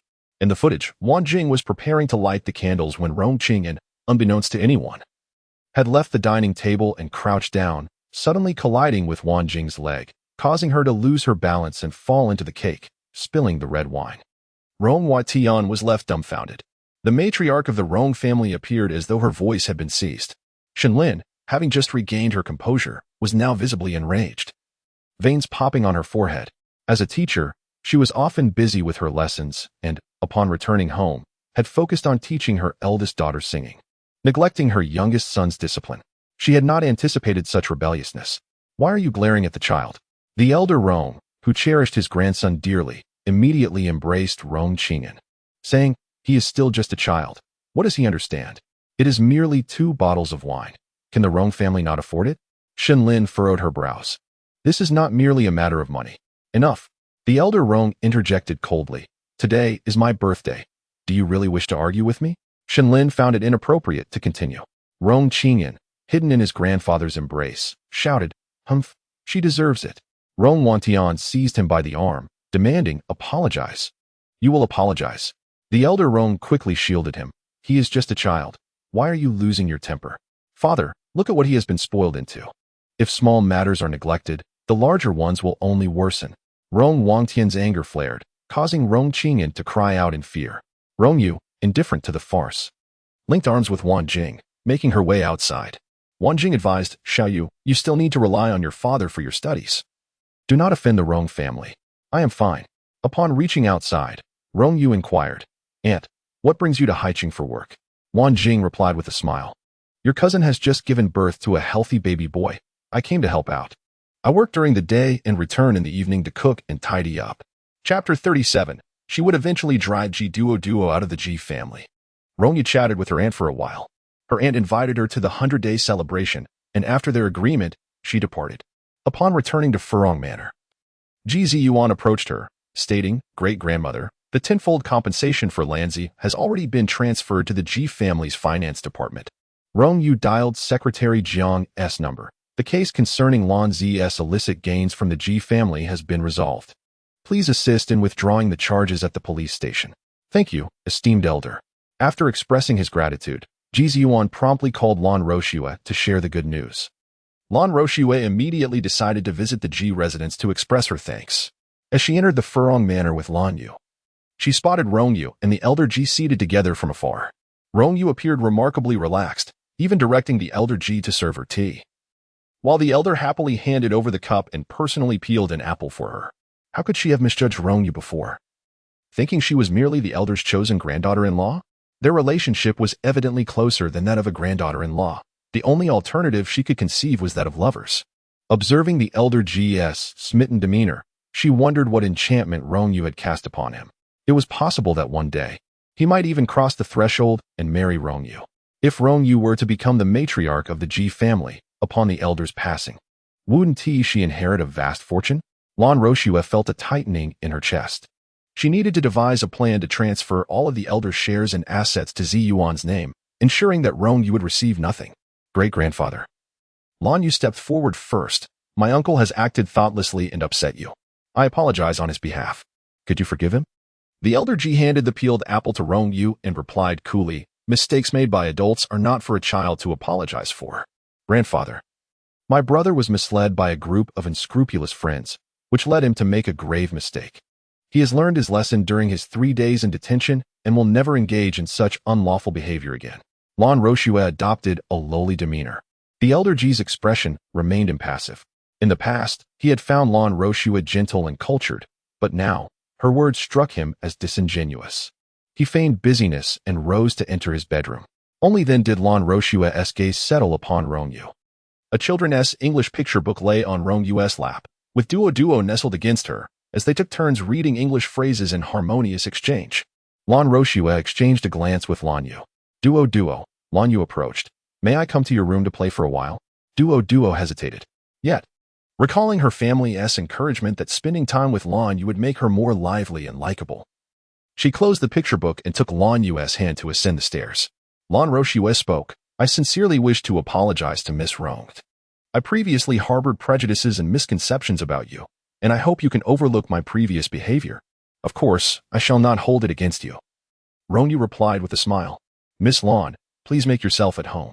Just as she was about to ascend the stairs, the door to the elder Ji's room suddenly opened a crack, and she was pulled inside. Is it not yet dark?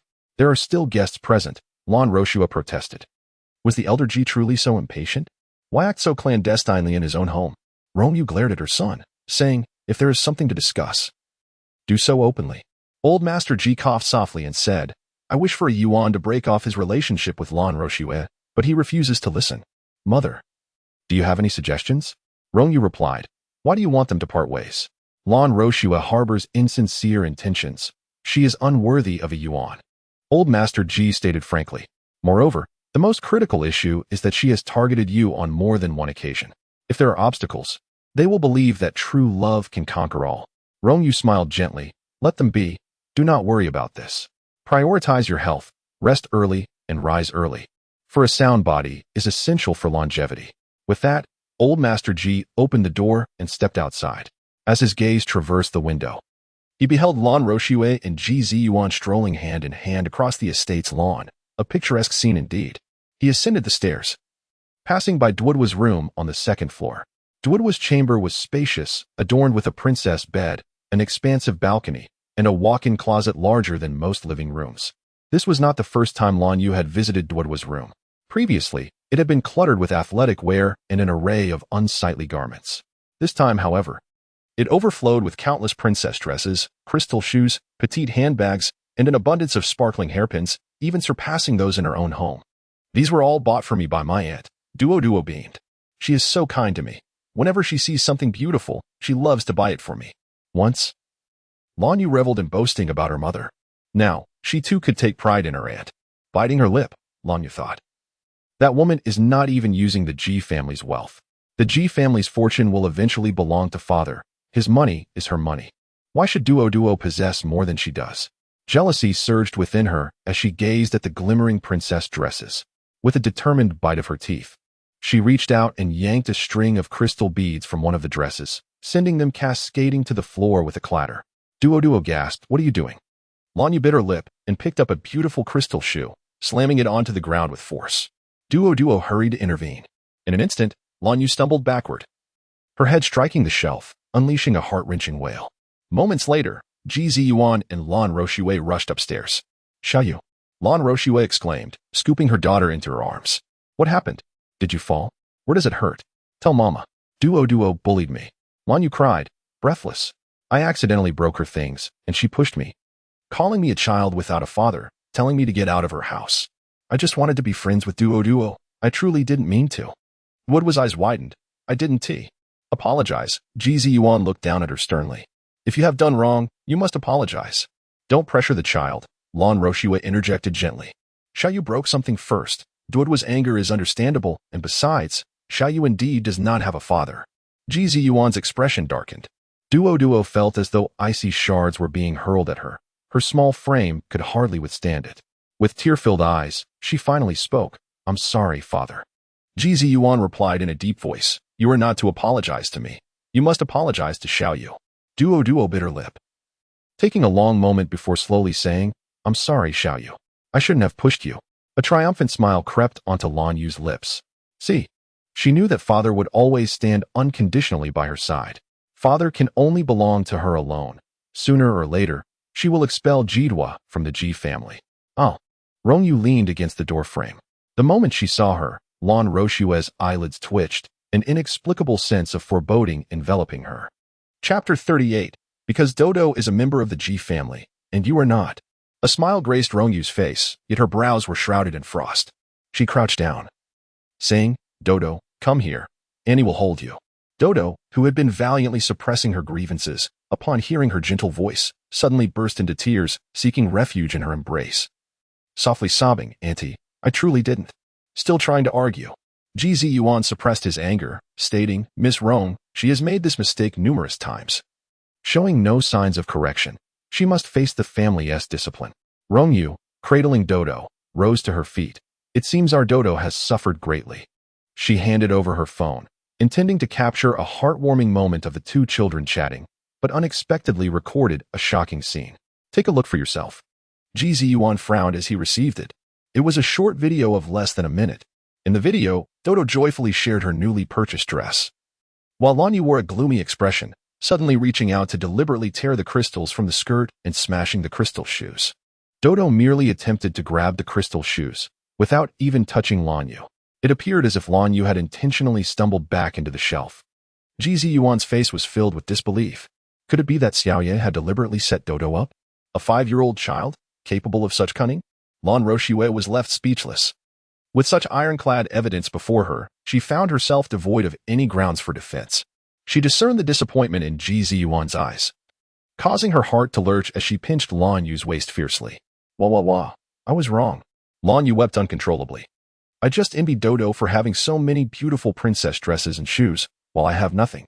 Dodo is daddy's daughter, and so am I. Is it just because I'm not his biological daughter? Wah. I am so pitiful, just a child no one cares for. Lan Roshue's voice trembled. Xiaoye has been without a father since childhood. I have been busy with work and neglected her upbringing. Not realizing this would cultivate such a character in her. Miss Lan certainly knows how to blur the lines. By that logic, if Lan Yu were to commit murder or arson in the future, would she be absolved simply by claiming she lacked a father? Rong Yu's expression grew cold. Lan Yu, you must apologize sincerely. No, I won't. Lan Yu was nearly consumed by jealousy over Dodo. How could she possibly apologize? She began to cry loudly, rolling on the ground. Ji Yuan once again displayed an expression of disbelief. In his mind, Xiaoye was a clever and charming child, sociable, generous, and adorable. All these labels seemed fitting. But now, what was the difference between her and a mischievous child? To err and yet to be so self-righteous? Xiaoye, please stop crying, Lan Roshue said anxiously. If you fall ill, we will have to go to the hospital, and you know how much you dread that. No sooner had she spoken than Lan Yu suddenly gasped for breath. Ji Yuan quickly bent down to lift Lan Yu, rushing downstairs with haste. Prepare the car. We're heading to the hospital. Ji Yuan, I can take Xiaoye to the hospital myself. Lan Roshue spoke, and Duo must have felt quite miserable. You should comfort Duo first. Once Xiaoye feels better, I will take her to apologize. Ji Yuan envisioned Duo's wide-eyed, aggrieved expression. He nodded. If anything arises, contact me immediately. Turning away, he ascended the stairs. Lan Roshue was taken aback. In the past, when she had expressed such sentiments, Ji Yuan would insist on accompanying her to the hospital. Today, however, Duo, frightened, had nestled in Rong Yu's arms and drifted off to sleep. Rong Yu rose with the child in her embrace, as if unsteady, almost stumbling. Ji Yuan hurried over to steady her. Rong Yu, in turn, gently handed the sleeping Duo to him. She cried herself to exhaustion. Please lay her down carefully. The small body cradled in his arms felt incredibly soft and light, significantly lighter than Rong Yu. Ji Yuan suddenly realized that, as Duo had grown, he had scarcely held her. He seldom entered Duo's room, only to discover that his daughter adored rabbits with a bed strewn with fluffy rabbit toys.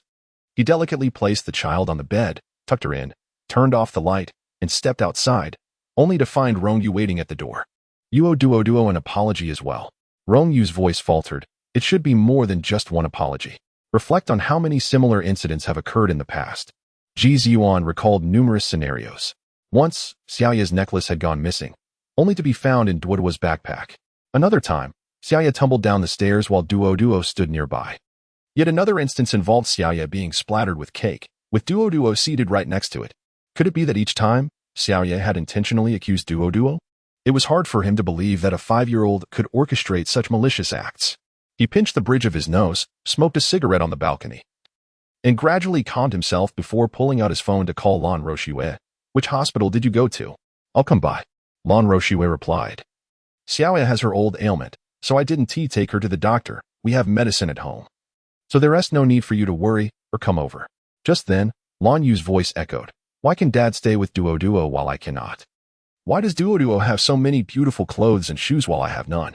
Why, even when Duo makes mistakes, does Dad treat her so well? Ji Yuan, who had just stepped outside to smoke after finishing a game, overheard this. He couldn't help but interject. What other reason could there be? It's because Duo is a member of the Ji family, and you are not. On the other end of the line, a thunderous wail erupted. I blame my loose tongue, Ji Yuan realized. Xiaoya, please stop crying. He picked up his phone, accidentally disconnecting the call. I merely spoke the truth. Is it necessary to cry so much? Feeling overwhelmed, he hastily tossed the phone aside and slipped away. Ji Yuan stood in silence for a long while. The following morning, during breakfast, the family gathered at the table. When Ji Yuan descended, he intentionally looked at Duo first, only to notice that upon seeing him, her shoulders flinched slightly before she finally greeted, Good morning, Daddy. Ji Yuan took a seat, pressing his lips together. Regarding yesterday's incident, I was in the wrong. Will Duo forgive me? Duo's eyes sparkled as she nodded vigorously, eager to ensure her father understood her feelings. I have never blamed you, Dad, she exclaimed. After their meal, Ji Yuan picked up her small backpack, saying, Today, Dad will take you to school. Duo froze for a moment. Previously, her father had only accompanied Xiaoya. She had never experienced the joy of having her father escort her to school. With a leap of excitement, she exclaimed, Yes, Dad. Let us go quickly. Ji Laoi looked on with delight, noting how much more lively Duo appeared. A child who is loved is, of course, full of vitality.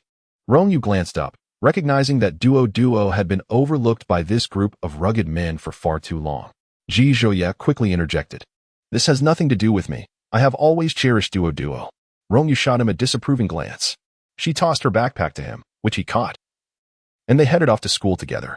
Upon entering the classroom, she received a message from her senior. Chapter 39. Is there a need for someone to carry the coffin?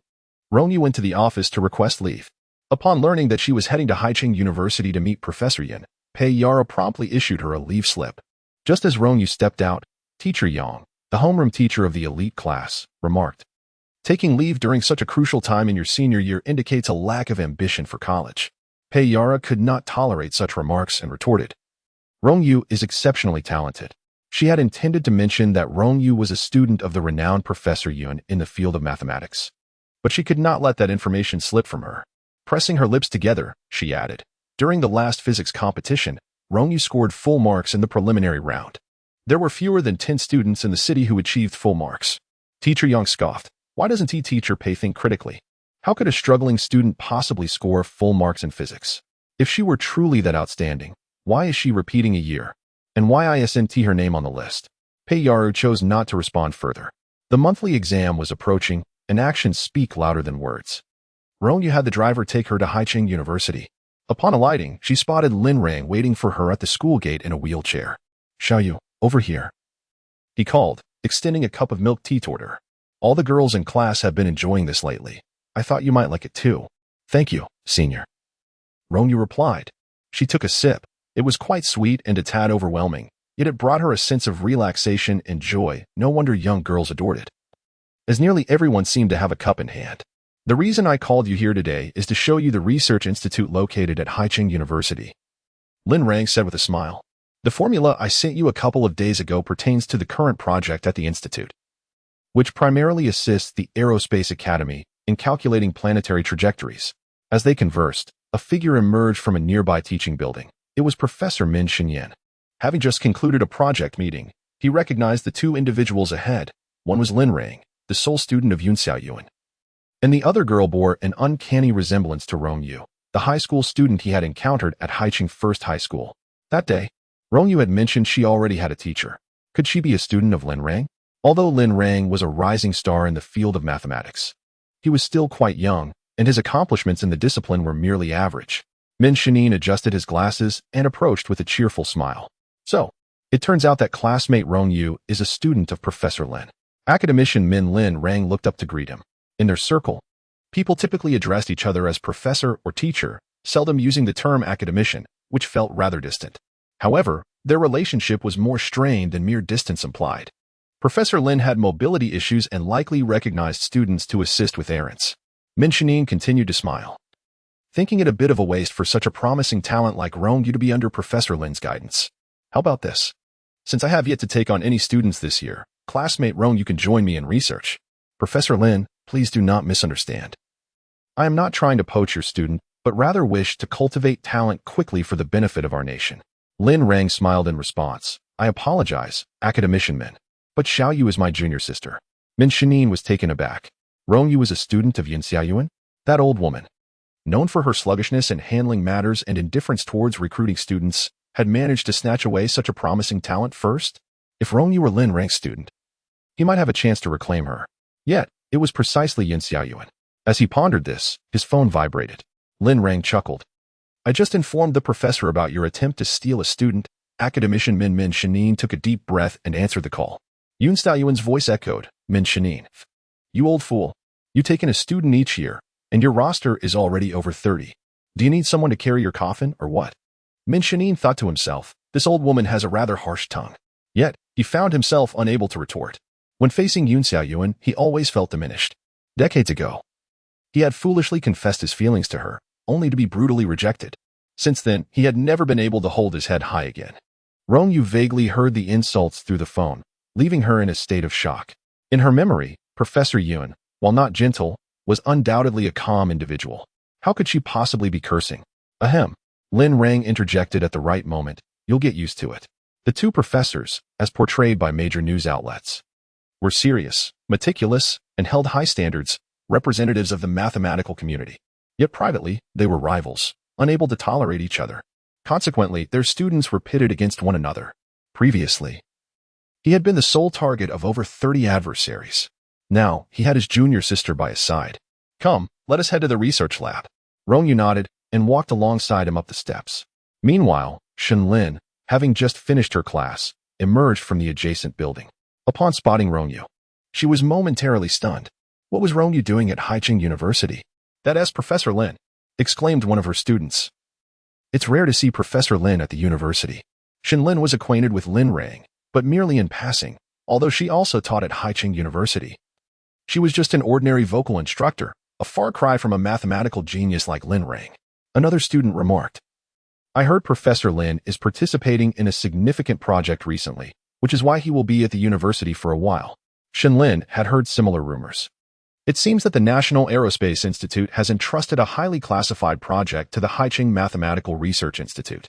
This project is of utmost importance, prompting the return of several esteemed professors from both the mathematics and physics departments to offer their assistance. During this period, only prominent figures could gain access to the research institute. Yet, how did Rong Yu manage to enter? As Shen Lin scrutinized the scene, she noticed that the entrance to the institute was now devoid of people. Perhaps she had mistaken the situation.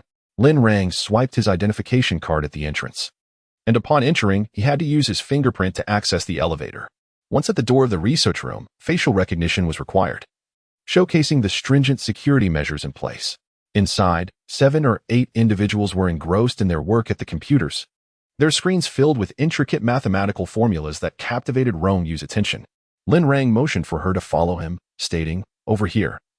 There is a task that requires your assistance. In the innermost office sat 4 individuals, Lin Rang's colleagues. He clapped his hands and introduced, "This is Rong Yu, a mathematical prodigy. I believe we can discuss the conundrum that has been troubling us with her assistance." The 4 men stared at Rong Yu in astonishment, not for any other reason but her youth and striking beauty. In the realm of mathematics, the male demographic overwhelmingly surpasses that of females. While the disparity isn't as pronounced in middle school, it becomes evident in high school as students are divided into arts and sciences, and by university, the number of female mathematics majors dwindles significantly. By the time one reaches graduate studies, women are nearly non-existent. The momentary surprise quickly faded as they recognized that this young lady had been brought in by Professor Lin. Known for his relentless rigor in mathematics, to an almost obsessive degree, they could hardly believe that he would treat the subject lightly.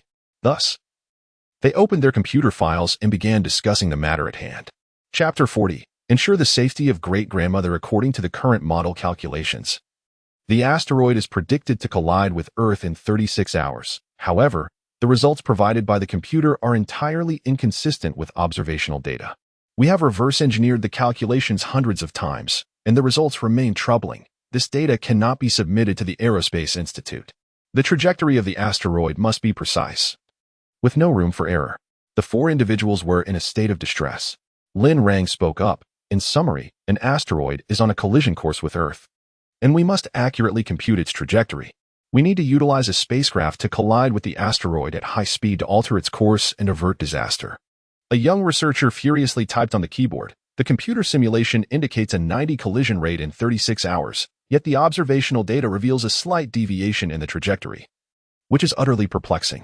Rong Yu glanced at the computer, grabbed a sheet of paper, and swiftly jotted down several sets of foundational data before recording the results of the computer's calculations. Without uttering a word, she sat at the edge of the table, her pen gliding across the paper, producing a plethora of equations with remarkable speed, seemingly requiring little thought. The researcher closest to her stole a glance at the formulas on the paper, taken aback. Wasn't she merely transcribing the calculations displayed on the computer? Yet, she did not lift her gaze, which did not resemble that of someone copying. Could it be that she had memorized it all? Was she truly capable of such photographic memory? His astonishment only deepened. As Rong Yu penned her 3rd draft, her content diverged from the computer's calculations, and her writing pace slowed. Occasionally, she would furrow her brow in contemplation, even biting her nails, utterly absorbed as though the world around her had ceased to exist. Lin Rang gestured for silence, encouraging everyone to continue their tasks. Rong Yu labored alone for over an hour before finally lifting her head to sip some water and inquired, "Senior brother, may I borrow a computer to look up some information?" The researcher beside her suddenly looked up. "Senior brother? Is Rong Yu a junior of Professor Lin? A student of Professor Yun Xiaoyuan? Isn't Professor Yun notoriously selective about accepting students? Has she made an exception?" However, students from the same institution often refer to one another as senior or junior, so perhaps Rong Yu and Professor Lin hail from the same alma mater. Lin Rang vacated his position for her. She accessed the database and plunged back into her work. During lunch, Lin Rang called her multiple times, but she remained oblivious.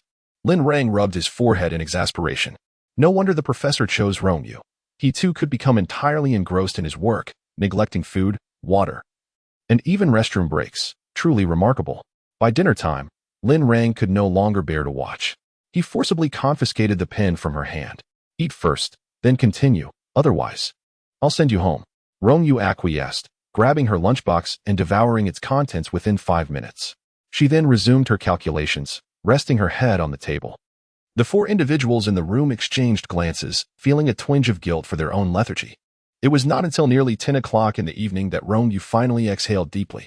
She realized she was not well versed in the decades-long evolution of aerospace theory and practice. She had spent far too much time on this, or else she could have progressed more swiftly. The computer's computations began to deviate from her findings here. She circled a formula on her paper, noting, "You have overlooked the solar wind S material stripping effect on the surfaces of asteroids. Though this effect is minuscule, it can significantly alter the mass distribution of an asteroid over extended periods, especially since this is a newly discovered asteroid, and the computer cannot accurately quantify this stripping effect." Thus, she employed a method of hypothesis, one value, then another, hypothesizing, validating, and deducing in reverse. The correct trajectory ought to manifest as a slight deflection at periapsis. A young researcher, Trembling, input Rong Yu's calculations into the computer. On the screen, a flawless elliptical orbit appeared, perfectly aligning with the observational data. The pupils of the four individuals constricted in astonishment. The computational data that had run for 3 days had been outmatched by the pen in her hand. Your mind is even more formidable than the computer, they marveled. Rong Yu smiled. During her studies abroad, when computers were just beginning to gain prominence, she had once raced against a computer in speed. She had emerged victorious, earning her the playful moniker of artificial superbrain from her foreign classmates. However, the rapid advancement of computers now rendered her speed inferior.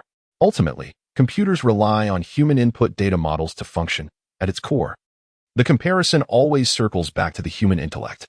You have been immensely helpful, Lin Rang remarked to his assistant. Send this result directly to the Aerospace Institute. We shall conclude for today. He accompanied Rong Yu as she exited. It was at this moment that Rong Yu discovered that Ji Zhouye had made dozens of calls on her phone. She sent him her address and informed Lin Rang. Senior brother, you need not escort me. Someone is coming to pick me up. Lin Rang insisted on accompanying her to the school gate. As they walked, Ji Zhouye arrived in his car, a luxury vehicle worth millions, creating a striking scene. Although Lin Rang, being an academic, wasn't well acquainted with such extravagant cars, he recognized that this one was costly and initially assumed it was Ji Ziyuan who had come to pick someone up. To his surprise, it was another young man. As Ji Zhouye approached, he casually took Rong Yu's backpack and waved at Lin Rang, saying, "Hello, senior brother." Lin Rang was perplexed. Since when did I gain a junior brother? Ji Zhouye chuckled. Rong Yu's senior brother is also my senior brother. I trust you'll take good care of our Rong Yu from now on. We'll be on our way. He had heard his elder brother mention the importance of safeguarding their grandmother and was instructed not to let this Professor Lin Rang fawn over her. He then draped his arm around Rong Yu's shoulders, displaying an air of intimacy. There's a snack street behind Haicheng University. Let us go there to unwind. Rong Yu promptly pushed him away, exclaiming, "What on earth are you doing?" Ji Zhouye replied, "What's wrong with a little embrace? It's not illegal." The snack street behind Haicheng University was bustling with activity, brimming with treats that Rong Yu had never tasted. After a long day with little to eat, she was genuinely hungry. "Grandma, you must try the grilled squid from this place. It's absolutely divine. Their lemonade is superb. Let me buy you a cup. How about trying some stinky tofu? It smells foul but tastes delightful. And look at this dorayaki." Rong Yu frowned. "I'll pass on the dorayaki. I'm boycotting it." Ji Zhouye responded, "What era are we in? Still boycotting Japanese goods? Never mind. It's normal for someone from your grandmother's generation." As they strolled along, purchasing an array of snacks, their hands grew full. Meanwhile, Rong Ruiyao and Song Hui were also wandering about, having just finished their evening study session. Rong Ruiyao had suggested to Song Hui that they come here to relax. She was holding a cup of milk tea when she caught sight of Rong Yu and Ji Zhouye together. Having heard that Rong Yu had taken the day off, she realized that she was likely out on a date. Taking time off to date in senior year? It's clear she is not destined for greatness, she thought. In chapter 41, Rong Yu, I am your fan, Ji Zhouye found himself unable to move in front of a game parlor. "My dearest grandmother, considering how devotedly I serve you, would you indulge me by purchasing the latest gaming console?" A new gaming device had just been released, boasting a large screen, seamless performance, and exceptional ray tracing, all for a modest price of just over 30,000. Regrettably, his finances were tight, leaving him to seek help from his grandmother. Rong Yu replied, "There's a condition. You must improve your rank by 10 places in the upcoming monthly exam." Ji Zhouye responded dryly, "Ah, that is quite a significant leap. Can we negotiate a different condition?" Rong Yu smiled. "How about this? Let us have a game, and if you can defeat me, I will consider it." Ji Zhouye protested. Who on earth is so twisted as to use mathematical formulas to analyze player trajectories? It's a miracle if I can even compete. Rong Yu shrugged her shoulders. If you're struggling in your studies and aren't proficient in gaming, how can I possibly let you win? Ji Zhouye suddenly turned his eyes, grasping Rong Yu's arm, swaying slightly, and emitting a voice akin to a playful whine. "I am soon to celebrate my 18th birthday. Surely I deserve a coming-of-age gift, right? Just consider it an early birthday present, please." Just as he spoke, a voice chimed in from the side, "Sister, are you two shopping here as well?" It was Rong Ruiyao, whose curiosity was piqued by the sight of Rong Yu and Ji Zhouye's daily closeness. To her surprise, she overheard such an explosive declaration. Wasn't Ji Zhouye the school bully, exuding an air of invincibility at school? Yet here he was, before Rong Yu, behaving like a child seeking affection from his mother. Goodness! Could this truly be the nature of a normal romantic relationship? Song Hui also found himself taken aback. However, he was not one to display his emotions.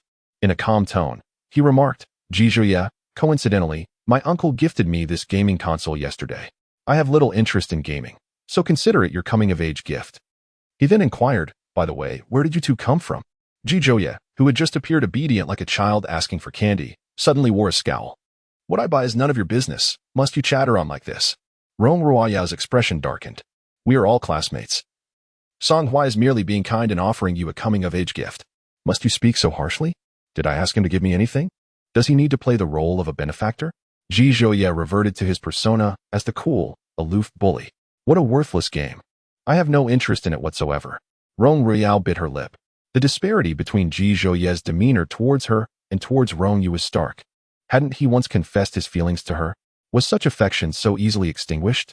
She realized she did not genuinely like Ji Zhouye. Rather, she relished the sensation of being adored and pursued. At that moment, a crowd gathered around them. "Oh, isn't that Ruoyao? The first-place winner of the talent show. Rong Ruoyao." They were astonished to find her even more beautiful in person, resembling a porcelain doll. The first episode of the Star Dream project had just aired yesterday. Backed by Ji's publicity, and the show's popularity surged, often trending on social media. With a pre-existing fan base, Rong Ruoyao's outstanding performance in the inaugural episode had propelled her to the top, gaining her tens of thousands of fans overnight. Surrounded by a throng of admirers, she beamed sweetly while taking photos and signing autographs. Ji Zhouye and Rong Yu were pushed aside by the crowd. He instinctively shielded Rong Yu, guiding her out of the throng. Just as they exited the gaming store, a girl with blunt bangs widened her eyes and exclaimed, You are the contestant from Star Dream Project, Rong Yu, right?" Before Rong Yu could respond, the girl hurriedly approached, her face alight with excitement. "Hello, Rong Yu. I'm your fan. Could you please give me an autograph?" Rong Yu was taken aback. She had fans now? Participating in the show was merely a way to fulfill her childhood dream of singing, and she never imagined it would lead to someone admiring her. If it's not convenient," she began, but the girl's countenance fell at her hesitation. Rong Yu then reached into her bag and retrieved a pen. "Where should I sign?" The girl's eyes sparkled with joy as she quickly produced a notebook. "Right here. Please sign here." Rong Yu observed that the notebook contained some rudimentary mathematical formulas, likely from middle school. She inquired, "Are you in junior high?" "I'm in the 3rd year," the girl replied, scratching her head nervously. "Is it inappropriate to be a fan at this age?" Rong Yu swiftly penned a line. "Diligently study and strive for progress. I hope you can become my junior." With a smile, she added, "I attend Haicheng No. 1 High School." The girl covered her face in disbelief. Haicheng No. 1 High School was one of the top institutions in the area, with exceptionally high admission scores.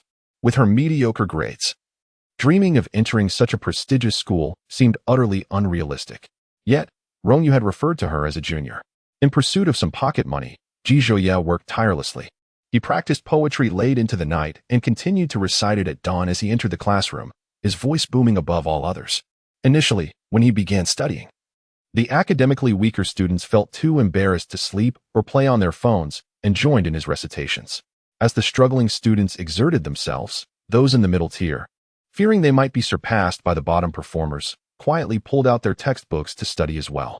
The top students felt immense pressure, fearing relaxation might cost them dearly. During breaks, there were always people gathered around Rong Yu's desk, either the class monitor, the academic committee member, or the youth league secretary. Although the 3 of them excelled in class 20, their overall ranking in the grade was still outside the top 100, primarily due to their significant weaknesses in certain subjects, particularly in comprehensive science, where they consistently scored around 100 out of a total of 300.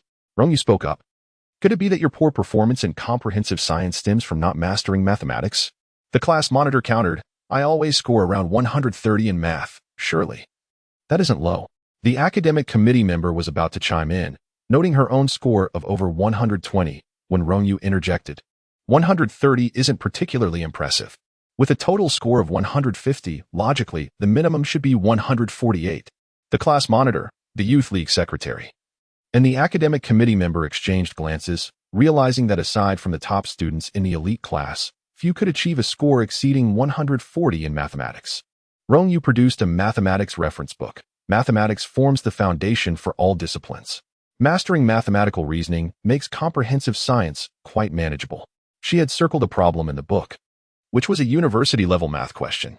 Although it exceeded their current curriculum, it could indeed be solved using high school mathematics. The three of them exchanged uncertain looks. Were they truly being underestimated, expected to tackle university-level mathematics without fully grasping high school concepts? However, seeing Rong Yu's earnest expression, which conveyed more concern for their academic success than even their homeroom teacher, they swallowed their doubts. Returning to their seats, the trio began to work on the problem. In Chapter 42, he previously suspected that she was merely copying. In the midday sun, Rong Yu slung her backpack over her shoulder and headed to the library. During this period, she had nearly absorbed 70 years of mathematical research, finally bridging the gap in her understanding. She needed to delve into other subjects, such as physics, quantum mechanics, aerospace studies, and nuclear science. Settling into a chair in the library study area, she opened a journal focused on astrophysics and began to read intently. Unbeknownst to her, seated by the window was Song Hui. Song Hui-hsien noticed that the book in her hands bore the exact same cover as the one he was reading, save for the fact that his was a translated version while hers was the original in Russian. Intrigued, he wondered who could possibly comprehend the Russian text. Upon looking up, he was met with an unexpected visage. Rong Yu? Could she truly understand Russian? What was even more astonishing was her apparent interest in physics and astronomy. He recalled that she had achieved a perfect score in the physics competition, securing a spot in the semifinals. Previously, he had speculated that she had resorted to plagiarism. Yet, was it truly so easy to cheat during an examination? Could it be that she genuinely possessed a talent for physics? Silently, Song Hui rose and approached Rong Yu, standing behind her to catch a glimpse of her notes. To his astonishment, she was inscribing a particularly intricate set of formulas related to physics, swiftly jotting down a series of data and calculating results with minimal contemplation before crossing them out to recalculate. Feeling a shadow loom overhead, Rong Yu furrowed her brow and glanced up, locking eyes with Song Hui. He broke the silence. Are you also interested in this field? Rong Yu pointed to a sign nearby that prohibited conversation. Song Hui pressed his lips together. He recalled how, when she first returned to the Rong family, she had clung to him daily, her spirits buoyed by even a single word from him. Now, when he initiated a conversation, she responded with such indifference. Noticing him still standing there, blocking the light, Rong Yu checked her watch. The lunch break was nearing its end. She closed her book and exited the library, with Song Hui trailing after her. As they stepped outside, he was about to pose further inquiries when they were approached by Wu Su, the mathematics teacher from class 20. Rong Yu, do you have a moment to chat? She inquired. Rong Yu nodded, assuming Wu Su wanted her assistance with further calculations regarding the convergence of parabolas. However, to her surprise, Wu Su smiled and said, 3 days ago, I submitted my resignation to the school. I will officially be leaving this afternoon. Rong Yu looked up. What are your plans, Teacher Wu?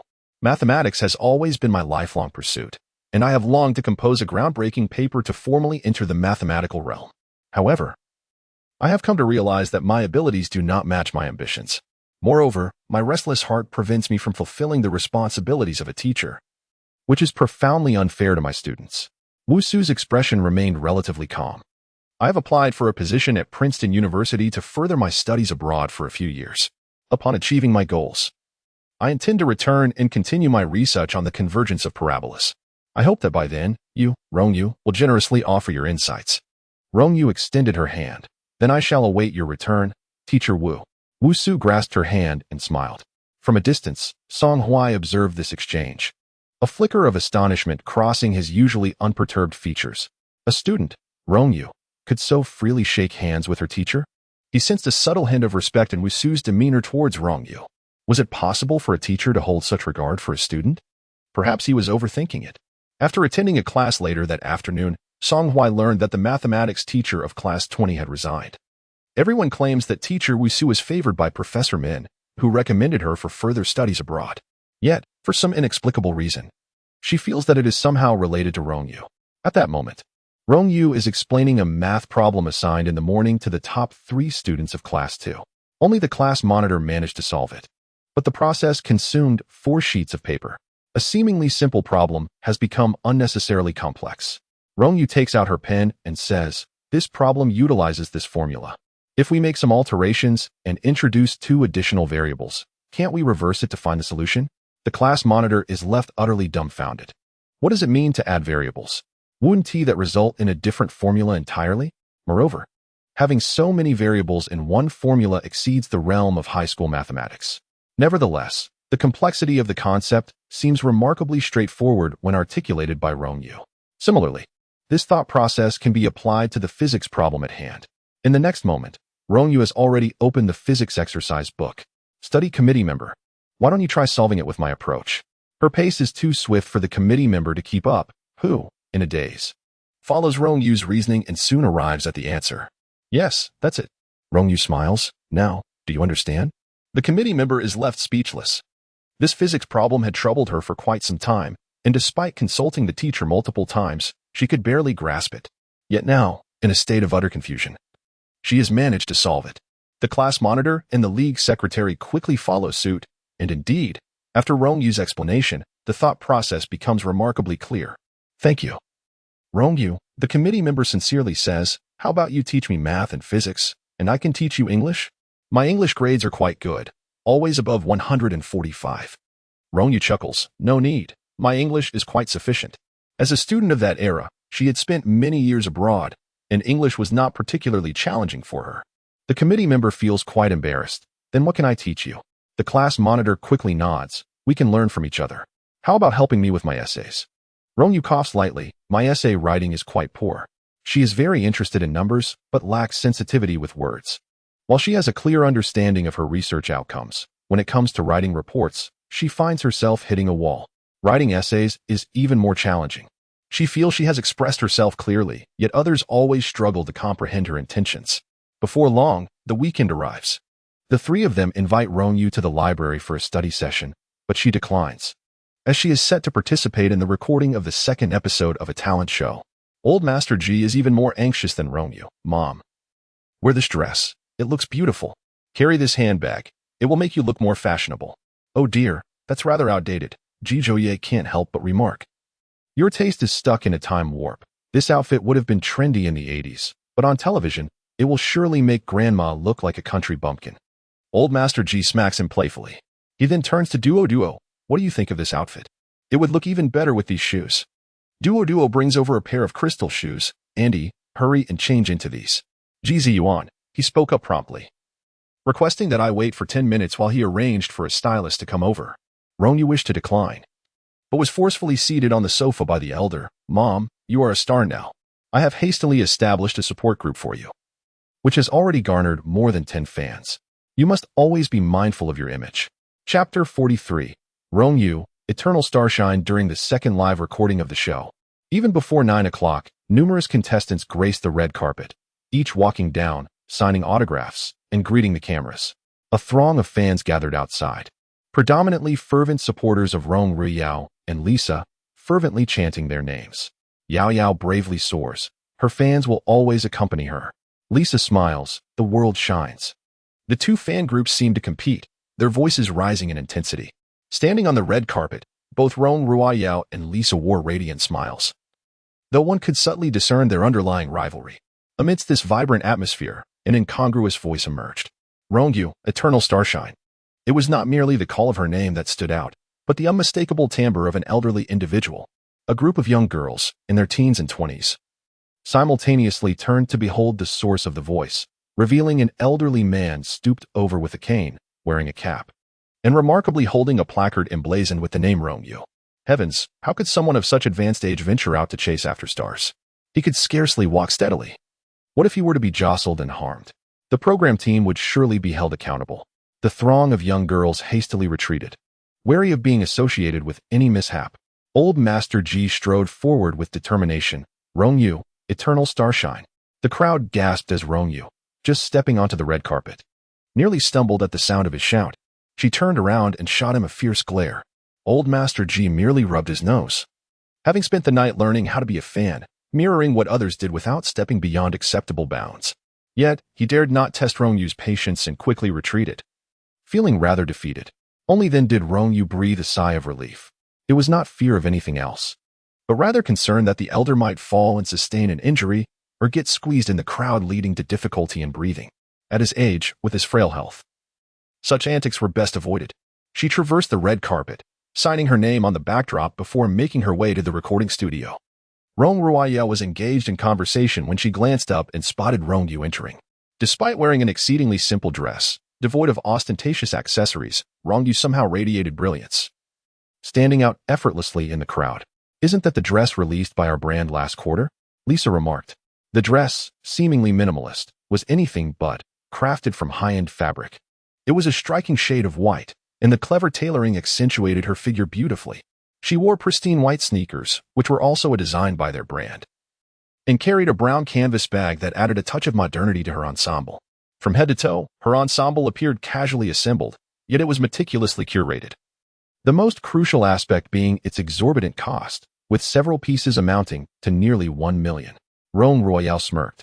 To brazenly flaunt counterfeit goods. Her sister was indeed becoming increasingly unrefined. During the first episode's recording, she had also carried a fake bag, but curiously, after the show aired, there had been no posts from viewers mocking her.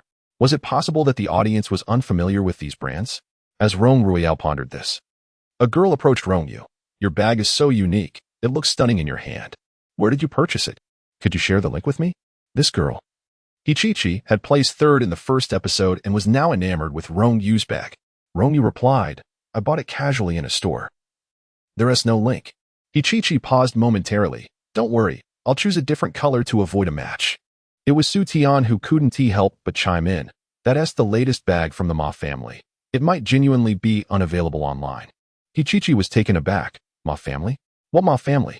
An adjacent contestant couldn't stifle her laughter. "You don't know Hermes?"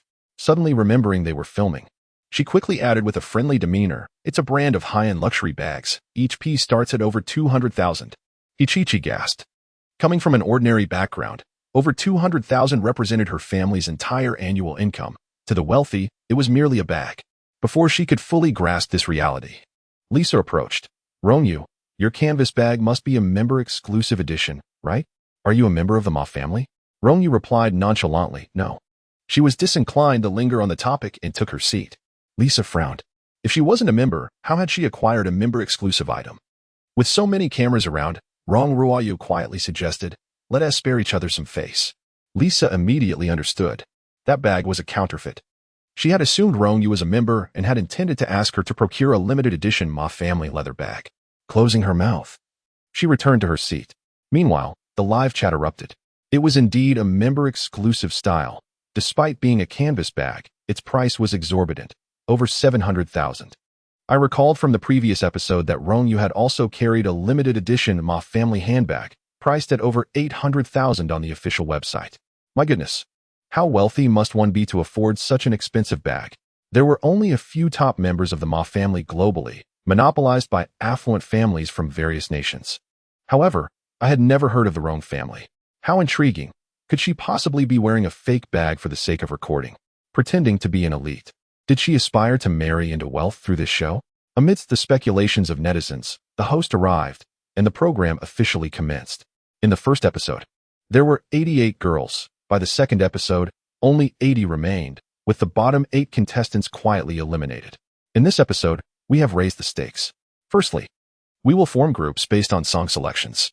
The large screen displays 8 performance pieces, and the top 8 contestants automatically become the leaders of their respective groups, choosing songs in order of their rankings. Rong Yu ranks 73rd, which is quite low. Her acquaintance, Su Tian, follows closely behind at 74th. She has been incessantly murmuring, "This song has too many high notes, I can't sing it. And this dance is far too difficult, with all these floor moves. Is it trying to take my life?" Goodness, there is even an English song. The 8 songs are played in an instant.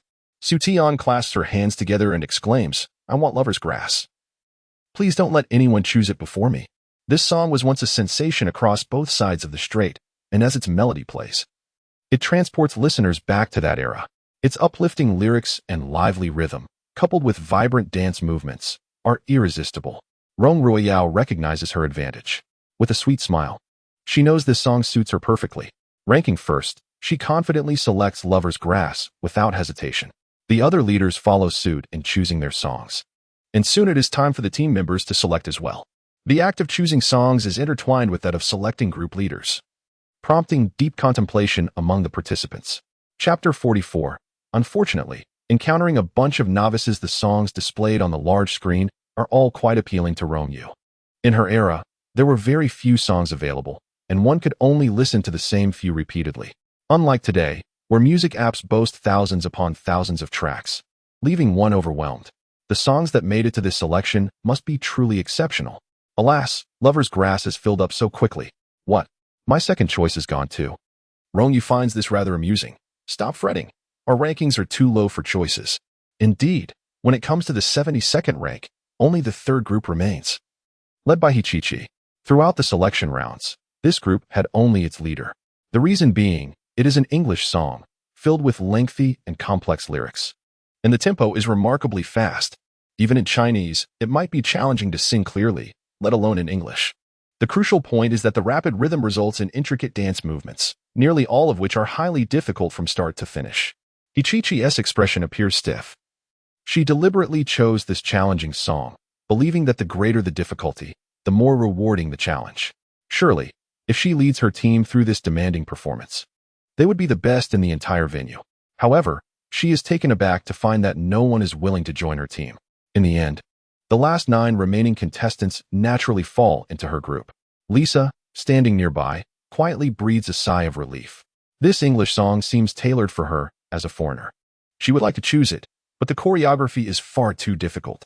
With 10 people in a group, executing such intricate and challenging movements in unison is virtually impossible, as there are simply too many shortcomings, making them likely to finish last.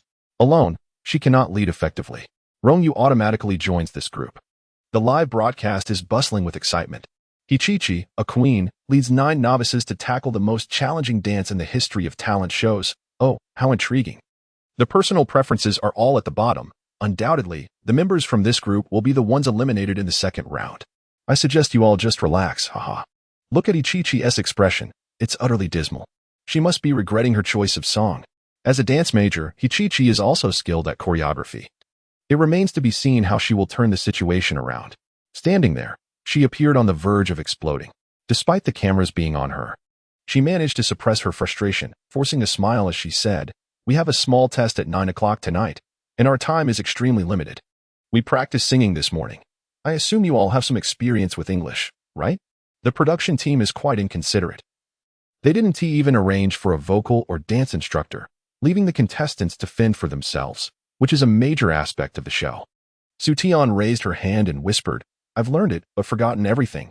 All I can say is hello.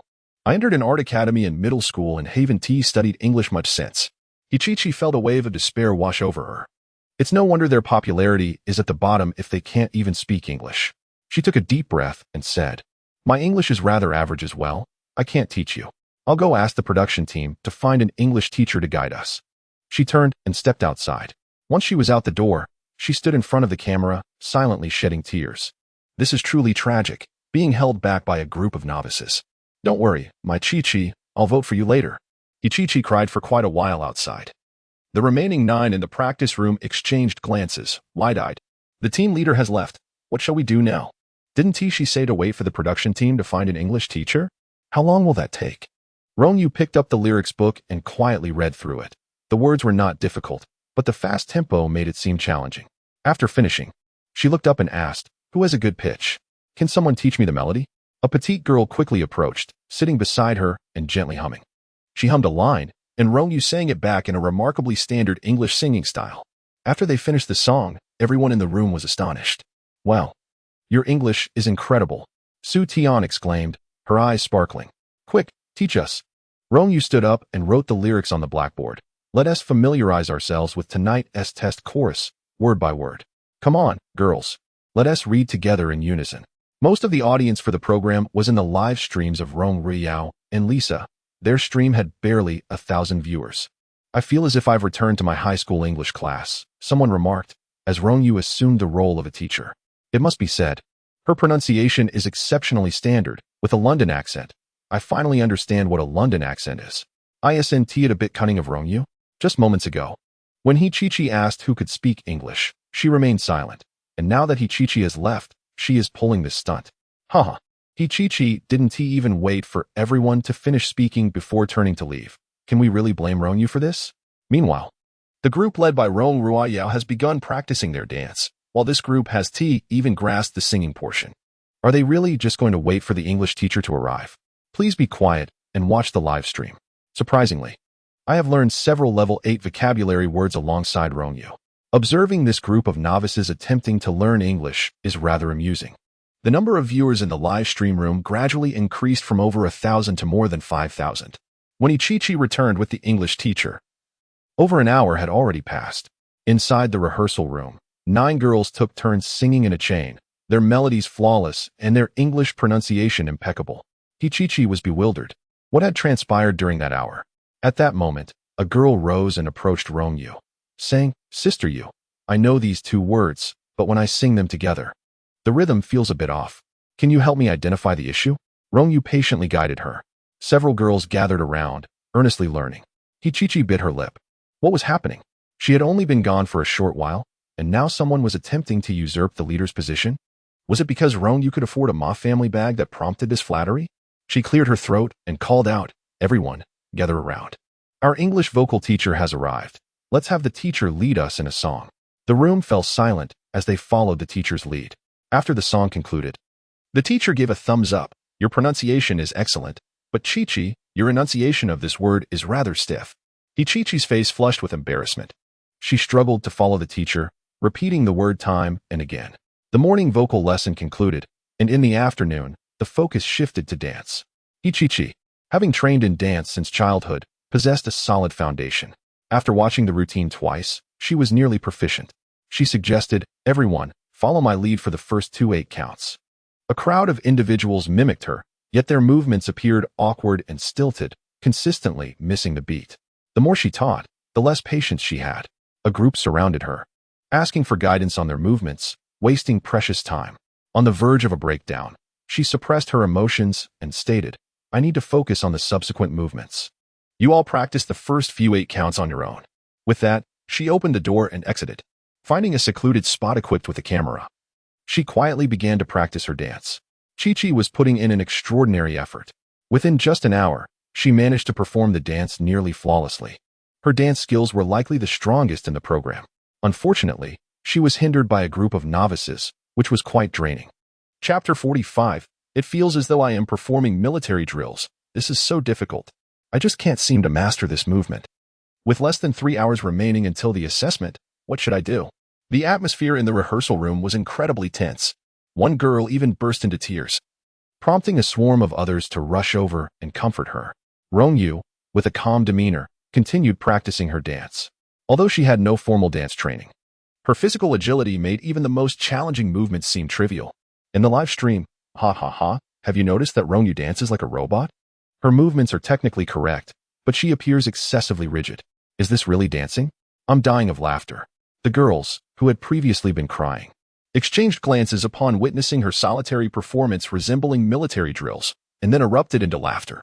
Rong Yu maintained a stern expression as tears streamed down her face, urging everyone to practice diligently before the upcoming examination. "Come on, practice 10 times and take a 5-minute break." Su Tian approached her, asking, "Sister Yu, could you teach me this floor move? Once I master it, I can show you how to make it more fluid." Rong Yu slowed her movements to instruct, and the girls followed suit. However, the complexity of the movements rendered them difficult to execute perfectly. Rong Yu adjusted each girl's legs, commanding, "All right, hold this for 10 seconds without moving." Once the 10 seconds elapsed, a chorus of girls collapsed onto the ground. "Get up, keep going." With a swift kick, Rong Yu urged them back to their feet, prompting them to follow her lead in the subsequent movements.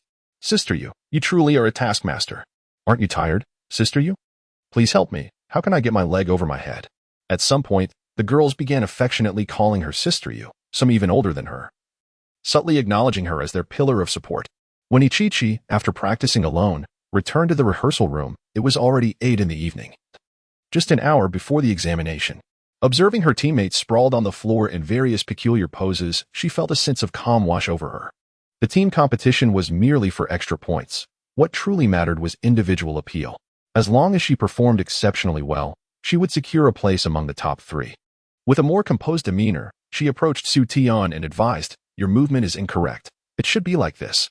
Su Tian frowned, replying, "Sister, you said I should master this move first." Chi smiled and remarked, "After all, Rong Yu is not a professional dancer. Her opinion may not be definitive. I believe Sister Yu's teaching is quite helpful." Another girl chimed in, "At least I know which direction to strive towards." Hichichi maintained her smile. Is that so? Then show me your dance. The girl, slightly displeased, complied and danced as instructed. Hichichi's brows furrowed with discontent. This movement is far too stiff. No, it should not look like this. Unable to restrain herself, she adjusted the girl's arm, stating, this way, it appears more graceful. The girl winced in pain, exclaiming, it hurts. Sister, you said to focus on mastering the movements first before worrying about grace. Sister you, always sister you. Hichichi felt her composure slipping. She glanced at Rong Yu, whose movements were equally rigid.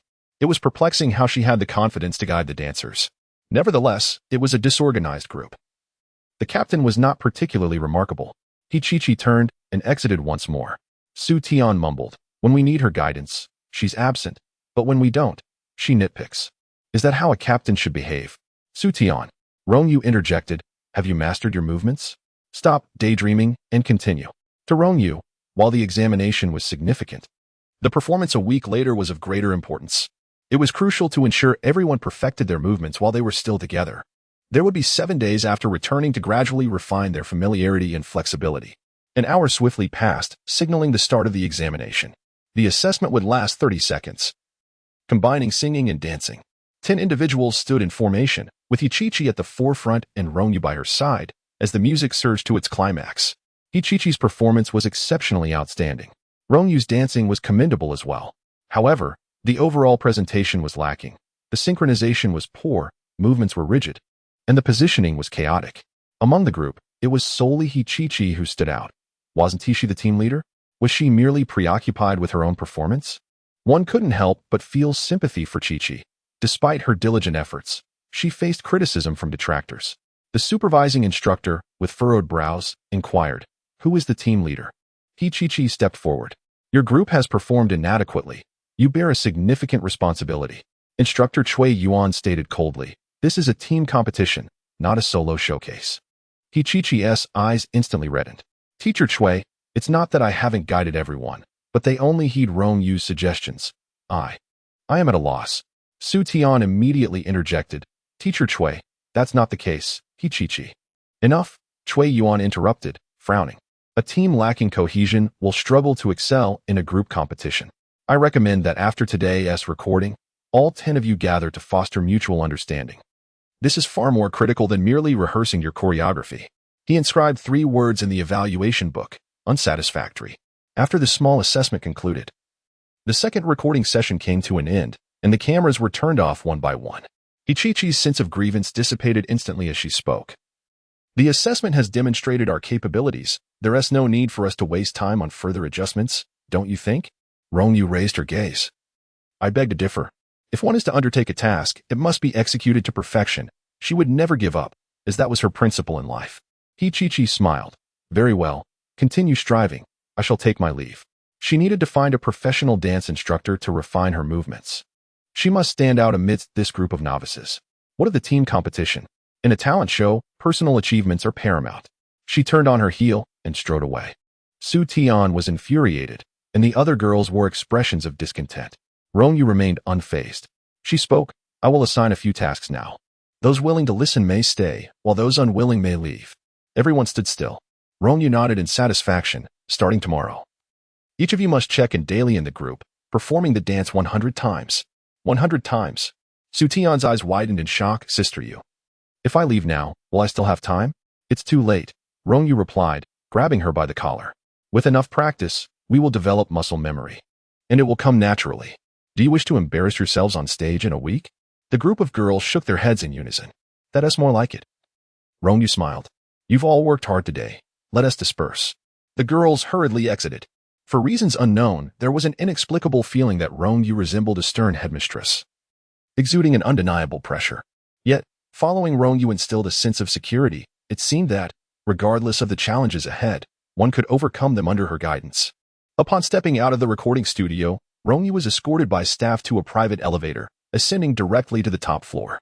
Chapter 46, Great-Grandmother Claims First Place. Debut on the horizon.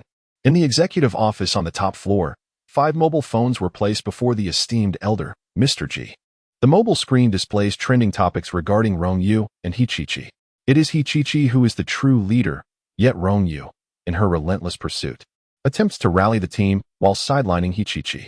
Ultimately, she falters in the minor examination, bringing her own downfall.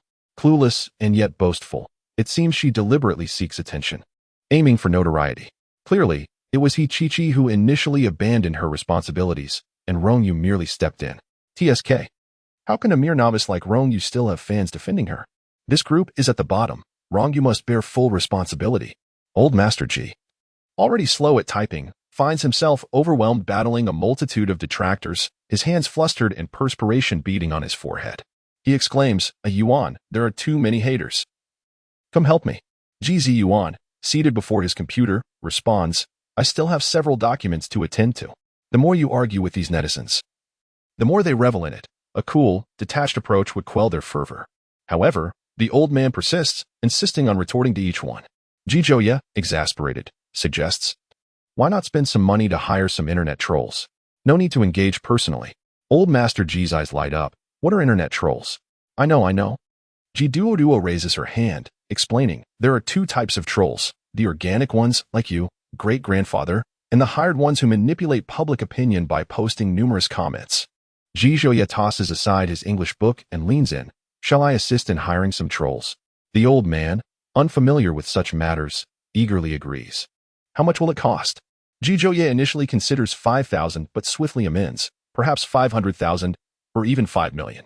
"If we are to hire, let us do so generously to bolster great-grandmother's reputation and ensure she claims first place, emerging as a star of galactic proportions." Old Master G, invigorated, responds, "Excellent. You are indeed a dutiful grandson." At that moment, Rong Yu enters and playfully slaps the back of the old man's head. The esteemed founder of the G Group, a titan of commerce in Haiching, silenced by a mere slap. Jijoya quickly grabs his English book to shield his face. Duo, holding up her phone, announces, "Annie's fan club has grown by over 1,000 members today, from a mere 10 to over 1,000. This is indeed a cause for celebration." Old Master G rises, proposing, "Let us go out to celebrate, as Ms. Rong's fan base has surpassed 1,000. Jijoya immediately concurs, perfect for a late-night snack. Duo claps joyfully. "I have never had a late-night snack. I want to go too." Rong Yu lifts her, exclaiming, "Then let us go." GZ Yuan, closing his computer, grabs the car keys. He drives the family to a seafood barbecue restaurant by the Bund. Seated by the window on the second floor, they enjoy the autumn night breeze while admiring the riverside scenery and the bustling crowds. Suddenly, a keen-eyed child exclaims, "Isn't that Aunt Lan?"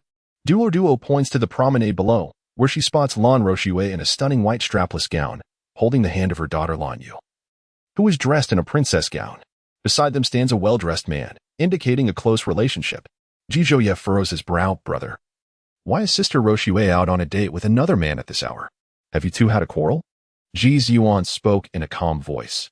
"Everyone possesses their own social circle. Merely walking together does not constitute a date." In recent days, he had taken on several private jobs, dedicating his daytime to the affairs of the G family and attending to personal work at night, all in pursuit of some extra income to support his dating endeavors. The connection between him and Roshue seemed to have diminished somewhat. It had also been several days since he last saw Xiaoya. "Daddy!" A resounding call echoed, belonging to Lanwei. GZ Yuan smiled, initially thinking that Lanwei had spotted him. However, he soon observed Lanwei leaping into the arms of another man, who lifted her high upon his shoulders. "Daddy, higher. I want to go even higher," Lanwei exclaimed excitedly. Lanwei's mother, Lan Roshue, showed no intention of intervening, instead reaching out to protect her. "Xiaoya, take it easy, don't fall." What was happening? Old Master Ji was momentarily taken aback. Had Xiaoya's biological father returned? Ji Zhouye frowned. "That man doesn't resemble Xiaoya's father. I mean, how many fathers does Xiaoya actually have if she calls every man daddy?" Ji Ziyuan's expression darkened considerably. He stood up, ready to descend. Rong Yu leisurely interjected. "Lanwei has been without a father since childhood. It is quite normal for her to acknowledge multiple father figures. The more people who cherish her, the better. What is wrong with that?" Ji Ziyuan felt as though he had been struck in the chest by an arrow. Rong Yu continued. "Although Lan Yue may have many fathers, you, Yuan, have but one daughter." Duo picked up a roasted oyster and offered it to Ji Ziyuan. "Daddy, this oyster is delicious. Let me feed you." Ji Ziyuan sat back down, his expression gradually softening. "Thank you, Duo." After the family meal concluded, It was already past 10 in the evening. As he stepped outside, Ji Ziyuan received a call from Lan Rushua. He pressed his lips together and hung up immediately. Lan Rushua pocketed her phone, seemingly unfazed. The man beside her carried Lan Yue as he approached. "Miss Lan, would you like to take another look at the night view?" She smiled and shook her head. "Xiaoya has school tomorrow. We must head back." "Allow me to drive you home," the man offered, taking them back to the villa. "Goodbye, Daddy." Lan Yue politely waved as they departed. Lan Rushua crouched down, her demeanor serious. "Xiaoya, you must not call this uncle Daddy indiscriminately. He is not your father." "But whenever I call him Daddy, he gives me gifts," Lan Wei exclaimed, holding up her presents. "This necklace is so expensive, 80,000. And this hairpin is so beautiful. I even received this limited edition figurine. If I hadn't called him Daddy so many times, he wouldn't have bought you those shoes, Mom." Lan Rushue glanced at the shoes gifted by the man and smirked. "That is hardly significant. Ji Ziyuan is the future heir of the Ji family. Once he inherits, shoes, bags, and necklaces will be of little consequence." She needed to contemplate how to regain old Master Ji's favor and expedite the marriage arrangements. To win old Master Ji's approval, Rong Yu was pivotal. How could she cultivate a good relationship with Rong Yu? Chapter 47. Who were you with last night? Early Sunday morning. The discussions surrounding Rong Yu on the internet were escalating in intensity. To aspire to be a leader, one must possess a modicum of ability. Do you not agree? With such a low personal favorability, lacking in both singing and dancing, what does she have to claim? Rong Yu appears to be the type who, in school, would form cliques and bully others, does she not? Chi possesses remarkable patience, enduring even when trampled upon. We are grateful for the antics of Rong Yu, this jester, for they have allowed more people to recognize our Chi. Chi, it is time to tidy up and prepare for your ascent in the industry. Old Master Ji, being advanced in age, rises early, and at 4 in the morning, he begins his battle against the online detractors. Unable to combat them alone, he instructs Butler Yu to register a Weibo account. Butler Yu is taken aback. At over 60, he finds the complexities of the internet bewildering. He hastily summons all the servants and security of the estate, urging the younger generation to take charge. Consequently, by 8 or 9 in the morning, breakfast at Furong Manor remains unprepared. A throng of individuals congregates on the lawn, fingers flying over their phones as they engage in spirited exchanges with netizens. "Rong Yu," she states coolly. Startled, old Master Ji leaps up from the lawn. "I'm here." Meeting Rong Yu's gaze, he feels an inexplicable sense of guilt and quickly waves his hand. "Everyone disperse. Go about your business. Old Yu, keep an eye on the kitchen and expedite the meal preparations." Butler Yu sighs in relief and scurries off to fulfill the task. "Ingbao, you spend at least 10 hours a day on your phone. Hand it over. I shall confiscate it," Rong Yu declares. Under the weight of maternal lineage, old Master Ji can only comply and surrender his device. Ji Zhouyi, reveling in the chaos, remarks, "Grandma, the old man still has another phone hidden in his back pocket." Dodo raises her hand. Great-grandfather has 2 phones charging under his pillow. Old Master Ji exclaims, "A bunch of traitors." Ji Yuan steps forward. "Grandfather, cease your futile efforts. I shall have the Ji family suppress the trending topics." Rong Yu adds, "Since you have chosen to participate in the program, it is inevitable that the audience will provide their commentary. It is to be expected and should not be taken to heart." As they converse, guests arrive at the manor, Lan Ruoshui and Lan Yu, led in by Butler Yu. Old Master Ji quickly interjects, "Mother, I arose too early and feel dizzy. I shall retreat indoors for a moment." The sight of Lan Ruoshui now unsettles him. He cannot fathom how he once deemed her the ideal choice for a daughter-in-law. What a folly it was. He swiftly makes his exit. Unperturbed, Lan Ruoshui approaches with her child, greeting them with a smile. "Good morning." Lan Yu, taking Dodo's hand, apologizes earnestly. "I'm sorry, Dodo. Last time, I acted thoughtlessly and damaged your belongings. I realize my mistake. Can you forgive me?" Dodo pulls her hand away, remaining silent. Ji Yuan furrows his brow slightly. "Dodo, have I not taught you what to say when someone apologizes?" Dodo bites her lip, about to respond when Rong Yu interjects softly. "If the apology is sincere, it is certainly appropriate to say it's all right. However, Dodo, do you sense Lan Yu's sincerity?" Lan Yu hurriedly speaks. "I truly recognize my error, Dodo. Will you please forgive me?" Acknowledging one's wrongdoing should entail presenting a form of restitution when offering an apology. Rong Yu muses with a smile. A princess dress and a pair of crystal shoes, totaling 386,000. Last time, Rong Yu suddenly experienced an asthma attack, appearing rather pitiable. Therefore, she refrained from pursuing the debt. Since the opportunity presented itself, there was no denying the necessity of compensating for this sum. After all, it was she who personally selected the exquisite dress and shoes for Duo. How lovely they would have looked on the little girl, only to be willfully ruined, truly intolerable. Rong Yu's expression stiffened as she instinctively raised her gaze to her mother. Rong Yu bit her lip unconsciously, hoping Ji Ziyuan would utter something. Yet, Ji Ziyuan stood in silence, withholding any words. She understood that this matter could not be glossed over, and she knew Ji Ziyuan would not bear this compensation. Indeed, when it came to Duo, no matter how obedient and thoughtful Xiao Yu was, she could never rival the weight of his biological daughter in his heart. She crouched down, saying, discussing money among friends can be quite detrimental to relationships. Duo, how about I buy you an identical dress and pair of shoes later? Duo. Being a gentle-hearted child, would not cling to the matter at this point. She nodded in agreement. All right. Rong Yu took Duo's hand. Then let's go play. However, Duo withdrew her small hand once more. I want to read an English picture book. You can go play by yourself. As her aunt had advised, one should boldly refuse things they do not wish to do and not force themselves. She no longer desired to be friends with Rong Yu, nor to play with her. The little girl turned resolutely and ascended the stairs, shutting the door behind her. Miss Rong Yu extended a box towards her, saying, I came across a pair of high heels quite suitable for young girls while shopping, so I bought them. Miss Rong, do you like them? Rong Yu glanced at the shoebox. The packaging seemed familiar.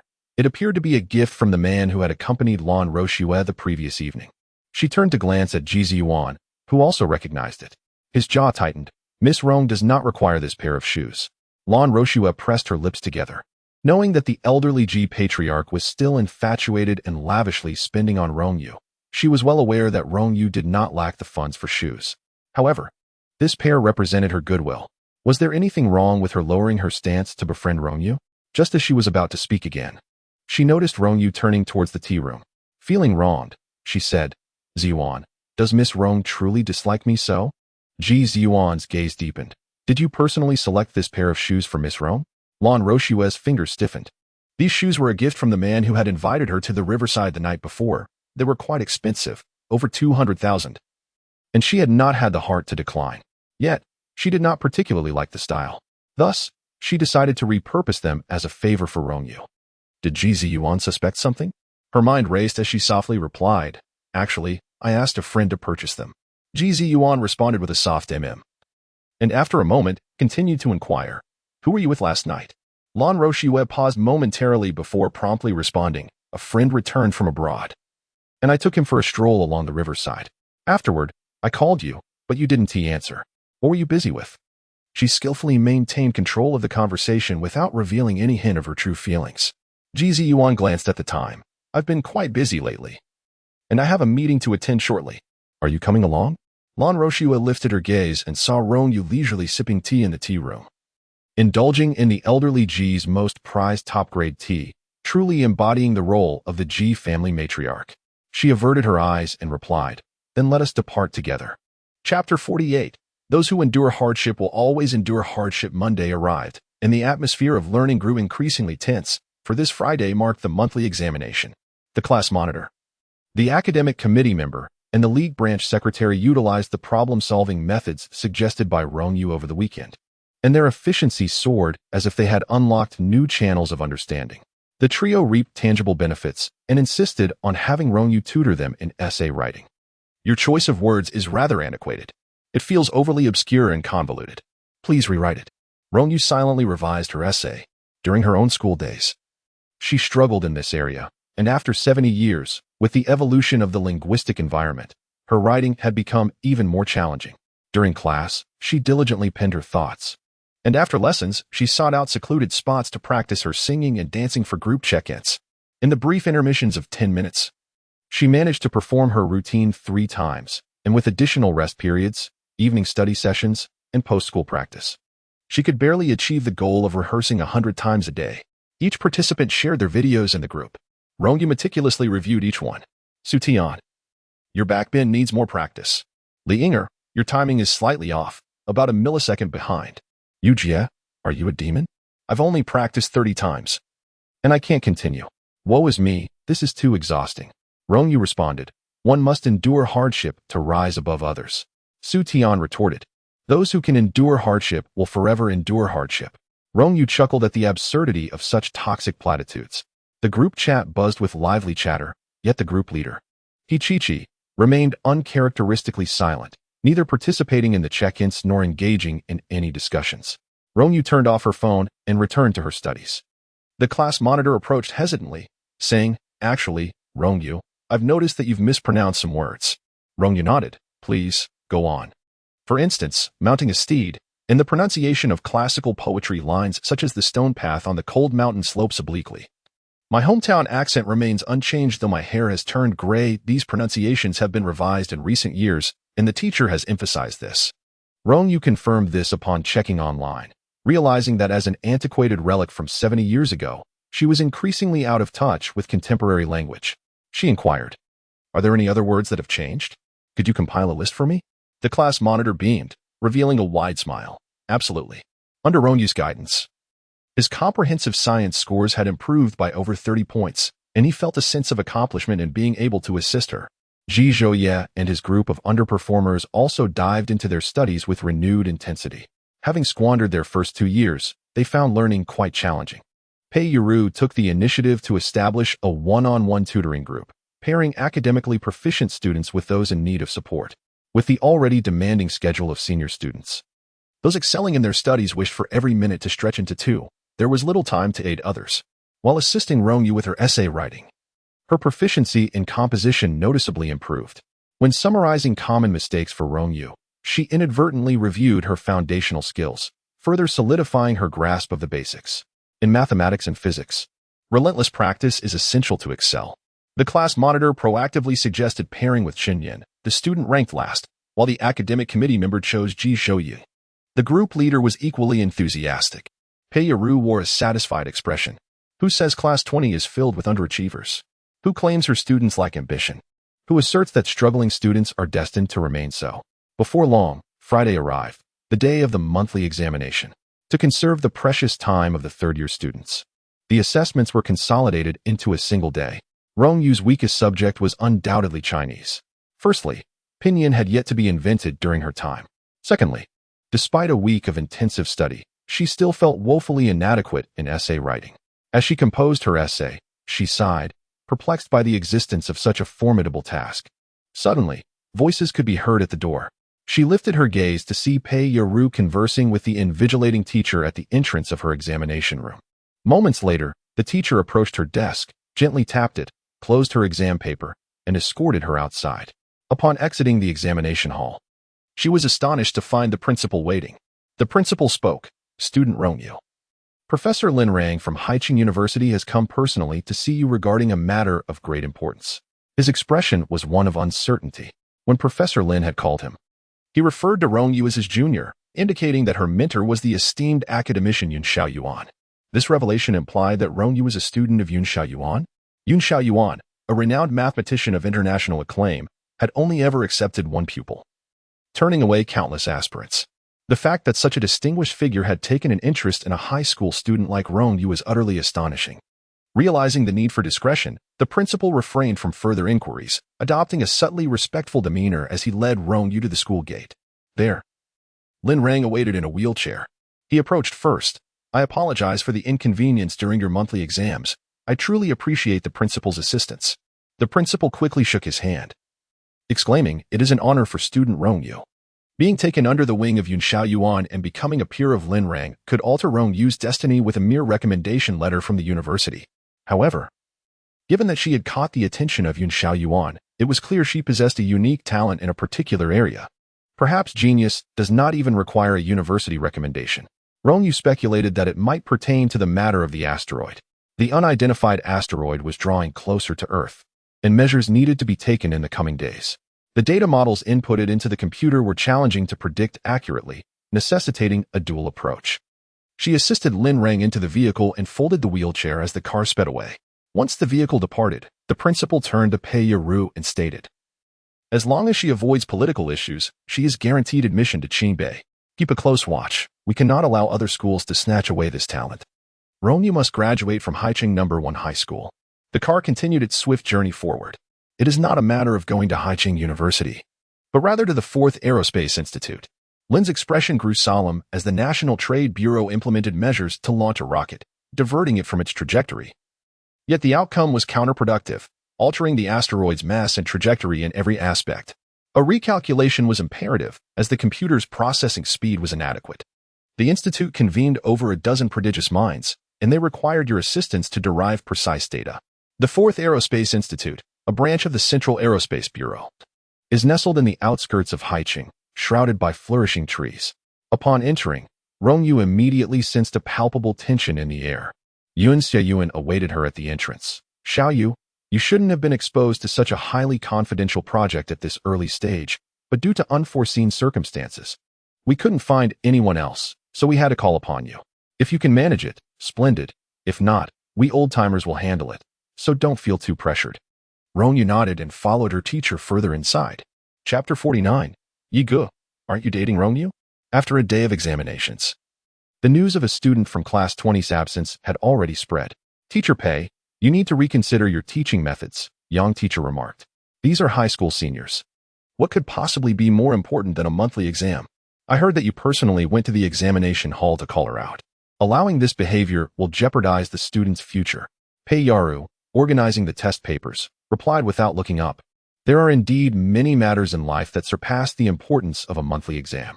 Rong Yu will have a bright future. So there is no need for you to worry, Teacher Yang.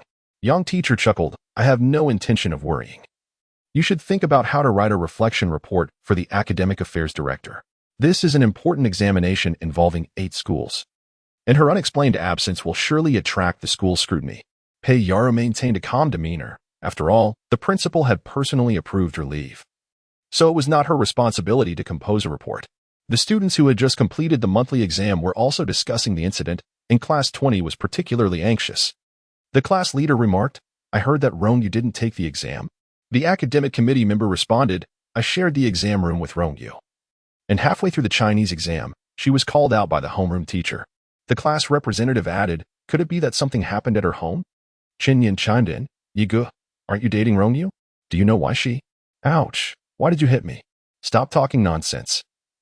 Rong Yu and I do not share the relationship you imagine, Ji Zhouye retorted, hands in his pockets. Nothing is amiss at her home. Behind them stood Rong Royale and Song Huai. Rong Royale wore a scornful expression. Her sister had indeed secured a spot in the physics competition's semifinals. Logically, her physics score should be on par with Song Huai's. However, this time, Rong Yu and Song Huai were not placed in the same exam room. Unable to access the top student's paper, Rong Yu had simply chosen to forego the exam altogether. How absurd. Song Huai paused. Is she ill? Which is why she missed the exam. Rong Royale was taken aback. Since Rong Yu returned to the Rong family, Song Huai had never inquired about her, nor would he voluntarily bring her up. After all, it was Rong Yu he was betrothed to as a child. Song Huai was adept at avoiding suspicion. Now, he was asking about her? Rong Royale felt a slight discomfort within her heart, yet she still replied, since my sister moved out. I have seldom seen her and am unsure of her current situation. Song Huai chose not to pursue the matter further. Rong Yu remained at the 4th Aerospace Institute until midnight, only remembering to call home during a brief pause for water. The area was equipped with a jamming device, preventing incoming calls. Upon stepping outside, she discovered dozens of missed calls, all from the Ji family, as it seemed Rong Watian was indifferent towards her daughter. She hurriedly called her son. I am at the Aerospace Institute, with several sets of data still needing analysis, so I will definitely not return tonight. We shall discuss it tomorrow. After she spoke, she hung up the phone. Old Master Ji reflected. When he was young, his mother was also preoccupied at the Research Institute. Rarely seen. 70 years later, she remains just as busy. With so many talents in Huaxia, there is no need to rely solely on his mother. Tomorrow morning at 9 o'clock, the program is scheduled for recording, Ji Ziyuan interjected. Should we consider postponing it to Sunday? Old Master Ji sighed and shook his head. If your great-grandmother were to learn that we altered the recording time for her alone, she would surely oppose it. He paused. The recording time remains unchanged, however. Let us see if we can adjust the order of performances. Ji Ziyuan nodded in agreement. Originally, the performance order was determined by the results of the preliminary assessments. But fortunately, this rule had not been made public. Starting from tomorrow's recording, a lottery would determine the order. The lottery could be a significant event, of course. This secret would never be revealed to the great-grandmother.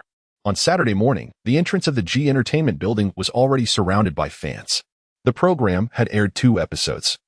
With its popularity soaring, as more contestants gained recognition among the audience, resulting in an increasing number of fans supporting their favorite idols. Yao yao yao yao, I love you. Lisa, go. Go. Go. We will always support you. Chi-Chi, fear not, for the fans are your strongest backing. Over the week, Chi-Chi had gained over 200,000 fans, primarily those drawn by sympathy. She gracefully waved at her fans. Thank you all for coming such a long way to support me. I will certainly strive to live up to your affection. The contestants gradually arrived. However, one member was still missing from Chi-Chi's group, and as time ticked away, Rong Yu had yet to appear. All the contestants had surrendered their mobile phones, leaving them unable to communicate.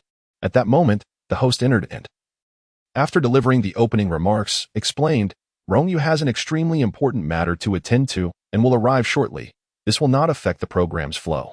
Next, the team leaders will take turns to draw lots to determine the performance order. The live chat erupted. What? Rong Yu is late. What could be more important than recording the show? Isn't this just showing off? Unfortunately, the production team refused to indulge her if she did not come. Then so be it. My Yao Yao would have more screen time. Her tardiness left the team short-handed. What were the other members to do?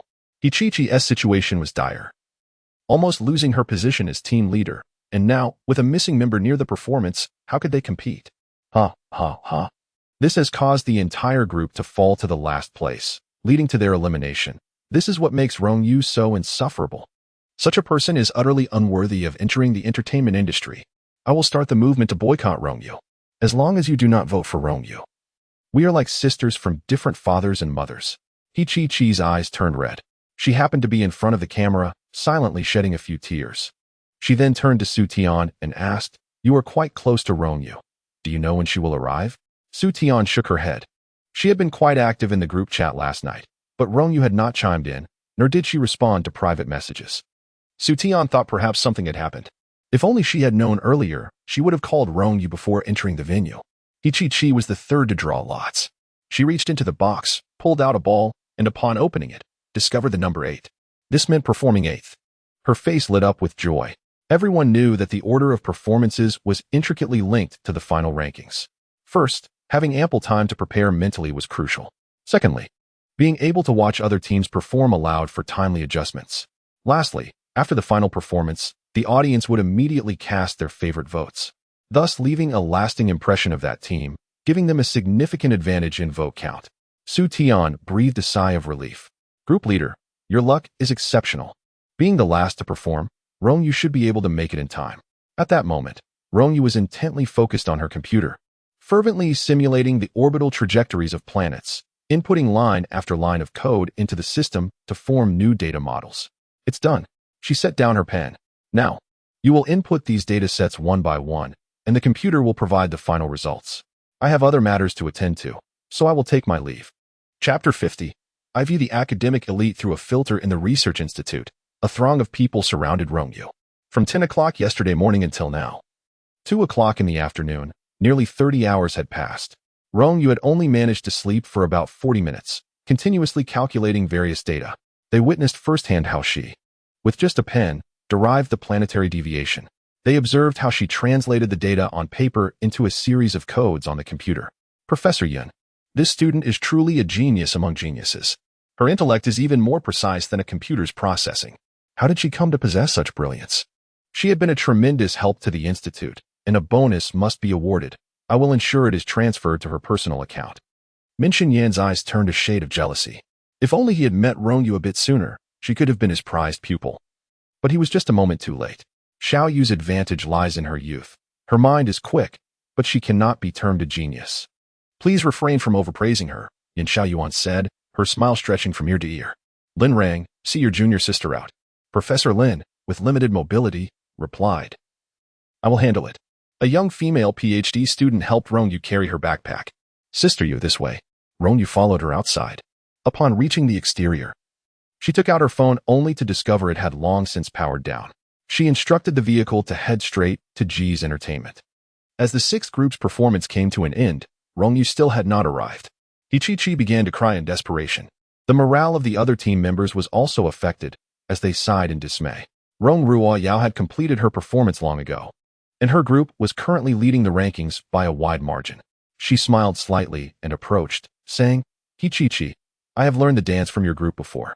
How about I take over Rong Yu's position?" The fans in the live broadcast room erupted with excitement. Yao Yao is beautiful and kind-hearted. How can the difference be so vast among those with the surname Rong? Yao Yao is just too kind. Let us all show her some love and cast a vote for her. Hichichi lowered her gaze, responding, "No need. A group only requires one outstanding individual. Once Rong Yu joins, all attention will gravitate towards her, and I will merely become a supporting character. The last place is already predetermined, so she naturally needs to garner more personal favor." Rong Yu's intentions to assist were not genuine. She was merely establishing her persona for the show, well aware of its significance given her experience in this industry. Soon, it was time for the seventh group to perform. The director's office was growing anxious as they still could not reach Rong Yu. "Director Chen, this girl named Rong Yu, with her grandstanding, has caused us quite a bit of trouble," one remarked. "In this round, let's tally the votes and eliminate her, which would align with the audience's sentiments." Director Chen furrowed his brow, retorting, "Stop spreading nonsense. Our program adheres to principles of openness and fairness. There is no vote manipulation here. Be cautious of your words." He was aware of the deep ties between Rong Yu and the Ji family. Previously, the secretary beside Mr. Ji, Lan Raoshu, was dismissed for relocating Rong Yu's makeup artist. This talent show, fully funded by Ji's company, could jeopardize his position as a director if he offended someone they were promoting. He not only had to protect Rong Yu, but also ensure her rise to fame despite the overwhelming negative online sentiment surrounding her. At that moment, the assistant director gasped. Someone had captured images of Rong Yu exiting the 4th Aerospace Institute. How did she gain access? Her photo surged to the trending topics. The 4th Aerospace Institute, a top-secret national facility, forbids entry to non-personnel. How did she manage to infiltrate it? She neglected her recording responsibilities to visit the institute, leaving so many waiting for her participation. Did she possess no sense of responsibility? Rumor had it that the autumn begonia at the institute had blossomed beautifully, with influencers often photographing it from behind the fence. Could she have snuck in just to take pictures of the begonia? Such behavior was astonishing. There were calls for the institute to hold her accountable. She trespassed into a national stronghold. If any secrets were leaked, who would be responsible? The 4th Aerospace Institute must take action against her. Perhaps she was a spy. The National Security Bureau should thoroughly investigate her background. The assistant director was sweating profusely, exclaiming, "Director, this girl is incredibly reckless to have entered the institute. Has she lost her mind to engage in such a blatant disregard for boundaries?" Another director quickly interjected. "We must issue a statement to distance ourselves from Rong Yu. If we are implicated and the show is taken down, it would spell disaster." Director Chen examined the photo closely. When Rong Yu emerged, she was accompanied by a woman in the institute's uniform, suggesting she was not an intruder. As he pondered this, a Weibo post went viral. It is indeed Dr. Wang Xiaoli from the 4th Academy of Aerospace, who posted a photograph from the Rong Yu program, accompanied by the caption Rong Yu. The starlight remains unwavering. Wang Xiaoli is merely an ordinary individual, yet her Weibo post went viral.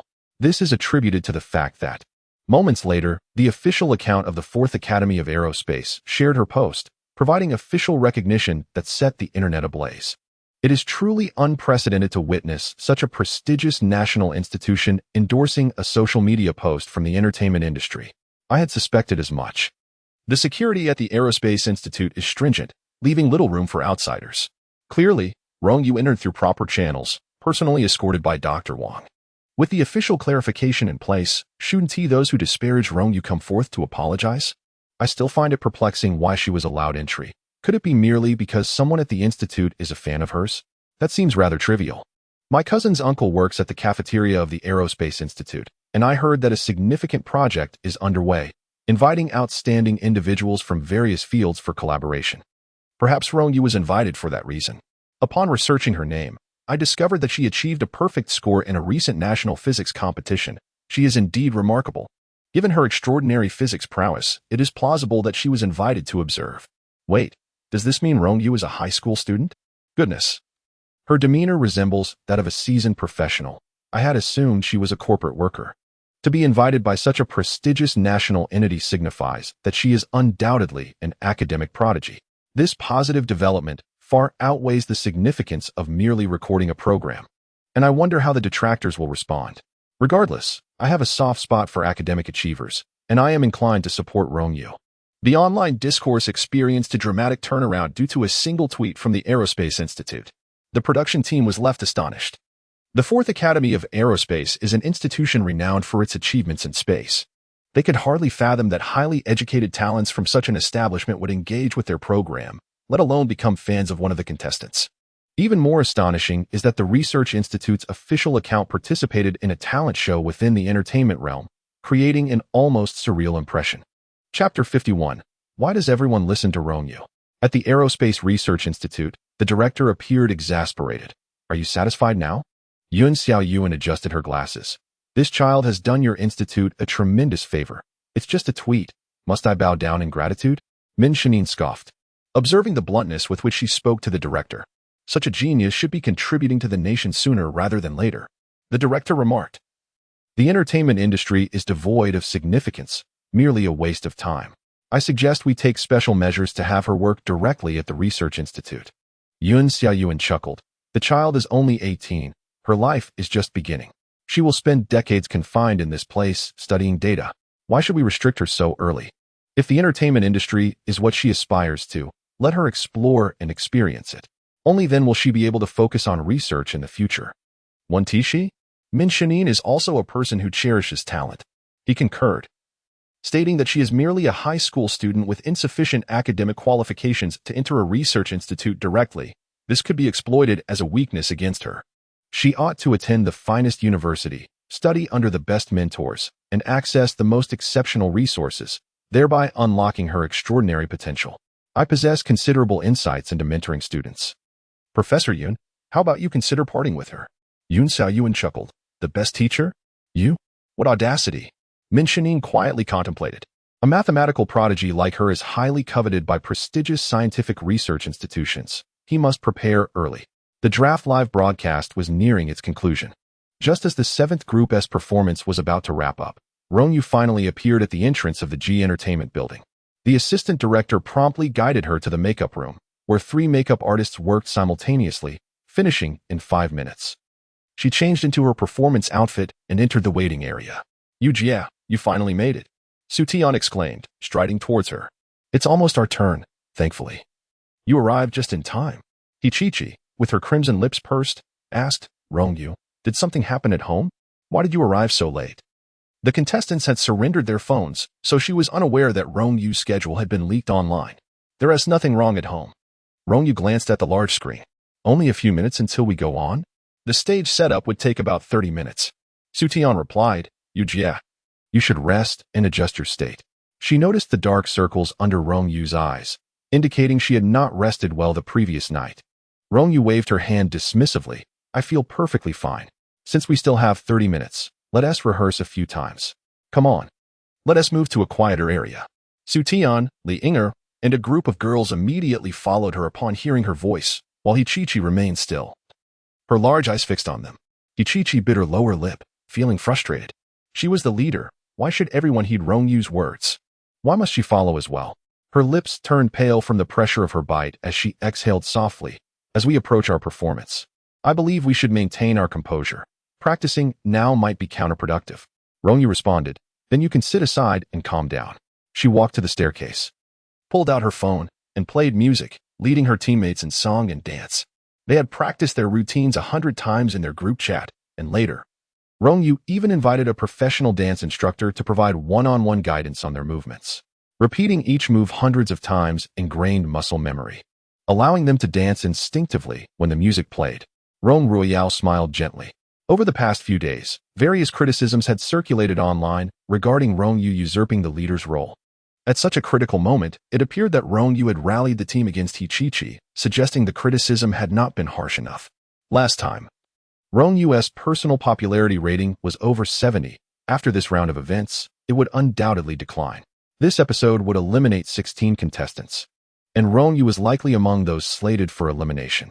Inside, Hichichi heard the sound of footsteps from outside, a mocking smile gracing her lips. Relying on last-minute efforts. This is merely mediocrity. Being grouped with these novices is her greatest misfortune. She repressed her derisive smile, lifting her gaze, her eyes gradually reddening. misting with unshed tears. A picture of barely contained emotion. Why is Chi always crying? As the group leader, she should be focused on unifying the team to achieve high scores. Yet all she does is weep. Is she truly fit to hold the position of leader? Previously, I criticized Rong Yu for usurping the leader's authority. But now I see clearly. Without Rong Yu's ability to unite the team, this group would merely be a disjointed collection, destined for the bottom. If the leader fails to take charge, Rong Yu must rise to the occasion. Rong Yu truly lives up to her reputation as an academic achiever, striving diligently even with such unfavorable circumstances. After all, she has been through the 4th Aerospace Research Institute, which certainly instills a certain resilience within her. Regardless, this time, I shall cast my vote for Rong Yu. Group 8, prepare to take the stage. At the director's commanding shout, the group members immediately gathered and followed him to the waiting area, where the audience's cheers could be distinctly heard. Chi, Rong Yu, Rong Yu. The crowd's fervent support for Rong Yu overshadowed Chi. Chi was taken aback. What was happening? Wasn't Rong Yu supposed to have been criticized by netizens for an entire week? How could there be so many people cheering for her? Was there something she was unaware of? Before she could ponder further, the director led them onto the stage. In the darkness, they arranged themselves in formation. And as the music began, the 10 of them moved in perfect unison. It was a fast-paced English song. The opening line was assigned to Rong Yu. Her warm, rich voice broke through like sunlight spilling through a crack in a stone, gradually illuminating the stage. It was astonishing. Rong Yu's voice was so clear that it sent shivers down my spine. I had noticed her exceptional singing ability during the first episode. But since it was a group performance at the time, I hadn't fully appreciated it. Not only was she an excellent singer, but her dancing was also superb, rivaling that of Chi, a professional dancer. Have you noticed how Chi seems out of place compared to the other 9? It appears as though she was forcibly inserted into the group. While she danced exceptionally well, it felt more like a solo performance. In contrast, the other 9 exhibited a cohesive unity, creating a visual feast. This is a selection for a girl group, so what is Chi doing? On stage, Rong Yu, drenched in sweat, joyfully showcased the fruits of her labor from the past week. She has never been one to back down, always facing challenges head-on. Even in dance styles she is less adept at, she manages to conquer them. She revels in this feeling. As one song concluded and the lights illuminated the venue, she spotted the front row of the audience, where the esteemed Mr. G and Duo were seated, both holding light boards and fervently calling her name. The crowd was swept up in their enthusiasm, chanting together, Rong Yu, Rong Yu. The host stepped onto the stage to express gratitude to Chi's group for their wonderful performance. As is customary, a few questions were posed. It is well known that this is one of the most challenging singing and dancing pieces in the history of talent shows, and your group's overall strength is relatively weaker, with lower popularity among viewers. Netizens jestingly predict that you are destined for last place. In light of these opinions, does your group have anything to say? Chapter 52. None of us will be eliminated. Chi took the microphone, glancing out at the audience. She saw a few fans, but they were few in number. Uncertain of the reasons, it seemed as though, in an instant, these passers-by began to rally behind Rong Yu. She softly remarked, I have never served as a group leader before, and I must express my gratitude to Rong Yu for her assistance. Otherwise, I truly would not have known how to proceed. Thankfully, the performance was successfully completed, and I hope we did not disappoint the audience. In the live broadcast room, a comment emerged. Why does it feel somewhat like idle gossip?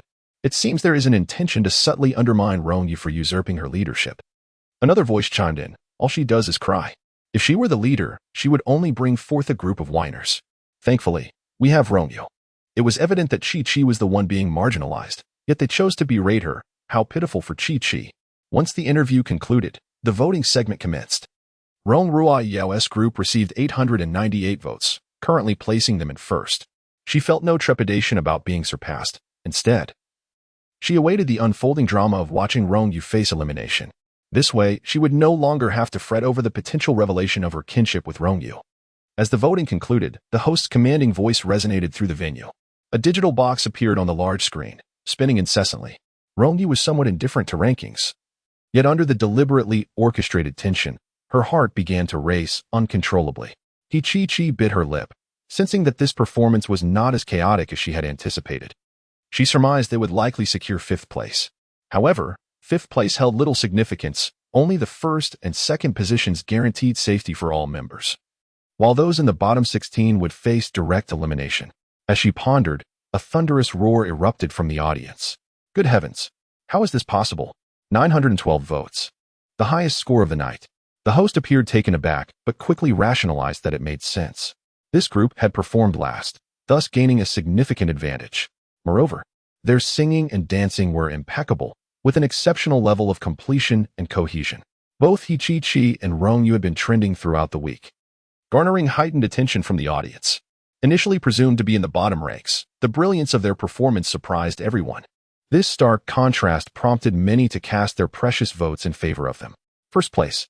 We have achieved first place. Everyone is safe. None of us will be eliminated. The girls cried tears of joy, lifting Rong Yu high before gently setting her down again. Chi stood to the side, feeling like an outsider. She could hardly fathom that the group she led had achieved first place in their debut performance, as she had expected to finish at the bottom. The leader of the first-place group would possess greater decision-making power in the forthcoming round of competition, a cause for celebration indeed. How could this be? Rong Yu suddenly rose from her seat, astonished that they had actually secured first place. Lisa frowned, stating, their performance was indeed the best in the entire event. And it was truly spectacular, so attaining first place is not surprising. Rong Yu bit her lip. She could accept Lisa's group taking the top spot, but could not bear being overshadowed by Rong Yu. This feeling was utterly dreadful. Nevertheless, they had secured second place, which also ensured the safety of all members, alleviating her concerns about elimination. When Rong Yu and her group returned to the recording studio, their faces were alight with excitement. Many girls approached to offer their congratulations, including Rong Yu, who sweetly smiled at Chi and said, "Congratulations to you all." Chi, with a modest smile, replied, "It was merely luck." Yet, everyone understood that it was not simply a matter of fortune. Mastering such a challenging piece and performing it with such precision and brilliance undoubtedly required an immense investment of time and effort and practice. After exchanging pleasantries for a while, the host entered the scene. Next, we will announce the personal popularity rankings. Following the conclusion of the public performance, the live stream was turned off, leaving only the internal recording as the program still needed editing for broadcast, aiming to maintain an element of suspense for the audience. In first place was Rong Yu, with a personal popularity vote count of 856 and a team bonus of 90, totaling 946 votes. In second place was Lisa, with a personal popularity vote count of 820 and a team bonus of 80, totaling 900 votes. Chi speculated about the rankings. Given her surge in popularity this week, she believed her votes would exceed 800. And with the team bonus for first place, she might, perhaps, surpass Lisa and claim the second position. However, the host's announcement shattered her hopes. In third place was Rong Yu, with a personal popularity vote count of 788 and a team bonus of 100, totaling 888 votes. All the contestants rose abruptly. To leap from the 70s to the top 3 was unprecedented in the history of talent shows. Could a single performance truly shift the audience's perceptions? Clearly, something transpired that they were unaware of. Chi was left in disbelief.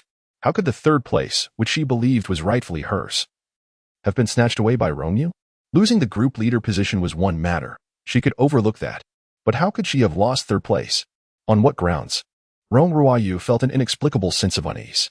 For reasons unknown to her, she sensed that even first place might soon slip from her grasp. In ninth place was Chi. She could not comprehend how she had fallen to ninth. She had gained over 200,000 adoring fans. Were these fans all insincere? A deep sense of injustice welled within her, and tears brimmed in her eyes. In 48th place was Su Tian, and in 51st was Li Yinger. All team members' rankings, except for Chi, had significantly improved, and the girls were almost ecstatic with joy. Once the rankings were announced, the day's recording officially concluded. The girls eagerly retrieved their phones. The trending topics were all related to Rong Yu. Rong Yu the academic star, 4th Aviation Research Institute, academic filter. What is Rong Yu's Weibo? Seeing the trending content, Rong Yu chuckled. An academic star? Rong Yu? A repeating senior in high school dares to adopt such an image? The most astonishing part was that netizens actually believed it, turning their support to vote for Rong Yu. She looked up at Rong Yu, only to see her being escorted away by the staff. It was only natural, given Rong Yu's rising popularity, that the production team would view her more favorably. Yet, she pondered how the production team would respond once this facade crumbled. What is your Weibo? Director Chun inquired, as the promotional team needed to tag the contestants individually. Rong Yu shook her head. I do not have one. The director frowned. Is it possible that there are still young people who do not engage with Weibo? He remarked. Many fans wish to follow you and hope for closer interactions. You should register. It would also benefit your loyal supporters.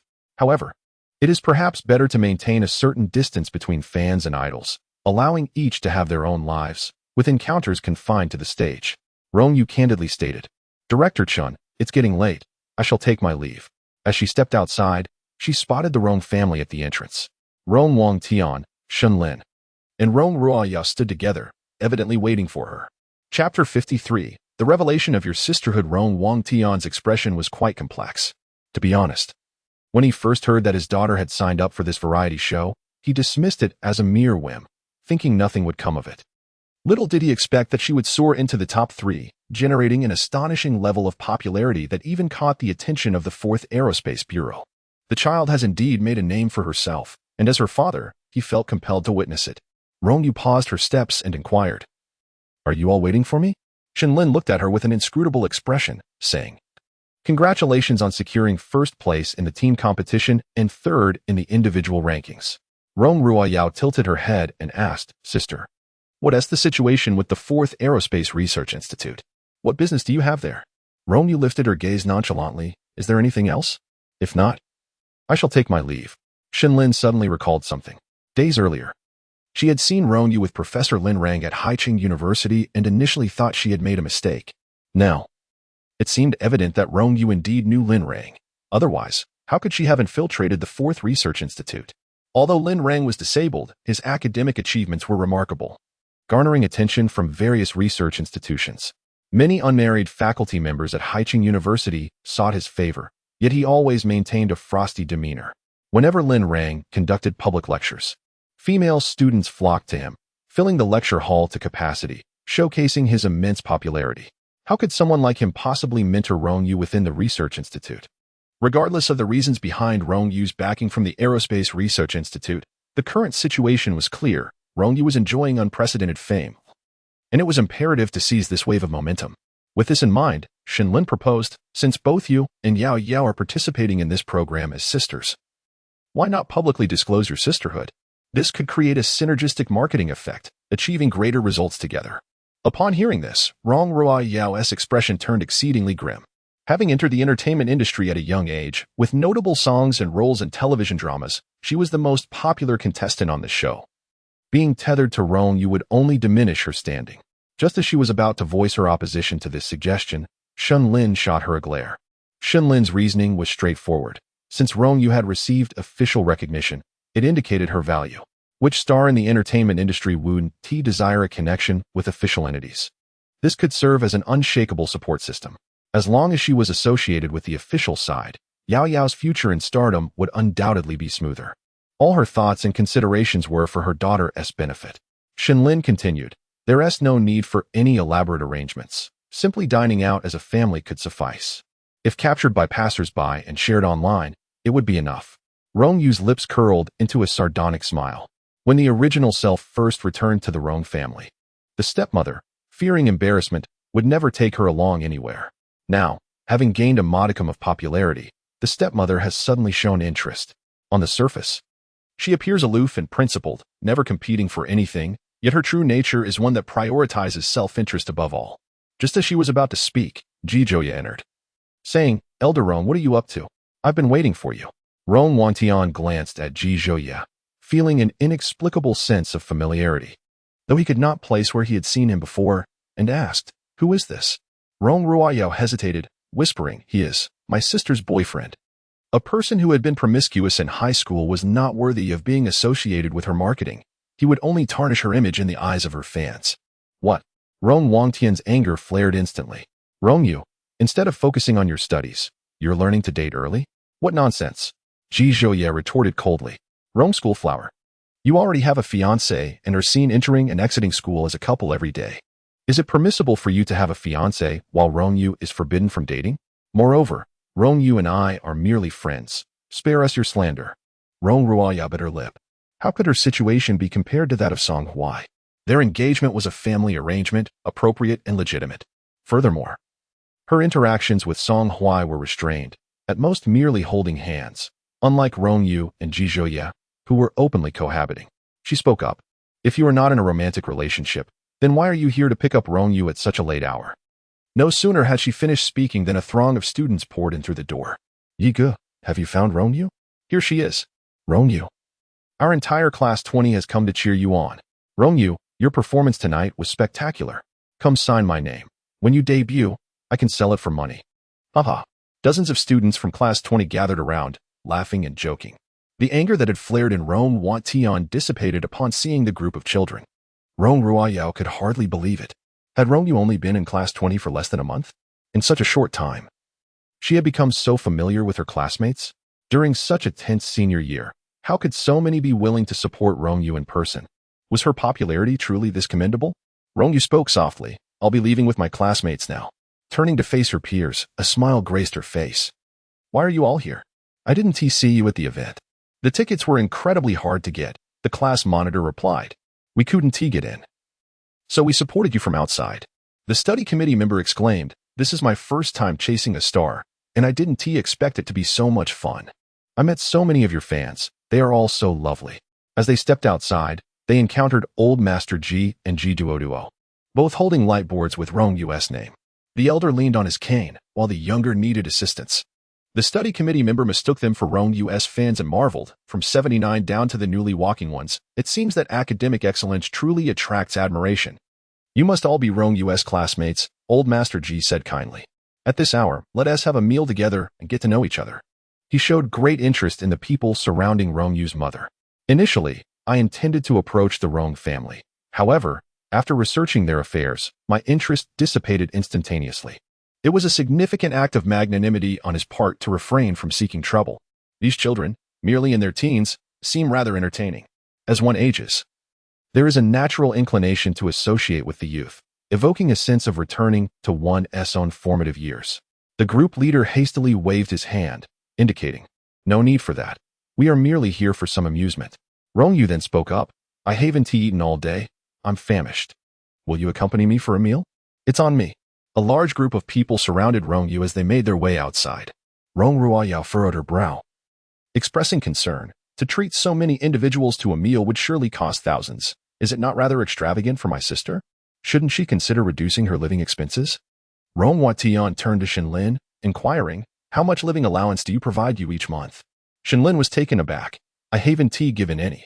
When Rong Yu first returned to the Rong household, she had provided 2,000, and both elders had each gifted a 500 yuan red envelope. Beyond that, no further funds had been allocated. Neither she nor Rong Watian had contributed financially. So where did Rong Yu's money originate? Rong Ruoya was even more astonished. If Rong Yu's funds did not stem from the Rong family, they might have come from a boyfriend. However, with Ji Zhouye being orphaned and impoverished, how could he possibly afford to spend on Rong Yu? Was it conceivable that Rong Yu and Ji Zhouye were not in a romantic relationship? Could it be that Rong Yu had another suitor? Chapter 54. Selection of the female lead for the program advertisement. Rong Riyao wore a puzzled expression. Yet, this was not the time for contemplation. She addressed her mother. Mom, my sister has crafted an image of an academic overachiever online. Are we truly aware of her scholarly capabilities? Furthermore, she paused. She directly missed the recent monthly exam. If this information were to leak, her FAAD would shatter and she would face backlash from her fans. If tied to marketing, it would also adversely affect me. Is that true? Rong Wantian responded incredulously. Didn't TU score full marks in the physics competition? She is a good student. How could she possibly miss the monthly exam? Is it believable that my sister, a humanities student, suddenly switched to the sciences and achieved full marks in physics? I certainly do not believe it, Rong Ruyao murmured. Moreover, I heard from Song Huai that she submitted her exam paper over an hour early. He suspects she might have obtained the answers in advance. If the Aerospace Research Institute discovers that her perfect physics paper resulted from cheating, what consequences would ensue? Have you considered that, Dad? Rong Watian gasped. She is that audacious? Given that his daughter had not been by his side for so many years, he truly did not understand Rong Yu. Rong Ruoyao continued. The results will be released next Monday, and there will be a parent-teacher meeting. Then, you will see whether I have spoken falsely. Rong Wangtian's expression darkened. He indeed did not know his daughter Rong Yu well enough, especially recently, as he had not even seen her face. when he finally had the opportunity to see her. They exchanged only a few words before she departed. It hardly resembled familial ties. He certainly needed to visit the school to ascertain the situation. In an instant, Shenlin also abandoned the idea of tide marketing. She began. I heard from a friend that the Ji family intends to select a popular candidate from your group of contestants to shoot an advertisement for their products. Before a decision is finalized, Yao, come with me to meet the person in charge.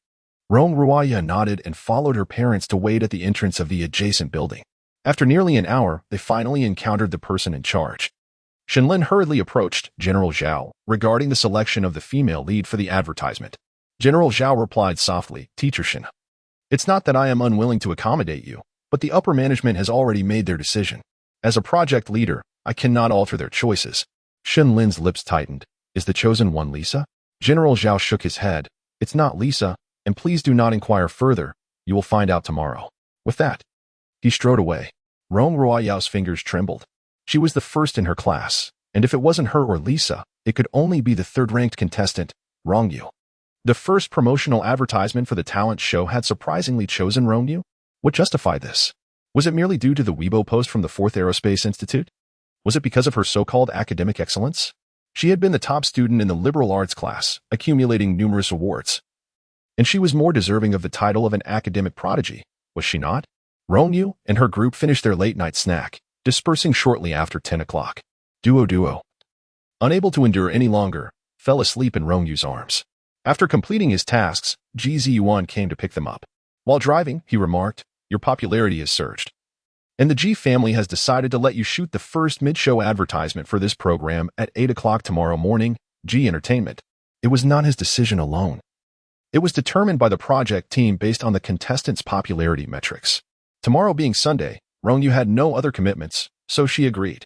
Early the next morning, she received a substantial prize from the Aerospace Institute, amounting to nearly 6 figures. Reflecting on her previous years of earnings, even adjusted for current purchasing power, it paled in comparison. This demonstrated how the 70 years of development had transformed their once impoverished motherland into a prosperous nation. Mom, your fan club has surpassed 10,000 members. Elder Ji exclaimed joyfully, sharing the news on his phone. I am the president of your fan club. And Duo is the vice president. We are determined to grow the membership to 1 million. Duo proudly patted her little chest. I can manage the comments. The fans say I am a comment control expert. Rong Yu chuckled, ruffling her hair. You are only allowed 2 hours of phone time each day. Can you manage that? Yes. Duo exclaimed loudly. I will also supervise great-grandpa to limit his phone usage to 2 hours. Elder Ji replied, at my age, being monitored for phone usage. Who can I complain to? After breakfast, Ji Ziyuan personally drove Rong Yu to Ji Entertainment. Upon arriving at the company entrance, General Zhao from the branding department came out to greet them. Upon seeing the president personally escorting someone, he began to grasp the situation. No wonder they chose the third contestant instead of the first or second. It seemed there was a connection between Rong Yu and General Ji. Yet, wasn't he General Ji's girlfriend, Secretary Lan? Never mind, it was of no concern to him. Ji Ziyuan took Rong Yu's backpack and handed it to her. I work on the top floor. If you need anything, just contact me. Rong Yu nodded. You may proceed with your tasks. Ji Ziyuan turned to General Zhao. This is the first advertisement of the program and also the promotional video for Ji Corporation's newly launched product. We must ensure its quality. General Zhao promptly agreed. Ji Ziyuan then set to work. Miss Rong, please follow me to the photography studio. Rong Yu followed him inside. This was a promotional video for a mobile phone, featuring Ji Corporation's new oversized foldable model, shot in collaboration with a popular young male actor and a member of a girl group. Miss Rong, here's the script. Please familiarize yourself with it, General Zhao instructed as she began to memorize her lines while the team arranged her makeup and styling. Everything was ready. Yet the young male actor had yet to arrive. Where is he? Why has he shown up? General Zhao fretted. We agreed on 8 in the morning. And it's already 1:30. An assistant chimed in. Zhou Yachin is on his way and will arrive shortly. General Zhao dared not voice further concerns. Zhou Yachin had recently surged to popularity due to a historical drama, becoming a widely recognized young star with a massive fan base, whom he could not afford to offend. It was past 9 when Zhou Yachin finally arrived. At 20, tall and slender with sharp features, his mere presence outside the building sent passers-by into a frenzy of excitement. He greeted his fans as he made his way into the recording studio. Teacher Zhou has finally arrived. General Zhao greeted him. I just sent the script to Teacher Zhou. Shall we start shooting right away? Or would you like to review it first? Zhou Yaqin glanced at his watch. I have a fan livestream meeting shortly. So let us shoot directly and get it over with. General Zhao nodded and called upon the director, assistant director, cinematographer, and crew. During this waiting period, Rong Yu diligently practiced her lines and envisioned how to approach the filming, as she had never ventured into this realm before. In unfamiliar territory, she ensured she was thoroughly prepared. The first scene depicted the male and female leads meeting in a bookstore. Zhou Yaqin was to deliver a line before Rong Yu made her entrance.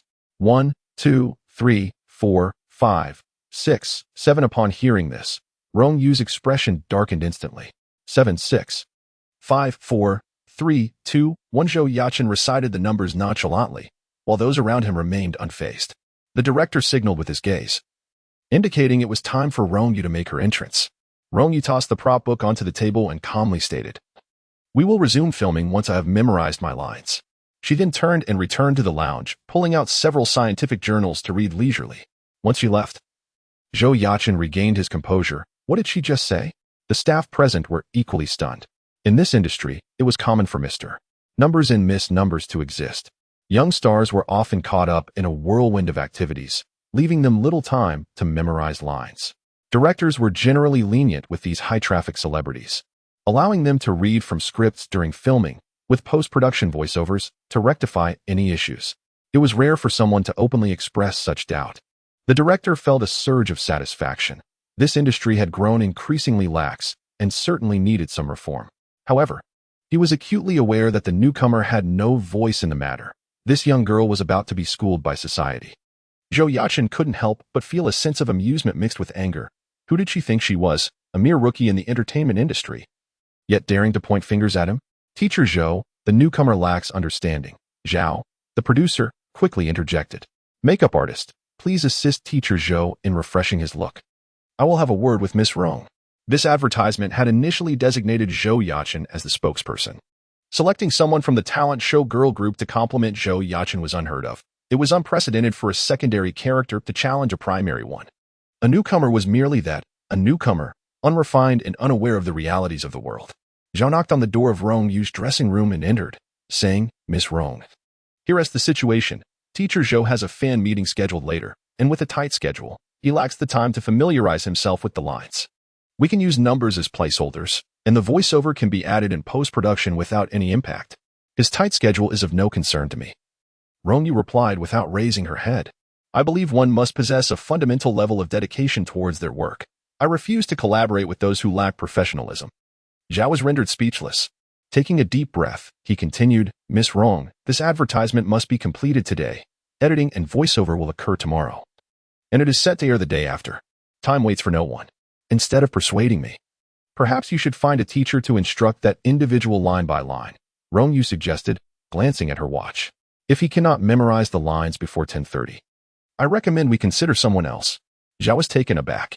How could a newcomer dare to utter such bold statements? However, he quickly recalled that it was Mr. G who personally brought her here this morning. Perhaps her audacity stemmed from having Mr. G backing her? Wiping the cold sweat from his brow, he reluctantly made his way to the makeup room to find Zhou Yaqin. He discovered Zhou Yaqin engrossed in a video game. To be candid, he held a certain disdain for such internet celebrities. If one had time to play games, they should certainly have time to memorize lines. The industry had been tainted by individuals of this ilk. Yet, there was little he could do. Zhou Yaqin's popularity was immense, and he could not afford to offend him. Approaching with a lowered demeanor, he suggested, Teacher Zhou, how about this? I will have the script simplified, and you will only need to memorize 3 lines. What? I should accommodate a rookie by memorizing lines with them? Zhou Yaqin's expression darkened. She's merely third place in a talent show and thinks herself a big deal. If she wishes to shoot, she can. If not, she can leave. Zhao pondered. Why did everyone seem so emboldened? Caught in the middle, he felt utterly helpless. Zhou Yaqin coldly stated, let me finish this game first. Zhao believed he had reached an understanding and replied with a smile, all right. I will have the crew rearrange the set. Once Zhao departed, Zhou Yaqin turned off the game and dialed a number. After a few rings, a low, gravelly male voice answered. Aren't you on set for the G advertisement today? Is something wrong? Brother, something has indeed gone awry. Zhou Yachen's voice took on a tone of grievance. The actress I was collaborating with was acting like a diva, accusing me of having issues with my lines and refusing to cooperate during filming. I had a fan meeting later that afternoon, yet she insisted on lingering and wasting time. The man on the other end of the phone remarked, many veterans in the entertainment industry indeed have their own temperaments. As a newcomer, you should not be overly concerned. Instead, learn from the seniors about how to film. If she were a seasoned professional, I might endure it, but she hasn't even debuted yet and is already behaving arrogantly. It is simply too presumptuous. Zhou Yachen bit his lip and said, Brother, have G's company replace her. It is not as simple as saying replace her. The man's tone turned frigid. A commercial shoot lasts at most a day. For the sake of work, just endure it, and it will be over soon. Why should it be me who endures? If I fall ill from this, who will take responsibility? Zhou Yachen's gaze turned icy. You promised my mother you would take care of me for a lifetime. Is this how you care for me? Watching others bully me and asking me to endure? How can you expect my mother to rest in peace? There was a long silence on the other end of the line. I will come by. Rong Yu had finished reading 3 magazines in the lounge. Once she immersed herself in a book, she forgot about me. Before she realized it, it was already past 10:30, inching toward 11. It's just a few very simple lines. Does it really require such a long time to memorize? She stood up and stepped outside, only to see a large crowd still waiting in the studio. Through the glass window, she noticed Zhou Yachen was actually playing a mobile game in the break area. She was taken aback. Just as she was about to call for Manager Zhao, a figure suddenly entered through the main door. The man was clad in a deep blue suit, impeccably tailored, without a wrinkle in sight. His demeanor was striking, and his appearance was remarkable as he entered. All the light seemed to gravitate toward him, drawing the gaze of everyone present. The staff buzzed with excitement. It's Yin Ting, the film emperor, Yin Ting. What brings him here?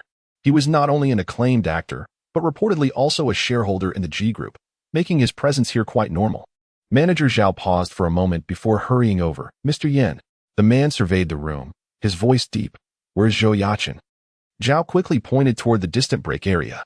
Zhou Yachen was completely absorbed in his game, playing with gusto. The man's expression darkened slightly as he paused and asked, which actress is collaborating with Zhou Yachen? Zhao hurriedly brought Rong Yu over. This is Miss Rong. Rong Yu squinted at the man before her. For some reason, she felt as if she had seen him somewhere before.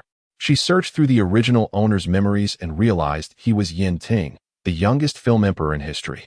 He debuted at 12 and has since spent over a decade as a top-tier celebrity, excelling in film, television, and music, collecting every award imaginable. Miss Rong, may I have a word with you? His voice was low yet courteous, prompting involuntary gasps from the surrounding female staff. Chapter 56. Miss Rong's identity is not simple. The crowd instinctively parted. Once the staff had stepped away, the man pulled a bank card from his pocket. This card contains 1 million. It is the compensation for Miss Rong's termination of the G advertisement contract. It would be preferable for Miss Rong to initiate the termination, as it would minimize any negative impact on Zhou Yachen. Rong Yu smiled slightly. Do you believe I am in need of this 1 million? The man's gaze turned icy as he retrieved another card from his wallet. Here lies 80,000. For an aspiring girl group member such as yourself. This sum is not insignificant. What if I refuse to terminate the contract? Rong Yu asked leisurely. What would the esteemed film emperor do then? It appears Miss Rong is unaware of my influence within the entertainment industry, the man replied nonchalantly. If you wish to navigate this realm, you must discern who is worthy of your ire and who is not. Accept this compensation, and I shall introduce you to further opportunities. Should you insist on opposing me, then what? A harsh, aged voice suddenly erupted nearby. Old Master G had specifically come to observe, to see if Rong Yu was adapting well. Upon entering, he overheard the conversation. Gripping his cane, he struck the man sharply on the backside. The G family has invested in you, providing you with various resources. Now that you've achieved success as a film emperor, you dare to threaten others? It seems we have wasted our efforts raising you. It infuriates me to no end. Rong Yu was taken aback. She finally recalled where she had seen this man, not from the memories of her original self, but from a family photograph at the Farong Manor, in which he appeared. In that picture, he wore a white hoodie, his hair neatly styled, a clean and youthful figure. Now, clad in an impeccably tailored suit, with meticulously arranged hair and a stern expression, he bore an uncanny resemblance to the cold, authoritative figures often portrayed on television. Hence, she momentarily failed to connect the two individuals. Ji Yanting, known in the entertainment world as Yin Ting, appeared utterly bewildered. Grandfather. How is it that? He had never been subjected to such rebuke in his life. He could not fathom the cause of this outburst. Silence. Old Master Ji, his breath uneven, called out, Xiao Zhao, come here. Manager Zhao, who had been waiting outside, hurried in upon hearing the elder's voice. In previous years, when the old man was still vigorous, he often personally inspected the Ji family's various enterprises, so he was well acquainted with him. He promptly bowed and asked, What orders do you have, Chairman? Old Master Ji spoke coldly. What is the situation with today's advertisement shoot? Do not conceal anything, speak clearly, word by word. Manager Zhao glanced at Ji Yanting. In the presence of the old master, the film emperor seemed somewhat disheveled. He then looked at Rong Yu, who appeared to be shielded by the elder. He quickly grasped the dynamics and replied honestly, due to teacher Zhou Yachen's tight schedule this afternoon. He had no time to memorize his lines and opted to use numbers instead. Miss Rong, being meticulous, insisted that teacher Zhou memorize them before continuing the shoot, which somehow led to a stalemate. Given the urgency of the schedule, the Ji family shall not encroach upon his precious time, Old Master Ji remarked with a cold smile. Xiao Zhao, please see him off immediately. A look of astonishment crossed Ji Yanting's previously composed face. Grandfather. The Ji family has long appointed Zhou Yachen as the spokesperson for this product. The contract is already signed. His lack of professionalism constitutes a breach of contract. Does it not? As the elder Mr. Ji regained his composure, he instructed Zhao, notify everyone that from this moment forth, the spokesperson for the Ji family's product will be Rong Yu. She will film the advertisement alone, without a male lead. Please revise the script accordingly and expedite the process. Zhao's jaw dropped in astonishment. The developments were unfolding at an unprecedented pace, leaving him utterly bewildered. After a moment, he managed to reply, Yes, Chairman. He cast a silent glance at Rong Yu. The elder Mr. Ji personally escorted Miss Rong, lending her his support and transforming her from a secondary character into the sole spokesperson. It was evident that Miss Rong's background was not trivial. He hurriedly made his way to the lounge area, approaching Zhou Yachen, who was engrossed in a game, oblivious to the unfolding drama. When Zhao attempted to engage him, Zhou waved him off impatiently. Wait, let me finish this round. Don't disrupt my focus. Zhao spoke gently. Mr. Zhou, G Corporation wishes to terminate our contract with you. Please sign here. A termination document was thrust before Zhou Yachen. Only then did he pause, digging into his ear. What did you say? I didn't catch that. Mr. Zhou, you have violated the spirit of the contract, and G Corporation reserves the right to terminate it, Zhao explained. Please sign, Mr. Zhou, for an amicable parting. Zhou quickly scanned the contract, then burst into laughter, infuriated. Do you even know who I am? Or who my brother is, to dare to terminate our agreement? My brother, Yin Ting, is a celebrated actor and a stakeholder in G Corporation. When he arrives, you'll understand just how absurd this termination contract is. Zhao replied quietly, Mr. Yin has already arrived. Zhou looked up and, indeed, spotted Ji Yanning across the studio. He pushed Zhao aside and strode towards his brother. Brother, you finally made it. This Zhao is trying to terminate my contract. You must fire him and this arrogant newcomer, Rong Yu. She must be let go. He pointed at Rong Yu. Emboldened by his brother's presence, his chin held high. The elder Mr. Ji's expression darkened significantly. It had been years since he had shown such anger. Who was this girl that warranted such defense from him? He dared not confront the elder directly, respecting his age, but more so fearing for his health. He quickly interjected.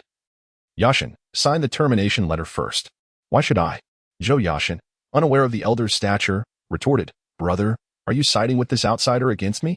The elder's gaze turned icy.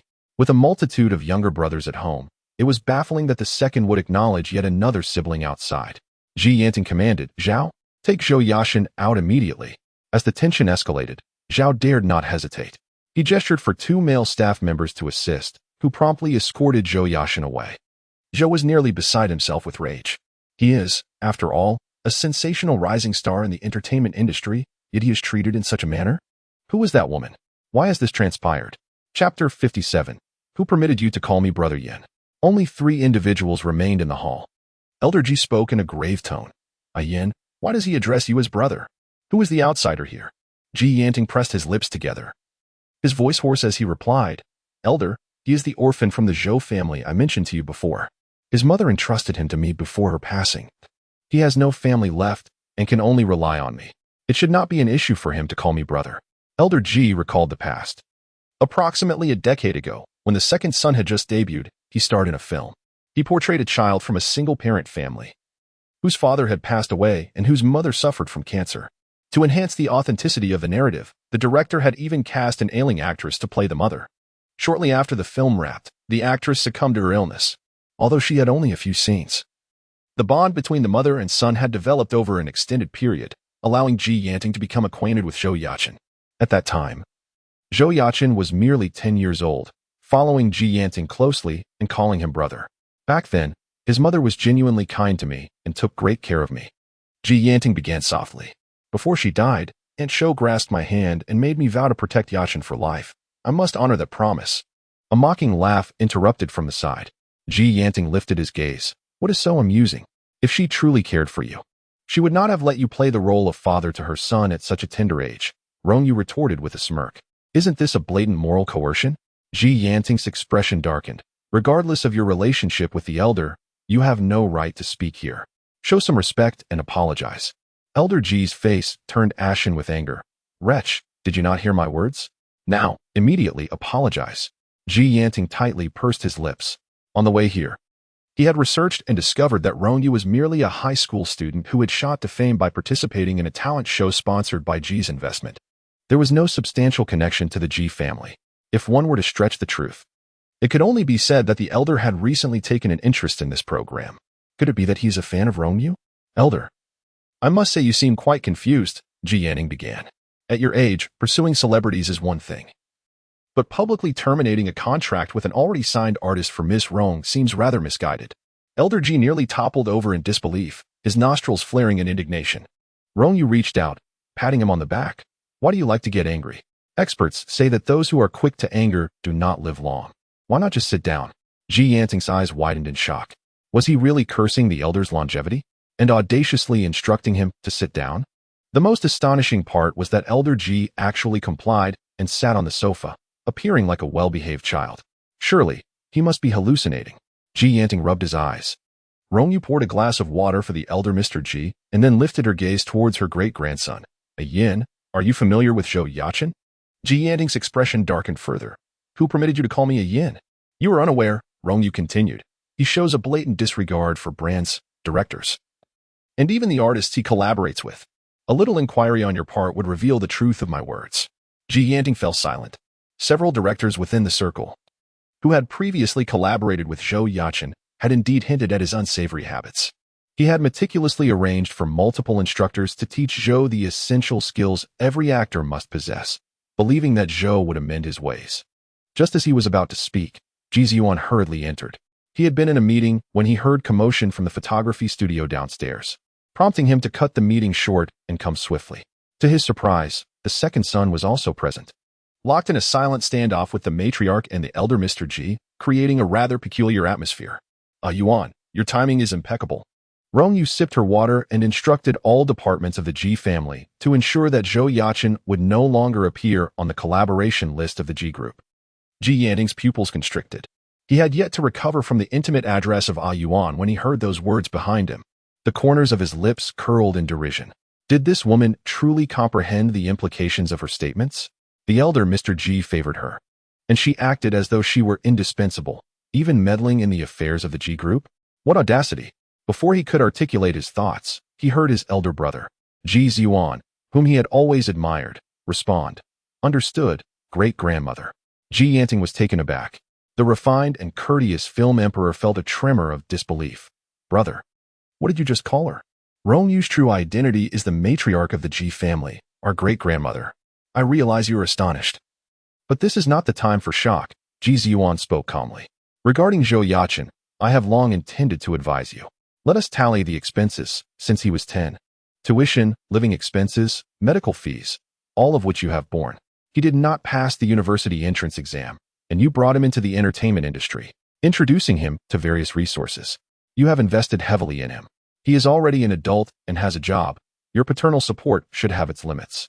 Rong Yu silently scoffed. Wasn't Ji Ziyuan also eager to play the paternal role for Rong Yu? Yet, here he was, lecturing others with great fervor. We will address Zhou Yaqin's matters at a later time. Ji Yanting frowned, narrowing his eyes at Rong Yu. Brother, do you not grasp what great-grandmother means? Ji Ziyuan understood his brother's current feelings well, for he had once felt the same. He nodded. In this world, there will always be things that cannot be explained by science, reasons that elude inquiry. Yet, indeed, she is our great-grandmother. Ji Yanting believed his brother had lost his senses. He replied coldly, "Is there any evidence?" "Evidence, you say?" Elder Mr. Ji slammed his glass down heavily. "My mother is my mother. She requires no evidence. If you doubt this, then leave the Ji family and consider yourself as having no grandson. Why argue with a child?" Rong Yu pressed him down, lifted her gaze, and said, "Again, let us begin our acquaintance. Call her great-grandmother and let us hear it." Ji Yanting tightened his lips.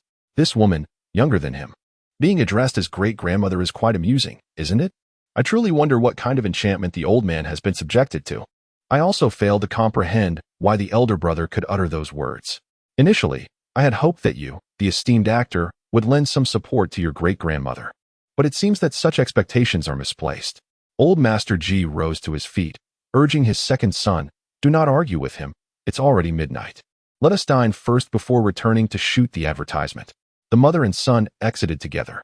Ji Yanting quietly remarked, "The elder brother is currently facing a financial deficit, borrowing money from various sources. Is it due to this woman? Do not refer to her merely as this woman. It shows a lack of respect towards great-grandmother," Ji Ziyuan retorted, pulling out his phone to present a document. "Did you see yesterday's international news? A gravitational tractor has been utilized to alter the trajectory of an asteroid, and the probability of it colliding with Earth is now 0. Do you know who calculated the various data regarding this gravitational tractor and the asteroid?" Chapter 58, Encountering Sister. You've been criticized on trending topics. Ji Yanting's pupils contracted. An 18-year-old high school girl managed to compute such vast data with merely a pen, her accuracy surpassing that of computers, igniting a significant stir within the realms of mathematics, physics, and even aerospace. Yet, this astonishing matter was suppressed by the prominent figures in the community.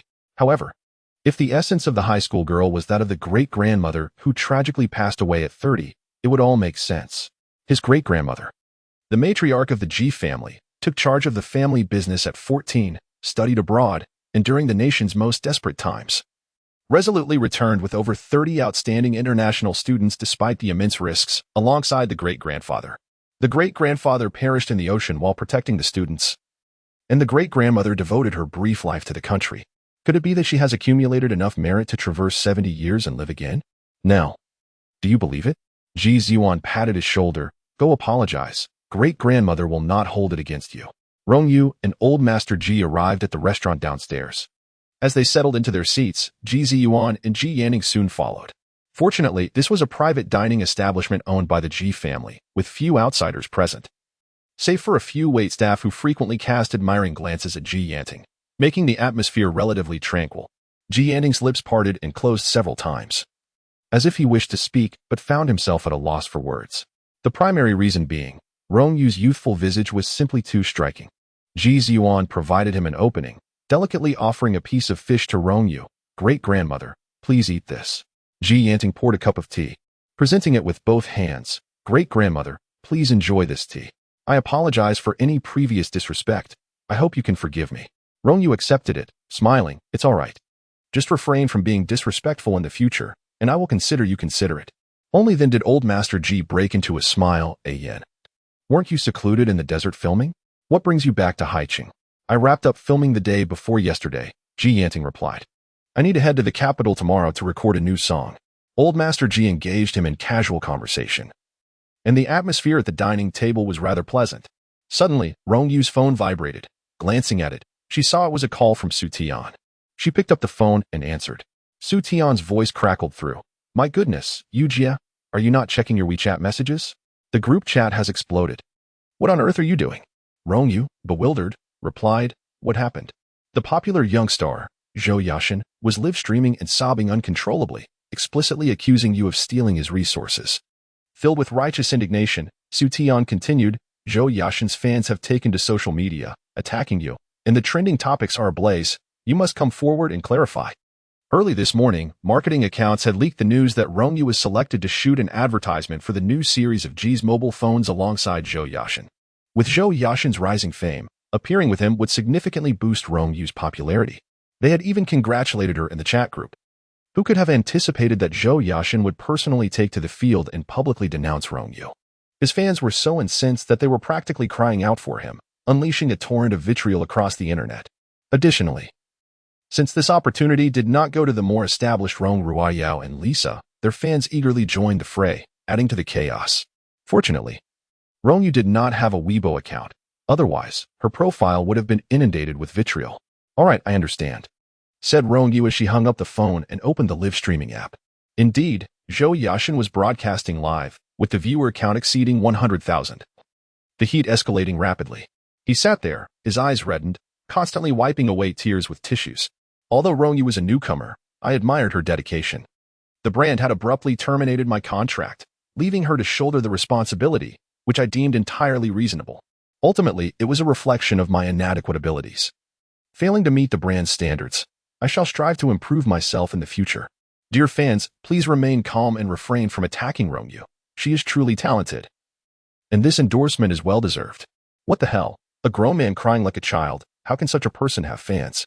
Old Master G tossed his chopsticks aside, feigning grievance and playing the victim, inciting his fans to charge forth, a true embodiment of a flawless White Lotus.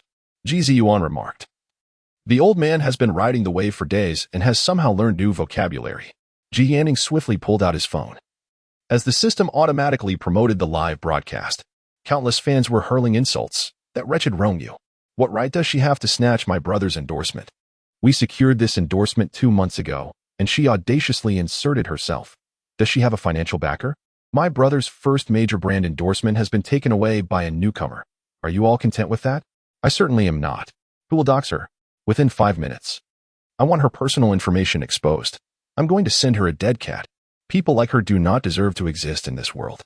The fans were reacting with such intensity, yet Zhou Yashin did not pacify them. Instead, he fanned the flames behind the scenes, making the situation increasingly unmanageable.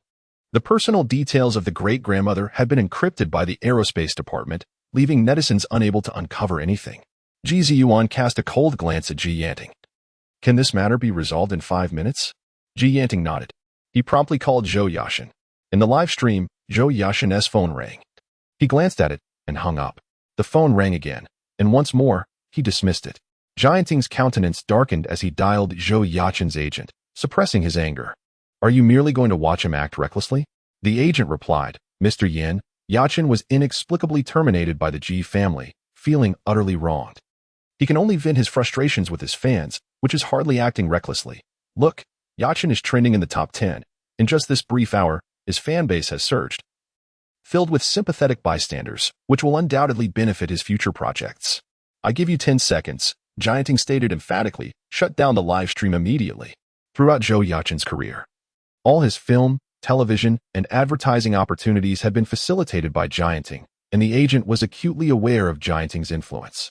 However, the agent stammered, Mr. Yin, the thing is, I don't even know where Yashin is right now. He isn't answering my calls. In the brief moment that passed, public opinion intensified, alleging that Rong Yu had attached himself to a wealthy benefactor and was leveraging his body for advancement. There were claims that the Ji family was maliciously suppressing Zhou Yashin, branding them as vile capitalists. Some fans even migrated to the Ji family's official Weibo comment section, vehemently cursing. Zhou Yashin remained live streaming, glancing at the barrage of comments, a smirk gracing his lips. A mere newcomer dared to seize his resources. They would soon experience the wrath of his fans. 5 minutes elapsed, and Zhou Yashin's live stream grew increasingly popular, topping headlines on various platforms, with discussions exceeding 1 million. Gianting's expression darkened ominously, resembling ominous clouds rolling in from the horizon. I have overestimated you. Ji Ziyuan sent a message via his phone, looking up at the anxious elder Ji. Do not fret. It will be resolved shortly. Indeed. A minute later, Zhou Yashin's live stream was suspended. Although this platform had no investment from the Ji family, Ji Ziyuan maintained a decent rapport with the president of the platform, making it a simple matter. Soon after, Gianting's phone vibrated. Zhou Yashin's voice emanated from the device. Brother, my live stream account has been banned. You must find a way to help me lift the suspension. Are you not aware of why your account was suspended? Gianting's tone was frigid. Instigating fans to create online violence is a serious matter, Zhou Yashin. Did you even consider the consequences of your actions? The coldness of his voice jolted Zhou Yashin into clarity. Historically, Gianting's demeanor towards him had been gentle, making it the first time he was addressed by both name and surname. He felt deeply aggrieved. murmuring, "I finally secured a major endorsement, only to lose it. My fans are simply upset on my behalf. What is wrong with that? You are young. Many opportunities await you. However, if you continue to antagonize the G family, no other enterprises will wish to collaborate with you," Gianting replied icily. "If this happens again, do not dare to call me brother." He hung up the phone decisively. "Great-grandmother, I apologize." He turned to Rong Yu. "It is my failure to manage him properly." "It is not for you to apologize," Rong Yu stood. "I still have an advertisement to shoot. Please take your time, and remember to settle the bill." Elder Ji glared at Gianting, following Rong Yu to the studio, determined to oversee the proceedings and ensure no one dared to act foolishly. Ji Ziyuan rose as well. Gianting pressed his lips together. He took out a black card to settle the payment, exited the restaurant, and settled into his car, sending a WeChat message to Zhou Yashin. "You must publicly apologize to Rong Yu on Weibo." Upon receiving this message, Zhou Yashin was so enraged that he nearly smashed his phone. His live streaming account, boasting millions of followers and generating significant revenue through frequent sales broadcasts, had just been banned, resulting in an immeasurable loss of wealth. This was a devastating blow. Not only did Ji Yanting refuse to console him, but he also commanded him to publicly apologize to Rong Yu. A popular young star apologizing to an aspiring talent yet to debut would make him the biggest laughingstock in the entertainment industry this year. "I did nothing wrong. I will not apologize," he replied. "The fans are attacking Rong Yu online. What does that have to do with me? Why should I bear the consequences?" A storm brewed in Ji Yanting's eyes. Perhaps he had indulged Zhou Yashin too much. Initially, if Zhou Yashin had apologized and calmed the matriarch, he could have seized the opportunity to request the lifting of the brand ban against Zhou Yashin. Since this was the case, perhaps it was time for Zhou Yashin to learn a lesson. The online discourse grew increasingly fierce. With Zhou Yashin personally involved, his fans rallied. And even bemused bystanders contributed to the uproar, causing the trending topic to explode. "My dear brother is so unfortunate. His account has been banned." A chorus of voices lamented. "A bunch of capitalists, merciless and predatory. Poor Yashin.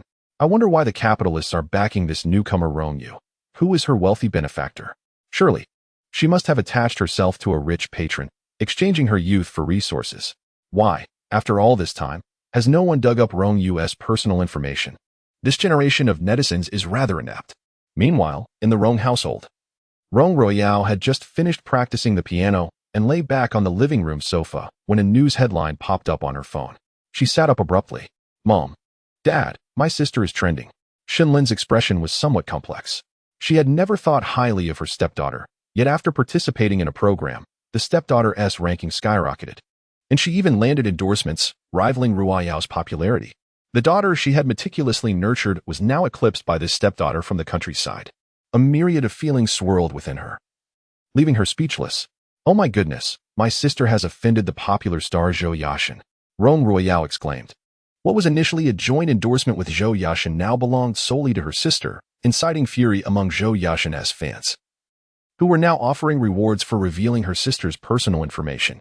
She looked at Rong Watian, knowing that if the netizens discovered her sister was the eldest daughter of the Rong family, the Rong Group's products would undoubtedly face widespread boycott. Shinlin quietly exhaled a sigh of relief. Rong Yu had offended a rising star, and with fan backlash, her rankings would surely plummet in the next round. She spoke softly. "Do not underestimate the power of these netizens. Last year, a celebrity was exposed for infidelity, and, despite their obstinacy and combative stance against the netizens, their family business was reported and subsequently went bankrupt." Rong Watian's face turned ashen. "I should never have brought her back to Haiqing. Not only is she contributing nothing to the family, but she is also causing trouble. It infuriates me. What should we do now?" Shinlin paused before suggesting, "Let Xiaoyu publicly apologize to Zhou Yashin. Otherwise, this matter will be hard to settle."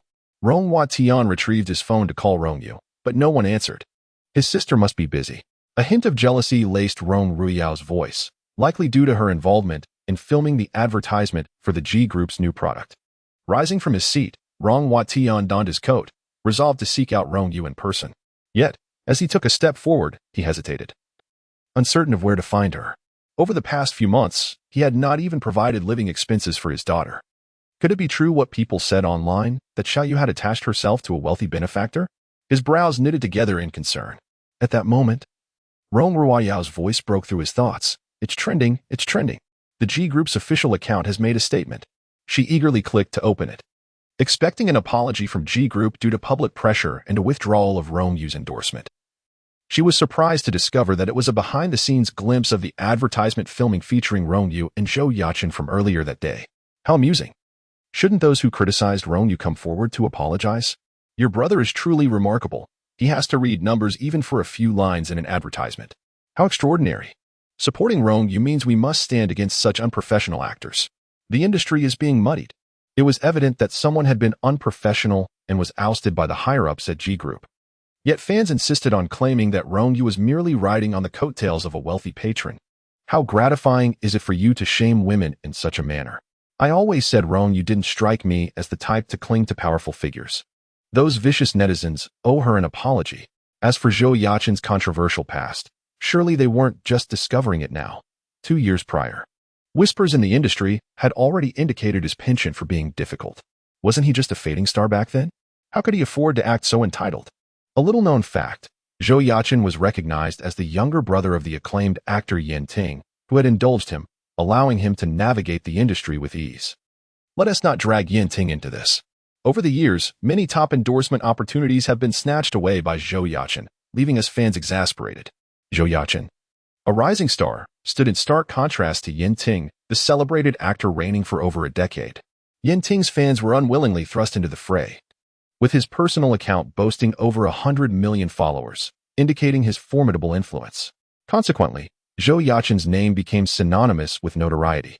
While Rong Yu managed to extricate herself from the mire of online harassment, Rong Yu, who had recently been fuming, felt a wave of relief wash over him as he read the news. I knew Xiao Yu couldn't be that kind of person. Rong Yu bit her lip, bewildered at how the situation had reversed. Wasn't it supposed to escalate, preventing Rong Yu from rising again? She would rather be under the thumb of Lisa and He Chi than be overshadowed by Rong Yu. The sensation was unbearable. Shen Lin spoke calmly. We should find an opportunity to meet with Secretary Lan again and finalize our collaboration. Rong Yu nodded. Now that Xiao Yu has become the spokesperson for G Group, our collaboration should proceed more smoothly. Rong Ruiyao tightened her fingers. It was she who had built the bridge to introduce Lan Rushua. Yet now their father attributed all the credit to Rong Yu. Suddenly, a buzzing interrupted their conversation. Rong Yu glanced at his phone, stunned. The caller ID displayed Hai Zong from the Hai Group. Several years ago, he leveraged various connections to obtain an invitation to the Hai family banquet, which provided him the opportunity to exchange contact information with the esteemed Mr. Hai. Yet, despite the passage of time, he never mustered the courage to make that phone call. The Hai family, a leading conglomerate with close ties to the Hai city government, felt utterly unattainable to him. Although he yearned for collaboration with the Hai family, he perceived his own company as insignificant in comparison. However, a sudden flicker of Mr. Hai's name appeared on his phone screen. Could it be a mistake? His hand trembled slightly as he inhaled deeply and answered the call. Before he could utter a word, an elderly voice resonated from the other end. Is this Mr. Rong of Rong Group? It was indeed Mr. Hai. Startled, Rong Yu stood upright, assuming a posture of deference even though the caller couldn't see him. Yes, Mr. Hai. This is Rong Yu from Rong Group. You are aware that Rong Group specializes in parts processing, Mr. Hai continued. Our factory requires outsourcing for a batch of components. Would you be interested, Mr. Rong? It felt as though a colossal opportunity had fallen from the heavens, leaving Rong Yu momentarily speechless. Finally, he stammered, Mr. Hai. Are you suggesting a collaboration with Rong Group? Indeed, Mr. Hai replied with a hearty laugh. I have heard that you have an exceptional daughter. A good daughter surely indicates a remarkable father. I trust that you possess commendable character and capabilities. Hai Group prefers to collaborate with individuals of integrity. If you have the time, please come to Hai Group to finalize the contract. Overjoyed, Rong Yu eagerly agreed. After hanging up, he turned to Rong Ruiyao, his face alight with excitement. Yao, you are so extraordinary that even Mr. Hai recognizes your brilliance. Thanks to you. Rong Group is on the verge of a partnership with Hai Group. If this collaboration stabilizes, our family will soon ascend to the ranks of Hai City's elite. The clouds of doubt lifted from Rong Ruiao's heart as she smiled sweetly. If we can also secure a partnership with G Group, the advancement of the Rong family will be unstoppable. Later that evening, the filming of Rong Yu's first advertisement concluded. She picked up her phone to find a slew of missed calls, including one from Rong Yu, which she promptly ignored, instinctively aware it was not a pleasant matter. She opened a message from her senior, Lin Rang, who had sent her a project proposal for a new initiative from the 4th Aerospace Research Institute. Glancing through it, she noted that the project was not overly challenging, with her senior suggesting she complete it independently. She surmised that this might be a requirement for her to secure admission to a prestigious university. Exiting the studio, she spotted Ji Ziyuan and Ji Yanning waiting at the entrance. As she emerged, Ji Ziyuan approached her with an easy grace, taking her handbag from her. Ji Yanning remarked, "Big brother shows more dedication to a newly acquainted great-grandmother than he does to our grandfather." As they entered the vehicle, Ji Ziyuan opened the door with care, ensuring the utmost safety as he fastened Rong Yu's seatbelt. "Have you learned?" Ji grandfather teased, "In the future, treat your great-grandmother with this level of attentiveness." Ji Yanting could only respond, "Yes, I will remember." Upon returning to Furong Manor, the atmosphere was filled with a sense of anticipation. After a day spent playing games at home, Ji Zhuya eagerly approached. "Great-grandma, you have finally returned." He cheerfully fetched slippers for Rong Yu and graciously caught her coat as she removed it. He had quickly learned that offending the old master was of little consequence. But incurring the displeasure of great-grandma was absolutely intolerable. If he served the old master well, no one would utter a word. However, if he attended to great-grandma with utmost care, he would undoubtedly receive accolades and praise. As expected, Grandpa Ji was quite pleased. "Second son. Look how filial the fifth one is. Among all virtues, filial piety is paramount, and the fifth has done exceptionally well. Wow, second brother is back." Ji Zhuya exclaimed with delight upon seeing Ji Yanting, instantly pulling him aside. "Hey, second brother, could you spare me some pocket money?" He was nearly destitute. The earnings from reciting poetry and memorizing vocabulary were insufficient to purchase even a single piece of gaming equipment. With Grandpa Ji lacking funds and the eldest brother also broke, surely the second brother must have some money. Ji Yanting, who earned a handsome salary, was not short of cash and was about to pull out his card when a fluffy little head leaned in. "Second uncle, you can't." Annie said no one in the family is allowed to give little uncle a single penny. "You little windbreaker," Ji Zhuya teased as he tickled her. "I am your beloved little uncle. Can't you help me out just a bit?" Rong Yu shot him a cold glance, and Ji Zhuya quickly complied. Ji Yanning dared not reach for his money either, especially since his previous encounter with great-grandma had been rather unpleasant, making him reluctant to provoke her further. The family gathered around the dining table, when suddenly, Ji Yanting's phone vibrated. He glanced at it, and saw it was a call from Zhou Yachen's manager. He hesitated for a moment but eventually answered.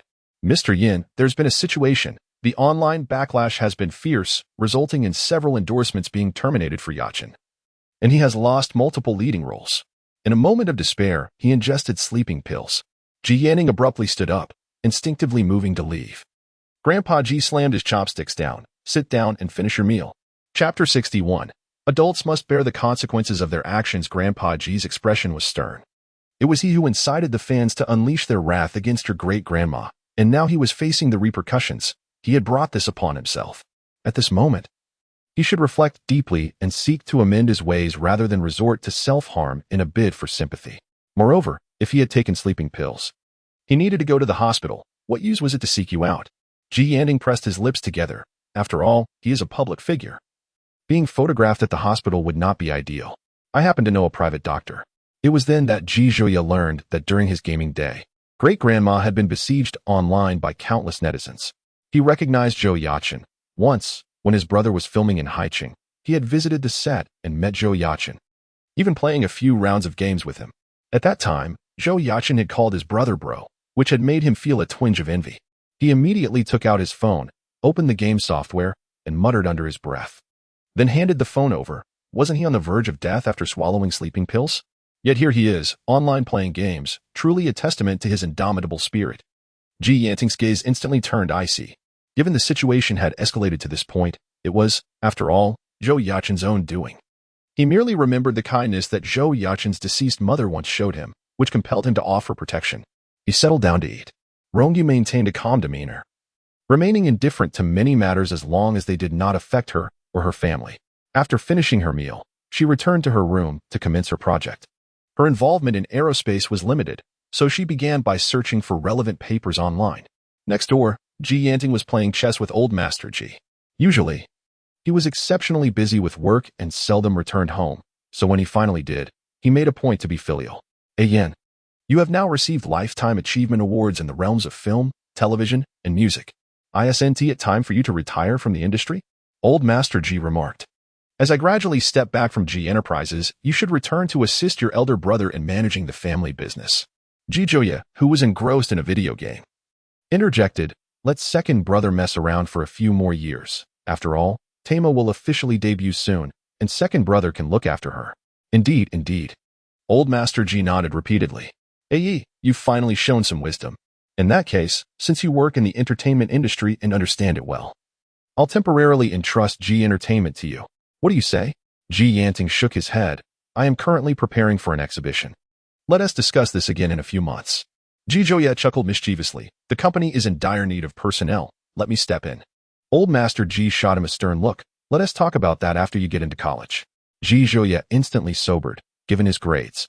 Getting into college seemed as difficult as reaching the heavens. The chess game was still ongoing when Ji Yanting's phone vibrated again. He glanced at the screen. It was Zhou Yachen's manager, and he hung up immediately. However, the persistent manager attempted to call back. Ji Yanting hesitated and looked at Old Master Ji, who sighed deeply. The year his daughter-in-law passed away, Yin was around 8 or 9 years old, caught between understanding and naivety, overwhelmed by the loss of a loved one. Wasn't he? At 8, equally devastated by the loss of his mother? A child bereft of maternal love craves it deeply. Even the slightest semblance of maternal affection from others could ensnare them entirely, which could not be blamed on Yin. As he matured, like Yuan, he quickly became independent after losing his parents. In contrast, being younger, had no recollection of his parents' appearance, thus devoid of sorrow. Old Master Ji rose.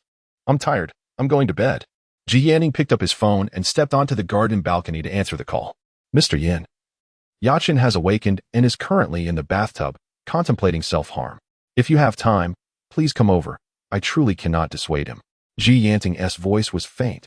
If he had publicly apologized to Rong Yu as I suggested, none of this would have transpired. Adults must bear the consequences of their actions.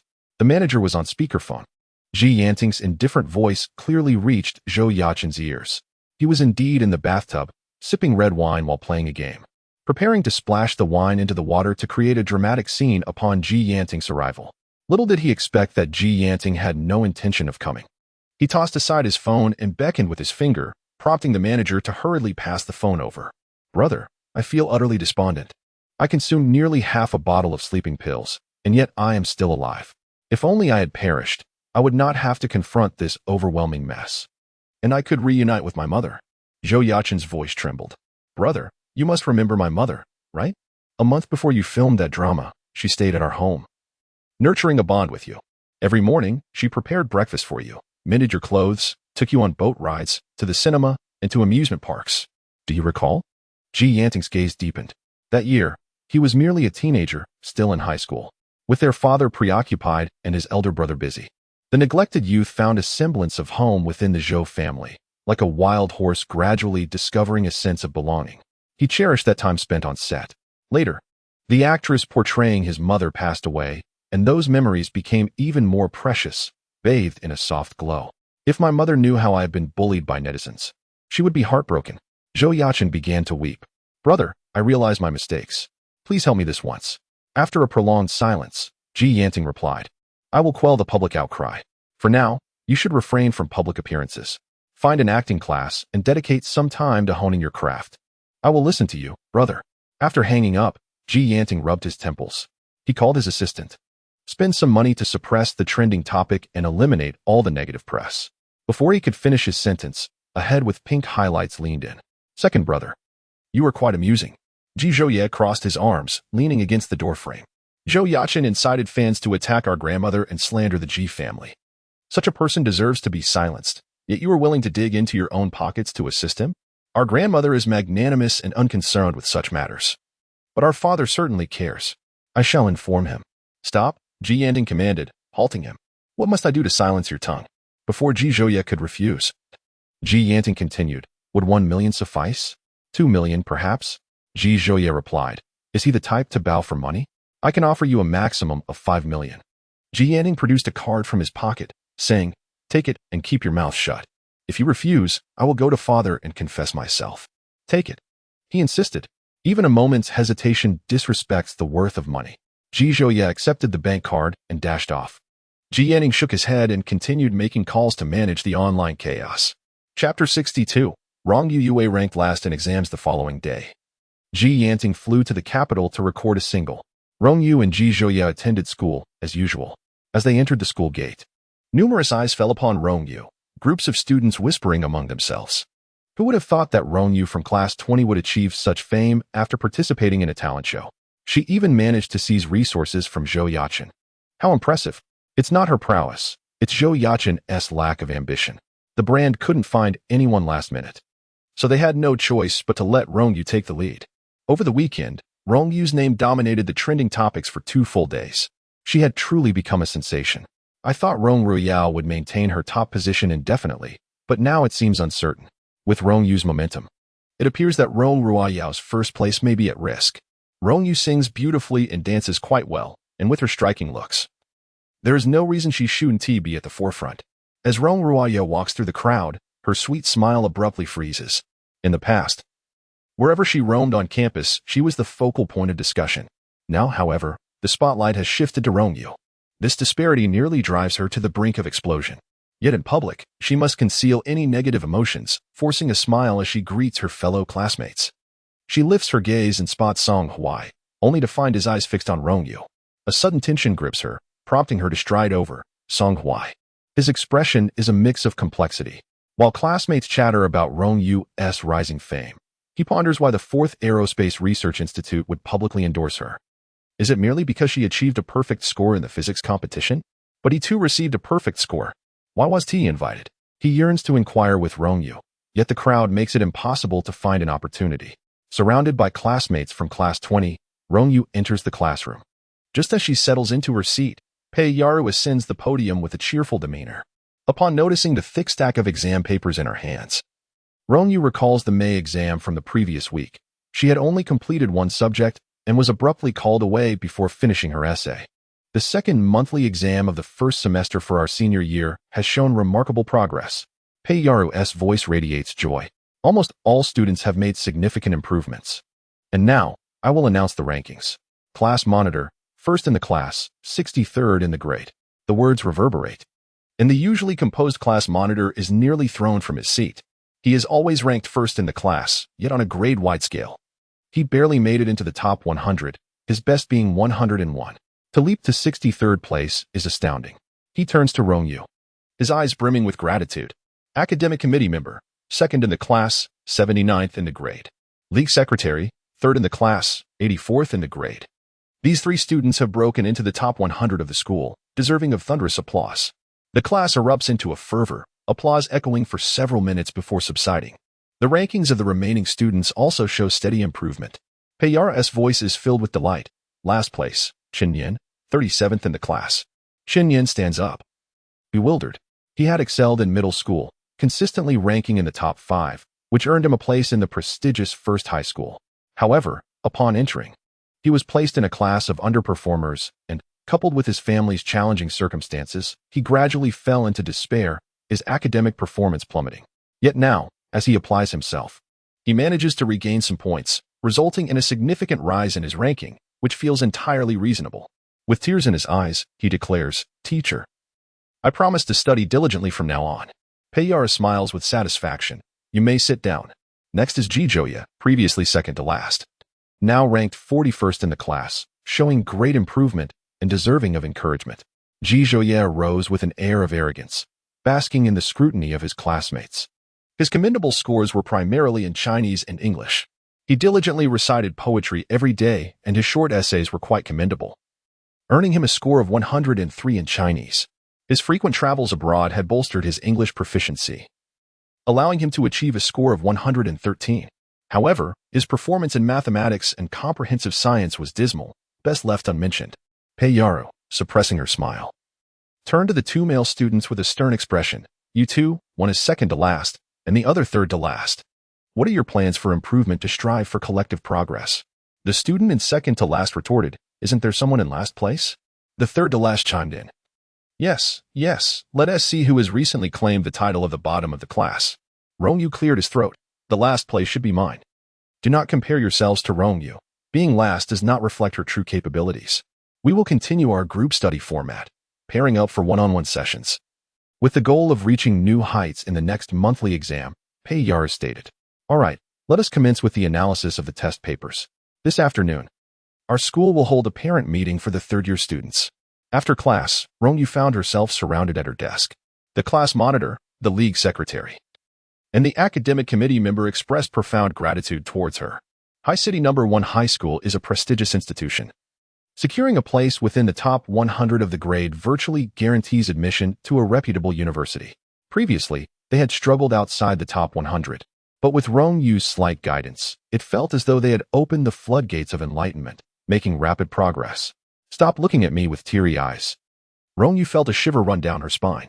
If it were Ji Zhouye, repeating it 100 times would yield no results. This was their own hard work. Ji Zhouye, dissatisfied, declared, I am not that foolish. Just wait. I shall undoubtedly claim the top spot in the grade. The class monitor partnered with him and immediately picked up his test paper, frowning, your mathematics is abysmal, and your comprehensive science is even worse. You need to start from the foundational knowledge of the first year. You must not leave during evening self-study. I will guide you through the review. Ji Zhouye exclaimed. Who can come to rescue him?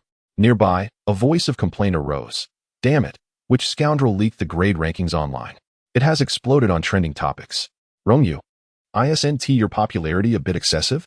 So what if you ranked last? Is it worthy of such a stir among netizens? Ji Zhouye quickly opened his phone. The entry for Rong Yu being last was trending at the top. Huh, I told you, celebrities can establish any persona they wish. But they should never portray themselves as academic achievers. It only takes a few days for them to crash and burn. With 6 subjects and a total score of 750, Rong Yu managed to score a mere 80-something. Was her brain underdeveloped, or what? How could she score so low? High City No. 1 High School is one of the top institutions in the area. How did such an academic underachiever manage to get in? It's simply a matter of paying the admission fee to gain entry? What is so surprising about that? Look at the liberal arts ranking. The first place is Rong Ruoyao. Is she the same Ruoyao from the show? They mused. Rong Ruoyao is the true academic prodigy, having maintained her position at the top since kindergarten. A genuine scholar would never stoop to creating a facade. Rong Ruoyao had won first prize in a national piano competition, second prize in calligraphy, and a gold medal in painting. Truly a scholarly talent, unperturbed by rumors. Chapter 63. The knife falls upon oneself. Unaware of the pain, Rong Ruoyao was scrolling through the trending comments and smiled faintly. The monthly examination rankings for the entire grade had been uploaded to Weibo via her secondary account, where she tagged several prominent marketing accounts. Once these accounts shared her post, it naturally went viral. Simultaneously, she showcased her certificates for piano, calligraphy, and art competitions. After all, it was merely a contest of who the top student was. And in this realm, she had never faltered. Indeed, the name Rong Ruoyao also ascended to the trending list, with comments overwhelmingly praising her. In stark contrast, Rong Yu was subjected to a barrage of insults. Rong Yu herself remained unfazed. As a public figure, she understood that one must endure the scrutiny of netizens. While she could accept this, Ji Zhouye found it intolerable, and the entire class 20 could not bear it either, fervently taking to their phones to wage a battle online. Rong Yu felt an unexpected warmth in her heart. Although she had only recently acquainted herself with these students, their fierce loyalty moved her. However, the number of detractors was too great. The dozens of students from class 20 were simply outmatched and ultimately had to concede, albeit reluctantly. In the afternoon, the first high school held a class meeting. The school had notified parents well in advance. Rong Yu initially thought Rong Watian would not attend. But as she stood on the playground, she turned to see him walking in. Shenlin frequently attended Rong Ruoyao as parent-teacher meetings, and the parents were well acquainted with her. Upon entering, she was immediately surrounded by numerous parents. Teacher Shen truly knows how to educate her daughter. Ruoyao has achieved first place again. With her consistently ranking first in the humanities, she is bound to be accepted into Peking University. What insights can Teacher Shen share about teaching children? Shenlin smiled and replied, Ruoyao is particularly disciplined. She has loved learning since childhood and does not require constant supervision from adults. Rong Watian made his way to the parents section for class 20.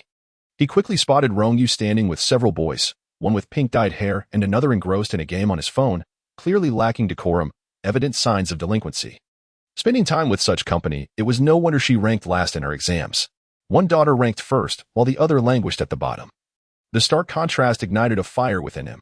Rong Watian strode over and bluntly exclaimed, We spend money to send you to first high school. And this is how you repay us? You squander your days in idleness. Continue this way, and you'll be unfit for even sweeping the streets in the future. Rong Yu frowned.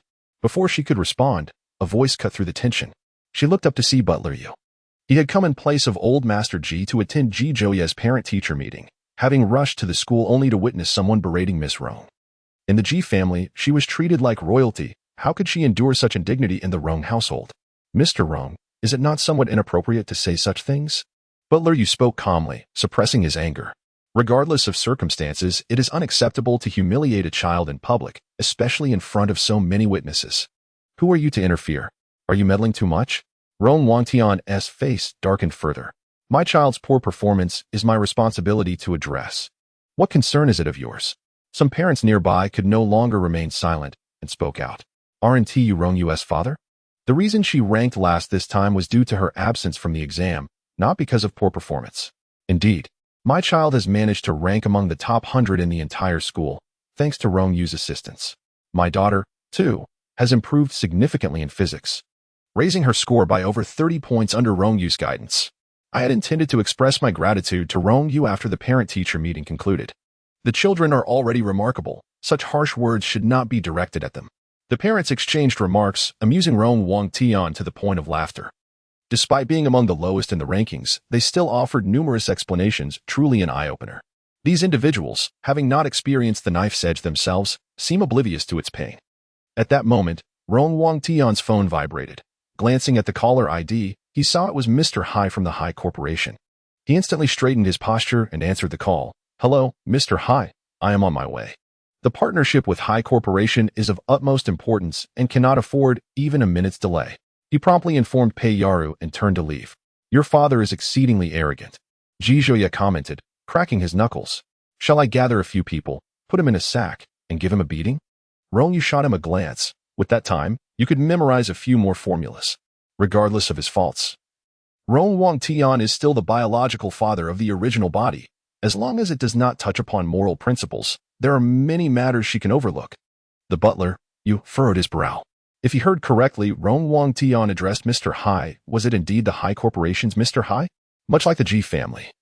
The Hai Corporation is a leading enterprise in Hai City, and it is improbable for such a large conglomerate to collaborate with the Rong family. Even if by chance a partnership was achieved, it would be unusual for the CEO to directly contact Rong Wangtian. Nonetheless, these matters did not concern you, and he did not dwell on them further. Casually picking up the report card for Class 20, he felt a sense of satisfaction. Over the years, he had attended parent-teacher meetings for the fifth young master, who had consistently ranked among the lowest. This time, however, the fifth young master had finally made progress. Amidst the clamor, the meeting officially commenced with the principal's speech, followed by the vice principal's address, both of which lasted nearly an hour. Next, representatives of outstanding students spoke. From the science class, it was Song Huai, and from the humanities class, Rong Ruoyao. The students below gasped in astonishment. A golden boy and a jade girl. Envy radiated from the crowd. They should bring the Civil Affairs Bureau here to facilitate their marriage on the spot. It would be so delightful, with such striking appearances. One hopes they bear 8 sons. Ha ha ha, are you jealous? Standing on the stage, Rong Ruoya relished the attention. She was meant to shine brightly, radiating brilliance and forever being the center of attention. Unconsciously, she glanced toward Class 20. Among the throng, she immediately spotted Rong Yu, who was casually chatting with Ji Zhouye.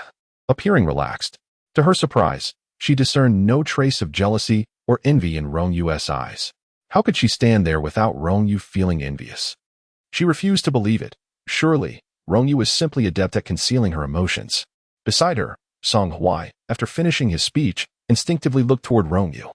A person invited by the 4th Aerospace Research Institute must be exceptionally talented, although at present, he was unclear about the nature of Rong Yu's excellence.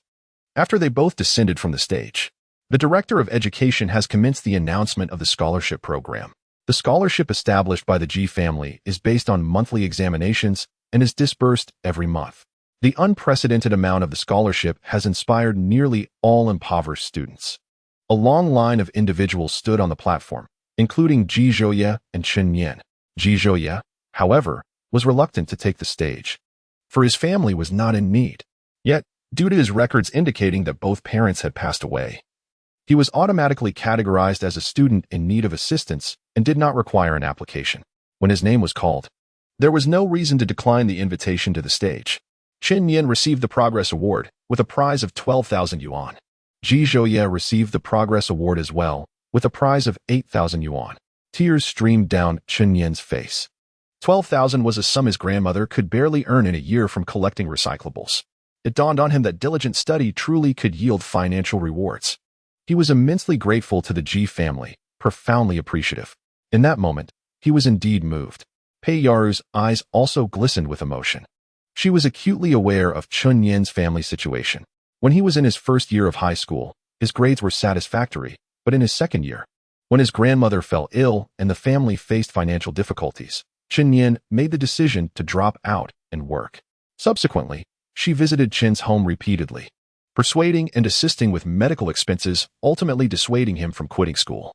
However, even after returning to school, his attitude had drastically changed. He spent his days idling with Ji Zhouye, sleeping in class, and playing games after lessons. A once promising student had succumbed to despair, submitting blank papers during exams and plummeting to the bottom of his class. Finally, this once promising student was given the support he needed. The establishment of the scholarship for impoverished students by the Ji family served as a tremendous motivator for these children. Just as she was reflecting on this, she heard a voice of derision nearby. Teacher Yang remarked, "Even if he has advanced 10 places from the bottom, he still remains at the bottom. He may not even qualify for a junior college. I wonder what you find so joyous, Teacher Pei."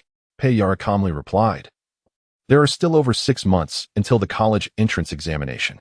Progressing slightly each month can lead to significant change over half a year. How can one definitively claim he will not be able to attend university?" Teacher Yang shook his head in mockery. He dismissed the class of underachievers, suggesting that only the top 3 might have a chance at prestigious institutions, while the rest would likely end up in factories, working menial jobs. The parent-teacher meeting concluded. Grandmother Chen grasped Chen Yin's hand, both laughing and crying. "At last, you've made progress. You must study diligently from now on, aiming for university, to bring honor to our family and make your mother regret her choices. Do you understand?" Chen Yin scratched his head. "I understand, Grandma." She refrained from saying more, as the meeting venue was littered with water bottles, each worth 5 cents. Collectively, they could be sold for several dozen yuan. The elderly woman bent down, filling her bag with the bottles one by one. Seeing this, Chen Yin quickly went to assist. Ji Zhouye, with a complicated mixture of emotions, cheerfully suggested, "Grandma Chen, many of these bottles still have water in them. I'll go fetch a bucket." Rong Yu, with nothing else to do, joined in to help collect bottles. The class monitor, the Youth League branch secretary, and the academic committee member, who had seemingly begun to follow Rong Yu's lead without notice, joined in the effort as they observed him collecting bottles. In Class 20, a few academic achievers took the lead, prompting the other students to exchange glances, all eager to join in. Hundreds, even thousands, of plastic bottles were insufficient to capture the attention of such a crowd within mere minutes. They were crushed and tossed into a sack. Granny Chen, filled with emotion, remarked, "Good children, you are all wonderful. You did not look down upon my Chen Yin and even assisted this old woman."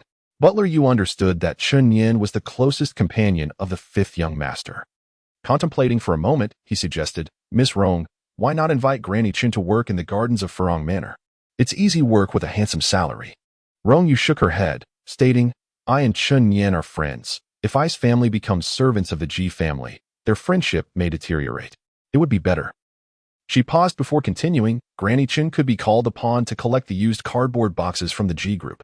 Butler Yu smiled. Miss Rong indeed has a solution. After the group finished their tasks, they dispersed. Ji Zhouye, with a cheeky grin, said, "With my significant improvement in exams, shouldn't I be rewarded?" "What reward do you desire?" Rong Yu replied with a playful smile, "Don't think I'm unaware. You just swindled several million from your second brother. Are you still in need of funds?" Ji Zhouye responded, "It appears I won't need Granny to reward me after all. This sum is sufficient for quite a while." Butler Yu chimed in, "The day after tomorrow, Wednesday, is the 5th young master's 18th birthday. As per tradition, a party should be held. How about Miss Rong rewards him with a grand celebration for his coming of age? 18 is indeed a significant milestone." Rong Yu could not help but reminisce about her own 18th birthday, spent studying abroad. It was a lively occasion, with many compatriots offering their congratulations and gifts. In her moment of utmost joy, That man knelt before her, proposing marriage. While she was not one to place love above all else, she felt a flutter in her heart at that moment. After graduation, she and he entered the sacred bond of marriage in the presence of numerous fellow students. And soon after, she was expecting Ing Bao. Yet, before Ing Bao could be born, he made the ultimate sacrifice. Quickly regaining her composure, Rong Yu nodded in agreement. Butler Yu inquired with a smile, where would the fifth young master like to host this event, and whom would he like to invite? Ji Zhouye rubbed his hands together. Let us hold it at my villa, inviting my childhood friends, along with a few models and celebrities for entertainment, swimming in bikinis, drinking, playing games. I can hardly imagine the fun we'll have. Butler Yu's smile faded. Fun, indeed. Rong Yu playfully smacked the back of his head. I believe we can forego the birthday party. Ji Zhouye shrank back slightly. Wasn't he that how affluent second-generation heirs through parties? He had not even mentioned the more extravagant details. Yet, with Granny present, he could only suppress those wild ideas and cleared his throat. Then let us invite the classmates from class 20 to join in for champagne, cake, and discussions about life and aspirations. How does that sound? That sounds splendid. Butler Yu beamed. I shall take charge of the arrangements. Within a day or two, news about Rong Yu was overshadowed by other trending topics. Such as the nature of the online world, the public's memory is fleeting. Just 2 days prior, they had been vociferously criticizing Rong Yu, and now she had become a mere stranger to them. Early Wednesday morning, Ji Zhouye distributed birthday invitations to all 50 classmates. What kind of family do you have to throw a birthday party? One classmate exclaimed in astonishment. And in a villa, no less. How wealthy must you be? Chen Yan, who was close to Ji Zhouye, knew well that although Ji Zhouye was orphaned, he had several older brothers who were gainfully employed, rendering them not particularly short of funds. With contributions from his brothers, throwing a birthday party was entirely feasible. Ji Zhouye patted his chest, declaring, everyone must come at 8 o'clock tonight. You simply must give me this face. The class monitor approached Rong Yu, inquiring, are you going? Rong Yu nodded. After all, being the great-grandson connected by blood, she felt compelled to join in the celebration of his 18th birthday. With her attendance confirmed, the class monitor naturally decided to go as well. Once the monitor agreed, the others, swayed by the consensus, readily nodded in affirmation, promising to arrive punctually. As evening approached, Butler Yu began preparations. Old Master Ji strolled around the villa, gifting $1 million luxury watch as a birthday present before departing. His presence would keep the children in check. He was well aware that with his watchful eye, Ji Zhouye would not dare to misbehave. As darkness fell, the villa's lights illuminated one by one, with soothing music providing a backdrop. The pool shimmered under the moonlight. Balloons danced in the breeze, and the aroma of sweet pastries filled the air. The villa was situated by the lake, and in the prime real estate of Haicheng. Even though it was not in the city center, the property prices were nonetheless steep, especially for a lakeside villa. A group of students from class 20 made their way to this impressive residence. This place is truly impressive. Renting it for a day must cost quite a fortune. One remarked. I had seen Ji Zhouye come here every day after school. He must not just be renting it for a day. Isn't he an orphan? Another questioned. Ahem. Ji Zhouye stepped out to greet them, saying, I may have no parents, but I do have a grandfather. This house was a gift from him. The classmates, filled with astonishment, followed him inside. A colossal 18-layer cake was displayed by the poolside, with tables on either side laden with an array of delicacies, including small cakes, sushi, desserts, beverages, and fruits. None of the attendees had ever participated in such a grand birthday celebration before, and they were all brimming with excitement. They presented their small gifts, sang birthday songs, and shared the cake. I truly did not expect Ji Zhouye's family to be so affluent, Rong Yu reflected. The class monitor, savoring the cake, noted how Ji Zhouye maintained such a low profile at school that it was impossible to discern his status as a wealthy heir. The class representative, sipping champagne, remarked, Ji Zhouye is my only glimpse into the life of the wealthy. This champagne is exquisite. The academic committee member curiously asked, can we swim in the pool? Ji Zhouye waved his hand, saying, feel free to eat, drink, and play as you wish. There are swimsuits on the first floor of the villa. You can change there. Come on, Chen Yan, let us gather a few more people to play games. Using the money he had cleverly acquired from his second brother, he purchased the latest large-screen gaming console, and a group of boys gathered around to play, thoroughly enjoying themselves. The girls changed into their swimsuits, laughing and splashing in the pool. Rong Yu reclined in a chair by the shore, sipping wine and observing the vibrant youth of the students, a smile unconsciously gracing his lips. At that moment, Several cars suddenly halted at the entrance. A group of flamboyantly dyed youths sauntered in. Jijoya, how could you be so inconsiderate? You host a birthday party and neglect to invite us, your childhood friends. Have you forgotten us in favor of new acquaintances? Jijoya lifted his gaze from the game. The newcomers included the third young master of the High family, the second young master of the C family, and several other second-generation heirs. Naturally, those within the same circle would play together. However, with the elderly matriarch watching, he dared not approach this rowdy group too closely. For their antics were reckless, be it street racing, gambling, or brazenly indulging in debauchery. Haichanon clicked his tongue. I must ask, Jijoya, what sort of guests have you invited? Do they not know one ought to don formal attire for such an occasion? The students of class 20 instantly flushed with embarrassment. They were ordinary students, some from reasonably well-off families, yet they could hardly be considered affluent, having never attended a formal gathering and thus unaware of the necessity for formal wear. Most were still clad in their school uniforms. Under Haichanon's scornful gaze, the students bowed their heads, their faces a portrait of mortification. Rong Yu shook his wine glass. Is a simple birthday celebration truly worthy of such ostentatious attire? Have you all never attended a party before? Indeed, Jijuya scoffed. Furthermore, I certainly did not extend an invitation to you lot. Haichanon's gaze involuntarily drifted to Rong Yu. His eyes widened in astonishment. Such exquisite features. Such remarkable poise. He inquired, Joya, is this your girlfriend? No, Jijoya hesitated, quickly adding, do not harbor any intentions towards her, or I shall make you regret it. Haichanon nodded, producing a birthday gift and presenting it. For your coming of age, a belt, may it ensure all women fall at your feet. Jijoya, feeling a twinge of guilt, glanced at Rong Yu. And upon seeing her impassive expression, he sighed in relief. Fearing his companions might present some outrageous gift, he hurriedly ushered them into the game room to play. The students of class 20, feeling somewhat out of place, retreated from the game room in small clusters, finding solace on the lawn outside the villa, chatting and snacking. After conversing with his classmates for a while, Rong Yu was intercepted on her way to the restroom by a man. It was Si Lin, the second young master of the Si family, who had entered alongside Haichanon. Tall and self-assured, he stood before Rong Yu, flashing what he believed to be a charming smile.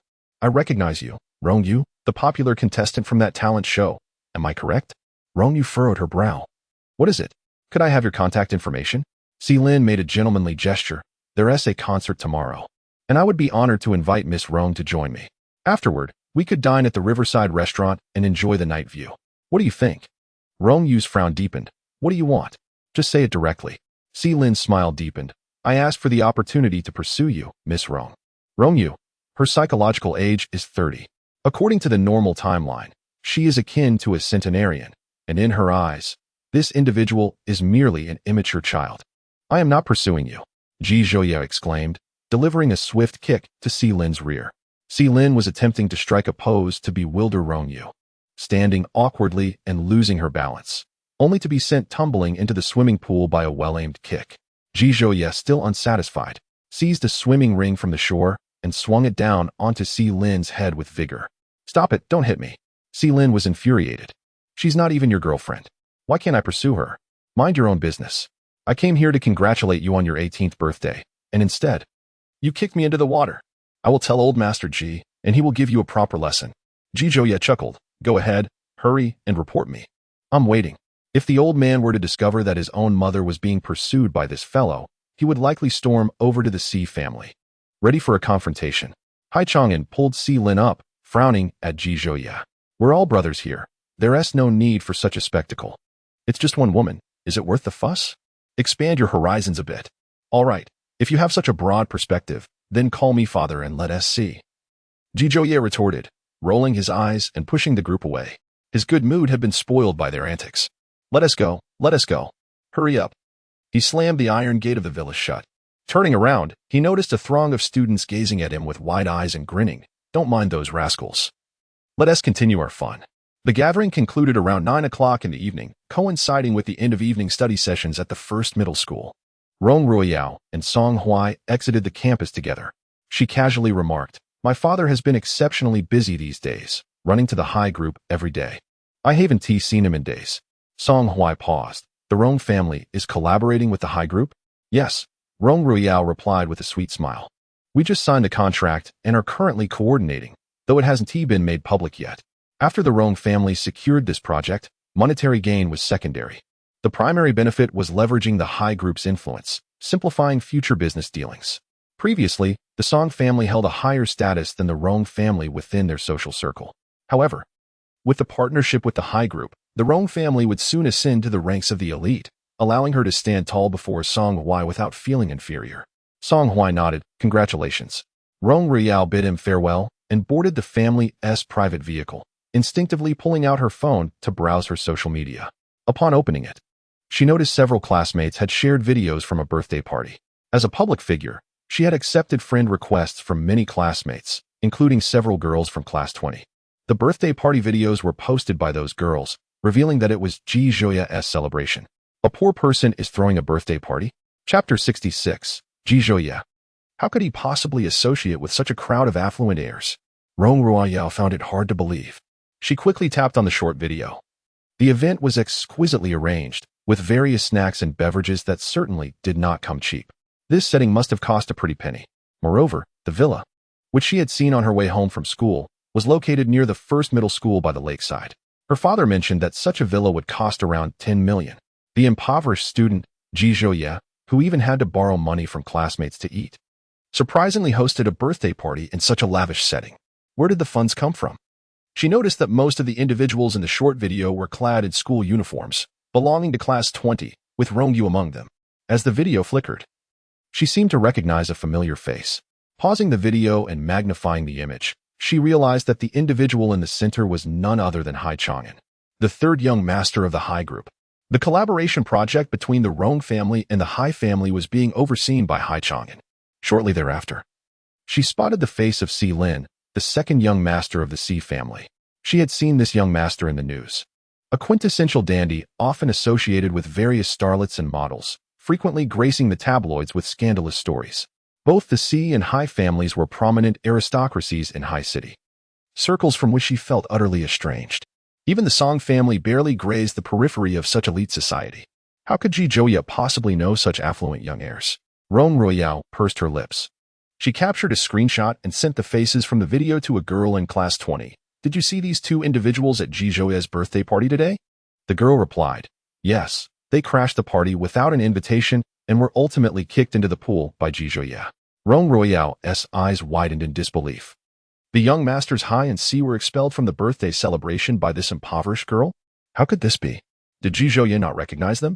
Yet, if she were unaware, how could they have attended the party? Ji Zhuoya's villa was expansive, 3 stories high, complete with a pool, lawn, and garden, and was usually occupied solely by her. The girl across the screen sent a lengthy message, revealing that Ji Zhuoya was a third-generation heir with a grandfather of considerable wealth. Rong Yu felt as if struck by lightning. She recalled that when Ji Zhuoya confessed her feelings to Rong Yu, she had casually tossed a necklace, a piece from an international luxury brand, worth nearly $1 million. At the time, she assumed it was merely a replica. She then thought of the designer bag Rong Yu carried, the new clothes adorning her, and the shoes, all of which were limited edition luxury items. She had genuinely believed that Rong Yu was sporting counterfeit goods to maintain appearances. Confounded, she wondered why no netizens had brought this matter to light. It turned out that everything was authentic, gifts from Ji Zhuoya to Rong Yu. Viewed in this light, Ji Zhuoya was far wealthier than Song Hui, exhibiting far more generosity. The jealousy within Rong Yu reached its zenith. After all, Ji Zhuoya had initially harbored affections for her. In their first year of high school, she had intercepted her confession, delivering love letters and chocolates. Taking several deep breaths, Rong Yu opened Ji Zhuoya's WeChat and sent a message, "Zhuoya, happy 18th birthday. May you always find joy." After a considerable time, Ji Zhuoya had yet to respond. She assumed he had not checked his phone, only to discover that he had posted on his moments. Another year older, the accompanying images featured a group photo of class 20 and one with Rong Yu. A mere post revealed the significant place Rong Yu held in Ji Zhuoya's heart. Ji Zhuoya continued to remain unresponsive. He was driving back to Furong Manor with Rong Yu. Upon returning, Ji Laoi was heard on the phone, expressing his discontent. "Old Si, your grandson is beyond reproach. Not yet 20, and he spends his days indulging in debauchery. It's not easy for your family to earn a living. Be wary of this lad who might squander it all. When the time comes for your departure, there will be nothing left for the progeny to offer in tribute." Ji Zhuoya relished this misfortune. He deserved it, indeed. After all, who told him to flirt with the elder lady? Let him await the financial scrutiny of the C family patriarch. Joya, you have finally returned, Blue Roshua chimed in, presenting a delicate box. Here is a token for your coming of age. Do tell me if you fancy it. Joya opened the box to reveal a belt. Today alone, he had received no fewer than 20 belts. He would never need to purchase such an item again. He nodded appreciatively. I like it. Thank you, Roshua. However, Blue Roshua did not come solely for the gift. She was waiting for Yuan to finish his tasks so they could go out together. It had been quite some time since they had shared a date, and she felt they were drifting away from the intimacy of a romantic relationship. She lingered in the living room until Yuan finally emerged from his study. She rose to greet him. Yuan, shall we take a stroll and admire the moon? Yuan accompanied her outside, inquiring, where is Xiaoyu? Why didn't Yu bring her along? It's too late. She couldn't hold on any longer and has long since gone to bed, Blue Roshua replied with a smile, adding that Xiaoyu had been lamenting the absence of her father. Upon hearing the word father, Yuan recalled the day by the riverside when Blue Yu had called another man daddy. Truth be told, it was a rather unpleasant feeling. After all, he had doted on that child. He spoke gently, I'll take you home. It's a good opportunity to see Xiaoyu. Blue Roshua nodded in agreement. As they passed a clothing store, she casually remarked, Xiaoyu's school is hosting a gala, and she has been mentioning the desire for a formal gown. Yuan halted the car and they entered the store together. Blue Roshua picked up a dress, its price exceeding 360,000. Despite Yuan's recent financial gains from his endeavors, that sum was still rather excessive. She then tried on another dress, tentatively suggesting, this one seems quite nice, which was priced at over 70,000. Yuan proceeded to pay for it. Blue Roshua bit her lip. How long would the elder's financial oversight persist? A gown costing over 70,000 was far inferior to the more splendid one priced at over 300,000. Was she destined to continually compromise for Xiaoyu's sake? The vehicle arrived at the entrance of Blue Roshua's quaint villa, where she noticed lights illuminating the interior, accompanied by the sound of a man's voice. This man was the same individual she had strolled along the riverside with that day, a former suitor from her time studying abroad. Despite her numerous overt rejections, he remained undeterred, lingering around her. Fearing Yuan's discovery, she hurriedly exited the vehicle. It's late. I want to keep you. Drive safely on your way home. Goodbye. Once the car had departed, she cautiously opened the door. There, she found Xiaoyu and the man engrossed in a game, laughing heartily. Daddy, let us play another round. This time, you must let me win, Xiaoyu exclaimed, referring to the man as Daddy. Xiaoyu, it's time for bed, Blue Roshua interjected, her brows furrowing. Koxing, haven't I made myself clear? I've told you not to seek me out anymore. I have a boyfriend, and there is no possibility between us. Koxing gazed at her. I am aware that your boyfriend is Yuan. During your time studying abroad, you were in a romantic relationship, and I assumed you would marry. Yet, you chose to wed another, which left me perplexed. It was only later that I realized you were oblivious to Yuan's true lineage, thus opting for a wealthy suitor. He fixed his eyes upon her. You married for money, and now, reuniting with Yuan, it appears to be for financial gain as well, is it not? Lan Rushua felt as if struck by lightning. Chapter 67. Yuan is not the heir of the Ji family. Her lips were bitten into a pale hue. Coming from a modest background, her only asset was her beauty, which secured her a scholarship to study abroad.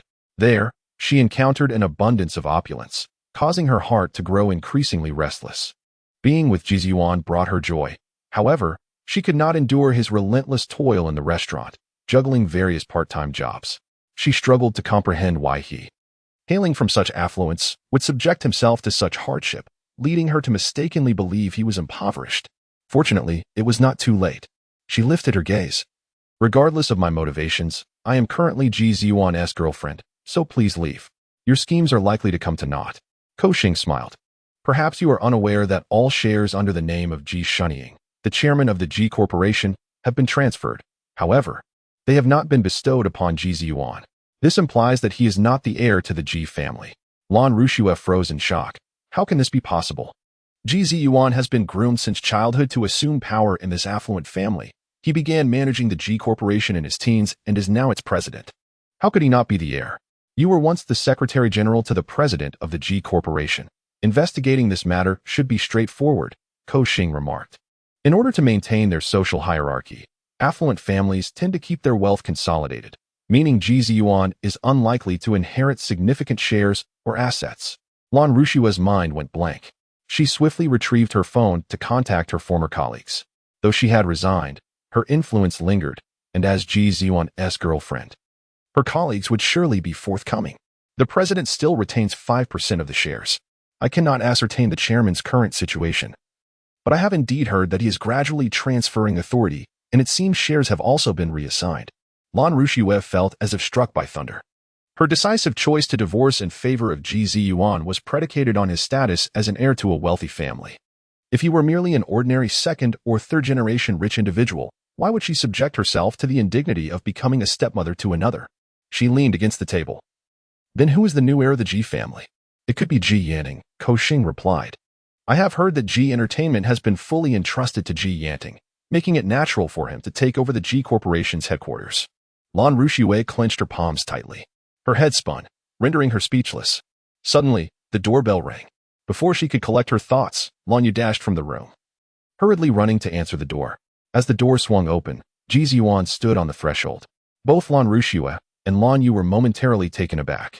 She instinctively wanted to call out for her father, but then suddenly remembered that Ko Xing was also present.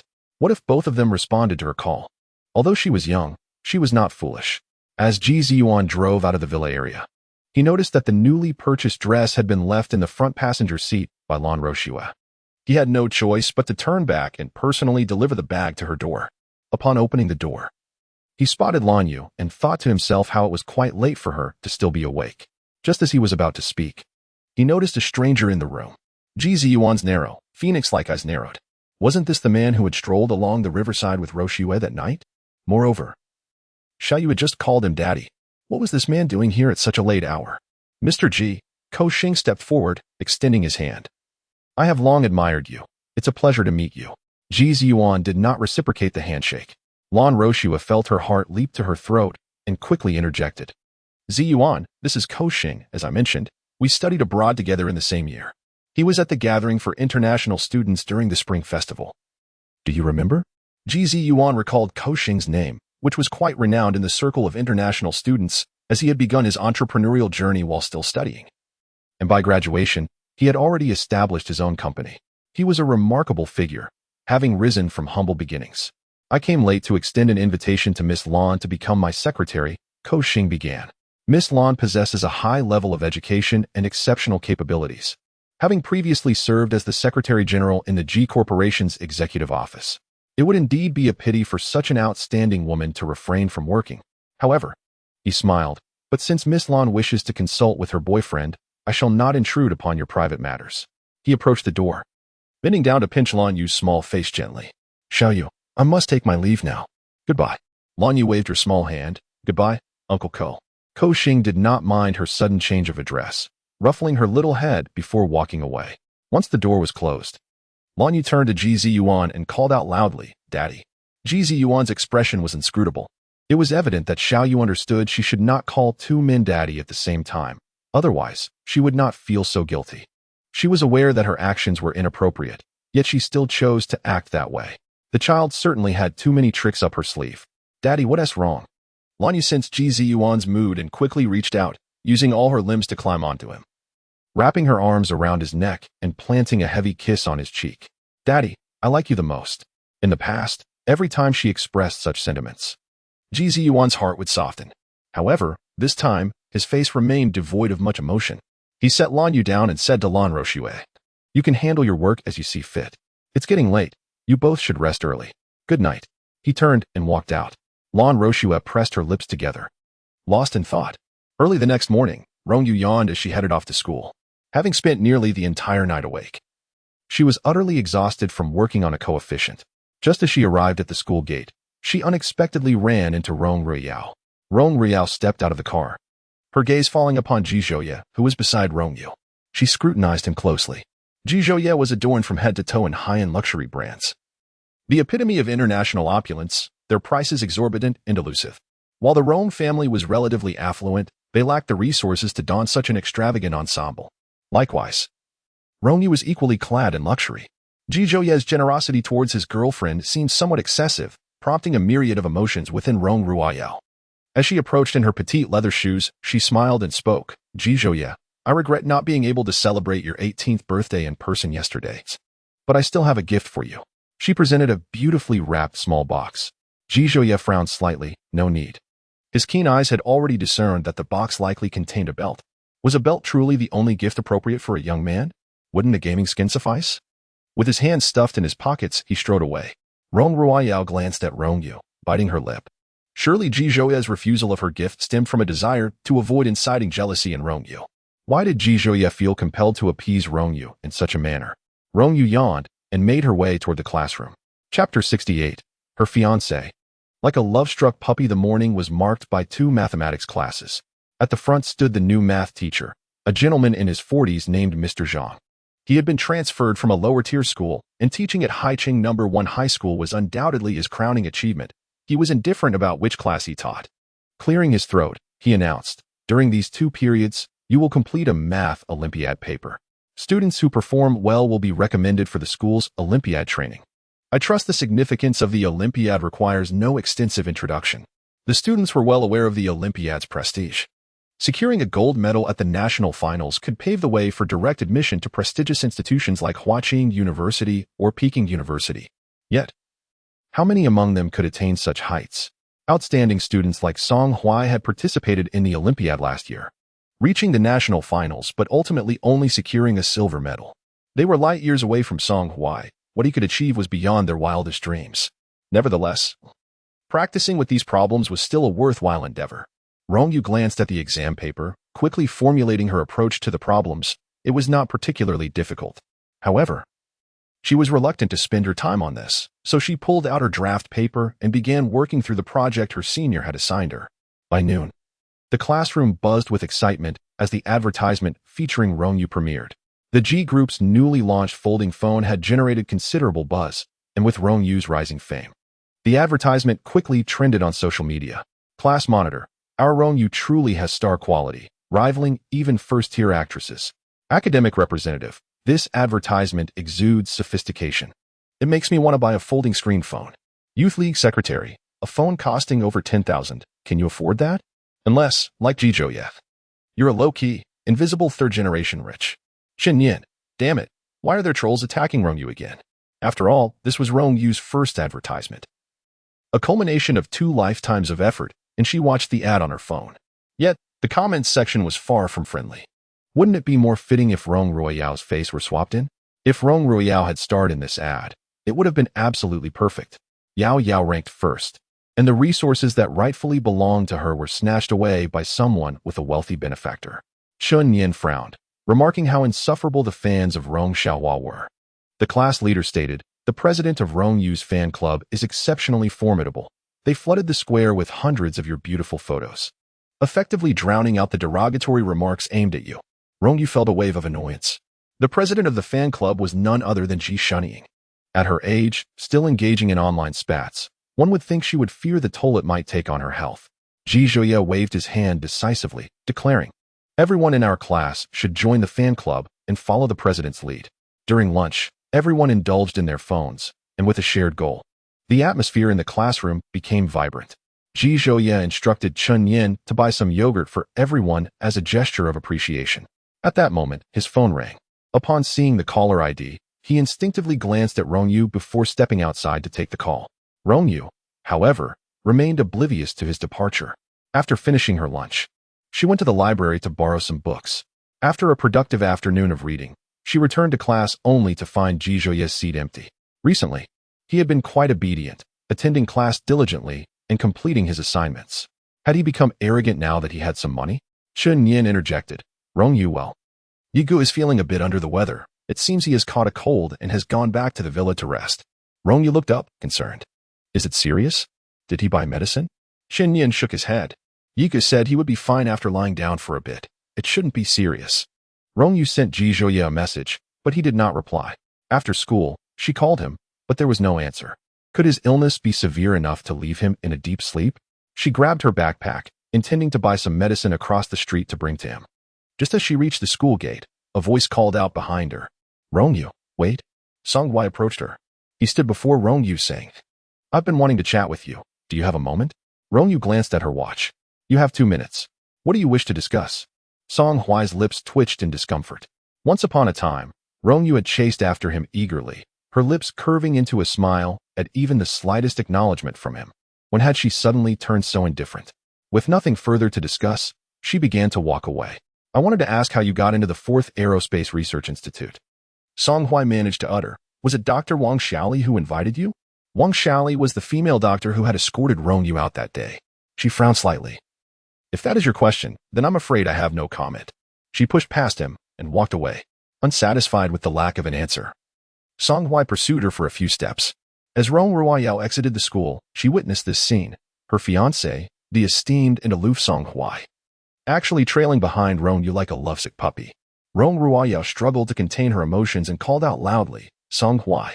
He halted, turning back. Ruoyao? Rong Ruoyao suppressed her feelings and smiled sweetly. A new restaurant has opened behind the school. Would you like to join me for a meal? Not going, he replied. Song Hui spoke, expressing his intention to attend the mathematics Olympiad class. Since the beginning of his first year in high school, he had been fervently participating in various national competitions, driven by a singular ambition to secure a special admission quota at Hucking University or Peking University. Last year's mathematics competition had brought him the closest to his goal, but alas, he had only managed to win a silver medal. This final year was his last chance, and he knew he must seize it. Rong Yu had purchased several types of cold medicine from the pharmacy and was now heading towards the villa district near the school. The villa had hosted a birthday party the day before, with around 50 people indulging in food and drink, leaving the place in disarray. It was only now that Butler Yu had the time to bring people over for cleaning and organizing. Upon seeing Rong Yu approach, he promptly walked over and respectfully greeted her. Miss Rong. She inquired, Is Yi still asleep? Butler Yu replied, The 5th young master is not here.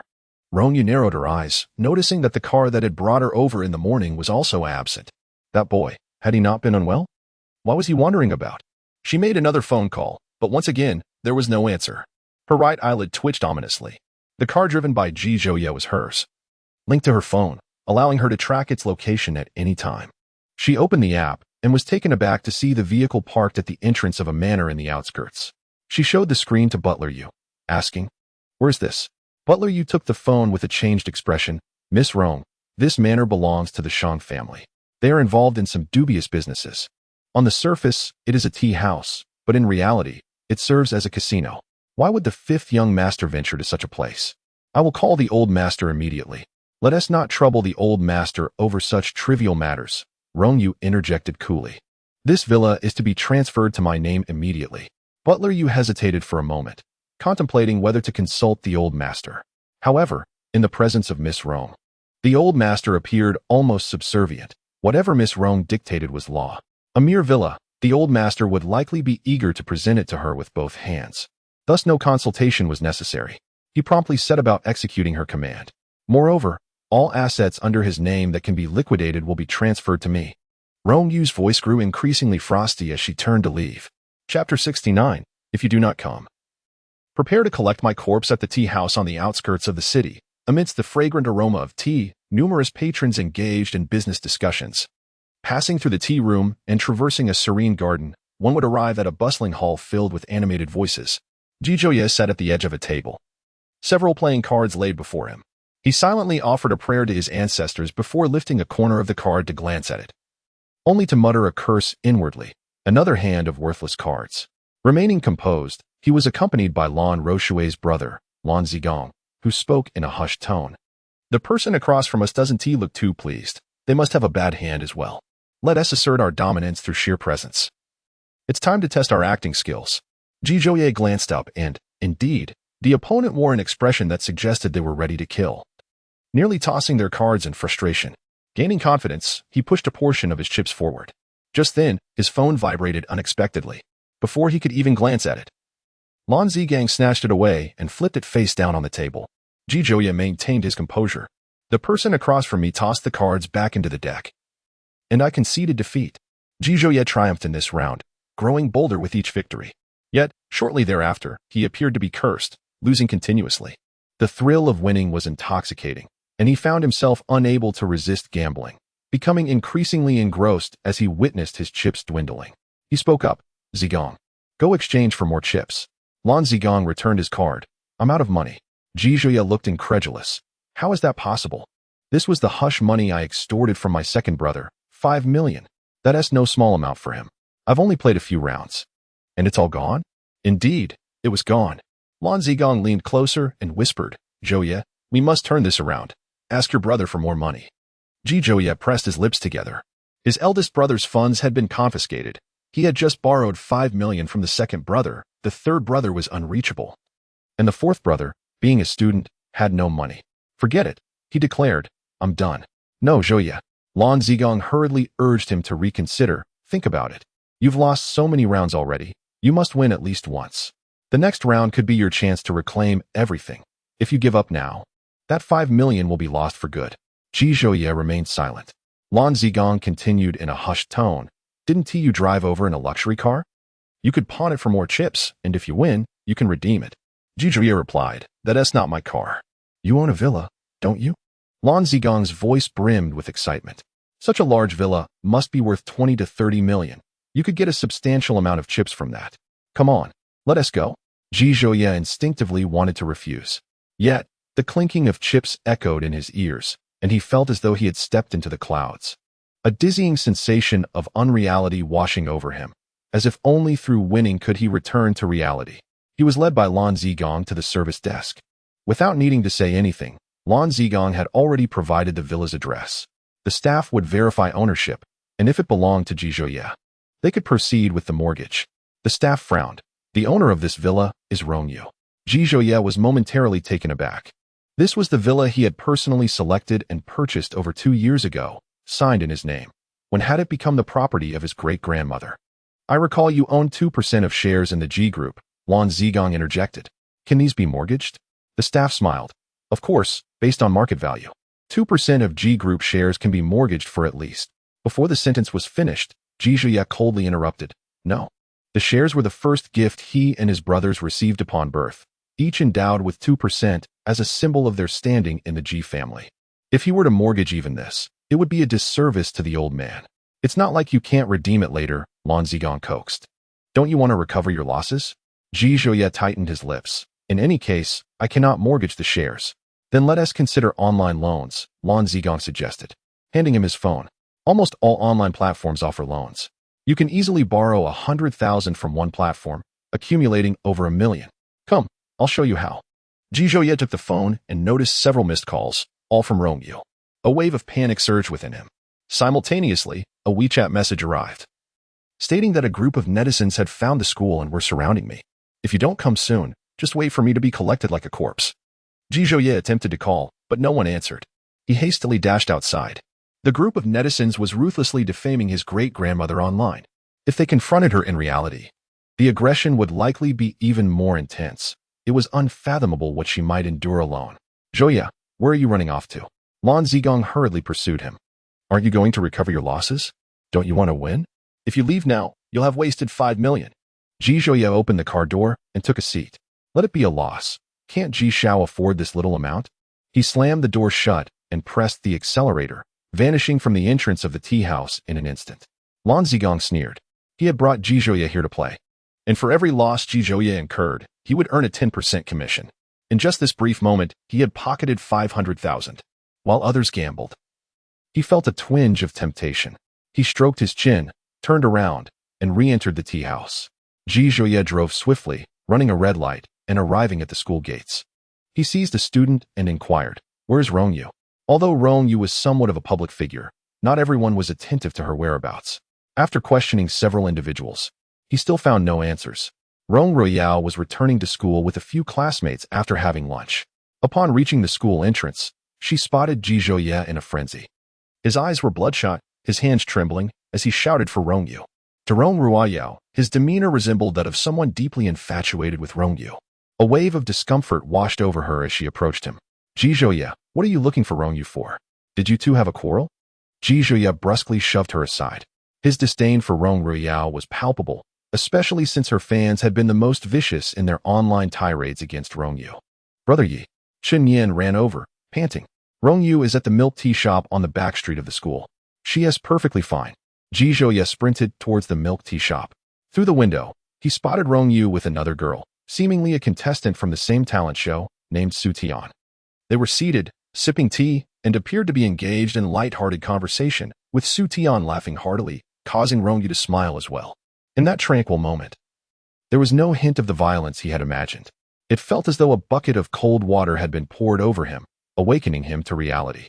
He remembered that his great-grandmother was quite capable of handling herself and could easily subdue him and his few companions.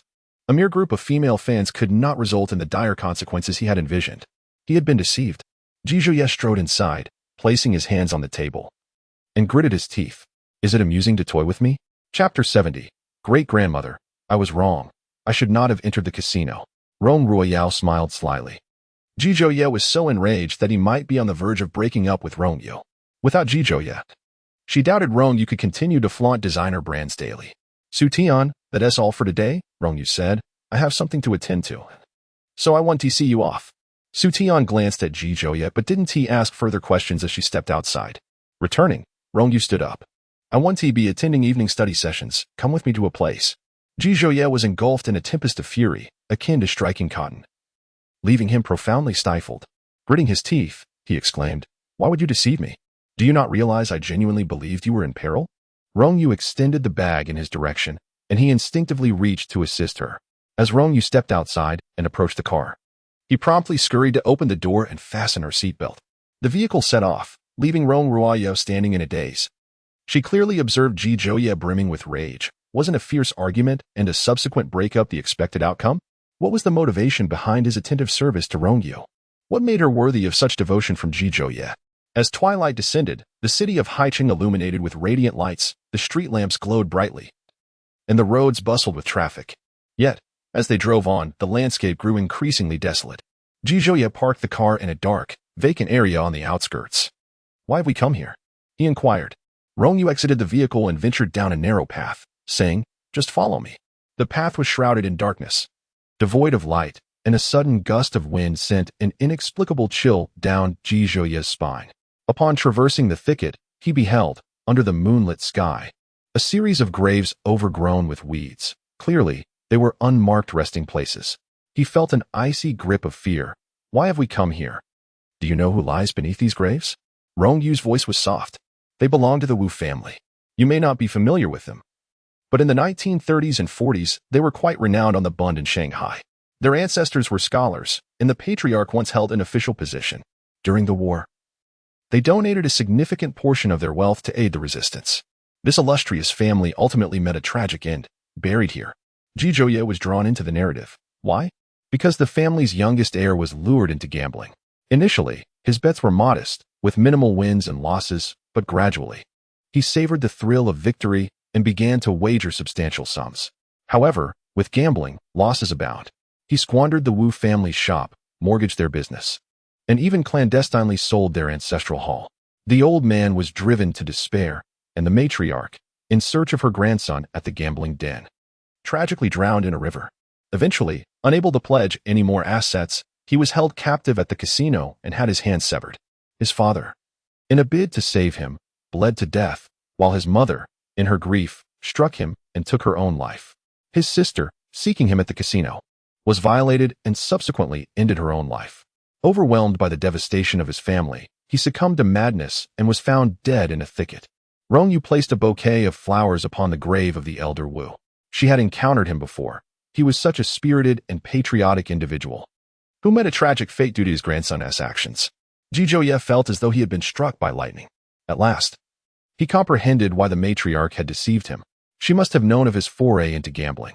Had it not been for that message he had seen, he undoubtedly would have resorted to online loans, borrowing over $1 million, and eventually sought money from the casino, accumulating insurmountable debt.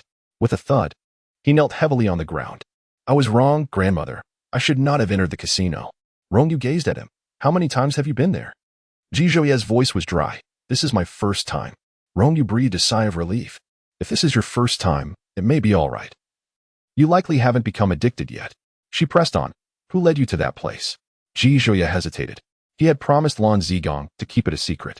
However, under the stern gaze of his great-grandmother, he found it difficult to withstand the pressure and was about to speak when his phone rang. Glancing at the screen, He saw it was Lan Zigong. A chill spread through Rong Yu's eyes. Answer it, and hear what he has to say. Zhou, come save me. Lan Zigong sobbed uncontrollably. I lost so badly, and I owe more than 1 million at the casino. You must bring the ransom to rescue me. Zhou, my sister will be your sister-in-law. We are family. You have to help me. You must help me. Zhou looked towards Rong Yu. She took the phone, decisively pressed the power button to shut it off, and coldly stated, if you ever meet Lan Zigong again, I will break your legs. On the surface, Zhou appeared indifferent, but he was inherently soft-hearted. He spoke, but Lan Zigong is still at the casino. What if? Who are you to intercede for him?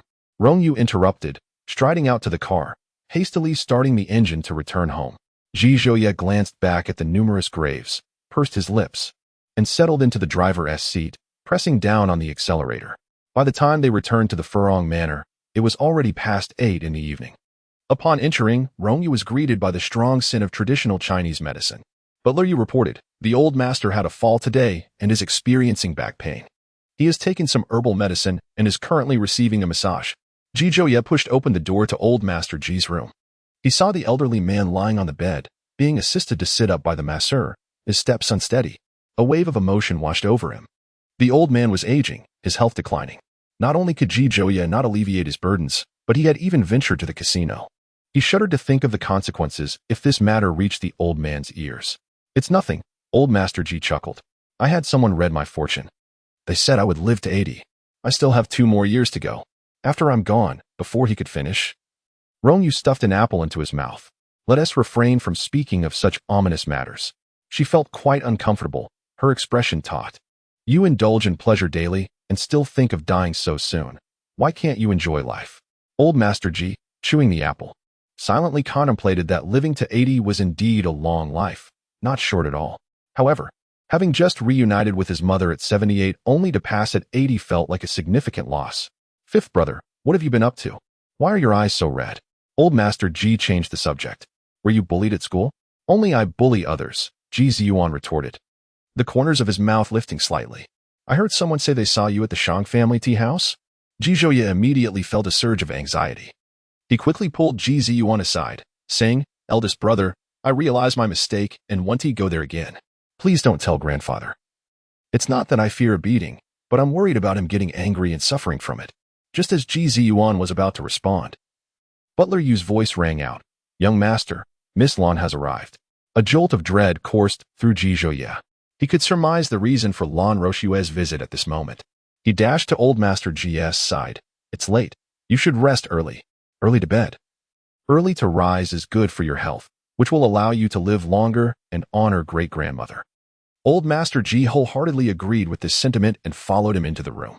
As he entered, Lan Rushue followed closely behind, stepping into the hall with tears streaming down her face like weeping pear blossoms. Zigong has been detained by the casino, and they demand a ransom of over 7 million. Ziyuan, you must help me. Zhou gasped in shock. Within just over an hour, the amount escalated from 1 million to over 7 million. It was utterly terrifying. Chapter 71. She must be with my brother for the money. Lan Rushue's tears fell incessantly. Grasping Ji Ziyuan's sleeve, she implored, if we delay any longer, it will reach over 10 million. I cannot possibly raise that amount. Ziyuan, please, I beg you. Ji Ziyuan's jaw tightened into a straight line. He needs to learn a lesson. Otherwise, he will continue to make mistakes. If the Ji family hadn't dismissed him, he would never have gone to the tea house to gamble. This is all your fault. Lan Rushue sobbed uncontrollably. You are my boyfriend. Yet how have you treated me? You dismissed me and my brother.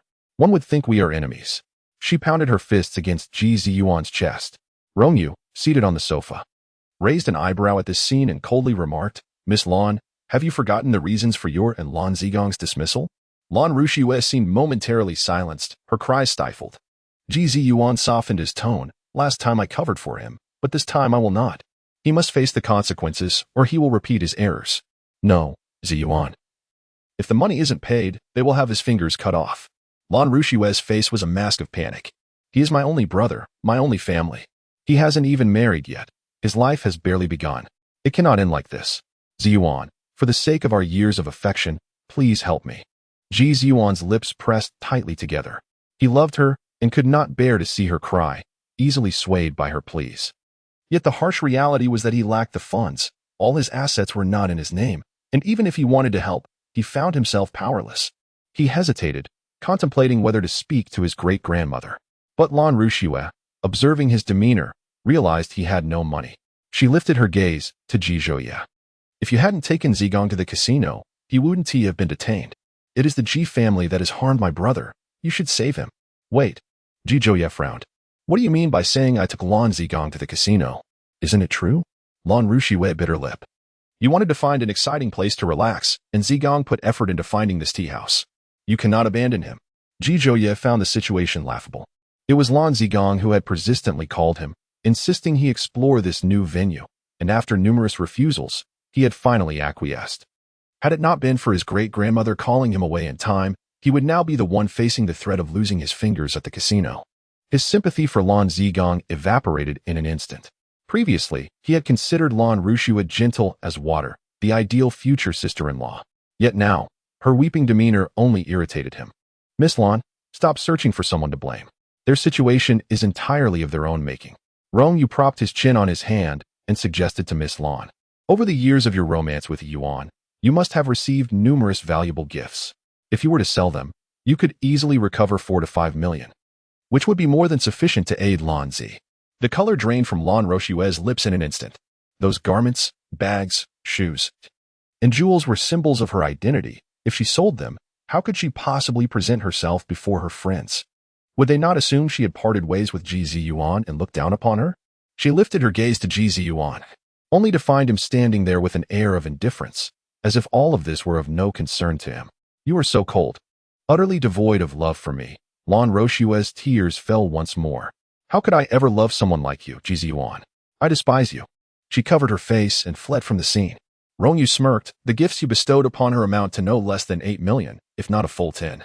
Just because she cannot procure money now, she has come to loathe you.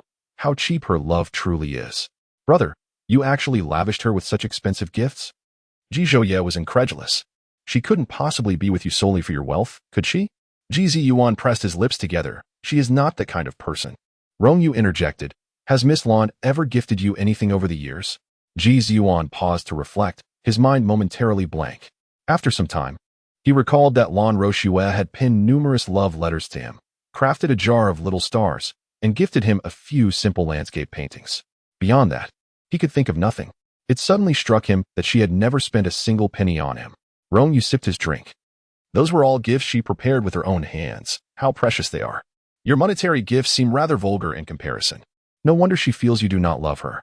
Ji Ziyuan rubbed his temples, sensing that Rong Yu's tone was somewhat peculiar.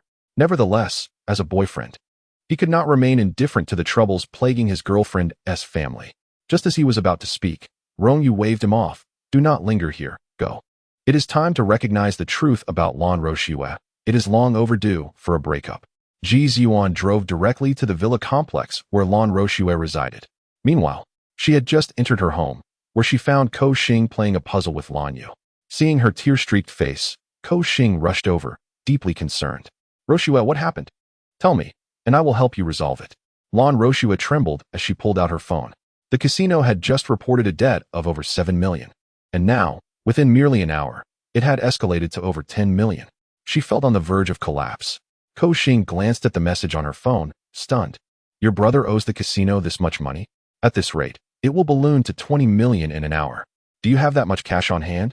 There is no time to sell luxury goods. I must sell this villa. Lan Roshue's hands shook uncontrollably. My brother cannot face any misfortune. It must not happen. Ko Xing hesitated before speaking. A rush sale will lead to a price drop. It is not worth it. I can cover this expense for you. What do you say? Lan Roshue looked at him in disbelief. Her boyfriend of 4 to 5 years was unwilling to help fill this void. An individual with no significant connection, offering her such a substantial sum of money. Could there truly be such an immense opportunity in this world? However, I have a condition. Ko Xing gazed at her, stating that she must assist him in obtaining something from Ji Ziyuan. Lan Roshue was momentarily stunned. It seemed she had finally grasped the reason Ko Xing sought her upon his return. It was not to pursue her, but rather to acquire the Ji family's commercial secrets through her. A sardonic smile crossed her face. Ko Xing spoke calmly. In this critical moment, if Ji Ziyuan cannot resolve your troubles, it indicates his lack of capability. He is inferior to your ex-husband. I am the founder of Ko Technology, and the company is entirely in my hands. If you marry me, you will instantly become the lady of co-technology, free from financial constraints and the suffocating grip of others. All you need to do is assist me, and co-technology will surpass G Corporation. Chapter 72. Unveiling Lan Rochue's deception. Lan Rochue bit her lip. Before she graduated, Ko Xing had already established co-technology, which became renowned within the overseas student community. He built his empire from the ground up, transforming a 4-person studio into a new commercial powerhouse, step by step. Upon his return, numerous individuals sought collaboration with him. Although co-technology may not rival G Corporation, it had already become an esteemed entity in the business realm. A crucial point was that the G family was under the control of the elderly Master G and a multitude of ambitious relatives, while co-technology was entirely dictated by Ko Xing. As Lan Rochue hesitated, disdain flickered in Ko Xing's eyes. Just then, a knock echoed through the room. Rong Yu, who had been playing with a puzzle nearby, rose to open the door, only to glance up and see Ko Xing. She called out loudly, "Who is it?" "It's me, Ji Yuan," came the voice from outside. "Is your mother home?" Rong Yu felt a shiver of fear. Fortunately, she hadn't opened the door immediately. Lan Rochue regained her composure, grasping Ko Xing's arm and ushering him into the study, closing the door behind them. Only then did Rong Yu open the door, cheerfully exclaiming, "Dad." Lan Rochue looked at Ji Yuan with a complex expression, asking, "What brings you here?" "I just spoke with the Shang family, and they agreed to lower the interest. You only need to repay 3,300,000 to secure his release," Ji Yuan replied. Lan Rochue quietly sighed in relief. She had that amount at her disposal. Yet, since she had a boyfriend, why should she bear this financial burden herself? She felt a wave of resentment. "Ji Yuan, you are the eldest grandson of the Ji family, the most cherished by the old master. Could you not appeal to him for this money? This sum is trivial for your family, yet it could save my brother's life." Her voice trembled as she spoke. Ji Yuan fell silent for a moment before responding, "I know several second-hand luxury goods dealers who will offer you a fair price." Disappointment filled Lan Rochue's eyes as she softly replied, "In truth, you are no longer the heir of the Ji family, are you?" Ji Yuan recalled Rong Yu's attitude, who had repeatedly deemed him foolish. Compared to his great-grandmother's exceptional intelligence, he indeed appeared somewhat lacking. It was entirely possible that she might strip him of his status as heir. By remaining silent, he tacitly acknowledged this possibility. Lan Rochue laughed. It turned out that Ko Xing had not deceived her. With her head bowed, she gestured toward Rong Yu, who understood immediately. Suddenly, she began to breathe rapidly. Gasping for air, her body slowly collapsing backward. Ji Yuan swiftly caught her. "Xiao Yu, what is wrong?" Xiao Yu was having an attack. Lan Rochue was at a loss, tears streaming down her face. "I need to save Lan Zigan. Ziyuan, could you please take Xiao Yu to the hospital? Just find Dr. Tian. He knows how to treat her." Without a moment's hesitation, Ji Yuan scooped up Rong Yu and rushed outside. He felt relieved that he had come. Otherwise, Rochue would have been left to face this chaotic situation alone. Once he left, Lan Rochue wiped away her tears and spoke in a low voice, "Ko Xing, come out. I promise you, a man who cannot produce over 3 million is unworthy of being my husband." Ji Yuan drove to a nearby hospital close to the villa. The head doctor of this department was a college classmate of Lan Rochue, and whenever they came here, they would directly seek her out. However, upon arrival, the doctor was not present. Given the urgency of Rong Yu's condition, he immediately sought another attending physician in the emergency room. As the doctor listened to Rong Yu's chest, he inquired, "Has the child experienced this before?" "She has asthma," Ji Yuan replied. The doctor continued, "Is it exercise-induced asthma or allergic asthma?" Ji Yuan, having never heard Lan Rochue mention it, could only shake his head. "I am not sure. How can you be such an inattentive father, not even knowing what illness your child has?" The doctor paused for a moment. The symptoms did not seem consistent with asthma. He advised that they conduct further examinations to ascertain the situation before administering any medication. "No, I don't want any examinations." Rong Yu, who had just been breathing rapidly, suddenly burst into tears, throwing herself into Ji Yuan's arms. "Daddy, I'm fine now. I'm better. I don't want to be examined." Seeing her regain her vitality, the doctor sighed in relief. "Although she seems fine now, a thorough examination is necessary. We must identify any underlying issues. Otherwise, her condition may worsen and could become life-threatening." Rong Yu vigorously shook her head, crying out in refusal. In this matter, Ji Yuan was resolute, paying the fees and queuing up. Soon, they completed 4 or 5 tests. The diagnosis indicated adenoid hypertrophy. Ji Ziyuan instructed Rong Yu to wait in the hallway while he consulted the doctor. As a father, you are rather neglectful.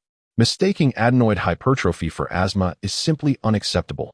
The two are entirely unrelated. The attending physician frowned. Adenoid hypertrophy can indeed lead to rapid breathing in children, but it typically manifests during sleep. What your daughter just experienced is unprecedented in my years of practice. We must conduct further investigations. Ji Ziyuan's expression darkened. He had indeed never seen Rong Yu's medical records. Standing in the hospital corridor, he recalled numerous past events. On Duoduo's first birthday, Rong Yu had an asthma attack, and he was called away. When Duo started kindergarten, he had intended to personally escort her, but Lan Roshue had tearfully summoned him away. There were countless instances. Whenever he showed excessive concern for Duo, Lan Roshue would call in distress, saying Xiaoyu was unwell and needed his help to get to the hospital. He had never imagined that it was all part of a ruse. However, why did Rong Yu feign illness to divert him? Father, can we leave now? After several hours of turmoil, Rong Yu felt fatigued and nestled in his embrace, saying, Father, I wish to sleep. Ji Ziyuan held her close. Upon exiting the hospital, the clock had already struck 3 in the morning. He drove, escorting Rong Yu back home. The villa's lights were aglow, and Lan Roshue hurried to open the door. Taking her daughter from him, inquiring, did the doctor say anything? Ji Ziyuan's voice was low. First, place Xiaoyu on the bed. Lan Roshue carried her daughter back to the room, tucked her in, and upon returning, she was met with Ji Ziyuan's dark, piercing gaze. His eyes fixed on her as if attempting to peer into her very soul. Her heart trembled slightly, and she asked softly, What is it? Ji Ziyuan approached her step by step, his voice deepening. Why did you deceive me? Lan Roshue's pupils constricted. In that moment, she was at a loss, unsure of which matter he was referring to. Xiaoyu does not have asthma. Why have you lied to me all these years? Ji Ziyuan articulated each word slowly. Suppressing the tumult of his emotions, Lan Roshue instinctively recoiled. Today, with the incident involving Lan Zi, she was in such disarray that she had forgotten to inform her university classmates. The 4-year web of lies had been unraveled. Chapter 73. The Ji family has plenty of children. One less makes no difference. Lan Roshue's tongue felt parched. She struggled to speak. Ziyuan, I do not comprehend what you were saying. Ji Ziyuan gazed at her. Is deceiving me amusing to you, Lan Roshue? Do you perceive me as a fool? His voice was like a cold blade, sharp and piercing, striking deep into Lan Roshue's heart. She widened her eyes, biting her lip. Upon learning that Xiaoyu does not have asthma, should you not feel joy? Xiaoyu adores you as her father. How could you wish for her to suffer from such an incurable condition? How can you treat her this way? Ji Ziyuan found her logic amusing, eliciting a laugh from him. He had never imagined that the woman he had loved for so many years could be so deceitful. Reflecting on the past, it all seemed so absurd. Xiaoyu is the child you watched grow, yet the moment Duo appeared, your affections were wholly consumed by her. Lan Roshue's voice brimmed with accusation, ultimately blaming him for his favoritism, for neglecting Xiaoyu. Otherwise, she would not have resorted to deceit. Ji Ziyuan's gaze darkened. Have you forgotten that Duo is my biological daughter? What is wrong with my favoritism towards her? Xiaoyu has called you father for so many years. And it turns out it means nothing. Lan Roshue's tears streamed down her cheeks. Leave. I never wish to see you again. She shoved Ji Ziyuan out, slamming the door behind him. Ji Ziyuan lingered at the door for a moment.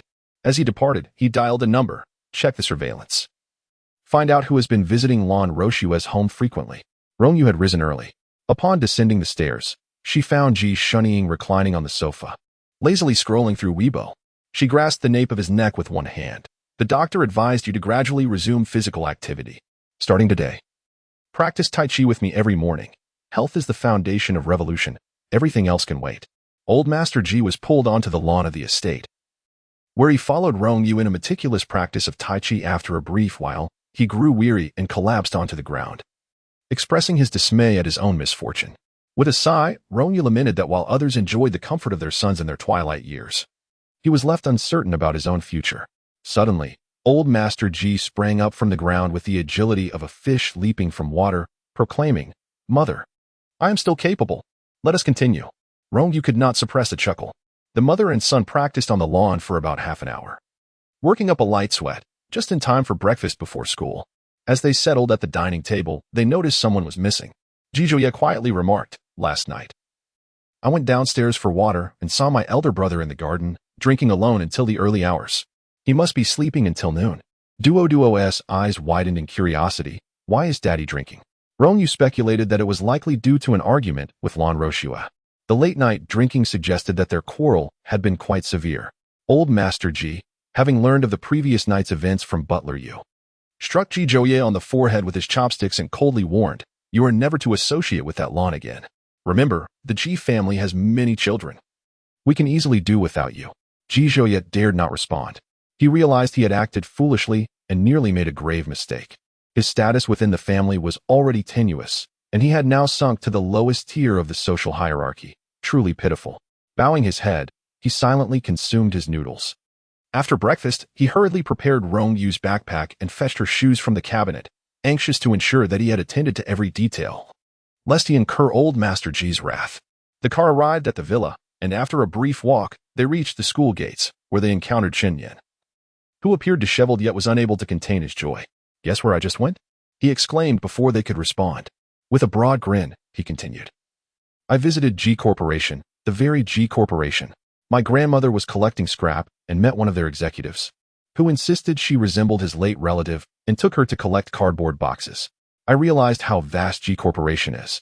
The volume of cardboard they produce in a day is beyond what my grandmother and I could manage alone, and will need help. I can hardly believe that such a significant operation would entrust its business to my grandmother." His smile radiated warmth, appreciating the kindness shown to his grandmother. They did not belittle her nor attempt to exploit her for lower prices. "Then you should focus on your studies," Rong Yu advised, patting his shoulder. "Classes are about to begin. Let us go." Upon entering the classroom, the class monitor placed several notebooks on Ji Zhouye's desk. "This morning, we will review mathematics and physics. This afternoon, chemistry and biology, and during evening study, you will complete exercises. Your foundation is too weak. We must arrange for intensive training to improve your skills." Ji Zhouye felt overwhelmed at the sight of the densely packed formulas in the notebook, and his expression fell in an instant. The remaining words of the class monitor were caught in his throat. Although Ji Zhouye had been relatively well-behaved lately, the notorious reputation of being the school bully was not to be taken lightly. He had once dared to embarrass teachers in front of the entire class. He is merely a minor class monitor. What audacity does he possess to impose rigorous training on the school bully? Before he could retract his previous statement, Rong Yu lazily lifted his eyelids and cast a faint glance at Ji Zhouye. The school bully, who had just been visibly displeased, inexplicably shrank his neck and then straightened his back, proclaiming loudly, "Thank you, class monitor, for your supervision. I shall study diligently and not let down your nurturing." The class monitor dared not utter another word and swiftly returned to his seat. Rong Yu's voice resonated. "You lost 5 million in gambling. How do you intend to settle this debt?" Ji Zhouye, lacking confidence, replied, "This is money my second brother gave me." Rong Yu interjected, "Your second brother's money is not considered the Ji family's funds? 5 million is equivalent to 50 months of your living expenses. Consider it in advance." Ji Zhouye could only roar silently within his mind, yet outwardly he dared not make a sound and merely nodded. "Then I shall heed great-grandmother's words."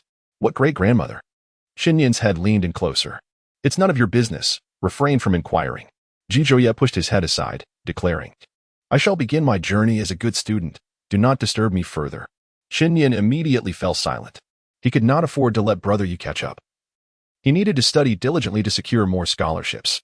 The other underperforming students glanced at the two and hastily retrieved their textbooks, beginning to study, regardless of their comprehension. At least their attitude was commendable. Just as Rong Yu was deriving an equation, he was summoned to the teacher's office by Pei Yaru. "Next month, the National Physics Olympiad Finals will be held in the capital," Pei Yaru said with a smile. "The school needs to purchase plane tickets and book hotels in advance. Please verify your identification information and also inform your parents to accompany you." Rong Yu checked the information, signed, and looked up, stating, "I am already of age and do not require my parents' accompaniment. Having teacher pay is sufficient." Pei Yaru paused momentarily. At the recent parents' meeting, she had intended to converse with Rong Yu's father, but he left early, giving the impression of indifference towards his daughter. After some contemplation, she chose not to press the matter further. Chapter 74. Mom, I was wrong. I shall no longer engage in mischief. While Rong Yu conversed with Pei Yaru, Song Huai and several classmates were also summoned to the teacher's office. Upon seeing Song Huai, Teacher Yang's face lit up with affection. "Next month, you will be going to the capital for the physics finals. Please inform your parents to accompany you." Only 6 students passed the preliminary round of the physics competition, 4 of whom were from Yang's class, 1 from class 2, and another, Rong Yu, from class 20, which astonished many teachers. Song Huai's peripheral vision briefly swept over Rong Yu before he withdrew his gaze and nodded. Understood, Teacher Yang. There is one more matter, Teacher Yang continued. You all have also passed the selection for the school's mathematics training camp. When we go to the capital, I will take you to attend a lecture on mathematics by the esteemed academician Min Xinyan. Rong Yu did not linger in the office and turned to leave.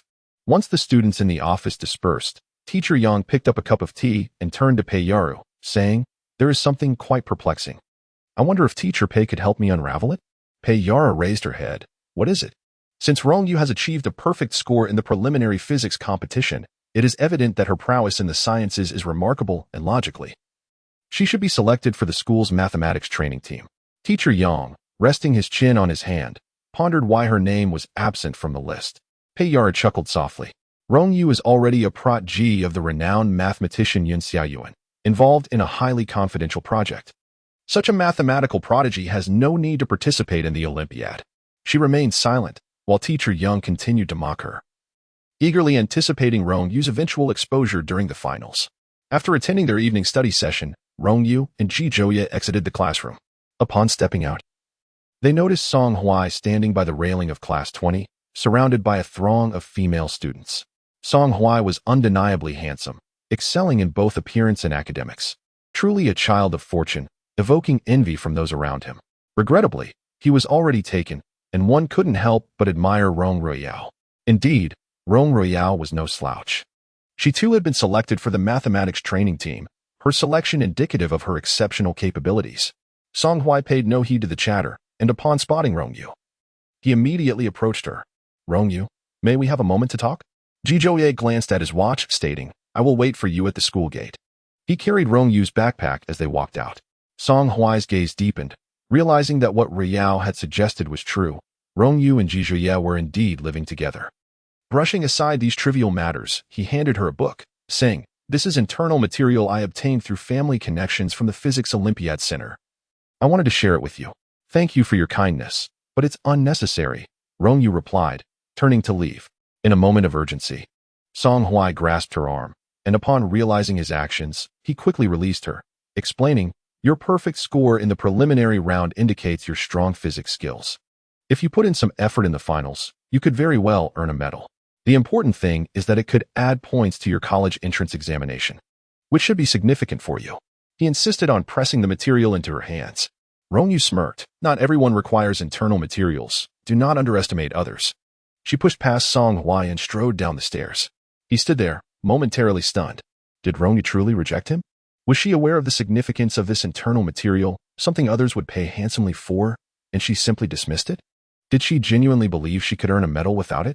Song Huai's expression grew complicated. As Rong Yu exited the school gate, Ji Zhouye's car was conveniently parked at the entrance. He opened the door respectfully, inviting her to enter.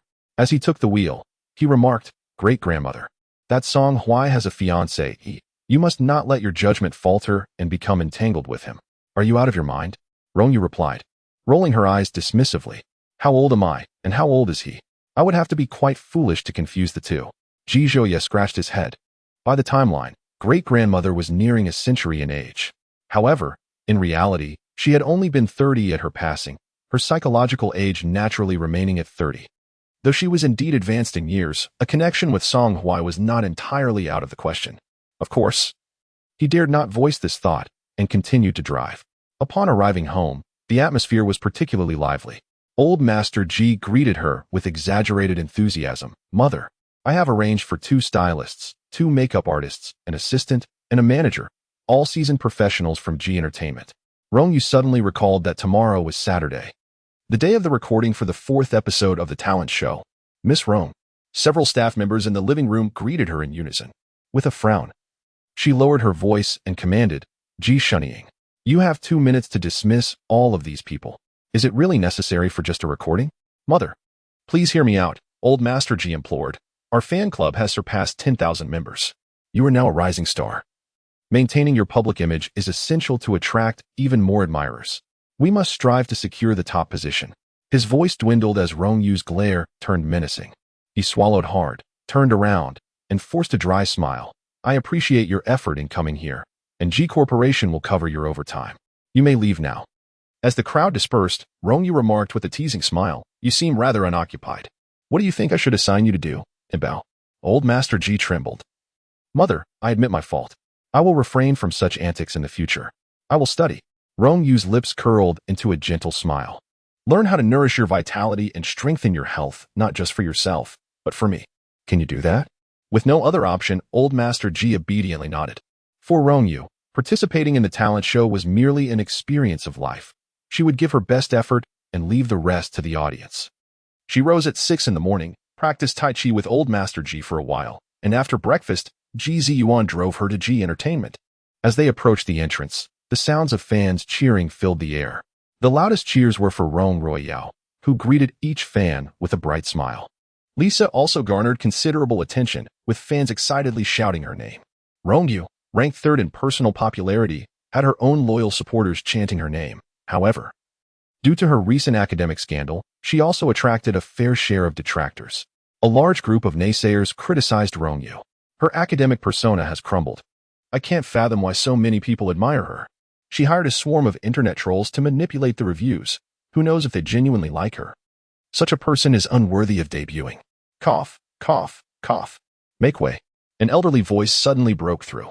The naysayers turned to see an elderly man. Around 70 or 80 years old, leaning on a cane, wearing a cap and a mask, trembling as he squeezed into the crowd. Beside him was a little girl, about 4 or 5 years old. Dear brothers and sisters, please be careful, the girl said sweetly. My great-grandfather is unwell, his heart is weak, and he has high blood pressure. If something happens, the hospital bills would be exorbitant. Upon hearing this, the detractors were taken aback and began to scatter. Those who had just been vocally criticizing Rong Yu broke into smaller groups, their voices dwindling. Old Master G extended his hand and happily exchanged a high five with the little girl. The contestants entered the venue one by one. After the elimination of a group in the previous round, only 64 girls remained. Everyone cast complex glances at Rong Yu. This week, Rong Yu and Zhou Yaqin were frequently trending together, and Rong Yu's name had transcended boundaries. Those who did not watch the show may not recognize popular contestants like Rong Ruoyao and Lisa, but upon mentioning Rong Yu, they would exclaim, "Oh, isn't she the girl participating in the Stardream project?" This phenomenon had led to a surge in discussions about the program. The allure of breaking through to wider recognition was something every newcomer yearned for, yet it remained elusive. Rong Ruoyao pressed her lips together. She was not afraid of being surpassed by Lisa. Her greatest fear was being overshadowed by Rong Yu. She had to shine even brighter and secure her position at the top. Welcome, everyone, the host announced as they took the stage. This episode's recording primarily focused on selecting group leaders, forming groups, and choosing songs. Below the stage, Hichichi clenched her palms tightly. In the last episode, the top 8 contestants automatically became group leaders, and she had been ranked third. However, this time, she had fallen to 9th place, making her ineligible for the leadership role. Never mind, being a group leader has its downsides anyway, she thought nonchalantly. The host continued, after these past few episodes. I'm sure everyone has gotten to know each other better. Therefore, we are giving you the opportunity to vote for your preferred group leader. Each person has one anonymous vote, and the top 8 will become the new leaders. Hichichi's spirits lifted instantly. As a dance major proficient in both singing and dancing, she was confident that some contestants would vote for her. Once she became a group leader, she would patiently guide her team through their dance practices. Determined to secure 3rd place for the group, she wrote her name on the voting paper. Rong Yu pondered for a moment with her pen in hand. Having been in 2 previous groups, she was familiar with some of the girls, though she did not know the others well. However, none of the girls in her group seemed fit to be a leader. Scanning the crowd, she ultimately wrote down Lisa's name. The voting segment concluded swiftly. The host began to tally the votes, and the staff counted them. Rong Ruoyao, Lisa, Rong Yu. A long string of votes followed, all for Rong Yu. Su Tian chuckled. I called Li Ying'er and the others. They all voted for you. As long as I'm with you, I feel at ease. Rong Ruoyao's heart raced. So far, she had 18 votes, and so did Rong Yu. For her, a tie equated to a loss. Only one last vote remained. The host reached into the box, dramatically revealing the final vote, but took their time to announce who it belonged to. Rong Ruoyao silently prayed to her ancestors. Even if it wasn't her, it could not possibly be Rong Yu. Perhaps the ancestors of the Rong family heard her pleas. The host finally declared, "The last vote goes to Hichichi." Hichichi's face fell. This final vote was also her only vote. Out of more than 60 participants, she received just this solitary vote. If she could not vote for herself, she would end up with 0 votes. As a former third-place contestant, this reality was profoundly embarrassing for her. The people present exchanged silent glances with her. Although Hichichi is indeed remarkable, her performance in the last team competition was hardly that of a leader. She seemed excessively preoccupied with showcasing herself, wearing her selfishness like a badge. Had it not been for Rong Yu in that group, they would have undoubtedly finished last. In contrast, Rong Yu, despite lacking the foundational skills in singing and dancing that Hichichi possesses, has demonstrated commendable diligence, practicing relentlessly every day, ultimately delivering a flawless stage performance. More importantly, Rong Yu's popularity has surged this week, being in the same group as her significantly boosts visibility, which explains the impressive number of votes she received. Let us extend our congratulations to Rong Yu and Rong Yu for achieving a tie for first place. The contestants on site burst into applause. Lisa initially believed it would be a tie between herself and Rong Yu, only to be surprised by Rong Yu's achievement. Nevertheless, she cannot deny the irresistible charisma that Rong Yu exudes, drawing people towards her like a central pillar. Rong Yu's rise to prominence is entirely due to her own excellence. After a moment of emotional turmoil, Lisa raised her hand and joined in the applause. The audience in the live stream found the selection of group leaders utterly delightful. It's quite remarkable that anyone would vote for Hichichi, who has such a whiny demeanor. Yet, it seems a bit unreasonable for Rong Yu to become a group leader, especially after her academic persona faltered. How could she still garner so much support from the contestants? After all, isn't popularity the essence of a talent show? Truly capable contestants often remain overlooked. The host began announcing the rules for team formation. Team members would indicate their desired leaders, and leaders would select their preferred members if a connection was made. They could form a team directly. Rong Yu was quite fond of the girls in her group. They were soft, cute, and most importantly, willing to train rigorously, which is fundamental to their potential for victory. She had no desire to collaborate with new members. She was content with the current girls. However, the previous group consisted of 10 members, and with Hichichi excluded, there were still 9, while each new team could only have 8 members. Rong Yu glanced at the rankings of the girls. Each had improved since the beginning, yet they still teetered on the edge of danger, as this performance would lead to the elimination of 16 contestants. Su Tian was ranked 48th, precariously close to the edge, while Li Yingyo held the 51st position, which would result in immediate elimination. After a moment of contemplation, she approached a girl ranked 16th, named Jiang Shuang. Before she could utter a word, Jiang Shuang, looking apologetic, said, "I'm sorry, Rong Yu, but Lisa spoke to me first about team formation, and I've agreed to her." "No worries," Rong Yu replied with a smile. "I hope you enjoy your time in the new team." Lisa smirked. "Rong Yu, don't blame me for lacking sportsmanship. After all, we are rivals. The true contest will reveal who truly deserves second place." Rong Yu shook her head. "What is the point of vying for second? Why not aim for first?" Lisa was taken aback. She had been preoccupied with the fear of losing her second-place standing. Little did she know that Rong Yu's ambitions were not directed towards her, but rather towards Rong Yu. She gave a thumbs up. "Then I wish you the best in realizing your dreams." Chapter 76. I knew Sister Yu wouldn't neglect me. Rong Yu walked over to Su Tian and her group. "Those who have not yet formed a team, come to me." Su Tian dashed forward, exclaiming, "I knew you wouldn't abandon me, Sister Yu. I'm so touched." However, her heart sank when she noticed Rong Yu immediately approaching Jiang Shuang first. She had assumed that Rong Yu would only favor those with higher rankings. To her surprise, Rong Yu soon came over to her, enveloping her in an embrace that offered boundless comfort. Meanwhile, the other girls remained still. Li Yingyo, her eyes slightly reddened, murmured, "My ranking is too low. I would hold the team back. It's better to just go with whichever team I end up with." The others had even lower rankings than Li Yingyo.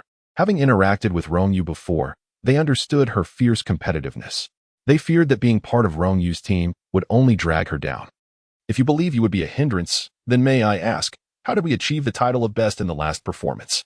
Rong Yu extended her hand, stating, "We are all old friends. Collaboration will be smoother. Those willing to follow me, come, place your hands here." Su Tian was the first to reach out, declaring, "Sister Yu, I'm with you all the way."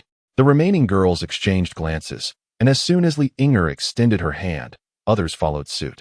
8 hands joined together, and they shouted in unison, filled with exuberance. Rong Ruiyao observed them with a smirk. Apart from Rong Yu, the rest ranked at the bottom. They resembled a ragtag assembly. Their previous victory was largely due to Rong Yu's popularity online, and the fast-paced dance had naturally given them an advantage. Now, however, such luck seemed implausible. She turned to Hichichi, smiling. "Would you like to be my teammate?" Hichichi hesitated, reluctant to be overshadowed by Rong Ruiyao's brilliance, which always drew attention. Yet, she had little choice. Lisa's team was already full, and the other leaders were even less appealing. After much contemplation, she decided Rong Ruiyao was her best option. She reached out, clasping Rong Ruiyao's hand, expressing, "I hope we can collaborate to create a breathtaking performance." Rong Ruiyao replied with a smile, "That is precisely my intention." Once the team formations concluded, they began selecting songs based on the cumulative preferences of all group members, in order of their rankings. Naturally, Rong Yu's group found themselves at the bottom of the list. She remarked, "The songs left until last are bound to be the most challenging. I thrive on high difficulty. How about you?" Su Tian wiped the sweat from her forehead, responding, "As long as you're happy, sister." Due to their previous first-place win, all dance tracks had been prioritized and chosen, leaving only a slow, lyrical song, purely vocal, as the remaining option. While not difficult, achieving a high ranking with it seemed nearly impossible. Li Inger suggested, "Sister Yu, I know a friend who can modify songs. Perhaps my friend could speed up the tempo?" Su Tian nodded in agreement. "We could incorporate some choreography as well." Rong Yu rested her chin on her hand, stating, "There are specific songs for singing and dancing. Regardless of how we adjust it, we cannot surpass those tracks. I believe we should embrace the lyrical route. Who says a performance cannot be emotive?" She stood up and headed towards the rehearsal room, ready to discuss their plans slowly. In this ensemble, Rong Ruiyao chose an original song created by Yanting. The song's popularity is beyond description, characterized by its brisk tempo and intricate choreography, promising a spectacular performance. The members of the group expressed their profound satisfaction with this piece. A segment featuring rap was included, prompting Rong Ruiyao to volunteer. "Allow me to recompose this rap section and perform it, if you please," as the group leader. Her word was law, and no one objected. However, Hichichi felt a twinge of discomfort. Rong Ruiyao's sweet image seemed ill-suited for rap. Was this part more appropriate for her? Yet, it was evident that Rong Ruiyao was unwilling to relinquish it. Hichichi stood up, stating, "I'm stepping out for a moment. Please continue practicing." She exited the rehearsal room and, at the end of the restroom corridor where the cameras were absent, retrieved a pack of cigarettes, inhaling deeply to calm her nerves amidst the pressures of recording. Suddenly, she overheard voices from upstairs. Quickly extinguishing her cigarette and spritzing perfume to mask the scent, she prepared to leave when a familiar name caught her attention. This lunch must be delivered to Rong Yu personally. If not, she is certain to forget to eat. Hichichi froze. Who was delivering food to Rong Yu here? She ascended the stairs, reaching the corner where she spotted 2 figures above, a staff member and an elderly man leaning on a cane. Hichichi recognized the old man, having seen him at the venue, seated in the front row with a young girl, holding a light board in support of Rong Yu. A fan of Rong Yu. No less. How had a fan infiltrated the core of Jisher Entertainment's recording center, and what had afforded him the means to bribe staff for food delivery? It was utterly absurd that an old man was so invested in fandom. Hichichi lowered her eyelashes, contemplating her own declining popularity, which had plummeted from 3rd to 9th place. Should her ranking continue to fall, she risked being ousted from the group. If Rong Yu could fabricate a persona that garnered attention, perhaps she could do the same. As long as she was in the public eye, her ranking was bound to improve.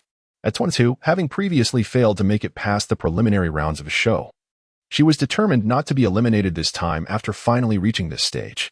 She resolved to leverage any available external forces to propel herself into the limelight. Step by step, Hichichi ascended the staircase to the upper level. Suddenly, someone appeared, startling the elderly gentleman, nearly inducing a hard episode. Was this old man truly a fan of Rong Yu? Hichichi spoke politely. "The program is currently live. It might not be appropriate for staff to appear on camera. Should I assist in delivering lunch instead?" The staff member, drenched in sweat, pondered how to decline. It was that he disobeyed the chairman's orders. He was merely an intern, unaware of the identity of Jisher Group's chairman. He only knew that appearing on camera would result in financial penalties. Moreover, he couldn't fathom why this elderly gentleman had ventured into such a central area of Jisher. Upon the arrival of Hichichi, he felt as if he had been granted a reprieve, promptly extending the bento box towards her, expressing his gratitude. Without hesitation, he dashed towards the director's office, intent on uncovering the identity of the elderly gentleman, for it was imperative to ensure he was escorted away. The disruption of the live broadcast would be unacceptable. Elder G recognized her immediately, realizing she was none other than Hichichi.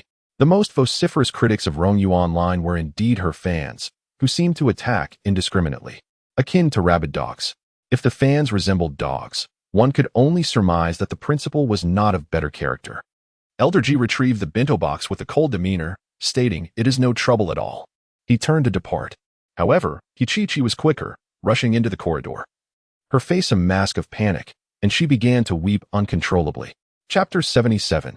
Rong Yu struck Hichichi across the face. Under the watchful lens, Hichichi suddenly succumbed to tears. The audience in the live stream was left bewildered. What was transpiring? What could possibly be the reason for her tears? Did she not just come from the 8th floor? How had she emerged from the stairwell of the 9th floor? It was indeed perplexing. The contestants practicing in the 9th floor rehearsal room, drawn by her cries, gathered around her with concern. "What is wrong? Did you fall?" As more people arrived, Hichichi's sobs intensified. Trembling, she pointed towards the stairwell, stammering, I was overwhelmed with pressure and stepped out for some air when I encountered a strange old man. He. Her voice faltered, her cries growing louder.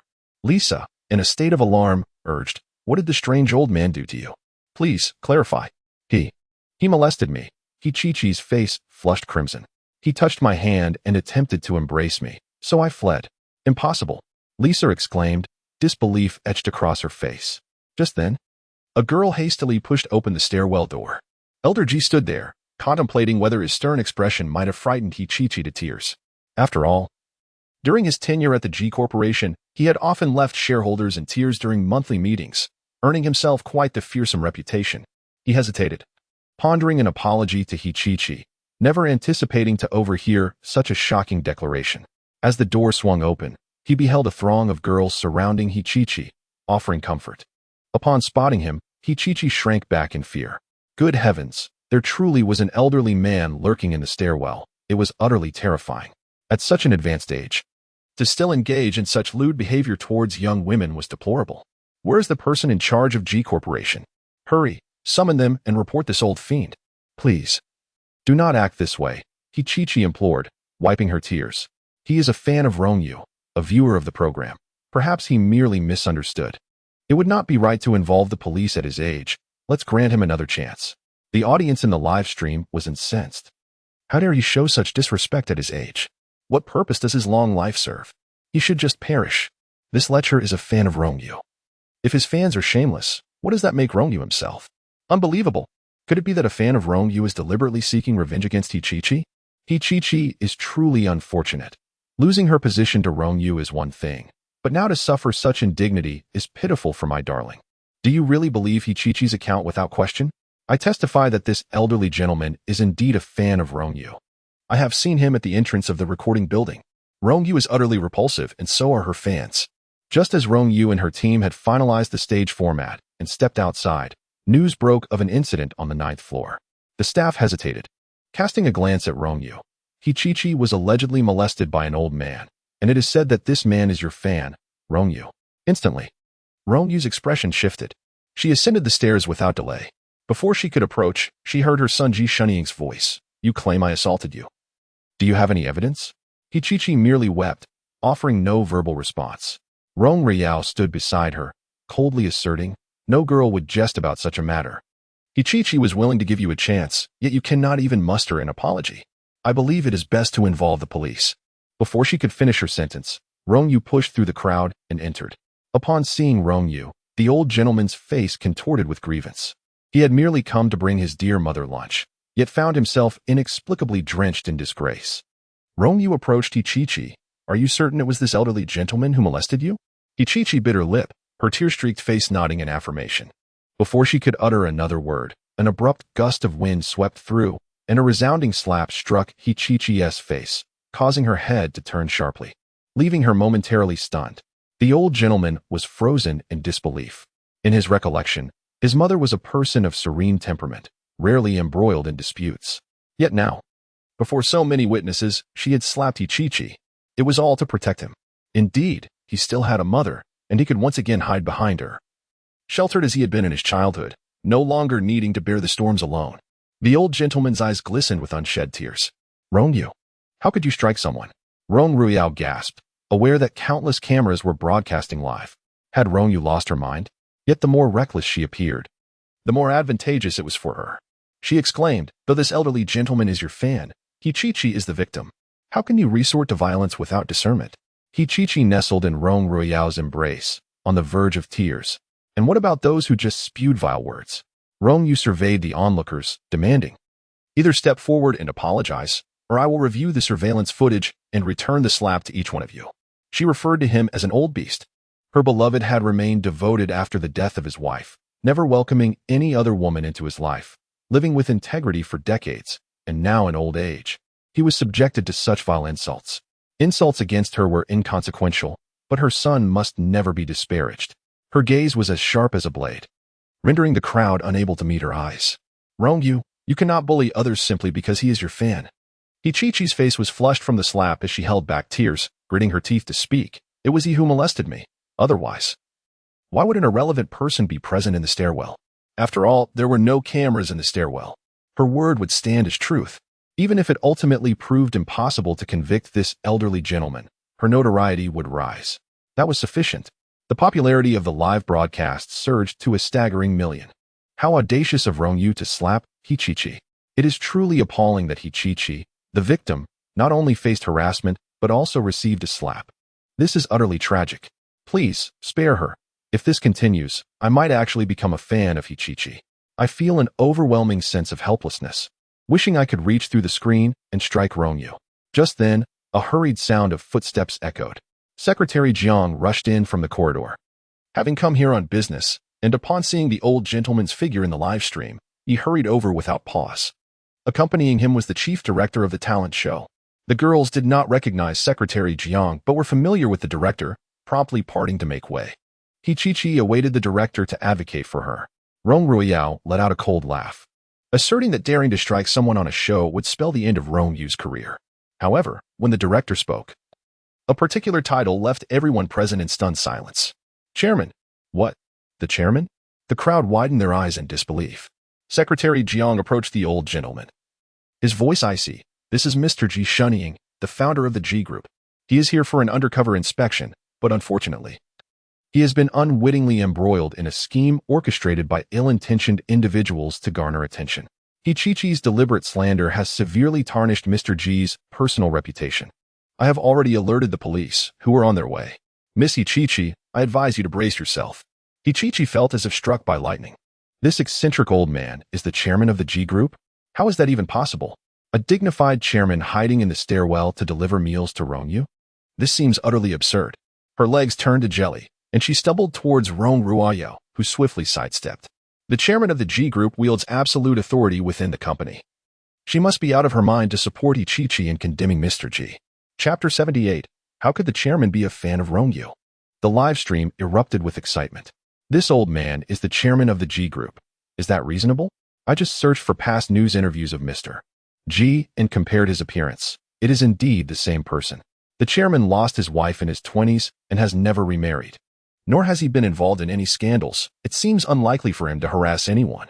Who knows how chaotic the lives of the wealthy are behind their public aides.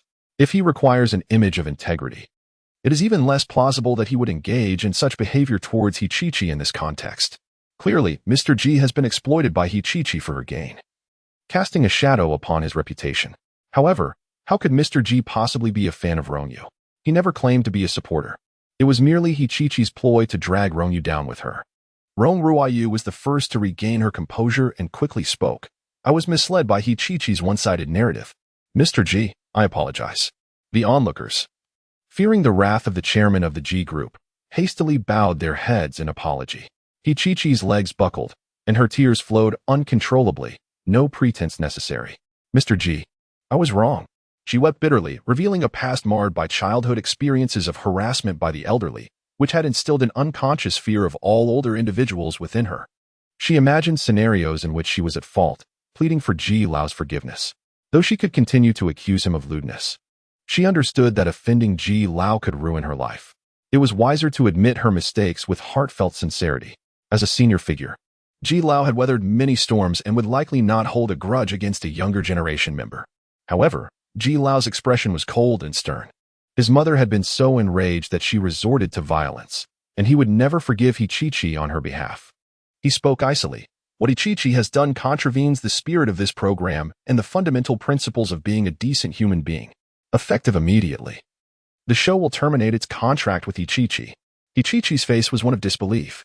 She had merely made an overly audacious joke, and now she faced termination? What gave them the right? As she opened her mouth to protest, Ji Lao raised his hand, instructing her to communicate with his lawyer instead. Secretary Jiang spoke softly. The police car has arrived downstairs. Hichichi, it is time to leave. No, I refuse. I am not a criminal.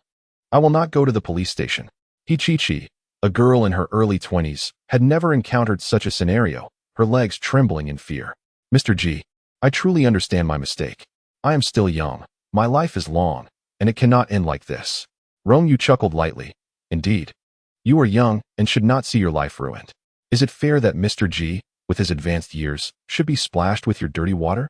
Hichichi bit her lip, momentarily at a loss for words. Secretary Jiang signaled the staff to step forward and forcibly escort Hichichi away, her cries fading into the distance.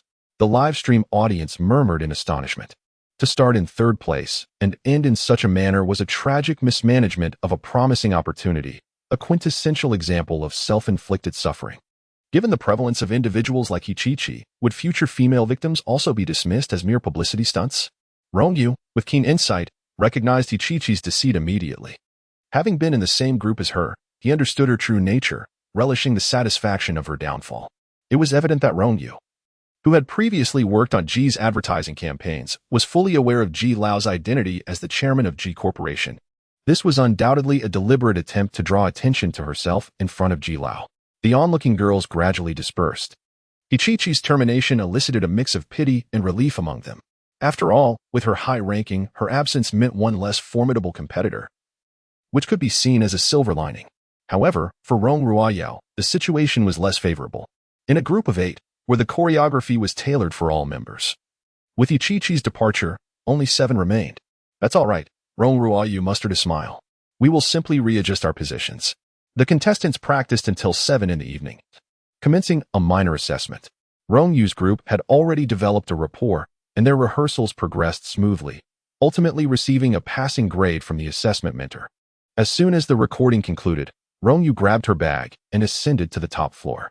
Upon entering, her bag was taken from her, and the elder Mr. Ji pressed her onto the sofa, meeting her shoulders as he said, Mother, you must be weary. Are you thirsty or hungry? A yuan. Quickly fetch a cup of tea for your great-grandmother. Rong Yu raised her eyes to Mr. Ji. Have you come to realize your mistake? The elder Ji, like a child who had erred, lowered his head and, with great difficulty, promised, I assure you, I shall never again visit during your work hours nor cause you any trouble. Ji Ziyuan approached with a cup of water and remarked, As for the elder being the president of the great-grandmother's fan club, I believe it is best to keep it from the public. Otherwise, they may think that great-grandmother's ranking is solely due to the elder, which could lead to unnecessary complications. The elder Ji nodded vigorously. In the future, I shall certainly disguise myself when attending performances. Rong Yu felt an overwhelming sense of helplessness. At his age, what was he trying to prove? The thought of him getting hurt in a crowd was simply too dreadful to contemplate. Yet, the bond between her and her son had been severed for 70 years. It was natural for Ying Bao to wish to partake in her life, just as it was instinctual for her to protect Ying Bao. Very well, she conceded, a yuan. Ensure that the elder is accompanied by more people when he goes out, to prevent any unforeseen accidents. Ji Ziyuan promptly agreed. As the 3 conversed, the president's assistant entered and announced, President, Miss Lan has arrived. In the past, Lan Roshue could freely come and go at Ji Corporation, simply by virtue of her relationship with the president, even after her departure. However, after the recent meeting called by Secretary Jiang, it was made clear that no former employees were permitted to enter freely, not even Lan Roshue. The company adhered strictly to this policy. Hence Lan Roshue found herself halted in the lobby.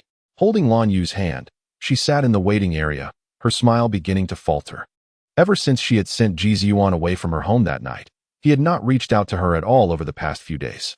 Was he attempting a silent treatment to end their relationship? Chapter 79. I should not have deceived you. Little Yu suffers from asthma. Lan Rochue sat in the lobby for over 10 minutes, and Lan Yu, growing impatient, pouted. How can Daddy make us wait? It's too much. I will never like Daddy again. Just as she finished speaking, Lan Rochue noticed Rong Yu and Mr. G emerging from the president's private elevator. They appeared to be engaged in cheerful conversation, radiating an atmosphere that no one could penetrate. She watched as they exited the lobby and approached the car, where the elder G graciously opened the car door for Rong Yu, his attentiveness reaching an extreme. In that moment, Lan Rochue felt a surge of disbelief. How could love so profoundly sway someone of such an age, leading them to lose their sense of self? Soon after, the president's assistant invited Lan Rochue upstairs. Ascending in the exclusive elevator to the top floor, she pushed open the door to find Jizyuan seated on the sofa, holding a cup of tea, his expression clouded with shadows. As she and little Yu entered, he did not lift his gaze. She gently nudged her daughter, who, feeling somewhat neglected, frowned. Typically, when her father saw her, he would open his arms to embrace her. Now, he sat on the sofa without even sparing her a glance, and she felt no desire to engage with him. But when her mother urged her to call out, she could only comply, pouting her lips and uttering, Dad, Yuan, I miss you. Lan Rochue stepped forward, biting her lip and saying, over the past few days, I've thought long and hard. I acknowledge my mistake. I should not have deceived you about Xiaoya's asthma. You may be angry with me, but please do not blame Xiaoya. Yuan slowly lifted his head, gazing at Lan Rochue in silence for a while. He recalled the first time they met at the age of 12. When Lan Rochue donned a pristine white dress, in his heart, she would forever remain pure and beautiful, in eternal moonlight. He believed he knew this woman before him well. Yet reality proved otherwise. Yuan, why are you looking at me like that? Lan Rochue, struggling under his gaze, urged him to speak his mind. Yuan averted his gaze. Turning to Lan Yu, how was kindergarten today? Lan Yu chattered excitedly. Yuan responded occasionally, and Lan Rochue let out a sigh of relief, sensing his anger had dissipated. Her eyes wandered to the laptop on Yuan's desk, a device he carried everywhere, containing the latest confidential files of the G Group. She nervously fidgeted with her phone charm. Yuan glanced at the charm, commenting, Is that new? It looks lovely. If you like it, I can buy you one just like it.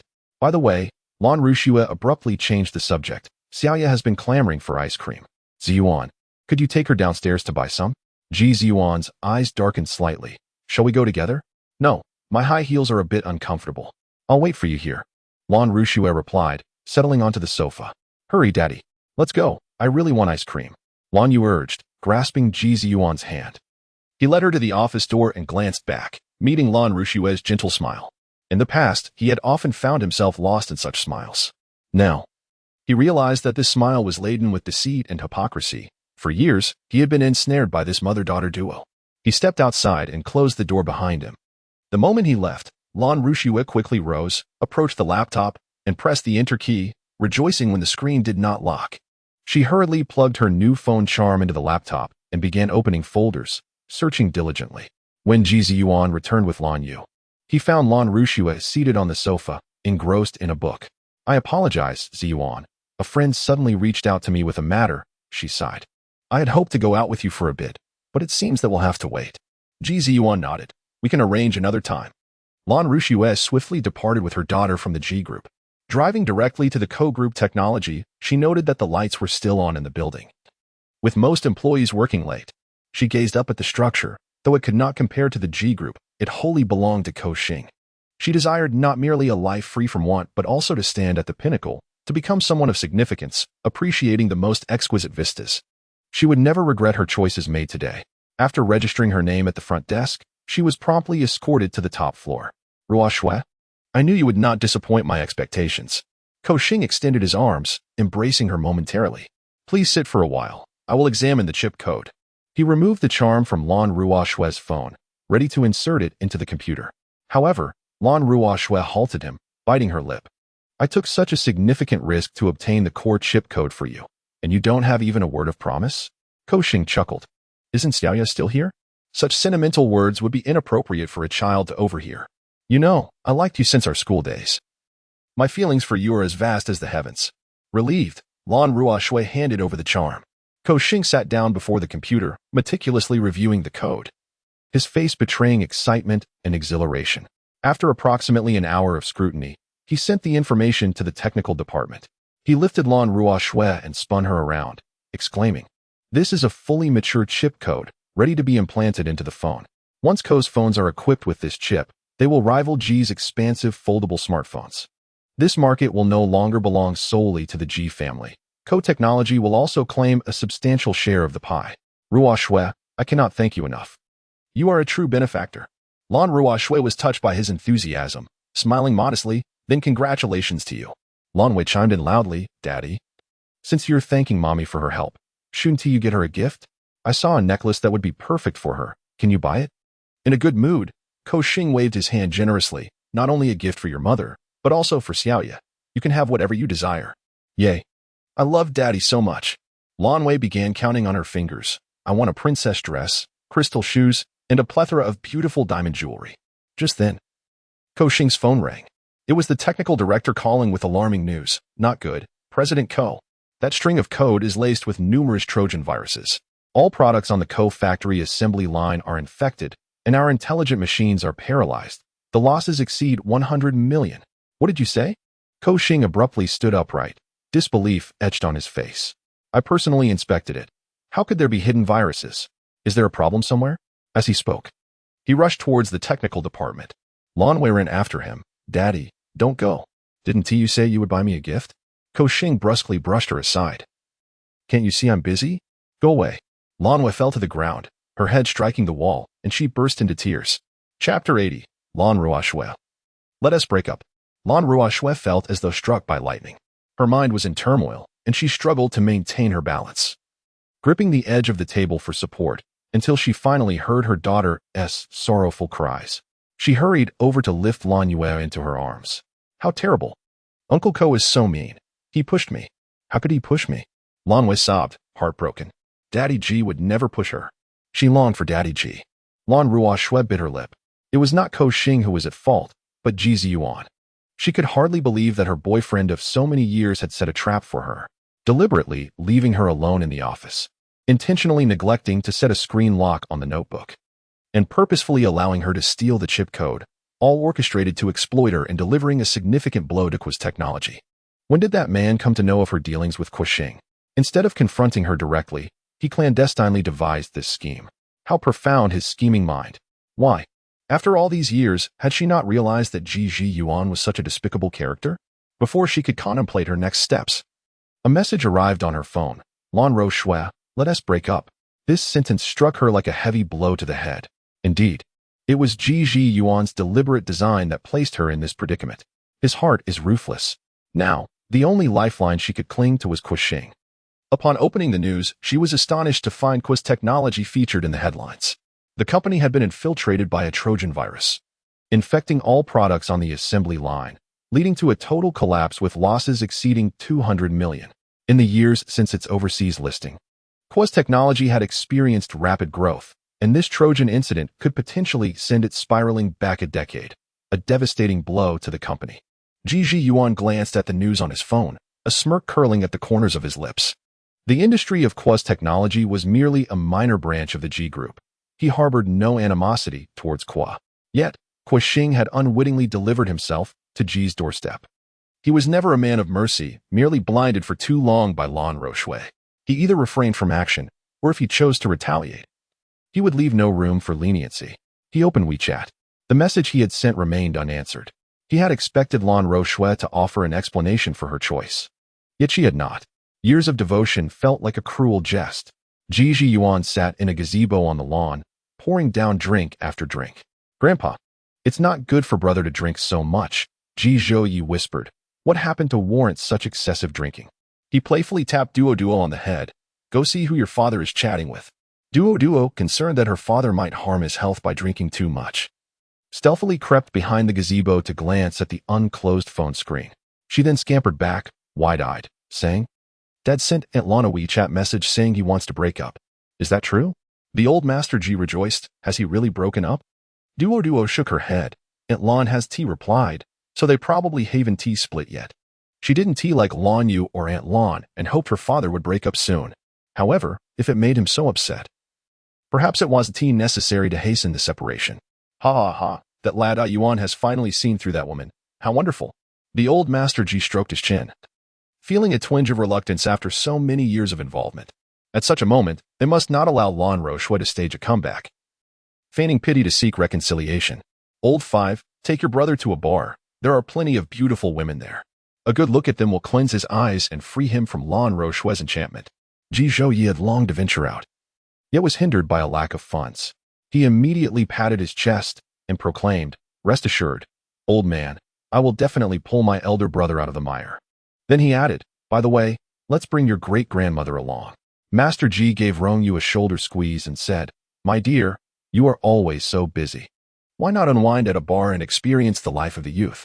Rong Yu was quite fond of the lifestyle of the new era, having yet to experience the vibrancy of a bar. Master Ji cleared his throat. "I would like to join as well." Rong Yu pressed his hand on the silver-haired head of the elder. "If you wish to live a few more years, you should obediently return to sleep." Little Duo, being exceptionally well-behaved, chimed in, "If great-grandfather sneaks off to play on his phone without sleeping, I will call Auntie." At her tender age, she had already grasped that Auntie was the apex of the Ji family hierarchy. Master Ji felt wronged but dared not voice it. Ji Zhuye had already gone to call Ji Ziyuan. "Elder brother, stop drinking. What is the point of drowning in sorrow? Come, I'll take you to a splendid place." Ji Ziyuan continued to drink. "I won't go. Stay with me." Rong Yu snatched the wine glass from his hand. "Didn't you just receive your salary? Treat great-grandmother to some drinks. You wouldn't refuse, would you?" Ji Ziyuan let out a bitter laugh. This month, he had been working during the day and taking on side jobs at night, accumulating a fair amount of money, hoping to take Lan Rousno out for a trip. However, now it seemed unnecessary. He rubbed his temples and stood up. "All right." Ji Zhuye drove and parked outside a bustling bar, Dream Thief Bar, where Hai Chang'an and Si Lin often frequented. As he spoke halfway, he suddenly cursed. "No way, what are the odds?" Rong Yu lifted her gaze to see a figure emerging from the passenger seat of a sleek black luxury car. It was Lan Rousno. Lan Rousno was equally taken aback. She had come here tonight for Ko's technology. During her time as Ji Ziyuan's secretary, she had accompanied him to meet an expert in this field. If this expert could assist, they could minimize the losses Ko's technology was facing. Upon learning that the expert was entertaining clients at Dream Thief Bar, she and Ko Xing rushed over. What a coincidence to encounter Ji Ziyuan and his companions. Ji Zhouye felt like cursing. He had intended to take his elder brother out for some relaxation, but unexpectedly ran into Lan Rousno and another man, whose relationship was evidently complicated.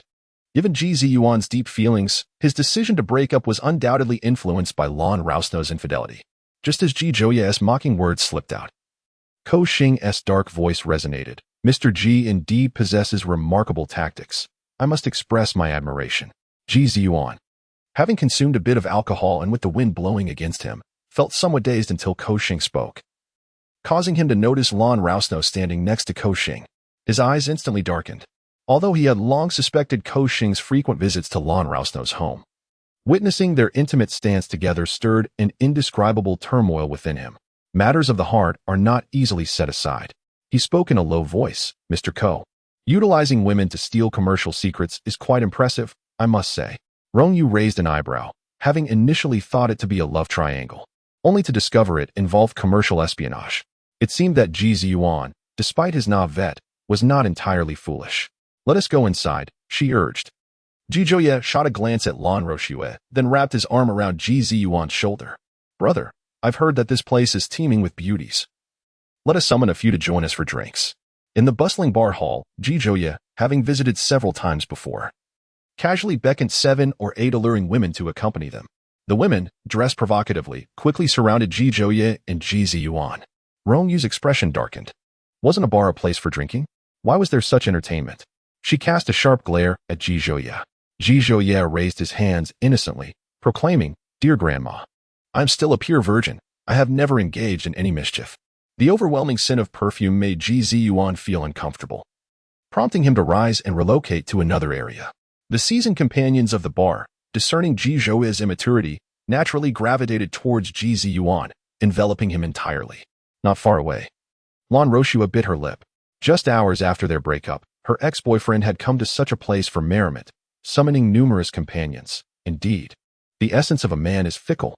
Are you reluctant? Ko Xing's cold voice interrupted. If you go over now to plead, perhaps he would consider reconciling. Lan Roshue bit her lip even harder. She understood Ji Ziyuan well. Given the current circumstances, that man would never accept her again. This was the second betrayal. The first occurred long ago when she hastily married while he was back in the country. The second was the theft of Ji's chip technology. He could never reconcile with her. Furthermore, she would not enter the bonds of matrimony with a man stripped of his heir status. Quickly composing herself, Lan Roshua looked to her right. The expert is over there. Let us approach him. Ko Xing recognized the expert, a prominent figure in the software engineering realm, Professor Su, who frequently lectured at various universities. Professor Su, Lan Roshua greeted as she approached the booth with a smile. I am Lan Roshua. Do you still remember me? Professor Su, a man in his 40s, took a moment to recognize her. You were Secretary Lan, beside General Ji? Indeed, Lan Roshua replied. This is Ko Xing, the founder of Ko Technologies.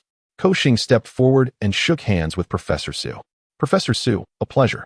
Upon seeing him, Professor Su understood the situation. Ko Technologies had recently been in the news due to a Trojan virus that had incapacitated the company, necessitating swift resolution to avoid dire consequences. Handling Trojan viruses was within his expertise, and he was about to speak when suddenly, a figure entered his line of sight. Rong Yu boldly sat down directly across from Professor Su. Lan Roshua couldn't help but smile in exasperation. Professor Su was an authoritative expert in the field. Even Ji Ziyuan had to show him respect. Yet, here was a high school student, Rong Yu, who had the audacity to sit without Professor Su's consent. How uncouth. It was hard to fathom how the elder Ji could have taken a liking to someone like her. Did Rong Yu truly believe that being the elder Ji's mistress would grant her ease in any environment? The business world and the academic realm were entirely disparate domains. Professor Su is not a person of particularly gentle temperament. It seems that Rong Yu is destined to learn a lesson. Little Yu? Professor Su's expression shifted from surprise to concern. You're quite young to be visiting places like bars. I shall call your senior to take you home.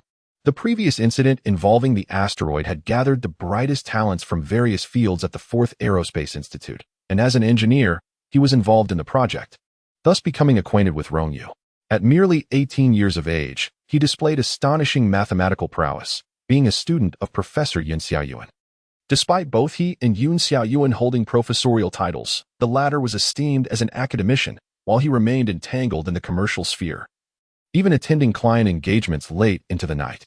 A student of Professor Yun is undoubtedly destined to become a luminary in the industry. Who could resist such a prodigy? As Professor Su spoke, he prepared to call Lin Rang. Rong Yu gestured towards the other side, saying, I came here to spend time with my family. So please do not disturb my senior. It was at this moment that she noticed Lan Roshua and smiled. Are you two looking for Professor Su? Lan Roshua stood frozen. Aghast. She had expected Professor Su to reprimand Rong Yu for her lack of decorum and dismiss her. To her astonishment, Professor Su affectionately referred to Rong Yu as Little Yu, indicating their prior acquaintance. Ko Xing, unfamiliar with Rong Yu, stated his purpose. The Ko Technology Company has been infiltrated by a Trojan virus. We would like to request Professor Su's assistance in addressing this urgent matter. We are willing to offer 3 times the market rate for his services. Rong Yu, unperturbed, replied, Professor Su likely has no time at the moment. On what grounds do you speak for Professor Su? Lan Roshua's palms nearly crushed from tension. She suppressed her emotions. As a junior, is it not exceedingly rude to respond on behalf of Professor Su? Professor Su frowned. It is perfectly acceptable for Little Yu to speak for me. My apologies, Mr. Ko. Ms. Lan. Rong Yu interjected. Allow me to correct the title. Ms. Lan is no longer Secretary Ji. She clarified that from now on, Ms. Lan solely represents herself, and her actions have no affiliation with the Ji group. Lan Roshua's countenance darkened considerably, although she had long been dismissed from the Ji group. Few were aware of this, and former acquaintances still addressed her as Secretary Lan. This title had afforded her numerous conveniences, but now Rong Yu had ruthlessly exposed the truth. Ko Xing endeavored to persist, but Professor Su waved his hand. Mr. Ko, please do not linger here. You are interrupting my conversation with friends. Ko Xing felt a lump in his throat, nearly choking from frustration. Once those two departed, Professor Su turned to Rong Yu. Little Yu, you mentioned I have no time lately. Is there a project from your teacher seeking my involvement? Rong Yu smiled and nodded. There is a project concerning the optimization of rocket computer programs. If you're interested, I can recommend you to my teacher. Professor Su was elated. A national-level project involving rockets holds greater significance than commercial endeavors. The potential for profit is secondary to the opportunity to witness a different world. The more he observed Rong Yu, the more he admired her. Rong Yu raised her eyes, watching Lan Roshue and Ko Xing exit the bar. She had no desire to inconvenience others. However, the actions of Ko Xing and Lan Roshue have utterly surpassed her threshold of tolerance. Failing to take any action would render the Ji family seemingly easy to bully. Rong Yu and Professor Su engaged in a pleasant conversation regarding the development of software engineering in the country. After arriving in this era, she self-studied software programming and found it particularly intriguing, resulting in a discussion that lasted over half an hour. By this time, it was already past 11 o'clock at night. Ji Ziyuan was intoxicated, and Ji Zhouye was exuberant. Rong Yu, along with Ji Zhouye, assisted Ji Ziyuan into the car. Upon reaching the entrance, they encountered Hai Chaomon and Si Lin, whose nightlife had just begun. Upon seeing Rong Yu, Si Lin's eyes sparkled. Had I known Miss Rong would be at the bar, I would have arrived sooner. He had been captivated when he met Rong Yu at Ji Zhouye's birthday party. Such a beautiful girl. Not pursuing her would surely become the greatest regret of his life. Chapter 82. Rong Yu is not someone you can covet. Si Lin positioned himself in front of Rong Yu. Miss Rong, how about another drink? It's on me. On your father's tab, Ji Zhouye interjected, pushing him aside. I have warned you. Rong Yu is not someone you can covet, or else. Si Lin gritted his teeth. At Ji Zhouye's birthday party, he had attempted to strike up a conversation with Rong Yu, only for Ji Zhouye to inform Ji Laozi, who then called Si Lin's father, resulting in him being chased and reprimanded. What a trivial matter to involve the parents, how absurd. What's wrong with pursuing Miss Rong? Si Lin retorted with a cold smile. What does it have to do with you? Who are you to remind me?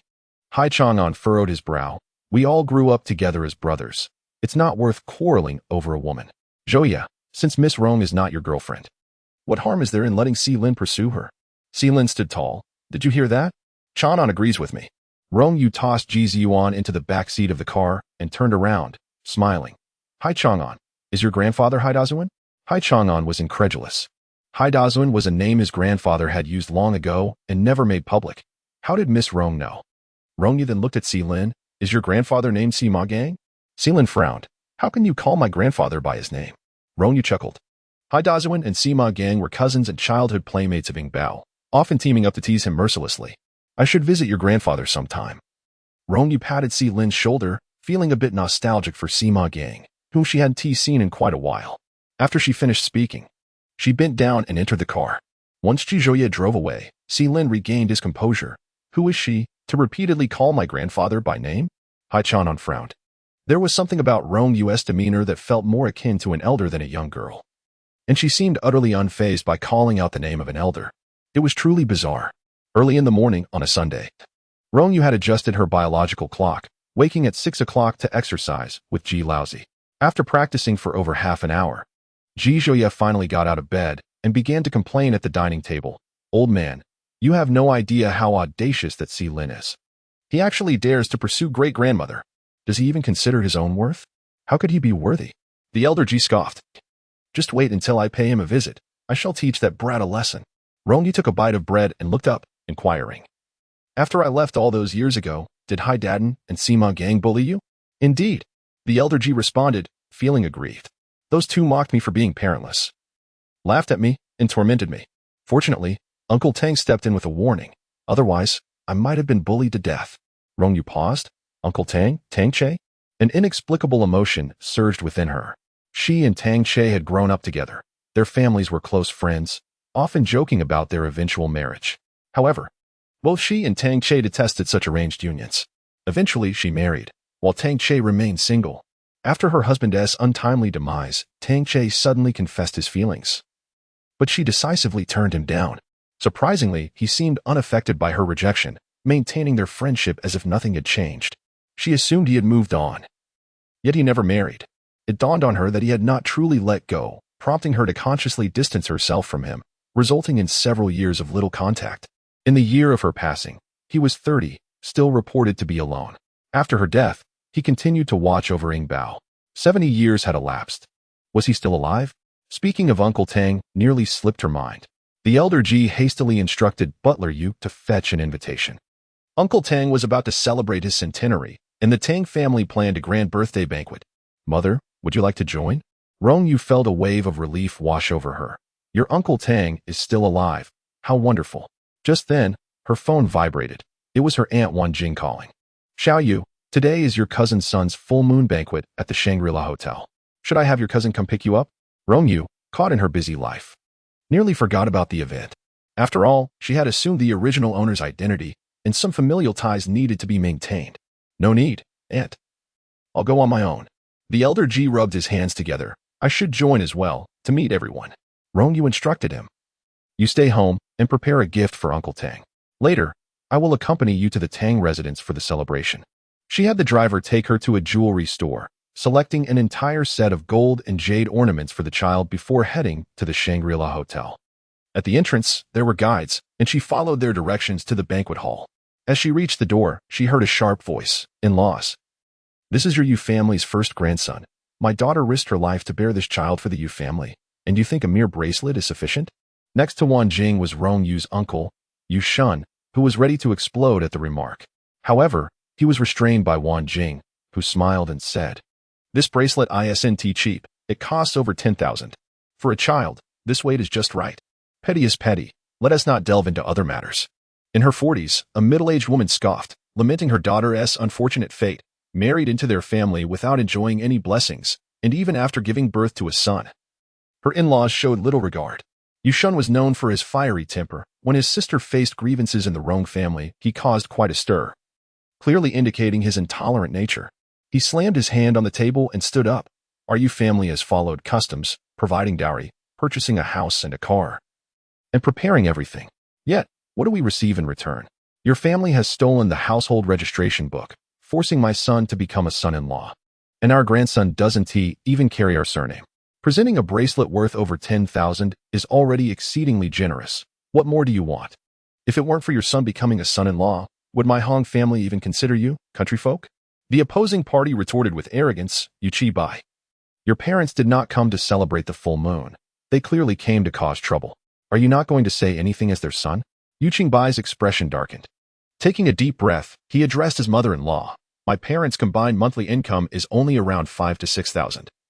Gifting a bracelet worth over 10,000 is already quite extravagant. You should not criticize my parents' generosity. Yu Qingbai, what do you mean by that?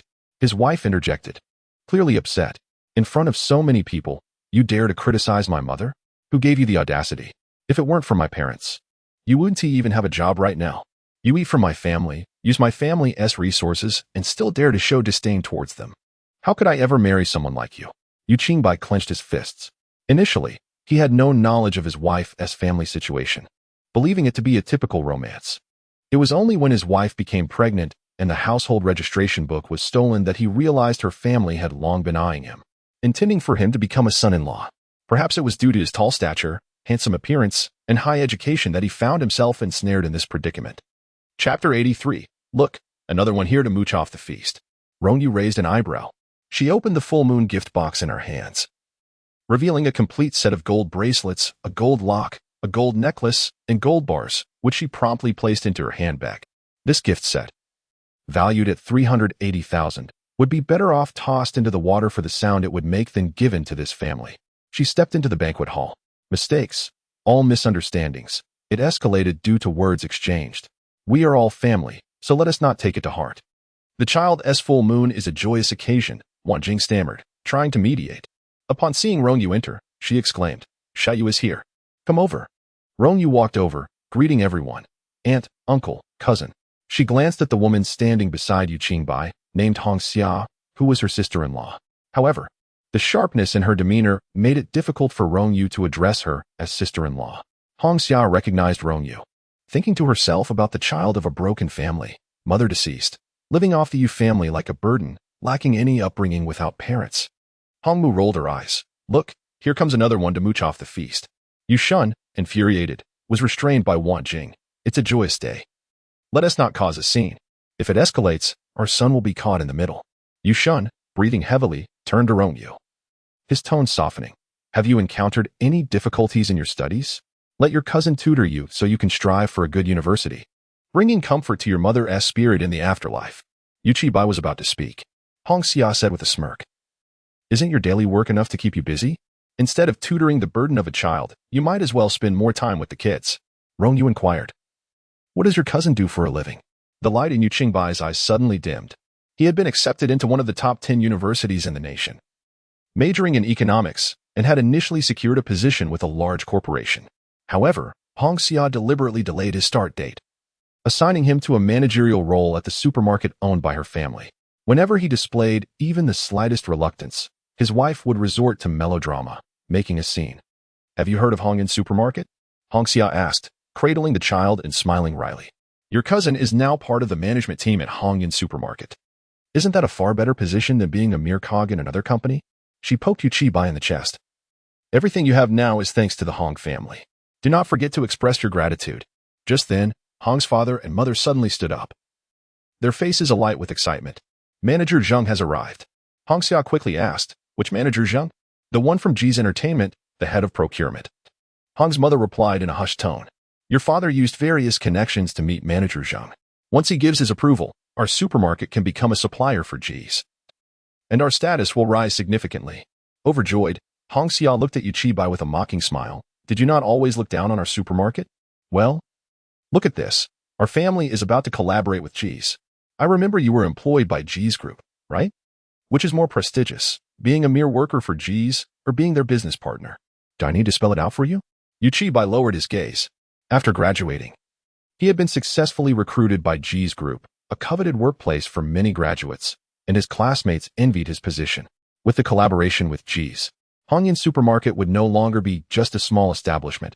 It might soon expand. Hong's mother scoffed. Yu Qingbai, being associated with our Hong family is a stroke of luck for you. You should be grateful. This child will carry the Hong surname and inherit the family business. While you can only cling to a few acres of land in your rural hometown, your future is doomed. With a cold laugh, she turned and followed Hong's father to greet their guest. Manager Zheng, in his 30s, stepped out of the car looking weary and nodded to Hong's father as a form of greeting. Hong's father bowed deeply. It is our honor that Manager Zheng could take time out of his busy schedule to attend my grandson's full moon celebration. Please, come in. Manager Zheng was led inside and seated at the honored position, while the Hong family eagerly accompanied him. Hong Xia looked up and saw her husband, Yu Qingbai, sitting beside Rong Yu, engaged in quiet conversation. Instantly displeased, she shouted, Qingbai, come over and drink a few glasses with Manager Zheng. Qingbai, suffering from a stomach ailment, was unable to consume alcohol. Wan Jing offered a smile, suggesting, how about letting your father-in-law drink with him instead? An ill-bred country bumpkin has no right to drink with Manager Zheng. How embarrassing.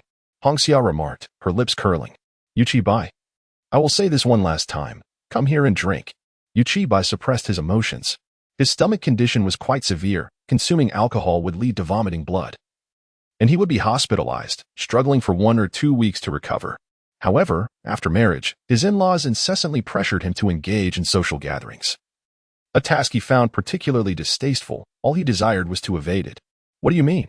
Hong Xia's voice dropped in intensity. Manager Zheng is the head of G Corporation. To slight him could jeopardize our collaboration. Can you bear the consequences of that? Yu Qingbai remained seated, unfazed. Are you contemplating divorce? Hong Xia's face flushed with indignation. Do not forget that everything you possess now is thanks to the Hong family. Once divorced, you will have nothing. Suddenly, a commotion erupted nearby. Manager Zheng from the adjacent table glanced over with curiosity. Upon seeing Rong Yu's face, his interest piqued. As the head of G Corporation's entertainment division, he was responsible for acquiring all the resources for the popular show Star Dream Plan, and naturally, he had viewed the program. As the contestant with the most significant rise in popularity, how could he not recognize her? Moreover, he had witnessed, post-recording, Secretary Zhang's deference to Rong Yu in the chairman's presence. Rong Yu's status was undoubtedly significant. Manager Zheng promptly approached the neighboring table, addressing Rong Yu. Miss Rong. What a coincidence to see you here. The Hong family was momentarily stunned. Miss Rong, the head of G Corporation's procurement department, was addressing a mere burden as Miss Rong. What was happening? Had their ears betrayed them? As it happens, Rong Yu gracefully stood up. The Hong family does not appear to welcome me to partake in their hospitality, so I shall take my leave. Hong Xia coldly retorted. Manager Zheng is a distinguished guest invited by our family. If you intend to leave, do so swiftly. Manager Zheng assessed the situation around him. Although he did not fully grasp the dynamics at play, it was evident that Miss Rong and the Hong family were at odds. With countless supermarkets in the market, The Hong family was but a modest player. Choosing not to collaborate with them opened the door to far superior alternatives. However, if he offended Miss Rong, and she happened to voice her displeasure to Secretary Jiang, the chairman's wrath could spell the end of his managerial position. Weighing the pros and cons, Manager Zheng smiled at Rong Yu. I happen to have a few matters to discuss with Miss Rong. Shall we leave together? Rong Yu linked arms with Wan Jing. Uncle, dining with the Hong family may upset my stomach. Might we find somewhere else to eat? Yu Shun, having bottled up frustration, stood up immediately. Wan Jing glanced between them, sighed, and nodded to follow Rong Yu out. The Hong family was left in shock. The esteemed Manager Zheng, whom they had invited through numerous connections, had just walked away with a country bumpkin. That girl was indeed presentable. But was it truly plausible that her mere appearance could compel Manager Zheng to accompany her? Chapter 84. Do not defile Rong Yu with your filthy thoughts. What is happening? Hong Fu's face was a mask of disbelief. Manager Zheng had expressed willingness to collaborate, so why had he departed without a word? Why has this occurred? Hong Xiao glared at Yu Qibai. Your cousin is truly despicable, openly flirting with Manager Zheng in public, ruining our Hong family's partnership with G Corporation. How can she be so shameless? Your family is utterly disgraceful. Yu Qingbai clenched his fists. It was entirely natural for Xiao Yu to become acquainted with Manager Zheng, given that her father was the president of the Rong Group and she had returned to live with her family. Please refrain from tarnishing her reputation with your vile thoughts. She is the daughter of the Rong family? How could that be possible? Hong Xiao's eyes widened in disbelief. The Rong Group is a well-known enterprise in Haiqing. How could you not inform me sooner of her status as a lady of high society? Father Hong was so enraged that his hands trembled. Had you mentioned this earlier, the Hong family would not have offended the young lady of the Rong family. You are nothing but a hindrance. Quickly, call your cousin, Mother Hong urged, insisting that she hurry and bring Manager Zheng back for dinner. If we secure this collaboration, the Hong family will certainly treat her well. Yu Qingbai observed the three before him, their expressions quite distasteful. He pursed his lips. Let us get a divorce. At the entrance, Manager Zheng continued his conversation with Rong Yu. Are the afternoon tea, snacks, and fruits arranged for the program satisfactory? Does Miss Rong have any suggestions? Our procurement department can make adjustments. Rong Yu smiled. Everything is fine, aware that she still needed to have lunch. Manager Zheng refrained from prolonging the conversation and departed after exchanging a few pleasantries. Adjacent to this hotel was a grand restaurant under the G Group. She led Wan Jing and Yu Shun in that direction. Today, I am treating my uncle and aunt to dinner. No. Wan Jing waved her hands. It's not easy for you to have some pocket money. Save it wisely. You'll need it more when you go to university. I have money. I'm not short on this. Rong Yu ordered several dishes and engaged in casual conversation with her uncle and aunt. She genuinely wished to persuade her cousin to consider a divorce. However, her years of experience had taught her to refrain from meddling in others' family matters. Instead, she suggested indirectly, the G Group is currently in need of personnel. Cousin, you might want to try submitting your resume there. Working with G Group offers promising prospects. She would not involve herself in the interview process, nor would she use her connections to have Secretary Jiang intervene. She firmly believed that those who had been hired by G Group were unlikely to be lacking in capability. Yu Shun began to speak. Initially, the G Group offered your cousin a salary of $12,000 a month, a remarkable figure for a fresh graduate, showcasing just how exceptional he is. After being pressured by the Hong family to work as a laborer in the supermarket, they claimed that working in their own supermarket was a privilege and refused to pay him anything, all while publicly declaring that he was living off others. It infuriated me. After lunch, Rong Yu proceeded to settle the bill. The waiter informed Yu Shun, this gentleman has already paid. Yu Shun replied, although your uncle is not wealthy, he would not impose the burden of treating a high school student to a meal. Save your money wisely. Do not spend recklessly. Wan Jing wholeheartedly agreed. Your father has younger siblings. It is not easy for you. Focus on your studies. Rong Yu sighed. This meal at the G Group's restaurant was not inexpensive. A few dishes would easily cost 3,000 to 4,000 yuan. She could hardly imagine how pained Yu Shun must have felt when he paid the bill. Yet, he remained silent and settled the account. She spoke up. Uncle, may I borrow your phone for a moment? Yu Shun, unsuspecting, unlocked his phone and handed it over. Rong Yu promptly transferred 50,000 and confirmed the receipt before returning the phone. Uncle, aunt, I must take my leave now. On his way, Yu Shun casually purchased an item. When he opened his wallet to pay, he was momentarily stunned. Quick, tell me, how much is this? 50,000. Over 50,000. Jin Jing delivered a sharp slap to the back of his head. When did you save up so much pocket money? He was well aware that the money in his phone never exceeded 200. "Oh, right," he stammered. "Just now, Xiaoyu took my phone. Let me see." Indeed. It was Xiaoyu who had transferred him 50,000 yuan. This child, why doesn't she save the money for herself instead of giving it to me? His eyes reddened, and tears nearly welled up. Xiaoyu, truly, was a child worth raising. Concealing 5,000 yuan in pocket money from the Rong family must have been quite a challenge. "Don't return it," Jin Jing insisted. "Keep it for Xiaoyu. When she buys a house, a car, or undertakes significant matters in the future, give it to her then." When Rong Yu returned home, Ji Ziyuan had just risen from a drunken slumber. After a night of revelry, he was finally clear-headed and no longer mired in past emotions. Duo was playing with puzzles on the floor. He sat down beside her, watching for a while before squatting down to join her in play. Duo was overjoyed. This was the first time her father had actively chosen to play with her. Indeed, after parting ways with Aunt Lon, her father could finally see her. There was nothing better than this in the world. Rong Yu reclined on the sofa, took a bite of an apple, and asked, "Are you on? I recall that the G Group intends to develop Shansu Village. Is that true?" Ji Ziyuan immediately shifted into work mode. Shansu Village is over 40 kilometers from the outskirts of Haiqing. The clan factions are complex, the villagers are united, and they are asking for too high a price. The negotiations have dragged on for over half a year without resolution. Does great-grandma have any opinions? Rong Yu had already reviewed the project. Due to the villagers' exorbitant demands, which far exceeded the budget, the project had been shelved. If that's the case, why not consider another location? Shanli Village is somewhat more isolated than Shansu Village, but the scenery is actually better, and there is a vast pear orchard, which could easily accommodate a resort. Rong Yu promptly decided, arrange for someone to negotiate the relocation with Shanli Village.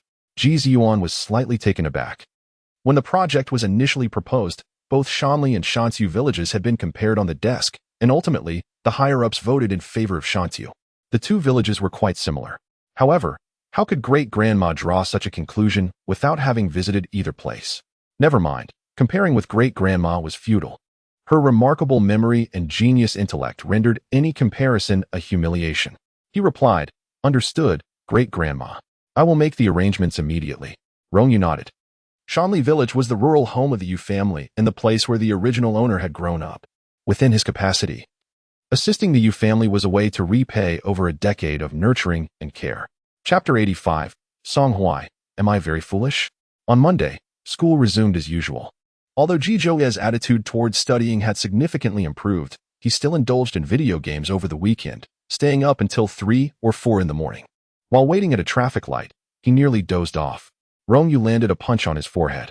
Ji Zhouye instantly snapped awake. "Grandma, I was just contemplating life. I wasn't sleeping." Rong Yu smiled wryly. "This morning, I had a Chinese language quiz. If I didn't score a perfect 120, I suppose I shall prepare for some reprimands," Ji Zhouye remarked. As they approached the school gate, she noticed the principal accompanied by the head of the academic affairs office, awaiting someone. Initially indifferent, her attention was piqued when she saw her senior, Lin Rang, alight from the vehicle. "Professor Lin, your efforts are much appreciated," the principal said earnestly, extending his hand in gratitude for Lin's willingness to take time from his busy schedule to lecture the students preparing for the Mathematics Olympiad at the First High School of Haiqing. Lin Rang responded with a gentle demeanor. "Haiqing First High School ranks among the best in the city. These students represent the pinnacle of mathematical talent in Haiqing, and it is indeed an honor to impart knowledge to them." The principal could not help but admire Lin's talent, not to mention his humility, though it was regrettable that he was physically challenged. He guided Lin to the classroom to commence the lecture. Among the 6 students selected for this intensive training, 5 hailed from the elite class, with only one, Rong Yu, from the liberal arts class, making her the sole female participant. Following the principal, Rong Yu walked alongside the 5 boys, her confidence swelling amidst the murmurs of her peers. She had not anticipated her selection, especially since she had diverted much of her focus towards a talent show during her senior year, allowing her studies to slacken considerably.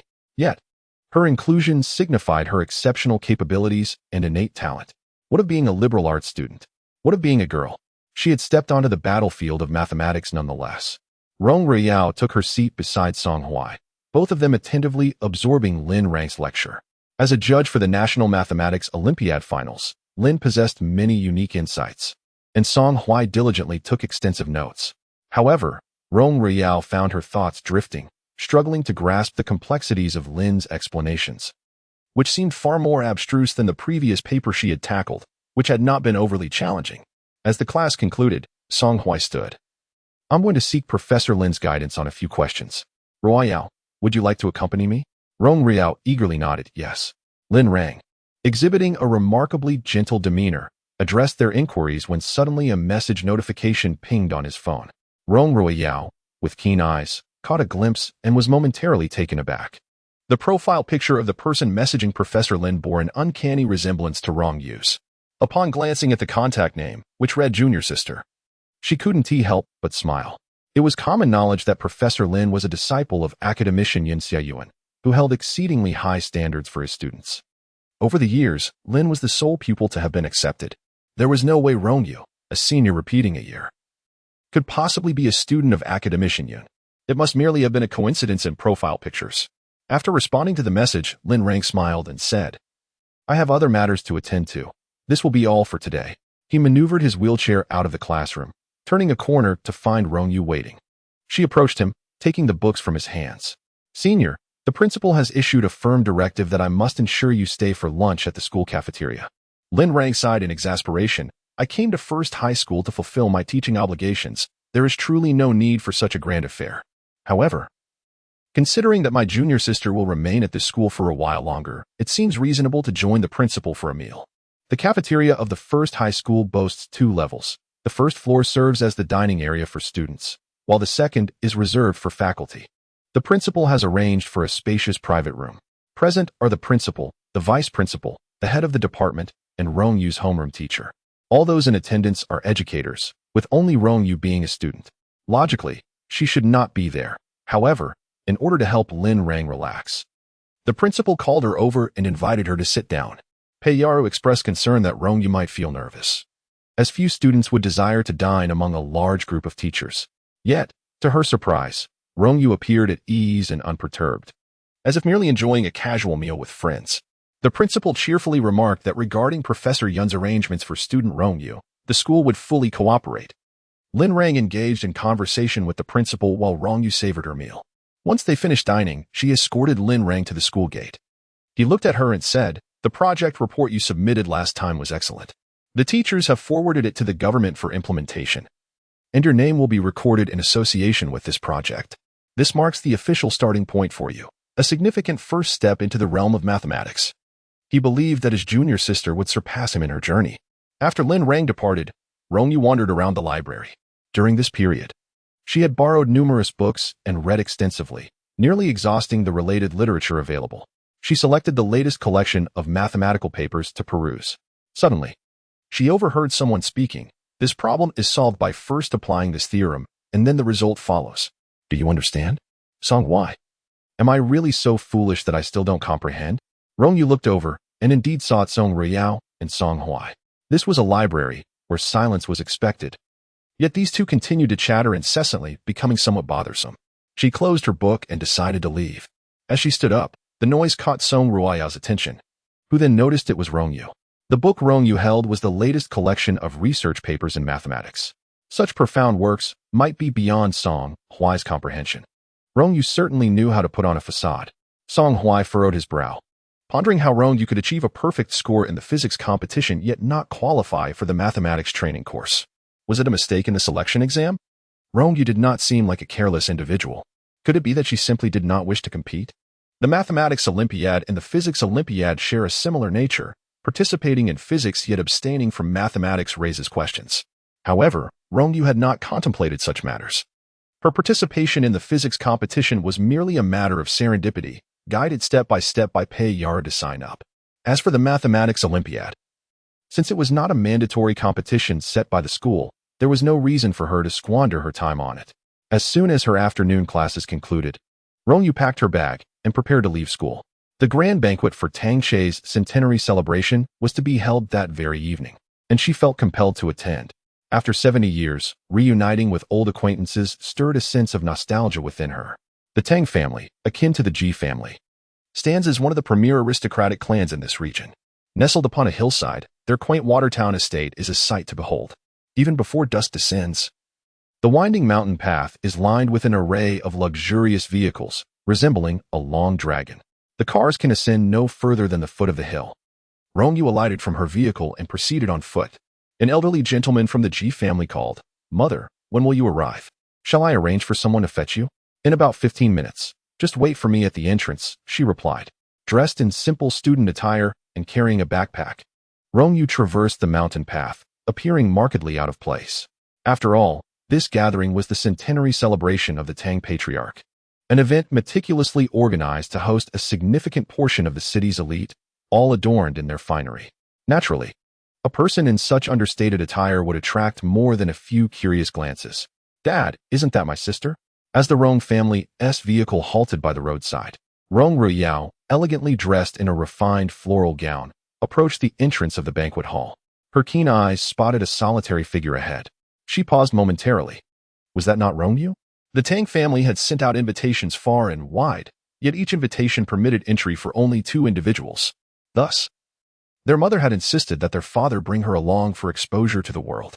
What was Rong Yu doing here? Indeed, it was her sister. Rong Tian furrowed his brow. Such an occasion was hardly suitable for her presence. Striding forward, he quickly caught up with Rong Yu and firmly grasped her shoulder.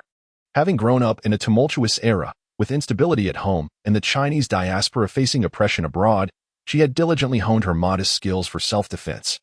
In a swift motion, she seized the wrist of the person behind her, poised to execute a throw, but upon recognizing his face, she released her grip. Her brow instinctively knitting together. Rong Tian was taken aback. This daughter possessed an unexpectedly considerable strength. Indeed, children raised in the countryside often exhibit remarkable physical prowess. This evening's grand banquet required an invitation for entry. Suppressing his emotions, Rong Tian spoke. "Why are you here instead of focusing on your studies?" Rong Yu frowned. "If you are permitted to attend, why am I not? That is entirely different." His frustration bubbled to the surface. The thought of mingling with the city's elite only intensified his irritation. He reined in his temper and lowered his voice. Ruoyao aced her monthly exam and is poised for admission to a prestigious university. She is here to unwind after her studies. You, on the other hand, are at the bottom of your class. What else can you offer but to bring disgrace to the Rong family? Leave now while no one has noticed. I do not wish to discipline you in front of everyone. Yes, sister, Rong Ruoyao interjected. Many of Rong's business partners will be present today. If they witness the eldest daughter of the Rong family being expelled by the Tang family, it would be quite embarrassing for father. Could you not consider his feelings? Her underlying anxiety stemmed from the prospect of Rong Yu lingering at their father's side once inside, as he would undoubtedly introduce them as the 2 daughters of the Rong family. At that point, the public would become aware that they were indeed sisters. Although Rong Yu currently enjoyed a surge of popularity, she preferred not to be associated with her. Rong Tian's face darkened. Yao is more sensible than you. When will you allow me to worry less? Then don't fret unnecessarily, Rong Yu retorted with a smirk. Rest assured, I won't tarnish the esteemed reputation of President Rong. You. Rong Tian detected the sarcasm in those words, taking a deep breath. I do not expect you to be exceptionally outstanding. I merely ask that you refrain from causing trouble at such a significant occasion. Is that too much to ask? The invitation from the Tang family was something the Rong family, of their status, should not ordinarily possess. It was solely due to the collaboration between the Rong family and the Hai family that the Tang family, as partners of Hai, would extend such courtesy, thus granting them access to this event.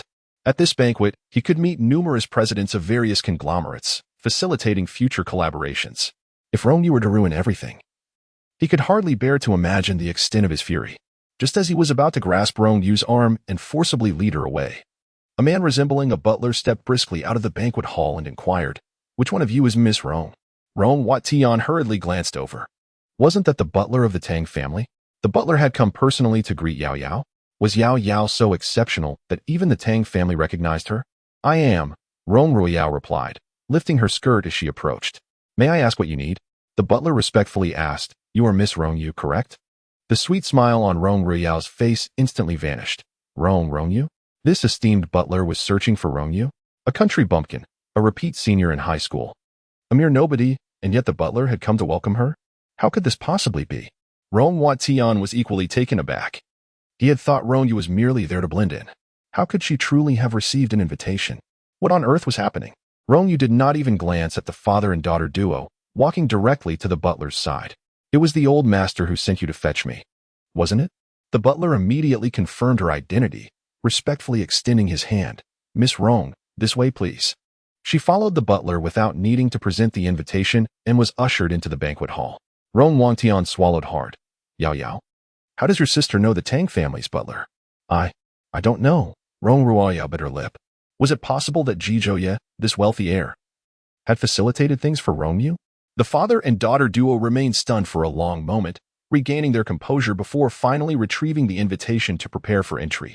The banquet had not yet begun, and Tang Che had not yet appeared. Rong Yu was led by the butler towards the relaxation area on the balcony. In the lounge, 3 elderly gentlemen sat. One was old Master Ji Shunnying. Another was the elder of the Hai family, Hai Datin, and the last was the patriarch of the Si family, Sima Gang. The 3 had grown up together, having played as children, quarreled in youth. And now in their old age, they still secretly competed against one another, each unwilling to concede defeat. Old Ji, I saw you in a scandalous news piece the other day. Hai Datin laughed heartily. At your age, still pursuing young ladies. Don't you have any shame? Old Master C added fuel to the fire. You really are quite the character. Old Master G rolled his eyes. Aren't you too aware of the follow-up to that story? Keep spreading rumors, and I'll have you both thrown in jail. The two were merely teasing Old Master G, and after this topic passed, they shifted to other discussions. Old Master Hai inquired, we haven't seen you around lately. What significant project are you working on? Share it with us so we can offer you our counsel.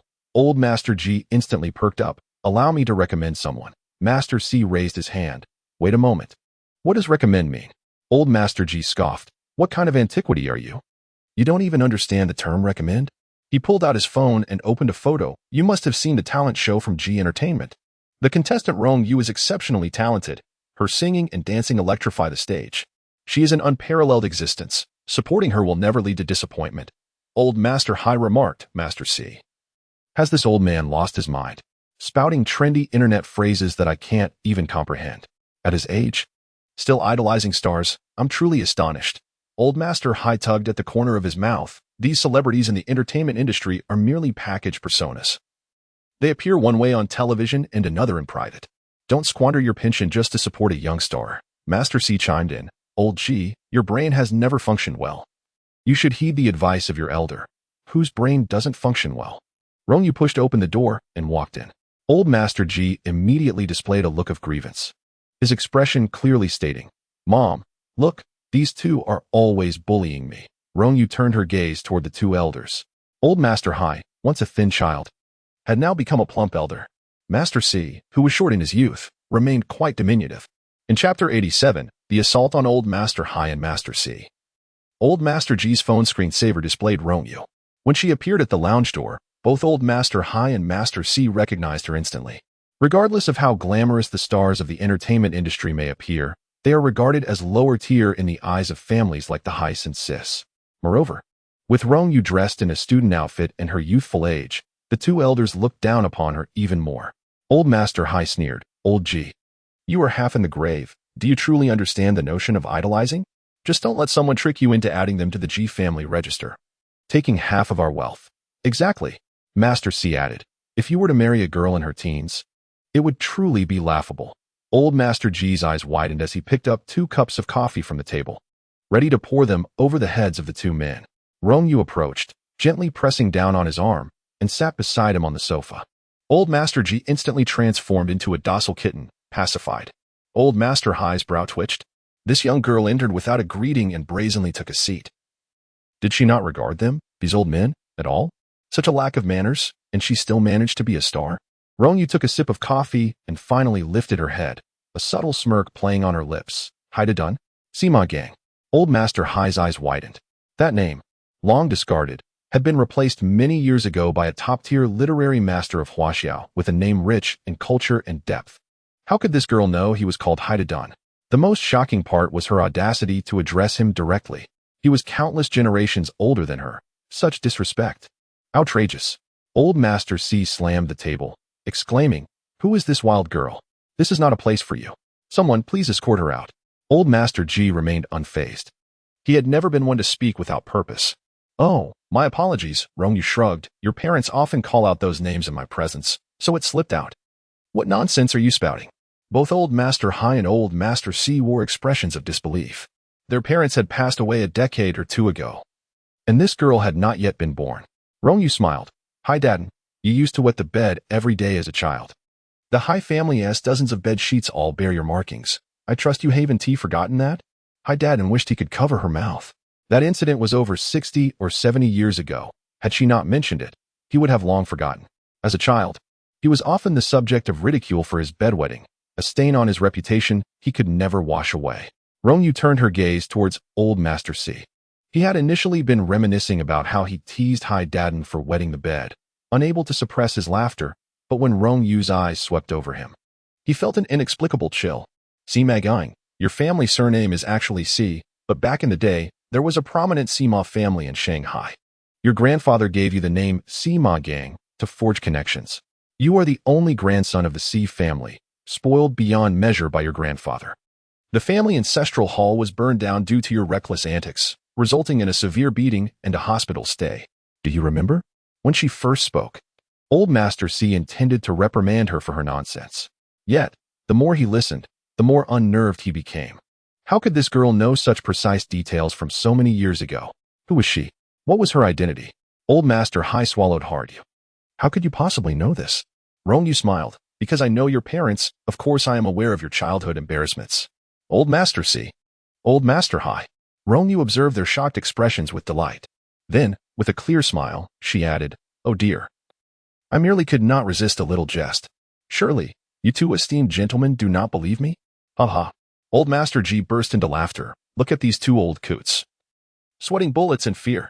The helmsman of the Hai family and the head of the Si family, two of the most prominent figures in Haicheng, frightened out of their wits by a little girl. How foolish you are, truly laughable. It had been a long time since Old Master G had laughed so heartily in front of these old friends. Indeed, it required his mother's intervention. Old Master Hai wore a face full of suspicion. Was it truly just a joke? How could every detail align so perfectly? Old Master C was genuinely frightened. This girl was too uncanny. Just a glance from her felt as though she could see right through him. Old Master G could hardly contain his laughter, continuously slapping his thigh. This is too funny, huh? What could be so amusing? At the entrance of the lounge, voices resonated as the door swung open, revealing Ji Ziyuan, Hai Chang'an, and Si Lin, three of the younger generation, come to summon their esteemed elder to the banquet hall. Upon seeing Rong Yu unexpectedly present, Si Lin's lips curved into a smile as he stepped forward. To encounter Miss Rong in such a setting signifies our fortuitous connection. After the banquet, would you care to join me for a film? Suddenly, a cushion struck Si Lin's head. Ji Leo, with a stern expression, admonished, Old Si. If you do not reign in this grandson of yours, it will surely lead to chaos. Have you considered who Miss Rong is? Is he truly worthy of pursuing her? Just moments earlier, Ji Leo had thought there was nothing amiss with his grandson's infatuation with a young starlet. However, after hearing Rong Yu's earlier words, he sensed the gravity of the situation. Was this mere child truly acquainted with her parents? When matters delve into the realm of metaphysics, they evoke an inexplicable reverence. Impudent boy, Ji Leo exclaimed, delivering a swift kick to Si Lin's rear. Apologized to Miss Rong at once. Rubbing his backside, Si Lin protested. I merely invited Miss Rong to a movie. What have I done to warrant an apology? Apologize when instructed, Ji Leo retorted, delivering a light smack to the back of his head. Continue this nonsense, and I shall revoke your credit card. Reluctantly, Si Lin acquiesced. I apologize, Miss Rong. Rong Yu responded with a gentle smile. The reason such a foolish man as your grandfather can inherit the Si family is that he was the only child of his generation. However, you have an elder brother, 4 sisters, and 2 younger brothers. If you persist in your thoughtlessness, you may find yourself excluded from the family inheritance. Si Lin, failing to grasp the latter part of her statement, widened his eyes in disbelief. You dare to call my grandfather foolish? How audacious. You insult my grandfather, and I swear I'll make you pay. Ow, ow, ow. Grandfather, let go. It hurts. Ji Leoi, intimidated by Rong Yu, feared what more dreadful revelations she might utter. He grasped Si Lin's ear, hastily escorting him away. Old Hai glanced at Rong Yu, his curiosity piqued, yet he dared not inquire further and promptly exited as well. My goodness, you are truly formidable, Ji Leoi chuckled. Come, let us also make our exit. Chapter 88. A reunion with an old friend from 70 years ago. The Tang family, a century-old lineage, celebrated a centenary banquet for the head of the family. drawing a significant gathering of distinguished individuals from across the city. In the spacious and opulent banquet hall, the atmosphere was lively, with clusters of guests engaged in conversation, exchanging business cards and expanding their social circles. Amidst the throng, Rong Yu's gaze was fixed at the center. An elderly gentleman in his 60s emerged from the Tang family. Addressing the guests with an apology, I extend my gratitude to all for attending my father's centenary celebration. However, due to his health, he is unable to join you at this time. Please enjoy your meal and revel in the festivities. Whispers circulated among the guests regarding this member of the Tang family. This was Tang Yuyi, the future heir, who had been designated as such since his 30s, yet had not fully assumed control of the family at over 60. Moreover, he was not the biological son of the elder Tang, which naturally raised suspicions. It was said that the elder Tang had never married or sired children in his lifetime, prompting speculation about his true nature. Was it mere rumor or reality? Whence did you hear such rumors? I have been informed that Uncle Tang harbors a first love in his heart, one he has long awaited to return. However, as the years have passed, that first love has surely aged, and the thought evokes a chorus of sighs. Rong Yu stood in a daze, believing that after her demise, Tang Che would marry. For at that time, he was but 30. Has he truly not let go of her all these years? What kind of obsession is this? She softly inquired, Ing Bao. Has your Uncle Tang arrived? Old Master Ji nodded. Behind the banquet hall lies a quaint Jiangnan courtyard where Uncle Tang resides for his convalescence. Would you like to visit? The Hai and Si families, being longtime friends of the Tang family, would accompany them as well. As they traversed a corridor, they arrived at the serene courtyard at the back. The servants, familiar with the elderly gentleman, ushered them inside. Rong Yu's spirits remained low. Old Master Hai and Old Master Si walked a few paces ahead, occasionally casting glances her way, perplexed by her presence amidst their gathering. Yet, since she had come, they continued onward. Gradually, a strong scent of disinfectant filled the air. A door swung open, revealing a room filled with an array of medical equipment, reminiscent of a hospital ward. An elderly man, his face etched with deep lines and hair as white as snow, lay in bed. Rong Yu stood motionless at the threshold. The Tang Che she remembered was a spirited, cultured young man, brimming with passion, ambition, and ideals. Yet now, he lay there, masked in oxygen, his condition appearing rather grim. Uncle Tang. Old Master Ji dashed forward. Tang Che, having just been resting his eyes, slowly opened them upon hearing the voice and removed the oxygen mask. Gesturing for Old Master Ji to assist him, Old Master Hai promptly positioned himself on the other side to help, while Old Master Si adjusted the blankets. Thank you, dear children, for coming to see me. Tang Che's words nearly brought tears to the eyes of the three elderly gentlemen. Having lived to this age, with their parents long departed, it was only before the centenarian Tang Che that they could momentarily reclaim their youth. Uncle Tang, how do you feel? Old Master Hai inquired. What did the doctor say? With age comes organ failure. It is an inevitable reality. Tang Che responded with acceptance. After my passing, the Tang family will be entrusted to Tang Yuyi. Though he is overly ambitious and somewhat obstinate, I must confess I have reservations about leaving the family in his hands. I hope you three, for Uncle Tang's sake, will offer him guidance. As he spoke, he felt a piercing gaze upon him. Lifting his eyes, he noticed a young girl, perhaps in her teens, standing by the door, an exquisite embodiment of youth. Uncle Tang, allow me to introduce. Old Master Ji suppressed his melancholic emotions. This is Rong Yu. Upon the utterance of her name, Tang Che abruptly shifted from leaning back to sitting upright. His aged, clouded eyes fixated intently on Rong Yu. Child, you are named Rong. Rong Yu? Old Master Hai, puzzled by the sudden intensity, wondered if there was something significant about that name. Suddenly, Elder Si slapped his thigh and murmured, Do you recall that Ji Shuning's mother was named Rong Yu, the elder we used to call Aunt Rome when we were young? It seemed indeed to be that name. Elder Hai inhaled sharply, pondering whether Elder Ji's infatuation with this young girl stemmed from her sharing the same name as his deceased mother. Elder Si shook his head. I am uncertain. Rong Yu slowly approached the bedside, gazing intently at the weathered face before her, her emotions swirling in complexity. With great effort, she managed to curve her lips into a smile and said, I am called Rong Yu. I have prepared a birthday gift for you. I hope you will like it. As a younger generation addressing someone of such advanced age, she ought to use the respectful form of you, yet she directly addressed him as you.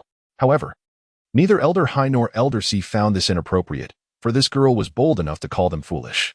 Tang Che accepted the birthday gift, which turned out to be a simple pencil sketch, devoid of color. Elder Hai craned his neck to examine it, but failed to discern any remarkable qualities in the artwork, deeming it unworthy of being presented as a centennial birthday gift. Nevertheless, Tang Chei's hands trembled involuntarily. He gently caressed the pencil strokes, savoring each touch, then lifted his gaze. His voice laden with intense emotion. "Ing Bao, De Dun, Ma Gang, you three go to the living room and sit for a while." Old Ji immediately pulled his two elderly friends out, but did not venture far, instead opting to sit in the living room and sip tea. "Tang Chei, why did you choose to draw such a picture? Can you share with me?" On the paper was a pencil-drawn snowy landscape, featuring familiar architecture and a unique artistic style that evoked memories of a long-lost friend. One year, heavy snow blanketed High City, and our families had agreed to seek plum blossoms together amidst the snow the following day. Rong Yu's eyes were vacant, yet that night, enemy forces launched an air raid, transforming the snowy scene into a bloody tableau. We endeavored to find joy in our suffering, promising to return the following year to admire the snow and seek plum blossoms. However, opportunities never arose. Now, in November, I wonder if we will fulfill that promise this winter. Yu. Tang Chei's pupils dilated, and his entire body sat upright. Beep, beep, beep. His breath quickened, and his blood pressure surged, causing the medical equipment in the room to sound alarms frantically. Almost immediately, a throng of doctors rushed in, hastily fitting Tang Chei with a respirator and conducting thorough examinations. Chapter 89. No wonder Elder Ji is infatuated with such a young star. Rong Yu's lips lost their color. Fearing Tang Chei might not endure, she had disclosed her identity, yet she overlooked the fact that his emotions could not withstand such a shock, leaving her with a sense of regret. "Uncle Tang." Elder Ji and the others flocked over. "Step aside," a voice called out. The reason Elder Ji had not attended the banquet was due to his illness. What business did they have causing a commotion here? Elder Ji turned back, only to find it was Tang Yui, his expression cooling slightly. Tang Yui was the son of Tang Chei's younger brother, and with Tang Chei lacking heirs to inherit his numerous enterprises, Tang Yui led the clan to pressure Tang Chei into relinquishing control. Due to this, Old Master Ji holds Tang Yui in disdain. Naturally, Tang Yui harbors no fondness for Old Master Ji either. Tang Chei, being his blood relative and elder uncle, is eclipsed in significance by Ji's shunning in Tang Chei's eyes, which understandably fuels his ire. Had it not been for his decisive actions to lead the clan elders in seizing power, it is highly probable that a substantial portion of the Tang family's assets would have been swayed away by Ji's shunning. "Mr. Tang, the old master is simply overly emotional. His health is not in jeopardy," the doctor remarked after conducting an examination. At this age, elderly individuals primarily require rest and should maintain a cheerful disposition. Tang Yui paused, then stepped forward, bowing slightly. "Uncle, with so many esteemed guests arriving to celebrate your birthday, might you consider making an appearance? In recent years, rumors have frequently circulated regarding the demise of the founder of the Tang family. Each time such news broke, the stock prices of the Tang consortium would plummet. Given that his uncle appeared to be in good spirits, a brief public appearance would likely quell any rumors of his passing for at least 6 months. Did you not hear the doctor's advice for rest?" Old Master Ji retorted coldly. "Should someone of your uncle's advanced age be subjected to the indignity of socializing?" Tang Yui raised his gaze. "This is my uncle's centennial celebration. It is merely a matter of decorum for him to greet the guests, not a social obligation." "What centennial celebration?" "This is merely an event orchestrated by you to solidify your voice within the Tang family." Old Master Si interjected angrily. "Your uncle truly deserves better than such a nephew. Who are you, an outsider, to speak here?" Tang Yui gritted his teeth. "Whether it is socializing or otherwise, I act for the benefit of the Tang family. Otherwise, we risk being ousted from the ranks of the 4 prominent families of Haiqing." "Enough." Tang Chei's voice resonated with authority, a single cold utterance. As a seasoned figure of power, his fury caused the air around them to freeze, prompting several formidable elders of the business world to obediently fall silent. He spoke calmly, his tone betraying no emotion, yet within, he wrestled with turbulent waves of feeling. "Rong Yu," he said gently, "would you please assist me in sitting in my wheelchair and push me outside to enjoy the night?" Tang Yui hurried forward. "Uncle, allow me, I did not call for you." Tang Chei shot him a cold glance, causing Tang Yui to halt abruptly. Disbelief etched on his face as he turned to Rong Yu. When had this unfamiliar girl appeared in the room? Rong Yu approached, helping Tang Chei to his feet. Now advanced in age, he found walking arduous and relied on a wheelchair for mobility. Once seated, he smiled and said, "Let us go." Rong Yu wheeled him outside to the backyard, where numerous servants were present. With a wave of his hand, Tang Che dismissed them. In the vast and elegant courtyard, only the two remained, one seated in a wheelchair, the other on a stone bench, engaged in quiet conversation. It was evident that Tang Che was in high spirits.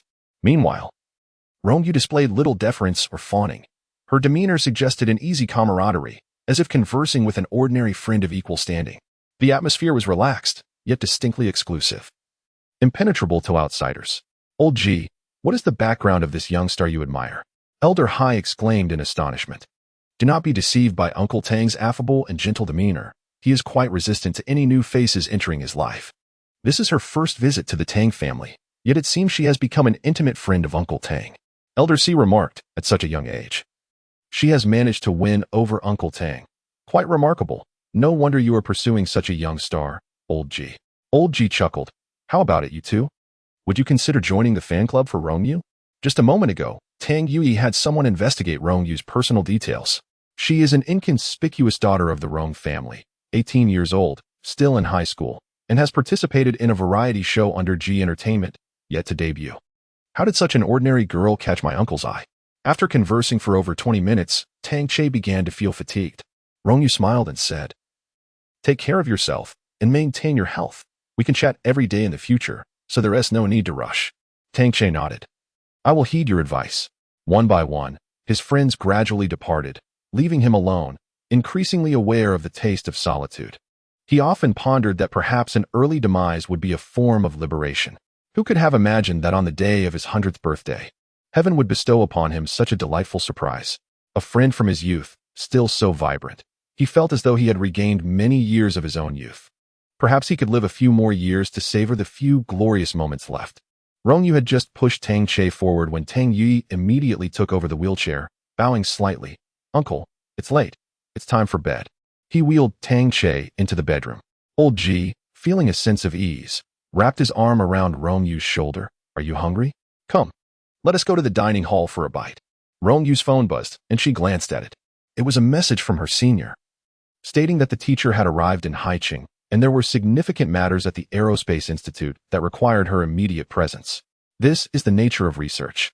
It doesn't matter what time it is. When needed, one must respond. She said, I need to head to the Aerospace Institute. I must take my leave.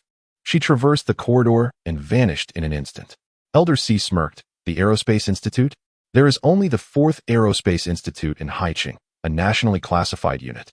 Can she really gain entry? How can you say such a thing? Old G huffed, pulling out his phone to search for a news article. Over half a month ago, Rong Yu was invited by the 4th Aerospace Institute. Returning there is not unusual, is it? Wait. Elder Hai paused. Rong Yu, with the surname Rong. Is she the heiress of the Rong group, correct? Old G hesitated to acknowledge this fact. However, he reluctantly nodded. I suppose so. If you had mentioned this earlier, I would have known. Elder Hai chuckled. Initially, this child assisted the Aerospace Institute greatly. The director and I have a good relationship, and he specifically called me to look after her. The director of the Aerospace Institute mentioned that Rong Yu is a recognized genius, and many research institutions will vie for her in the future. Elder C was left speechless. Is that true? Why didn't the director call me to inform me of this? Old Master Hai chuckled coldly, remarking on the tenuous connection he shared with the director, while the Elder Master G's lips twitched slightly. At such a moment, one would expect various exclamations of wonder regarding the prodigious talent of one so young. However, it seemed these two individuals always operated on a wavelength entirely their own. Chapter 90, Mr. Rong's expectations of his biological daughter are quite severe in the grand banquet hall of the Tang family. The atmosphere was filled with the elite and affluent. Rong Watian casually strolled through the hall, collecting a plethora of business cards, a fruitful endeavor indeed. Rong Ruaya remained dutifully by his side, charming the wealthy matrons with her sweet and demure demeanor. She scanned the hall repeatedly, yet could not spot Rong Yu's figure.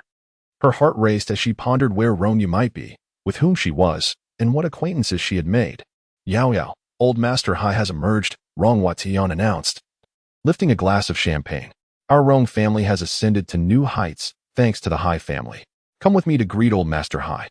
The Hai family was one of the 4 prominent families in Hai City, a prestigious lineage that Rong Ruayao could only aspire to. If she could garner Old Master Hai's favor, she might solidify her standing in the upper echelons of society. With a radiant smile, she followed Rong Yu as they approached. "Hi, Zong," Rong Yu called out, having not seen Old Master Hai all evening and presuming he had not attended. Master Ji cast a glance at Rong Yu, realizing this man was the biological father of his mother. Such a person was unworthy of the title of father. With a huff, he turned and walked away, leaving Rong Yu in bewilderment. He recognized Master Ji from a previous gathering, but they had never exchanged words. Had he inadvertently offended Master Ji? Perhaps it was due to his earlier greeting to Old Master Hai, neglecting Master Ji in the process, which had incited the latter's ire. Old Master Hai's tone was gentle as he remarked, "We were just discussing how Mr. Rong has a remarkable daughter, unlike my own disappointing grandson." Rong Ruoyao's face lit up with delight at the thought that such an esteemed figure would speak of her in private. "This is my daughter, Yao Dao," Rong Yu declared. "She has always been obedient and a source of comfort. Receiving praise from Old Master Hai is a blessing she has earned through her previous life's merits." Old Master Hai regarded Rong Ruoyao thoughtfully, his brow furrowing slightly. "Does Mr. Rong not have another daughter named Rong Yu?" The smile on Rong Wangtian's lips faltered. How could Old Master Hai know of Rong Yu? Ah, of course, Rong Yu was also present at the banquet this evening. He recalled a month prior when he had taken Rong Yu to a soiree. In the midst of the gathering, she had boldly addressed Master Ji by name, causing the Ji family president, Ji Ziyuan, to darken in countenance. Could it be that Rong Yu had once again offended Old Master Hai? This eldest daughter truly was a source of constant concern. "Old Master, Rong Yu is my eldest daughter," he replied.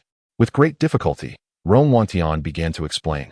"I divorced her mother long ago, and she grew up in the countryside with her, lacking proper upbringing from a young age. She has not learned the ways of the world. If she has inadvertently offended Mr. Hai, I implore you to show leniency and not to hold a child accountable. Upon our return, I shall certainly educate her properly." Just as Old Master Hai was about to praise Rong Yu, he found himself choked with words. How could such a prodigy be deemed unworthy in the eyes of her own father?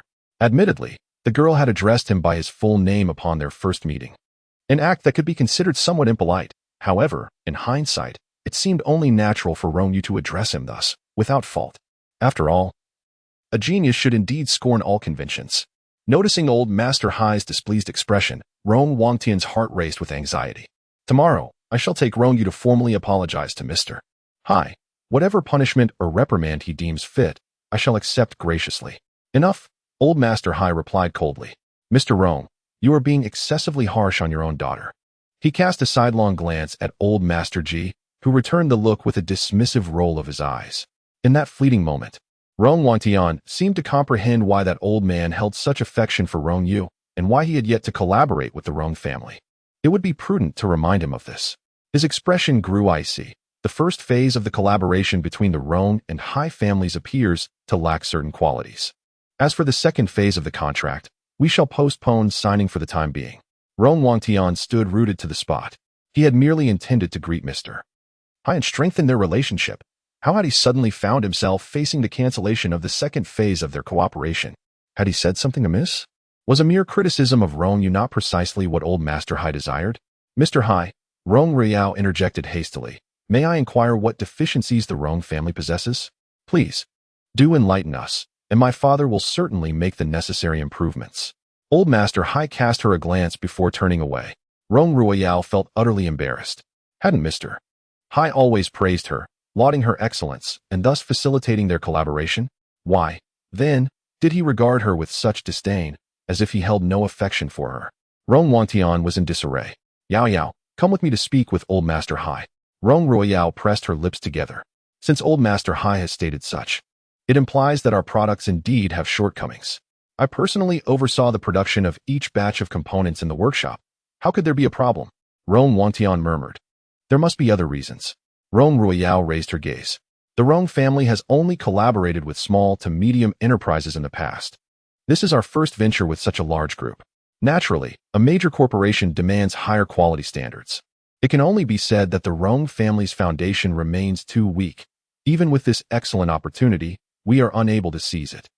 As the father and daughter departed the banquet hall, their expressions were somber. Upon descending the steps, two individuals hurried towards them. These were the wife and father-in-law of Rong Yu's cousin, Yu Qingbai. Following the full moon banquet yesterday, Father Hong had been blocked by Manager Zheng. It was evident that Manager Zheng had refused to collaborate with their supermarket due to the Rong family's influence. He exerted considerable effort to gather information and learned that President Rong was attending a banquet at the Tang family's residence. Consequently, he deliberately waited outside the banquet hall for over 2 hours until he finally spotted him. President Rong. Mr. Hong approached with enthusiasm. However, Rong Watian did not recognize him. Hong Xiao remarked, "It is quite puzzling that when I married Yu Qibai, there was no invitation extended to President Rong to join us for a toast." Rong Watian frowned. "Yu Qingbai, son of Yu Shan, is he from the Yu family?" He spoke coldly. "What is it that you want?" Mr. Hong quickly responded, "Could you possibly have a word with Manager Zheng from the G Group?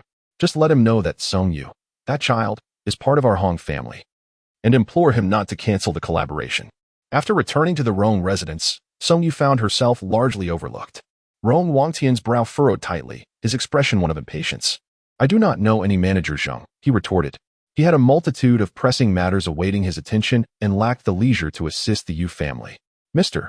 Hong chuckled nervously. "Surely, if you do not know Manager Zheng, then how could he cancel our collaboration due to a mere tantrum from Song Yu?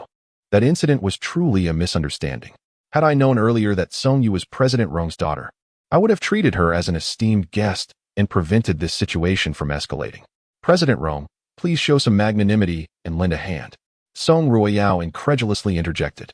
"Are you saying that a manager from the G Group canceled a collaboration because of Song Yu?" Mr. Hong nodded vigorously. "But she is merely a high school student. How could she possess such influence?" Rong Wangtian pinched the bridge of his nose. "I do not know any Manager Zheng, and my daughter is even less likely to know him. It is likely that your supermarket did not meet certain standards, resulting in the cancellation of the collaboration." He was disinclined to engage further and departed with Song Ruoyao. Mr. Hong hurriedly pursued them. President Rong, I implore you to act as an intermediary and speak a few kind words. I am willing to offer you a 2% share of the profits." Rong Wangtian entered his car, and it sped away. Mr. Hong frowned. Could it truly be unrelated to the Rong family? Hong Xiao chuckled coldly.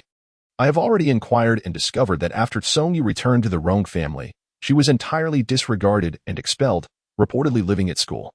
A daughter with such little favor could hardly have the influence to sway Manager Zheng's decision." Mr. Hong pondered this and thought it plausible. Surely, President Rong would not deceive him. Song Yu traveled directly to the 4th Aerospace Institute. It appeared that there was an exceedingly important project underway, as the entire institute was brilliantly illuminated, with vehicles lined up at the entrance. Lin Rang awaited her at the steps. She approached swiftly. "Senior brother." Lin Rang's expression was grave as he spoke. "The Huaxia space station has encountered an unexpected orbital anomaly due to magnetic field interference from the Lighthouse Nation satellite, resulting in unpredictable slight deviations, which are exponentially increasing over time. If not addressed promptly, it could lead to the Huaxia space station plummeting into space, just as the Lighthouse Nation desires." Song Yu listened intently. Just as she stepped into the hall, she encountered a large crowd, at least 20 to 30 individuals. "Professor Lin," a man in his 40s, initiated the conversation, his gaze settling upon Rong Yu's head. "Could this be the new student under academician Yin?" Lin Ruo gently remarked. "Junior sister, these are all students of Professor Min. This is Professor Li, this is Professor Wang, and these individuals are doctoral candidates, while those over there are graduate students." Rong Yu suddenly realized her inability to recognize faces. Being introduced to so many individuals at once, with an array of similar features, eyes, noses, mouths, and names, was utterly bewildering. It was perfectly acceptable not to remember them all. Lin Ruo, with a warm smile, reassured her. Even academician Min occasionally misidentifies individuals. It is only natural for us outsiders to make mistakes as well. Professor Li's smile faltered slightly, his expression one of forced cheerfulness. "It seems that Professor Lin envies the liveliness of our group. After all, academician Yun has only taken in 2 students. One requires a wheelchair, and the other is still in high school. It must be quite lonely for academician Yun, conducting research without assistance. Would you like me to arrange for a few junior students to lend you a hand?" Lin Ruo was rendered speechless. Due to his mobility issues, there were numerous tasks his instructor could not entrust him with, necessitating his direct involvement. As a student, he indeed fell short in certain aspects. "Thank you for your kind offer, Professor Li," Rong Yu interjected, her clear eyes sparkling. "However, if academician Yun has so many students assisting him, why then do his research outcomes not surpass those of our instructor?" Lin Ruo chuckled at her remark as it struck a chord. Professor Li's face turned a shade paler. Rong Yu quickly clarified, "Please do not misunderstand me. I do not mean to imply that academician Yun is inferior to our instructor. What I intend to convey is that the presence of those students beside academician Yun seems negligible." The expressions of Professor Li and his colleagues darkened. What are Professor Lin and Professor Li doing here? Dr. Wang Xiaoli stepped forward. Everyone from various departments is nearly assembled, and we urgently need everyone's collaboration to delve into the core matters at hand. Individuals from all related fields gathered around the Grand Round Table, where only the leadership, academicians, professors, and experts were permitted to sit. The rest stood at the periphery. As a high school student, Rong Yu found herself at the lowest tier of this assembly, obediently standing behind her teacher with a notebook in hand, swiftly recording the insights shared by the esteemed individuals. The posture control system is frequently reporting errors, yet the hardware diagnostics appear normal. The ground radar indicates chaotic fluctuations in the orbital parameters. We must utilize a linear model to correct the trajectory. The group of distinguished scholars deliberated various solutions, coordinating efforts across departments. The task assigned to the mathematics team involved reconstructing the chaotic parameter equations to rectify the orbital model. Yun Xiaoyuan and Min Xinyan, often collaborators in addressing such issues, set aside their grievances to jointly formulate the equations. Something is amiss. Yun Xiaoyuan furrowed her brow. Why is the discrepancy growing larger? Min Xinyan responded, "This portion of the calculations was performed by Lin Ruo. Lin, please recheck your work and ascertain if any step was miscalculated." Lin Ruo's expression turned grave. "I have reviewed it 3 times, and the error indeed continues to escalate. If we proceed with this model, the space station will fall within 24 hours. Professor Li, skeptical of his findings, took the draft paper from him. "Let me take a look." A group of 7 or 8 students engaged in simultaneous calculations, and after more than an hour, a heavy pall settled over them. The newly established chaotic parameter equations failed to resolve the anomalies and fluctuations. Instead, they precipitated an earlier descent. Yun Xiaoyuan furrowed her brow, pondering where the flaw lay. Curse Lighthouse Nation. Min Shanin slammed his fist onto the table, fearing that they would be surpassed by Huaxia, resorting to such underhanded tactics. Anger, however, would not rectify the situation. Yun Xiaoyuan spoke up. "Time is of the essence. We must re-establish the chaotic parameters and amend the equations. Lin, instruct your group to continue the previous calculations, ensuring that 3 individuals advance simultaneously at each step to avoid minute errors." Min Shanin could not help but murmur, "You see, this is when the advantage of numbers truly manifests." Yun Xiaoyuan shot him a glance, prompting him to fall silent. At that moment, a voice interjected. "I believe the overall direction of the equations is not flawed. Rather, a variable has been omitted." Rong Yu, who had maintained a low profile from the outset, sat in the corner with a notebook, her head bowed as she diligently worked through calculations. 4 or 5 hours passed, and she remained in the same position. Professor Li mused that the girl was rather inconsiderate, failing to offer water to her peers during such a busy time. However, she was not his disciple, and he had no authority to command her. Otherwise, Lin would become irritable. As the 2 academicians deliberated, the girl dared to interject. Chapter 92. I do not like Uncle Ko. I prefer Father. Rong Yu stood up, her legs numb, nearly collapsing to the floor. She steadied herself against the table for a moment before approaching Yun Xiaoyuan, handing over her final sheet of paper. "Teacher, by employing the Lyapunov exponent, we can identify the source of the magnetic field resonance. I believe that by applying a precise thrust at the source, we can disrupt the current chaotic state and alleviate the magnetic interference."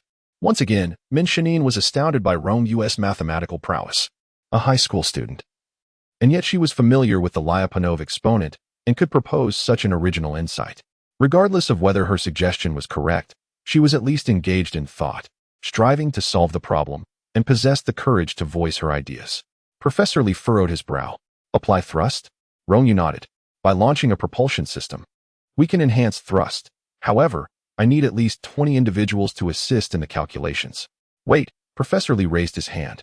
"Do you have any idea how much a space propulsion system costs? Are you suggesting we waste a propulsion unit on your idea? Do you comprehend the severe consequences should any counteraction occur, potentially leading to the space station's demise?"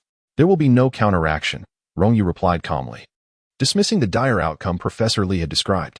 "Let us proceed as you suggest," Yun Xiaoyuan declared decisively. "Rather than altering our trajectory, It would be more prudent to eliminate the magnetic field effects. Lin, assist your junior sister. I will report the final plan to the director. Professor Li's eyes widened. Is this truly the final plan? He looked to Min Shinyuan, hoping for a word of caution. However, Min Shinyuan gazed at Rong Yu with admiration, a look that conveyed his desire to take her under his wing as his first student. Professor Li, filled with questions, held his tongue and said, Junior Sister Rong, I have arranged for 20 individuals to assist you. Once immersed in her work, Rong Yu became utterly absorbed, losing track of time. When she finally submitted her findings to the two academicians, she glanced outside to see the sun shining brightly.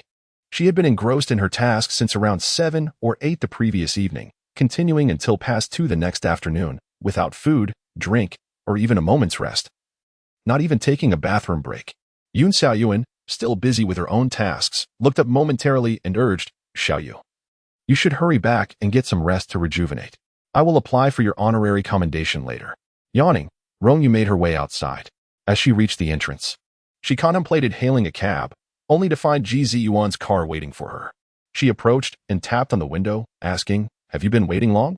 Ji Ziyuan exited the vehicle and opened the door for her, replying, I just arrived.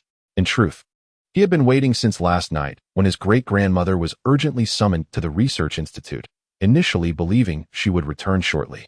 Little did he know that he would be waiting until now. However, it was of no consequence. He could manage much of his work directly from the car. Ji Ziyuan had intended to take her for a meal first, but she fell asleep in the car. Upon reaching the estate, the elderly Ji was almost distressed, instructing 2 maids to carry Rong Yu gently to her room. She slept soundly from around 3 or 4 in the afternoon until after 8 in the evening, awakening refreshed. As she descended the stairs, she found Ji, the elder, and Duo seated on the sofa, both looking up simultaneously. Old Yu, prepare the meal, the elder Ji boomed, leaning closer to Rong Yu. My dear, you haven't even become a researcher yet, and the institute is already exploiting you. Shall we simply quit? Rong Yu took her seat at the dining table and replied, If you quit, I shall too. Shall we allow the Lighthouse Nation to dominate space? Mention of the Lighthouse Nation stirred anger in any Chinese heart. Once a great power, they now engaged in covert operations during peaceful times, be it economic warfare or viral attacks, and now they were even venturing into space warfare. The elder Ji, with a fervent love for his country, fell silent on the matter, instead serving Rong Yu a generous portion of chicken leg. She had only eaten to a moderate fullness when Butler Yu hurried into the dining room, announcing, Master, Miss Rong, Miss Xiaoya has arrived.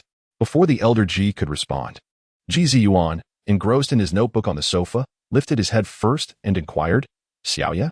But Miss Xiaoya is alone. Miss Lan is not with her. Butler Yu continued, glancing up. Shall I let her in? Daddy. I want Daddy.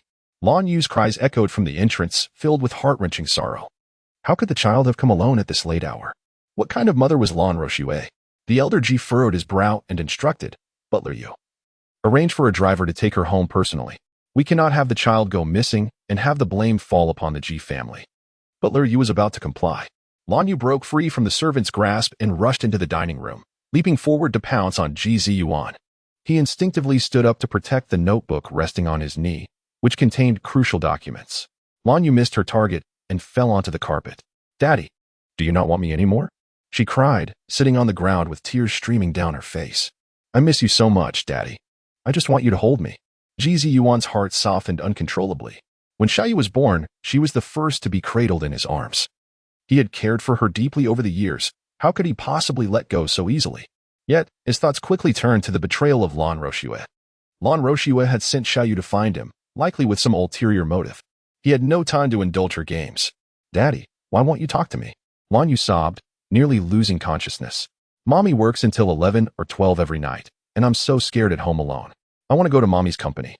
But Uncle Ko won't allow it. He finds me a nuisance. I don't like Uncle Ko. I like you, Daddy. I want you and Mommy to get married. Ji Ziyuan's brow furrowed. After the Trojan horse virus incident, Ko's technology suffered tremendous losses and fell into disarray. It was during this tumultuous time that Lan Roshue took a position at Ko's company as an administrative manager. Since she had chosen Ko Xinqing, they had no further ties. His relationship with Lan Yu was predicated on Lan Roshue being his girlfriend. Now that they had parted ways, he saw no reason to concern himself with Lan Yu. His expression hardened as he coldly commanded, Butler Yu, take her back. Daddy, no. Lan Yu screamed in desperation. Please, Daddy, Let me stay with you at the G family. I don't want to be alone at home. I'm truly terrified. Duo bit her lip, feeling a twinge of sympathy for Rong Yu. What should she do? But she couldn't relent. Allowing Rong Yu to remain would mean losing her father. She had to remain resolute. Xiao Yu, I am not your father. You should call me Uncle G. Rong Yu clung to Ji Ziyuan's leg, raising her chin as tears cascaded down her cheeks, saturating the carpet beneath her. Xiao Yu, I am not your father. You must call me Uncle G. Ji Ziyuan bent down to lift her up. Only a man who has truly married your mother can be called daddy. Do you understand? With tear-filled eyes, Rong Yu rolled on the ground. I don't understand. I want to call you daddy. Daddy. Daddy. You are my daddy. At that moment, Lan Roshue entered the Ji household and was met with the sight of her daughter sprawled on the floor, sobbing uncontrollably, while so many adults stood by, offering no assistance. Fury coursed through her veins as she rushed over and scooped Rong Yu into her arms. Her eyes were ablaze with anger. Ji Ziyuan, how can you be so indifferent? Even if a stranger falls, one ought to help them. And Rong Yu has called you daddy for 4 or 5 years. In her heart, you are her only father. Why must you treat her with such cruelty? Sister Roshue, this isn't right. As Ji Zhouye took a moment to glance up from his game. One fateful night by the riverbank, we distinctly heard Xiao Yu call another man daddy, since she has found a new paternal figure. Why should my elder brother still involve himself in this affair? Lan Roshue felt her blood run cold.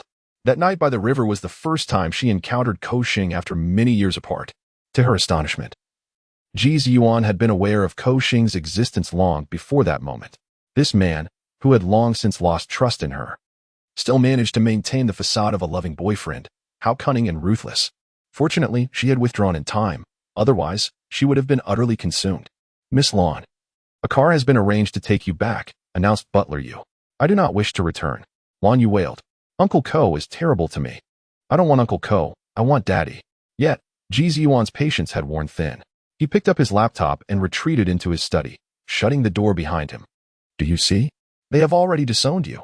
Why continue to cling to them? Lan Roshue pulled the sobbing Rong Yu outside. She had no need for the Ji family's car, hailing a taxi instead towards Ko Corporation. Now employed at Ko Corporation, she was inundated with responsibilities, often working overtime. Lost in thoughts of work, her phone rang. It was Ko Xing Roshue. Where have you been? Have you contacted the executives I asked you to? Lan Roshue explained. Xiao Yu ran away from home, and I went to retrieve her. I will be back at the company shortly. How could Xiao Yu be so thoughtless? Ko Xing's voice was laced with impatience. Adults have work to do. Can't she make things easier? You should find a nanny to take care of her daily needs. Lan Roshue's expression darkened. Didn't I tell you? I hired 3 or 4 nannies a few years back, and they always mistreated Xiao Yu in my absence. Enough of this. Ko Xing interrupted coldly. Just get back to the office. These executives must be contacted by you. With that, he hung up the phone. Lan Roshue bit her lip. These executives were clients she had entertained while working at G Group, who had always treated her with great courtesy. Ko Xing sought to leverage her connections for collaboration. In his eyes, she was not a girlfriend, but rather a pawn, drained of value. Mommy, I don't like Uncle Ko, Lan Yu's voice trembled. Uncle Ko always says I am unreasonable and disobedient. I am so unhappy with him.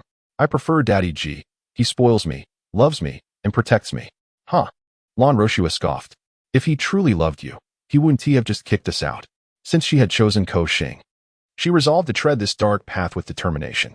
Her capabilities were not lacking. If she could help Ko Corporation weather its storm, she would soon find herself at the helm of the enterprise. Rong Yu paid no heed to these troubling matters. After finishing her meal, she went to the balcony to practice her songs. Her group was required to check in on their songs 100 times each day. And having wasted much of the day, she needed to catch up that evening. Her voice, translucent and melodious, flowed from her throat, enveloping listeners in a profound immersion. Duodwa's practice room was situated on the balcony.